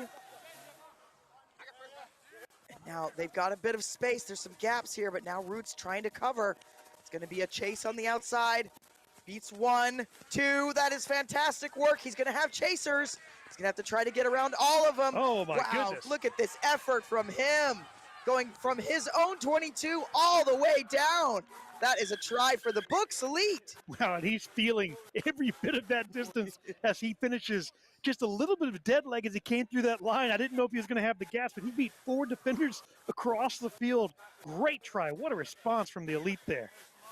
I think he's calling for some oxygen from the sideline there as he walks back. Wow, he really turned it on. Here we see in the replay, cuts back inside there. 3 men still chasing and just able to have the gas to finish. Very impressive run from the Elite. Just almost grabbing that jersey there, but now he's got the angle and the speed. Wonderful in full flight. And then that landing and the kick.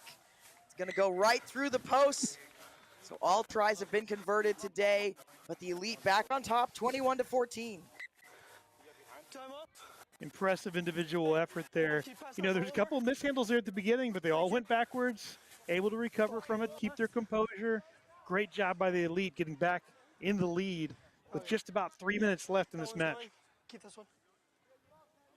And Elite gonna start to manage this clock. Of course, they only have a few 30 seconds to restart. Clock was off there for a bit. We did have a replacement, so McClure will put us back in time. And this one, Elite bearing down on Roots, and there's a big hit there.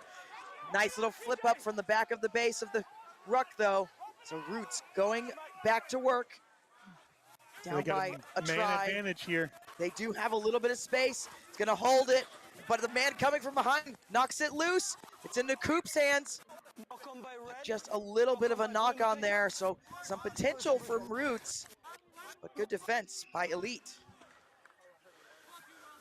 Looks like he's coming back. Okay. All right. Initially, it signaled that it was a Elite knock on, and I was like, I'm not sure, but it does signal there correctly that put in will be to the Elite. Just unfortunate. I think he held that just a step too long. He tried to draw on that last defender. If he gets that pass out a second sooner, maybe off to the races, but big hit on the cover defense there. Great job by the Elite closing that gap down. This is not a bad spot for the Elite to work from. Get that one out quickly. It's Coop. He is so dangerous and hard to tackle. And now out to the far side, trying to find a gap there. Coop again from the base.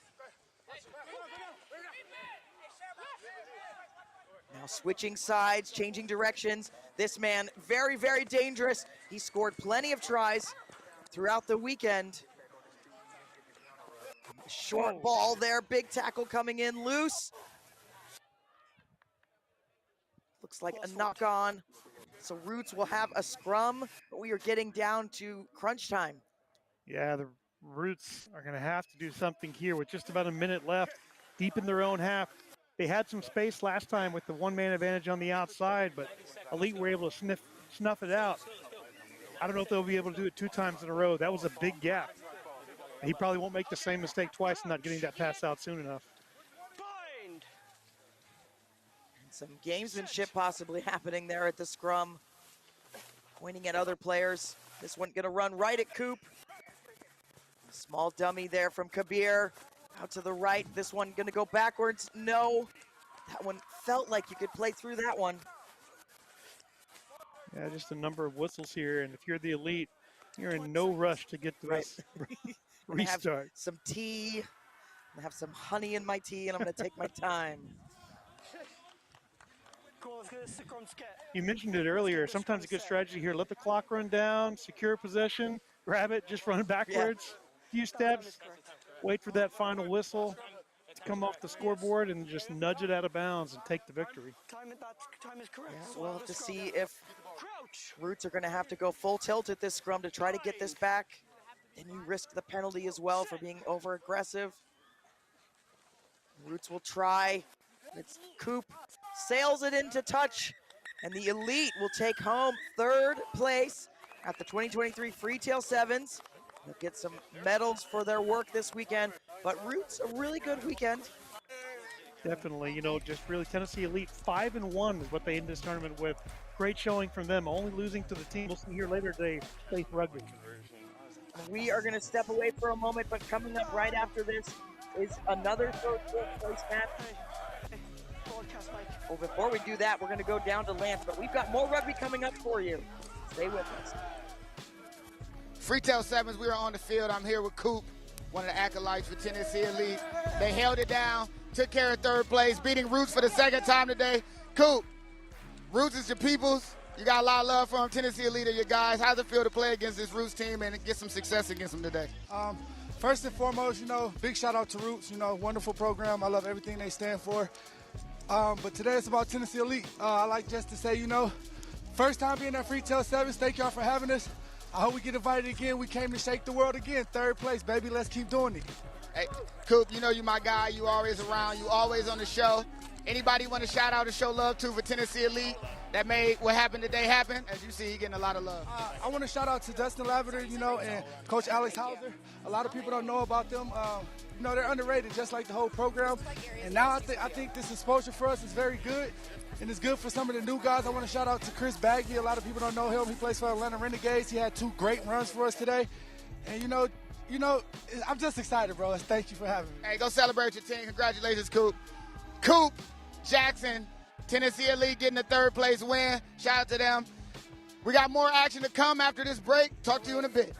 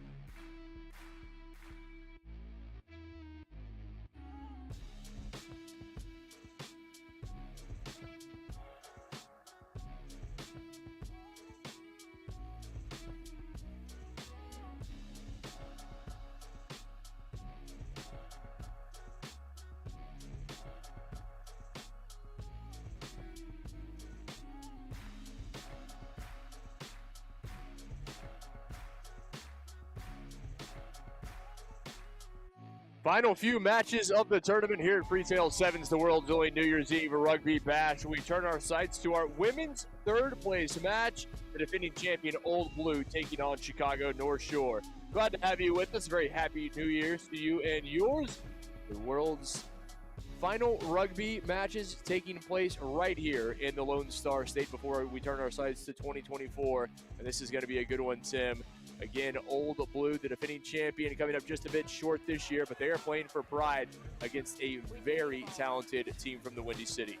Yeah, North Shore with the big second place finish last year, losing to Old Blue in the final, so a rematch here last year, but a different story really for both these squads. Old Blue, 2 victories yesterday. They look to be the dominant force yet again, but 2 losses on the day today have sent them here into the third, fourth place match. Both these teams hoping to get back to that final where they were a year ago, both falling a bit short as the sun set in here in Central Texas. Old Blue will get us underway. Rebecca Portlock is our referee for this contest. Glad to have you with us on Freetail7s.com. Next Level Rugby. We appreciate your support of one of the world's best sevens tournaments, certainly one of the most unique ones, ringing in the new year here in the Lone Star State. North Shore with possession, trying to find a bit of space out wide along that top touchline, able to tightrope it. That ball back in play, not bundled into touch. Nifty footwork there from North Shore. Now a bit of space here on the near side, but they elect to keep it. They're very congested along that top touch line. North Shore patient now, going through the phases, keeping a bit of possession. Oh, what a fin from North Shore. Physical stuff from the side in green. Solid defense from Old Blue to start this match. Doing a good job, allowing just a few meters. They've not been able to find the break, have North Shore. Now out wide, looking for a bit of speed, trying to keep this one in play, and they will. Unable to elude the would-be tackler. There's the defense from Old Blue you mentioned. Kept them inside their own half for a good minute plus at this point. Going to the boot. We've seen this from North Shore on numerous occasions, but our referee, Rebecca Portlock, will bring us back. Thank you. Forward pass, I think, there just before the kick. Was indeed. North Shore thought they were going to have an opportunity trying to chase that one down, but back we will come for the forward pass. So scrum coming to Old Blue, and they will have good field position. See what they can make of this. This is an Old Blue side that looked red hot coming into this one early on. But again, a couple of big losses. HEB took them down. Roots as well in pool play. And both those squads have shown to be a force here on day 2, but a big opportunity. They have indeed. That HEB Hurricane side, they will be playing for the championship, their first ever appearance in that title game. The North Shore rounding the edge, able to get around the final defender. It's going to be a foot race to the try line. Here comes North Shore. The green and gold looking to strike first, and that is exactly what they will do, eluding the would-be tackler and dotted down right behind the post. Erica Kuyavli with the opener. Big time try, big 80 meters. She took that one all the way down the pitch, and exactly what North Shore needed. I saw them a big time slow start in the match earlier today, but that time they showed the speed down the sideline to take it all the way. Kuyavli turns on the Jets and never looked back. See the big fend there, sit down. North Shore playing a tough brand of rugby.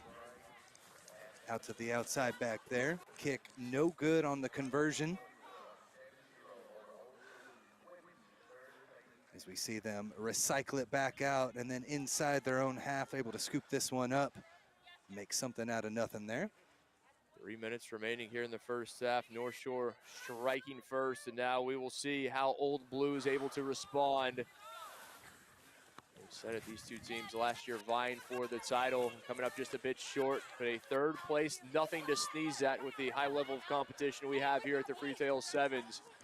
These are ultimate competitors. They want to wrap things up on a winning note. Do not want that sour taste of losing in their mouth to start 2024. Into touch, Old Blue just having a bit of troubles getting that attack in gear. Yeah, you called it though. North Shore, again, does not want to be denied for the second year in a row of hardware from Old Blue. already on the front foot midway through this first half. So a good start and an attacking opportunity here off the line out now. I'm feeling that's exactly what they spoke about before this. Look, we have another crack at this side. If we lost to them last year, we do not want to make it 2 years in a row.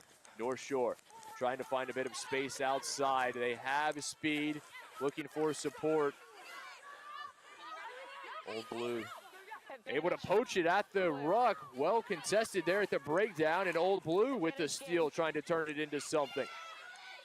And just as quickly taken back the other way. So both teams able to find a loose ball at the breakdown and both come away with it. Now North Shore back to work at midfield, breaking through. Couldn't get by the second. Eisenbreaker doing a good job there in the center of the field. Now speed on the edge. Here comes Kuliabali again, has a try. Can she make it a brace? Turns on the Jets, does number 8. And it's going to be another try for Chicago North Shore. 12-0 they lead. Just a race to get it to the outside. And once you get it to number 8, she's able to cash in again for the second time. Too much speed on the edges, and she had plenty of room on the outside to take it further if she needed to. She did indeed. As we take another look, Kuliabali just biding her time around the final defender, and no one else in blue in the vicinity. You said it, Tim. She could have bounced it out wide further had she chosen to, but didn't need to. The conversion off the upright and stays out. And we'll see how large that looms. 12-0 North Shore. 90 seconds remaining in the first half. Kuliabali just not the person you want to see one-on-one trying to make a solo tackle, as she's able to skirt right around the defense and dot it home. 12-0. And North Shore, the dominant force. Again, Old Blue, already 2 losses, kind of reeling here on day 2. You called it, they really are. They had a good start yesterday, but they've been unable to bring that momentum from day 1 into day 2 as Old Blue, and it's shown. Some uncharacteristic losses for one of the top teams. They are still looking for points here in the first half, trailing 12-0, and they desperately want to get on the board before the halftime whistle. Coming here to the near side. Little fin to there, couldn't get by the second. Don't forget, coming up next, it'll be our men's cup final. Our women's cup final will wrap things up. Just 2 more matches remaining here in the Freetail 7's 4th edition of this tournament. And we'd like to thank our founder, Ryan Walker, and all of his efforts, everything he does. And I'd like to thank all of our supporters, Next Level Rugby, Ryan Ginty, his entire crew doing a phenomenal job, both on site and in studio. Baylor Scott and White providing our medical services, keeping our athletes healthy here at the Freetail 7's, Hooligan Sport, Great American Rugby, and YSC Rugby, amongst others. And I'd like to thank you for joining us, wherever you may be joining us from as well. Get off the penalty there. They chose the scrum, and they're able to work it out of there nicely. Hooter sounds to end the first half. North Shore, could they find a third? That would be massive momentum-wise if they could extend the lead even larger. It has been a dominant first half for the Chicago side, but knocked on as the first half comes to a close. And Old Blue, they're going to have to make some adjustments for half number 2. Not quite what we were expecting there. So much potent offense there. Robardo has been the key factor for Old Blue to figure out a way to get her involved, but right now, a big deficit here for with North Shore on top. 7 minutes remaining, a 3rd place on the line in the women's division. North Shore leading 12-0 over Old Blue at the half.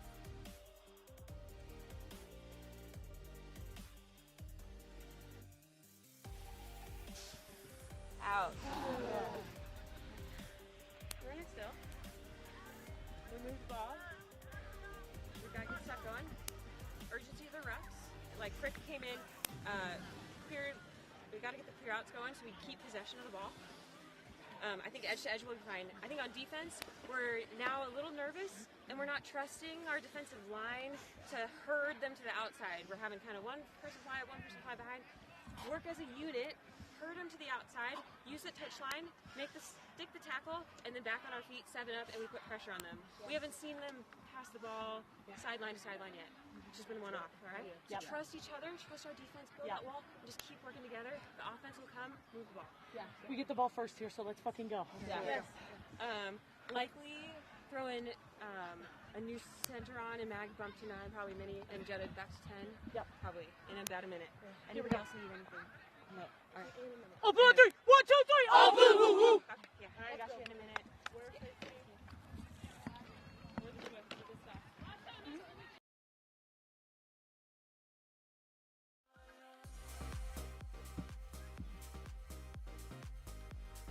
Second half, moments away from getting underway. 12-0, Chicago North Shore leading Old Blue at the half. Kuyabli with both tries in the first half for North Shore, Tim.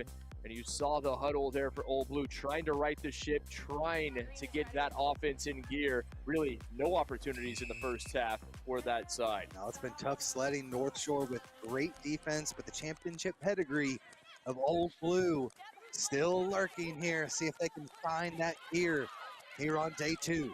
They're going to have to come from behind. No opportunities in the first half. What can they come away with? Less than 7 minutes to play. Is this sun setting here? Is it setting on Old Blue as well here at the Freetail Sevens? A rare foray into North Shore territory. North Shore closing quickly, bringing numbers to the ball. And the whistle from our referee, Rebecca Portlock. It'll be penalty to Old Blue, wasting no time on the restart, trying to catch North Shore flat-footed out wide. Kuyabli there from behind. Oh, what a track down from the try score. Almost able to punch it out as well, but it will remain with Old Blue. On the ground. And they are pinged. Turned over. What a mistake there. Koulibaly again with that try-saving tackle.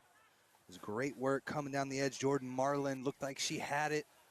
But now the quick tap, and North Shore with an opportunity to extend this lead. You got to go 80 meters. What a job from Erica Koulibaly there. Has 2 tries, a try-saving tackle. So you may say she has 3. Either way, she has been the leader, the most impressive player we've seen on the pitch for either side in this match. Looking for service again. Here comes North Shore trying to break their way through. That time, Fish. And who else? Here comes Koulibaly, number 8, across midfield. Only one defender in the vicinity. Koulibaly slowed down for a second, waiting for reinforcements. There's the support as she runs out of steam. What a heads-up play from number 8. Knew she didn't have enough in the tank. Waited long enough for her teammate to come into the picture. Beautiful offload, and she does the rest. Another North Shore try. Yeah, compared to the speed we saw from her earlier in the first half, that was more of just a nice slow pace, kept everything behind, let that support arrive. All she had to do was just kind of outpace the person that was there. Nice slow speed, did so beautifully, and she was able to cash in again on the return. But you see, she just kind of drops it down a gear a little bit, not as fast as we saw earlier, lets that support arrive.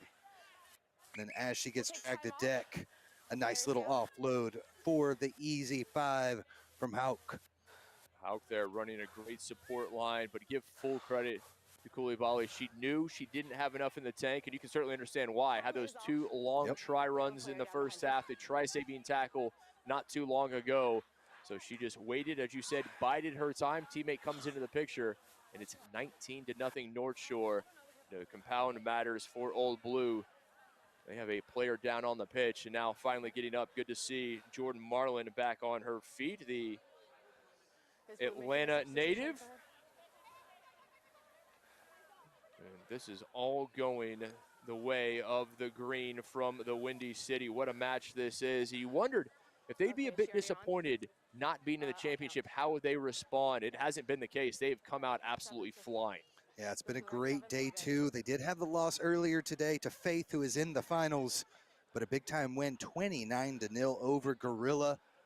Got them in this position and really kick-started the engines, and they have not looked back. 19 unanswered points. It looks like Jordan Marlin is okay there and asked us to give a shout-out to her mom, Lisa Simmons. It looks like your daughter's okay. She's able to come out on the pitch under her own power, and that's always a good sign. Great work. See if Old Blue has anything left in the tank with 4:20 left. Time of the essence, trailing 19-0. The attack has never really been able to get out of neutral. It's been stuck, idling, has that Old Blue attack. No chances, and that's a credit to the defense from North Shore. They've done a great job Just fringing out, not allowing the opportunities, and then coming together quickly, always bringing number to the tackle. Here's another example when you see those green kits coming in mass. Yeah, they just shift as one unit all the way across the pitch, beautifully collecting the offense. Get penalized here. Quick restart, Old Blue trying to find something. The support not there, and now to the breakdown they come. Need to be careful, can ill afford to turn it over here. Little show and go from Old Blue, just about 12 meters from that try line that has eluded them thus far. They have not been able to dot one down. Could they change that here? Opportunity out wide, Old Blue. Oh, what a tackle from North Shore. Old Blue able to get the offload, a little pop pass, but North Shore there again trying to poach it at the breakdown. Here comes Old Blue. Oh, a little too quick on the restart, says our referee. Still the opportunity. Coming back to this near side. Final ball out wide of Finn and a dot down. Old Blue is on the board, but just 2:48 remaining. Exactly what they needed, working the ball back and forth across the pitch. Slowly but surely, not a whole lot of line breaks there, but good progressive play to get themselves in position for the score on the outside. Yeah, patient work here, going from one side of the pitch to the other. To see all the way through the hands after they had brought it back. One final pass needed as the defense was sucked up a little bit, all the way in around the edge for their first try of the match. Could not complete the conversion, so it will stay a 14-point game. That means Old Blue needs 2 tries, 2 successful conversions to tie, and they have just over 2 minutes to do it. Restart did not go the required 10, touched before it went there. So we'll come back to a free kick at midfield for the ladies in green from North Shore. I have a feeling the Chicago side will take all the time they can here. Absolutely no reason to play with any sense of urgency with this 14-point lead, and they can start to turn their sights onto where they're going to go enjoy their New Year's Eve in Austin, Texas. Any recommendations, Tim? Oh man, so many choices to choose from. Got to drive down into downtown Austin. See where the night takes you. That's usually the best way to go. See where the night takes you. I have a feeling that is going to be the motto for a lot of our athletes here, and hope they have a wonderful New Year's. Hope you do as well. We're not done yet. Don't forget, we have both Cup Finals on tap. Just 2 more games remaining. We will have the men coming up next, and we wrap things up with the women.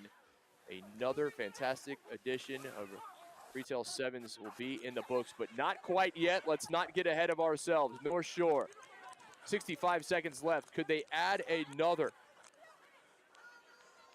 I don't know that they need another at this point. Right now, just maintaining possession, keeping it away from Old Blue, more important than adding to that 14-point lead. That's going to be the key. Keep it in nice and tight. No need to really exploit the edges at this point. Just keep it low, find that support, and stay together as a one unit. And stay in bounds. Don't get bundled in a touch. And as we say that, that's exactly what happens.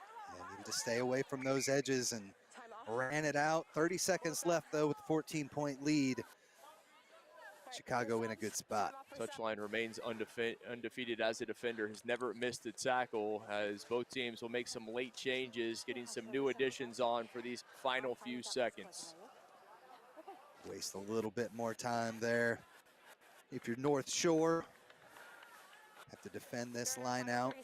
Again, the ladies from Old Blue, last year's champions, possibly missing a couple of players out there from that last year's squad.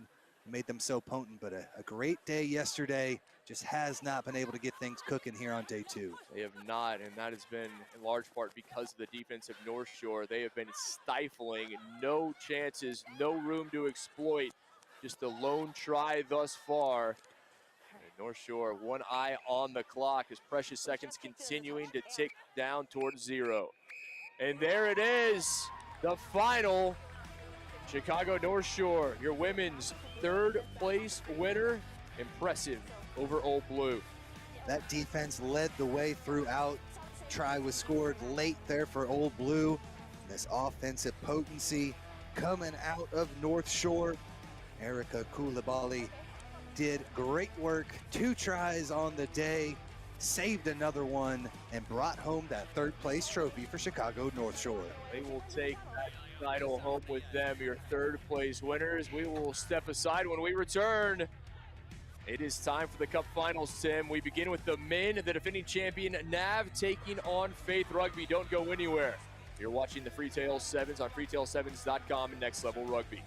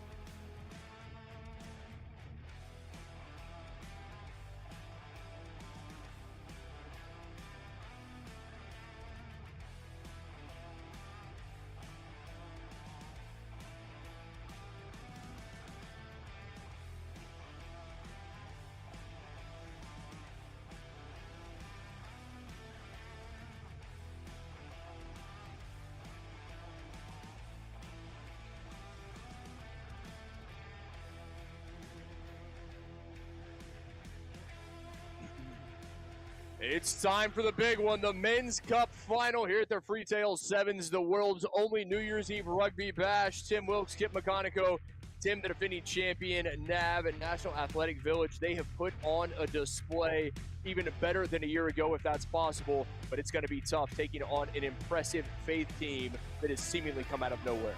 Full dominance on display for NAV throughout this tournament. Big wins today to punch their ticket. And boy, they just have talent all over the pitch. But the one team standing in their way, Faith Men's Rugby, enters the field. The women will be following behind them in the Women's Championship as well. Great action coming our way. These two teams, very similar semifinal scores. NAV able to get by Roots Rugby 31-12. Faith was able to get by Tennessee Elite 33-14. If that's any indication, I think this is going to be a very tightly contested match. Players coming out on the pitch, the fans on their feet, electricity in the stadium. So glad to have you with us wherever you may be joining us from. Happy New Year's to you and yours. This is the match everybody was looking for from yesterday when we saw Faith. A lot of Hartford Harpooner guys we've seen in the past here, Freetail Sevens. There is talent on both of these rosters, not just the 7 on the pitch, but on the bench as well. A couple to keep an eye out there for as well on the Faith side. Alacio Naduva, he's a new player to this squad, but boy, has he put on a performance, a couple of hat tricks already. And on the NAV side, Corey Jones leads the way. for the most part, distributing the ball all across the pitch. Should be a fun one. Let's see how Nav's defense can hold up against a tough Faith offense. Justin Hale is our referee. The men's cup final, the ultimate prize on the line. Faith in the white with the black numerals, black shorts. Nav in the blue and red. It'll be Zach Pangolina and the Houston SaberCat of Major League Rugby to get us underway. As the sun sets here in Central Texas, we start to look toward 2024.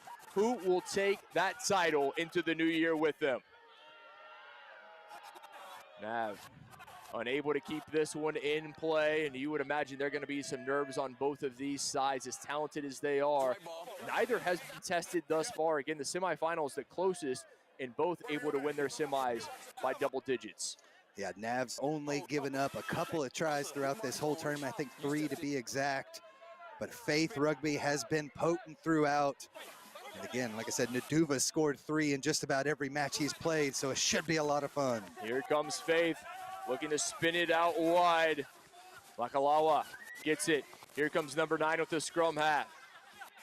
Faith trying to find a bit of space there is Silo, Junior Silo, right up the middle, the big man making meters the hard way.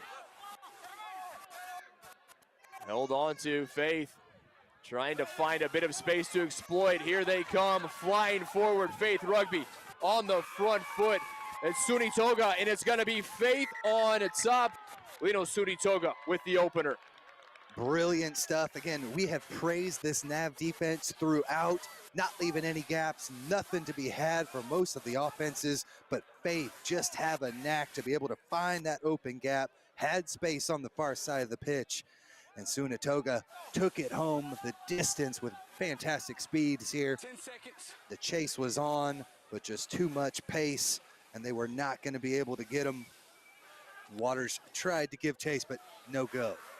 Sunatoga, Fijian born, now calling San Antonio home. Just his 3rd year playing rugby. And there is a ton of talent on this side.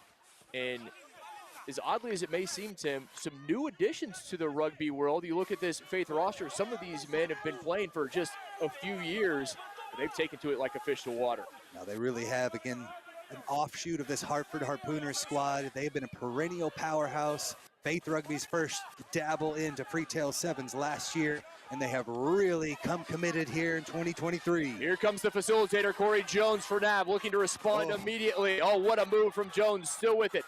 Out wide, here comes Moala. Big Simi Moala steamrolling across. He will not be denied, dots it down right behind the pad. What a response from Nav. And we saw Nav go down for the first time in the entire tournament earlier in the day, and boy, did they respond. I think 3 unanswered tries at that point, and another huge response within a minute of getting scored on. They're able to bring it right back. Corey Jones, as you called him, the facilitator, set a few guys to deck there. There goes 1, there goes 2, and then the final pass out to Moala, hits its target, and a big-time try for Nav Sevens. Jones good on the conversion as well, so Nav on top 7-5, just about halfway through the opening 7, and we have already seen fireworks here in the men's Cup final. The top 2 teams, Big Moala, one of the new additions to this Nav side, mentioned Pangolinin, Rod Waters, Moala. That is an incredible amount of new talent to bring to a defending championship side. And just anytime you got a one-on-one advantage throughout this tournament, they have had a big-time advantage in those one-on-ones. But here this evening, Faith Rugby is more than matching their skill so far, but a big take from Corey Jones off the top. Jones nicely done, able to keep it in play. Pangolinin out wide, Moala looking for service. Simi now gets it, the big man looks to turn on the Jets. Oh, what a stutter step from Simi, cuts in. He's brought down shy of the try line, but he gets the pass off in time. Heads up play, and it's going to be another try for Nav. You just see so much pace from Moala, and then a beautiful drop-off, offload in the tackle, but Moala just so much speed. It looks like the defender had him, was going to chase him down, but too much pace, and then beautifully offloaded for the big-time tries. We take a second look. Yeah, what a job here. We know the power, the pace that big number one, Simiwala, has. But he is tracked down. You said it, has the wherewithal, the IQ to know support is coming, able to get an accurate pass off from his back as Jones splits the uprights yet again. 14-5, Nav on top after going down 5-0. Yeah, so many times in this tournament, we've seen that breakaway, and then an offload just isn't there. Nobody home in support. But Nav Sevens has been excellent, not just on the defensive end, but they smell that try zone, and they've always got the support ready to take it home. The defending champions looking to make it 2 in a row and off to a good start here. 2 minutes remaining in the first. They are so great on the set pieces, the restarts. Tim, we've commented on it on more than one occasion. Their scrums, their lineouts, their kicks, everything executed to perfection. We've had 3 restart, a kickoff and 2 restarts, and Corey Jones has gotten his hand on every single one of them. The last 2, they've been able to secure possession here. But big time work when you got somebody who's over 6 foot, got the hops and the athleticism as Corey Jones. It is a weapon throughout, and you called it, not just the set pieces, the restarts, every inch of the turf they're able to defend, and so many ways they can strike against you. Jones, the North Little Rock, Arkansas product, University of Arkansas Razorback. No stranger to the city of Austin, former Austin Elite man, former AG man. Played with the Herd as well as the Hartford Harpooner, so he knows a lot of these Faith guys. He's played with and against them, and when you get to this high level, it's hard to find somebody who's new. Opportunity here. Referee Justin Hale on the spot. It's going to be penalty to Pangilinan and Nav as he will send it to touch. And watch out, the lineout we talked about, you don't often associate it with 7s. It's more of a 15s thing, but Faith, they use it as a great weapon. Oh, they've scored multiple times off of that line out, but one thing we got to not let slide there is the scrum. Faith has been dominant in the scrums every step of the way, and Nav held their own on that one. You saw the cup just moments ago. That's what they're playing for, is the Nav coaching staff looking on. Bated breath right now as they know there's still a lot of rugby remaining. And a miscue, a rare miscue there, something you rarely see. Knocked on, and as talented as they are, not what we anticipated here. We will come for the scrum and see what both teams can do in this situation, as we are now just seconds away from that halftime horn. Boy, we talk about just how potent those lineouts have been. They had the work moving, they had the hands getting it to the outside. But for a guy who has only been playing rugby for 1 year, Naduva was right there, got his hands on it, almost took it the distance, but just barely knocked it on. Almost got a intentional knock on there, but he had 2 hands on it. So just the single knock on and to put in for the scrum for Nav. Naduva now calling White Plains, New York home. The Fijian-born man is Nav again, looking dangerous. Pass behind, and now a little soccer. It's going to be a race to it. Who can get there first? Everybody flying back to the Nav side, and they will fall on it and had to. Penalty, though. And here comes Naduva and Faith trying to find something. Unable to get away from Pangilinan. Faith, can they score before halftime? Cut this to a 4, possibly even a 2-point game. Weaving it through. Get away there. Moala, and it's going to be penalty to Faith. Quick restart. Who else but Naduva heading forward. Oh, what the offload. Here they come. Another beautiful offload from Faith. Fans on their feet. Electric stuff here. Just shy of the try line is Faith. Now the reinforcements in white streaming in. And they've got it across and down the first half. Seconds away from coming to a close, and what a massive try that is from Faith. A chance to cut it to a 2-point game. Boy, did they need that one. Excellent work all the way inside their own half of the pitch. Ball hits the deck. They're able to stab kick it all the way through, and then excellent work as they get close to the try line, able to find some space. Masso with the final offload, and they're able to drive this one home. Nav Sevens fighting every inch of the way as they dot it down to creep back into it. Could not complete the conversion, so it'll stay NAV 14, Faith 10, but all to play for in the second half. The Men's Cup Final. NAV looking to repeat as your Freetail Sevens champion. Second half coming up after this. As expected, happy with it. Tackles being clean, big tackles. Ready.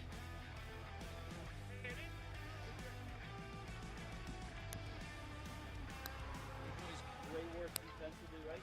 We just have to, attack-wise, want to continue to move them side to side, right? We don't need to be too creative too early, right? Let's go ahead and move them side to side. The second to third phase is when they're starting to break in the middle. That's when we can start dancing, all right? Other than that, we've got to make our tackles one-on-one, all right? We know that they're coming in on the side, so stay your lanes for that that inside guy, all right?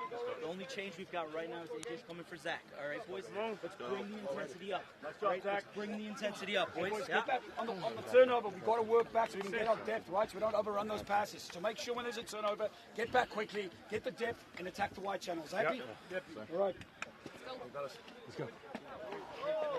Set the platform for these guys. Yes. Us offloading and bailing them out so they get to stay on front foot. They don't want to back up. They don't want to get in the ruck. It's one last effort to try and hit the ruck because they're not set. They'll start banging right into them, get to the edge. Spin edges early, make something happen, my attackers. Yeah. Finish on me, finish on 3. 1, 2, 3, finish! Hey, I love you fucking boys. Let's go finish. Go, Zach. Only weapon is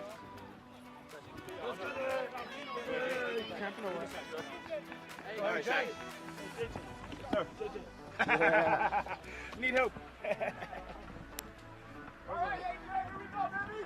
Zach, thank you, Zach. Zach, you're good, buddy. Ready to get underway, second half of our Men's Cup Final, and what a battle this is. NAV, the defending champion, leading Faith 14-10. Faith, a try at the very end of the first half to cut the deficit. This has been a back and forth affair, Tim. Everything we could have hoped for. Oh yeah, Faith Rugby showing that they've got that potency to be able to punch through this stingy NAV defense, and Mawala has been a force throughout. We're talking about a force, able to bounce off one would-be tackle, and here comes NAV. Faith lowering the boom, and this one really heating up early in the second half. Got the penalty too. Here they come. Maybe a bit too quick. Who else but Aduba there?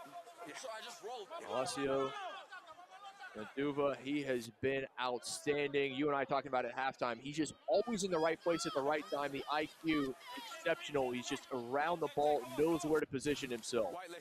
Said it earlier in the day. Just a Fijian boy doing Fijian things. Well, that's not what I said. That's what he said. That is a direct quote from Alessio Aduba himself. Just a Fijian boy doing Fijian things, and he makes it look easy if you've ever watched Fijian Sevens.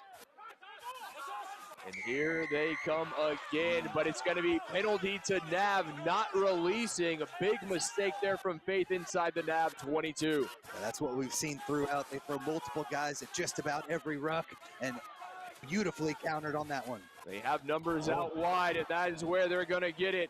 It's going to be a race. Here they come. Flying forward. Oh, what a move there, and NAV will extend the lead. They make it look easy. And wisely got it down right behind the post and taking as much time as they possibly can. 19-10. They can make it a double-digit lead if they're successful on the conversion. Jaquez Rabe dots it down. Beautiful movement there on the far side. Able to take it all the way home, as you see. Through the center of the pitch they come. Little fake. Joe and go with the behind the back fake, and then taken in all the way. Nice little cut through, and a big time try for NAV as they're able to extend the lead. Jacques Rabe, the South African born, now calling North Carolina home. He says he's looking for a pro team in America, and I have a feeling somebody's going to pick him up. If they don't, they are missing out. An absolute unit there out wide with speed to boot. 21-10, Jones successful on the conversion, and now, Tim, time starting to become a factor. An 11-point lead, up 2 scores. Faith, little time to waste. And they're going to get a bit of a gift here from Corey Jones. A free kick at the center of the pitch. A rare miscue from Jones as he sends that directly to touch. Big time opportunity, Naduva. leading the charge here for Faith Family Rugby. Here they come. Keep an eye on number 10. Obviously, there's a lot of talent, but he is the man, ball in hand, that makes you hold your breath. Moala with the tackle. Faith quick to the breakdown, not allowing a steal opportunity for Nav. And as I say that, Moala somehow, hold on, and that's why he was able to come away with it. It'll stay Faith ball inside the Nav 22. It was Naduva hitting his nose dirty in that ruck and got the penalty for his squad. Not the biggest man, but he plays a lot larger than his size, does number 10. There he is directing traffic around the ruck. Naduva at the back, keep an eye here. Trying to find a way by Moala. 2 there for Nav, just a meter shy of the try line, almost lost by Faith. They'll give it another go here on the near side, cruising across and dotted down by Faith Rugby. Tuataga with his second of the match. Just power there, scrambling for it. It looked like Nav was going to be able to repel him each and every time, but a huge charging run. Just said, scoop this one up and just said, I'm going to take this. I am scoring, and the tenacity to punch it right through this Nav 7's line. Naduva on the deck, scrambles for it, but then a lowered head. Sonatoga all the way through for the try. Down by 4 with still 3 left, Kit. The conversion up and good, and we have a match, ladies and gentlemen. 2:51 remaining. It's Nav 21, Faith 17. This is what we were hoping for. The ultimate prize, the Men's Cup Final. The battle we hoped we would see has come to fruition. Big kick here. Last time Nav was in this situation, they sent it directly to touch. That is a mistake Faith cannot make. High skyscraping kick. Moala there takes it cleanly. Timmy by 1, cuts it back inside. Oh, watch out. This could be it. Nav heading to try time, and they will. Timmy Moala may well have put the nail in this one directly off the kickoff, and it is all high fives on the Nav bench. Faith was coming forward with it, trying to get it. They kind of lost it in the sky, but the one who didn't was Mayola, and he took it the distance, puts his stamp on this one. 2 tries in the match, and a big-time moment for Nav 7s. Just when it looked like they'd be able to creep back into it, Faith let in another big-time try. What a take, Simi Moala, beautiful under the high ball and able to weave his way through. He has that rare combination of size and speed, power, everything you could ask for. He makes it look easy, but it's very hard to imagine how large a man that is running it at that pace.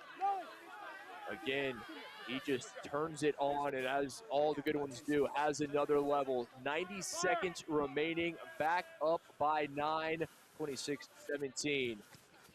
Is there time for Faith? Trailing by 2 scores. Nav, another score that would knock this one away. Faith lowering the boom, massive hit defensively, but unable to come away with it. Now they do. Yeah, no wrap on that tackle though, Kit. Definitely shoved him to the deck, so looks like Hale may have a quick chat. And Naduva pleading his case, but to no avail as it was knocked on. Now you're getting members from both teams, and take a look at this hit. I don't know, looks like may have had the arms at least attempting a wrap there on the second look. Just inside, but play on, it was fine there. AR was in perfect position on this near side as well. So no issues there, no penalty. Simply a knock-on after the massive hit. And you can see the knock-on right there. Great work from our next level rugby camera crew. That was Newcomb who was unable to hold it. So it'll be scrum to Corey Jones and Nav, and they are in no hurry to put this one in. Able to get their own ball back out of the scrums twice already, have Nav 7s. But on that last one, Faith really started to drive hard. See if they can come up with a huge steal. They're going to need it here. Trailing by 9, just seconds remaining. Nav looking to go back-to-back as your Freetail 7s Men's Cup champions. They did it in 2022, I should say. Can they do it in 23 as well? And they are seconds away from doubling up. Naduva was able to take that one away. Been problems back there in that scrum half slot. took it away from Jones. Maybe just a little too late here for Faith. Faith around the side, a little kick over the top, and batted out of bounds. Big heads-up play from Nav. And there is the final whistle. No, hold on. Let's see Justin Hale taking a look at the watch. Nav, they were ready to start celebrating, but we're going to have a yellow card first. We are not done just yet. Still some entertainment. Intentional knock on there. That ball was up in the air. If he'd knocked it backwards, would have been clean, game over. But referees were in good position, saw the forward tip. A scrum chosen here for Faith Rugby. They might not be able to come back with the victory here, but still the pride being shown by Faith Family Rugby. Exquisite here in this cup final. Nav simply needs to get hands on the ball and send it to touch, and they will pull their second cup trophy. They are seconds away from doing just that, but Naduva, at the very least, wants to make this a narrower scoreline than it currently is at 26-17. Final chance here for Faith. Offside against Nav, so Faith getting some gifts. Naduva trying to weave his way through. Out wide he goes. Faith looking for one more, trying to get around Moala, unable to do so. Great counter rucking from Nav, but still Faith with it. Somehow able to get that ball out with the offload, and they're gonna have another dotted down underneath the post. Hold on, obstruction. Corey Jones was looking to make that tackle. They had a runner coming through the inside, just crossed him up enough. Again, Corey Jones was there to make the tackle, got run into. Easy call for Justin Hale, but not the ending that Faith wanted. Not by a long shot, as Jones will simply wait for this one, and I have a feeling this will go directly to touch. He will take a few extra seconds off. It will the facilitator. Jones and Nav back-to-back men's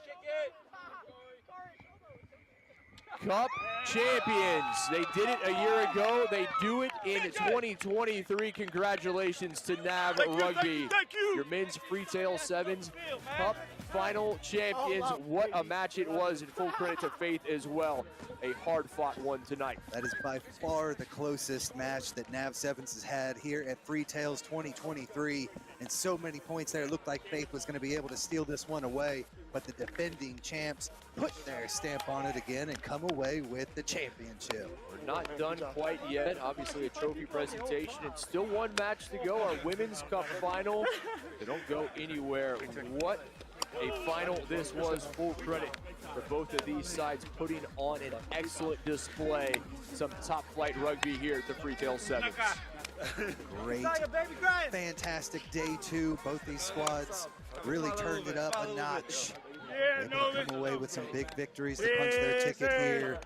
But just so much talent on this Nav Sevens roster. They didn't even bring in a lot of the big time name subs that they had on the bench. Didn't need them here in the final. And a great tournament here for National Athletic Village. They double up champions a year ago, champions in 2023. The question is, Tim, looking ahead, can they make it a three-peat? We'll have to wait till next year to see. But let's let them enjoy this and celebrate a well-deserved, hard-fought championship to retain that title. I think a couple more Eagles on the squad might be able to boost the odds a little bit, but they were phenomenal throughout. Take nothing away from Nav Sevens. Just tenacious on the defensive end and weapons all over the pitch. Exactly what their fans were hoping to see. Brilliant, high-flying rugby from both of these sides. Everything you want in a final, and it lived up to the billing. We hyped it. Sometimes it doesn't live up to it. This one certainly did. In back and forth action, both squads had opportunities, had bid breakaways. Got to give a big shout out to Galacio Naduva. Number 10 was just a little guy out on the pitch, but boy, was playing with so much heart. Let's send it down to Lance Kavanaugh on the pitch for our trophy presentation. Freetail Sevens, we are down on the field, and I am here with Nav Sevens, who not only took the championship last year in impressive fashion against the Faith team, But this year, after a thrilling first half and an amazing compilation of play from the second half, I present to you your 2023 Freetail Sevens champions, NAV Sevens.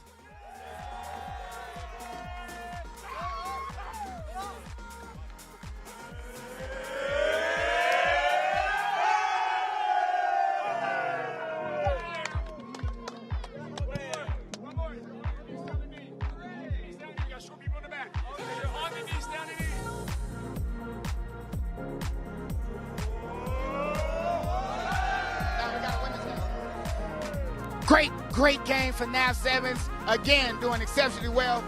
We're going to take it up and have a break. We'll see you in a bit.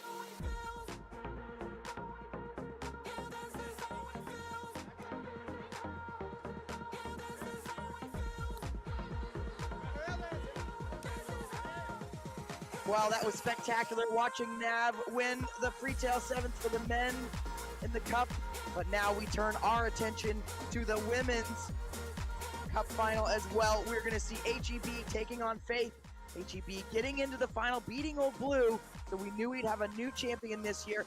But got to spend a little bit of time on HEB. Their first Freetail Sevens ever, their first Cup final. It was their first semifinal and possibly their first quarterfinal ever. Don't want to take anything away from Faith, but that is spectacular, Tim. Yep, showing up and showing out from HEB. Both these teams appear very evenly matched on paper. We went back and looked at the stats. Both teams 4-1 in the tournament, each defeating the other's opponent that gave them their loss. So they beat North Shore and Faith beat Old Blue to get into this Cup final. Each team has scored, one team has scored 71 points for HEB, 72 for Faith, and each have given up 46 and 45. They couldn't be any more evenly matched. Should make for a fantastic Cup final. Well, and I'm not really good at math, but that seems very even, really well contested, and so I am just like strapping myself in for fireworks for this game. You know, and Faith also their first tournament, but you know, really exciting that their men were in the final as well and that they've done it on both sides of the coin. That is so fantastic and not something you see very often with the double. Yeah, good showing for them as a club overall. I would expect Faith to maybe have the advantage on the attacking side. They've scored only one more point, but their margins have been a little better overall consistently.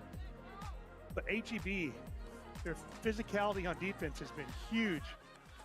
And the start there, it's into Faith's hands, and that is a gorgeous dummy. But there goes that physicality. HEB so tenacious.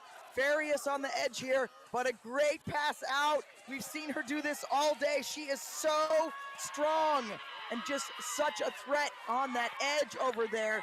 And the Lions strike first. Great job working it through the hands there, just like we talked about. Maybe a little bit more dangerous on the attacking side, just working it through the hands to the outside. HEB unable to collect that kickoff to start this match, and a quick 5 points for Faith.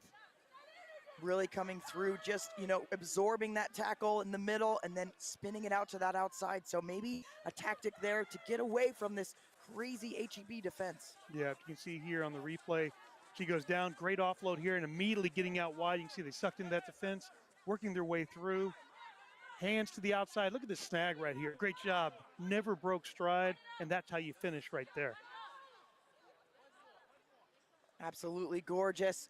And Faith converts that one, so they'll take a 7-point lead. And that kick just quite off maybe the ankle there, just getting a dribble on it, so the HEB will pick it up. Gonna try to go around the outside. Big double tackle coming in, getting smashed into the pitch there. You can hear NAV down in the corner celebrating, but match official Kat Roche, Faith wanting to go quick, so maybe playing a bit of tempo here. Roche will bring that back and let Faith take another shot there. Make sure it's taken behind You can hear NAV Sevens maybe down here in the corner celebrating their Cup victory. But each of these teams vying for their own here between HEB and Faith. So they'll have the throw in here. They showed some real tenacity on their lineouts earlier in the day. I'm interested to see. We've seen a lot of short throws. This one, yep, no, fake deep, go short. And the power. You got that one right, Tim. And now they're gonna go out and use this distance. Hey, they use the wing again. She already scored one. Can she do it again? Her defense up to the task maybe this time. The offload though, absolutely gorgeous, but just stepping into touch. Just one step too many. I thought she was going to get the edge there, but great cover defense from HEB. Tried to get the pass inside, but the foot goes out into touch. And now HEB deep in their own half, trying to change this score line. If I had to guess, based on what's been happening throughout this tournament, they're going to go for it. There's no hack it down the field. They're going to run this and try to run them smooth over. Yes. We've seen that a number of times. Big runs, big fins. HEB bringing the pain to folks who get in their way. I've had to think through my thesaurus of bigger words than tenacious, dangerous, angry. There's just so many words, and confrontational is the word that I've landed on. It's a respectful word. I think that's just how HEB plays. Yep. Good job trying to battle up that 5-meter channel, but pulled into touch, and now another line out. And this one flipping over to Faith. So Erica Farias out of Orsu will take this opportunity. This is a good chance for Faith to look at adding some more points. And it's a good one off the top. Even a bounce pass works in sevens. Now working their way out of this one, looking to release the dummy switch. Gonna go around to the outside again. Good job on closing the door on the HEB defense though. Good discipline to get out of there. Kat Roach definitely taking a closer look at that breakdown, seeing if she needed to penalize that. And this is a good short ball by Faith. Now if the offload can come, no, huge tackle coming in. Now Faith just having to organize again. They're gonna switch directions, a sweeping player coming around, and this one looking promising. Look at those pink boots flying across the line, getting some more points for Faith. And this one, just spectacular work there by Farias. Just working it through the phases. And there was a good turnaround there by the scrum half. You saw she was looking right, saw the supporting player coming around, getting that 2-on-2, spinning it back to the left. You can see her turnaround right there, make that pass. See, draw on the defender, get it out wide, and already past her as soon as she catches it. Just good job on the passing so far. Hitting them in stride, conversion's good, 12-0 to Faith. And that may have been Lucerius Rowe who actually scored that try. I apologize, getting a little bit of a mix-up there on those roster numbers. But regardless, pink boots, getting it across the line. Conversion did go through. So we got a score of 12-0, 2 minutes to go in this cup final. Faith definitely putting their stamp on this match so far. Maybe their experience as a side coming through against this young HEB side. And that restart, gorgeous, but not 10. That must have been right at 9.5. Yeah. It was very close, but this could be the momentum shift that HEB needs. They've been stuck in their own half. They've got to get across halfway. Maybe shorten that distance. They've had a couple of breaks, but just no real time of possession so far. We got 1.5 minutes left in this first half, and much like we saw in the men's cup final, it was 12-14-0, but then boom, Faith scored and got back into that match. That might be what HEB's able to do right here. And they're opting for the scrum, so looking for that steady platform. They have been pushing all day in the scrum and have stolen several. Of course, they're on attack here, so we expect them to just be hit and hold. Lots of space on the right-hand side. Nobody over there. We'll see if the scrum half tries to grab it and go weak. Nope, they're going to go back to the left. And it's into this dangerous woman's hands. I wish I had her name so I could give her so much credit, but she has done so much for this HEB side this weekend. Now shifting it back to the right, and boom, taking it to the line. 2 tacklers still going, fighting. Decided to sacrifice the ball for that one. Now to the left side, but a pick from the back first. And the offload coming. It's loose. Faith getting a bit of their own swarm happening on the defense side. Trying to poach this one. HEB is very compressed right now, but so is Faith in attack. There she goes again. She loves that offload off the top, and this is so good. Gonna go the distance. It's Talisi. She has scored so many tries for HEB this weekend and puts another one on the tally sheet. Faith showing they can be physical in defense too, but enough phases here to really suck them in. And when they got that ball off the bottom of the ruck there was immediately a 2-man overload on the outside on the left. Let's see if she can make this conversion and make it a 5-point game. What a big try right before the end of the first half. Yeah, they needed to get some points, and they do there, but that conversion is going to go wide. So we will go into halftime with Faith with the slight lead, just 7 points, 12-5 over HEB. Stay with us for the last match of the 2023 Freetail Sevens, where after this, we're all going to go ring in the new year. Maybe it's a little early. We'll be back.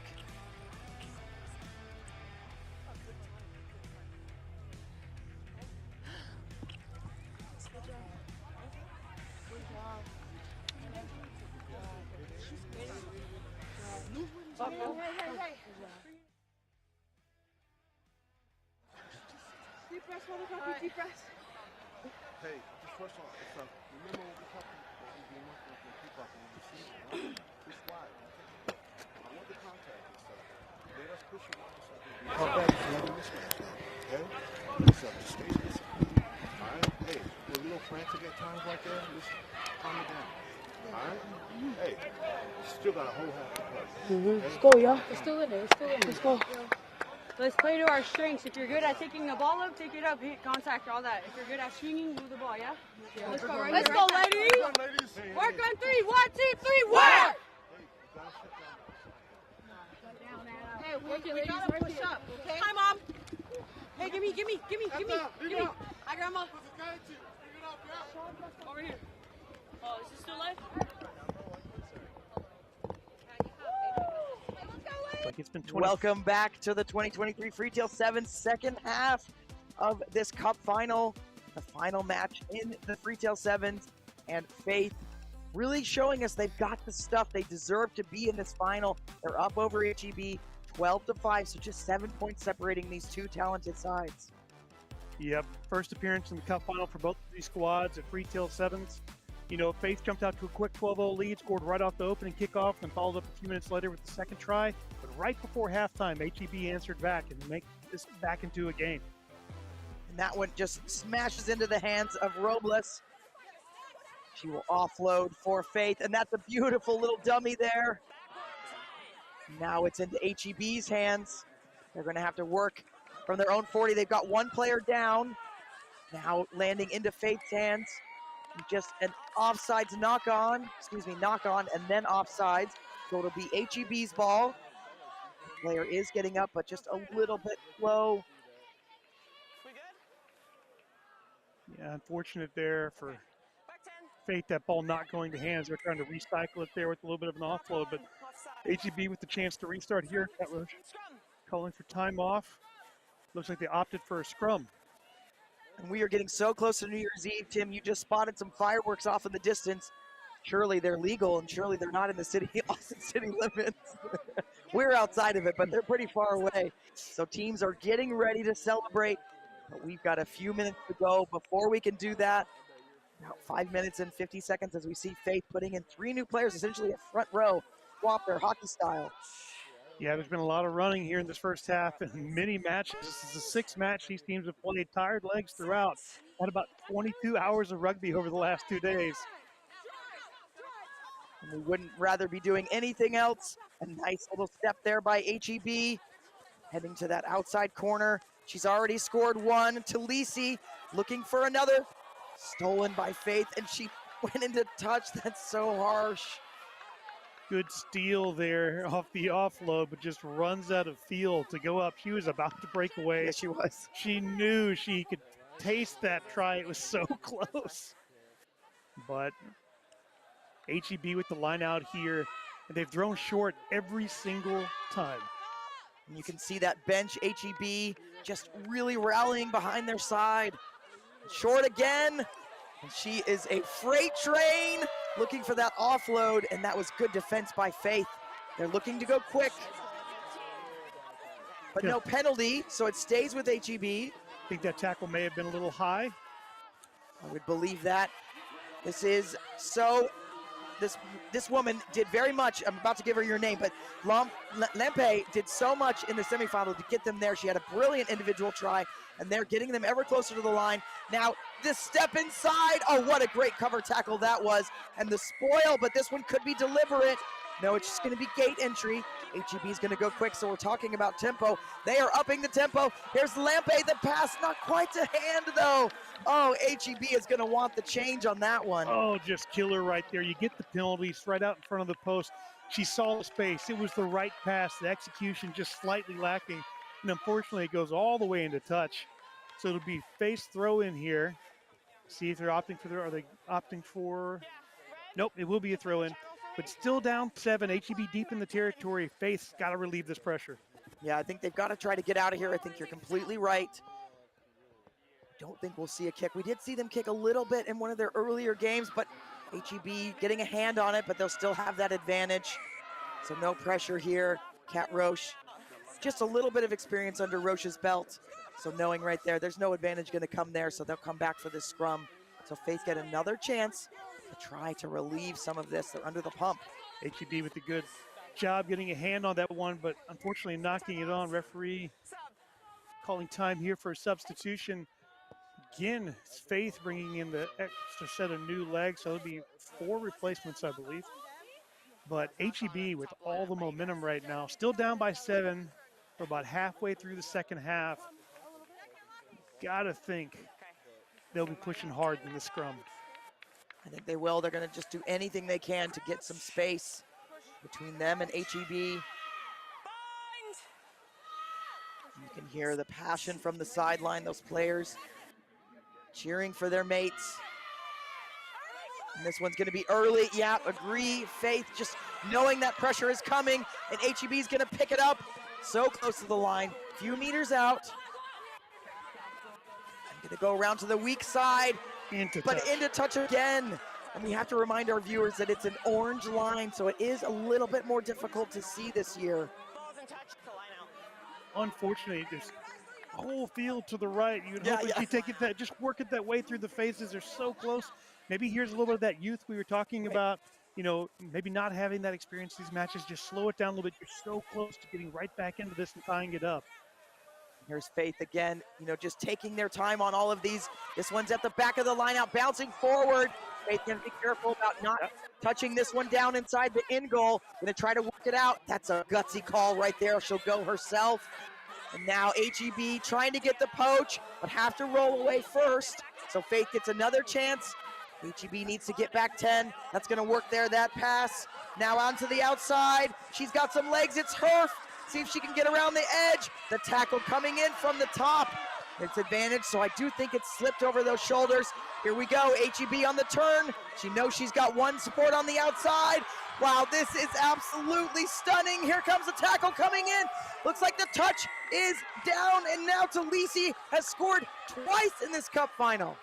What a job by Talisi. The heart. Had her beat out wide, turns around, chases it down, and then to be in support there on the turnover.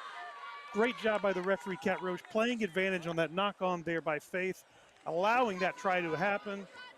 Big, big conversion coming up. Yeah, this is so crucial for HEB, but I mean, this is a big moment in a big game, and you've got to do what you've got to do right now. Channel, you know, whoever your favorite rugby player is, Emily Scarrett, whoever you got. See here on the replay, that ball squirts out. Kat Roche calls for advantage. A scoop here. And you're going to see that dish back out wide to the right. Talisi and the speed to finish.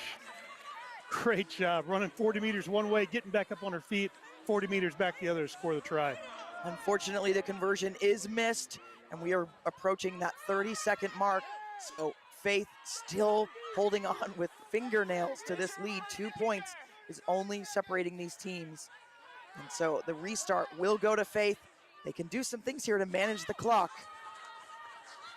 It seemed like a very even matchup on paper beforehand, and it's proven to be that. Absolutely.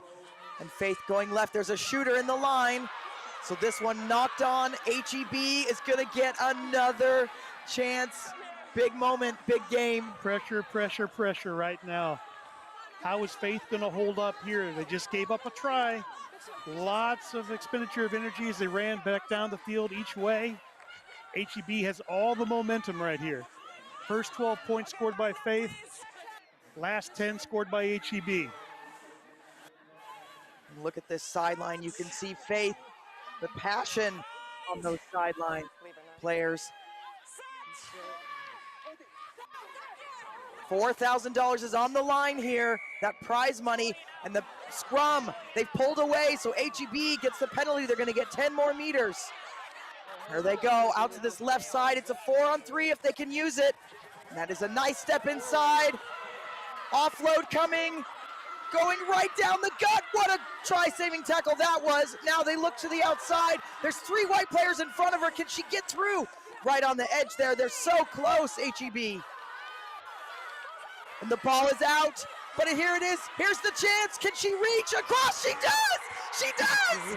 Oh my goodness, this crowd has just gone electric. And HEB in their first Cup final ever comes back from a 12-0 lead to win the Freetail Sevens. Wow, just wow. Guts, heart, whatever you want to call it, willing themselves over that try line. Amazing passes of play from HEB. You'd love to see it in a Cup final. That's truly something special, something great for those youngsters to hang their hat on. And a championship trophy is on the way to HEB. Absolutely fantastic, and I wish there was a camera on us because we both were jumping and screaming. It was absolutely just what you want in a Cup final, and these youngsters have something to build towards for the future, and taking nothing away from Faith, of course. They've had a fantastic tournament. They also had to upset one team to get here, to get to this final. You know, they went 1-2 in their pool play, but then winning their semifinal, and I mean, just everything for that team as well, as you can see them walking away. But the moment here for HEB. You see them celebrating down on the field. Great from them. Oh, what a fantastic finish to this tournament. What a capstone for 2023. What a capstone for HEB. Great Cup final here at Freetail Sevens. And we'll have that trophy presentation for you in a moment. But just want to, you know, give a little shout out to Sheila Adams, who's done a bunch of commentating with me, but she was a pivot point for this HEB team getting back together. You know, in the summer, it was an idea and they made it happen. Sheila was a big part of that, and Tupa Ono is as well, their head coach. Really pivotal in having this HEB side. As they're getting organized here, we'll get you down to Lance, and we'll have a trophy lift for you, HEB's first ever trophy lift. And one of the most thrilling finishes that we've had here at Freetail Sevens today, HEB decided that they wanted a game, and they took it at the very end. Ladies, congratulations on an amazing tournament. Congratulations for taking the game at the very end. We love to see that. I want to introduce to everyone our 2023 Freetail Sevens champions, HEB!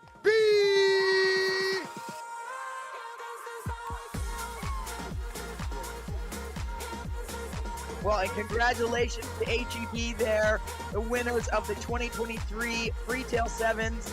We want to thank everyone for watching, and of course our entire broadcast team. It has been a pleasure this weekend, and we will ring in the new year with everyone else tonight, and we'll see you again in the 2024 Freetail Sevens, where we'll do it all again.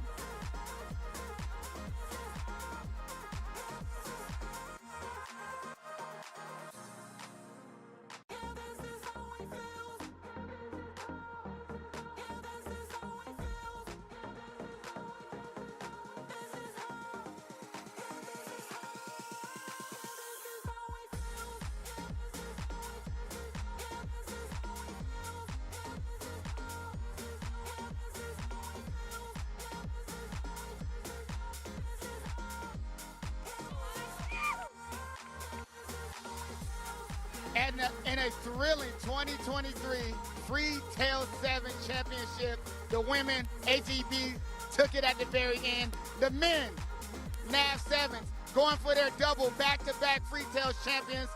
I want to thank everyone who tuned into the stream. Thank you. We want to thank Next Level Rugby, put on a great production. Big thank you to Ryan Ginty, the man behind the scenes handling business. We're here in Round Rock, but it's time to go celebrate New Year's. So as before, I see you all in 2024. Next Level Rugby out.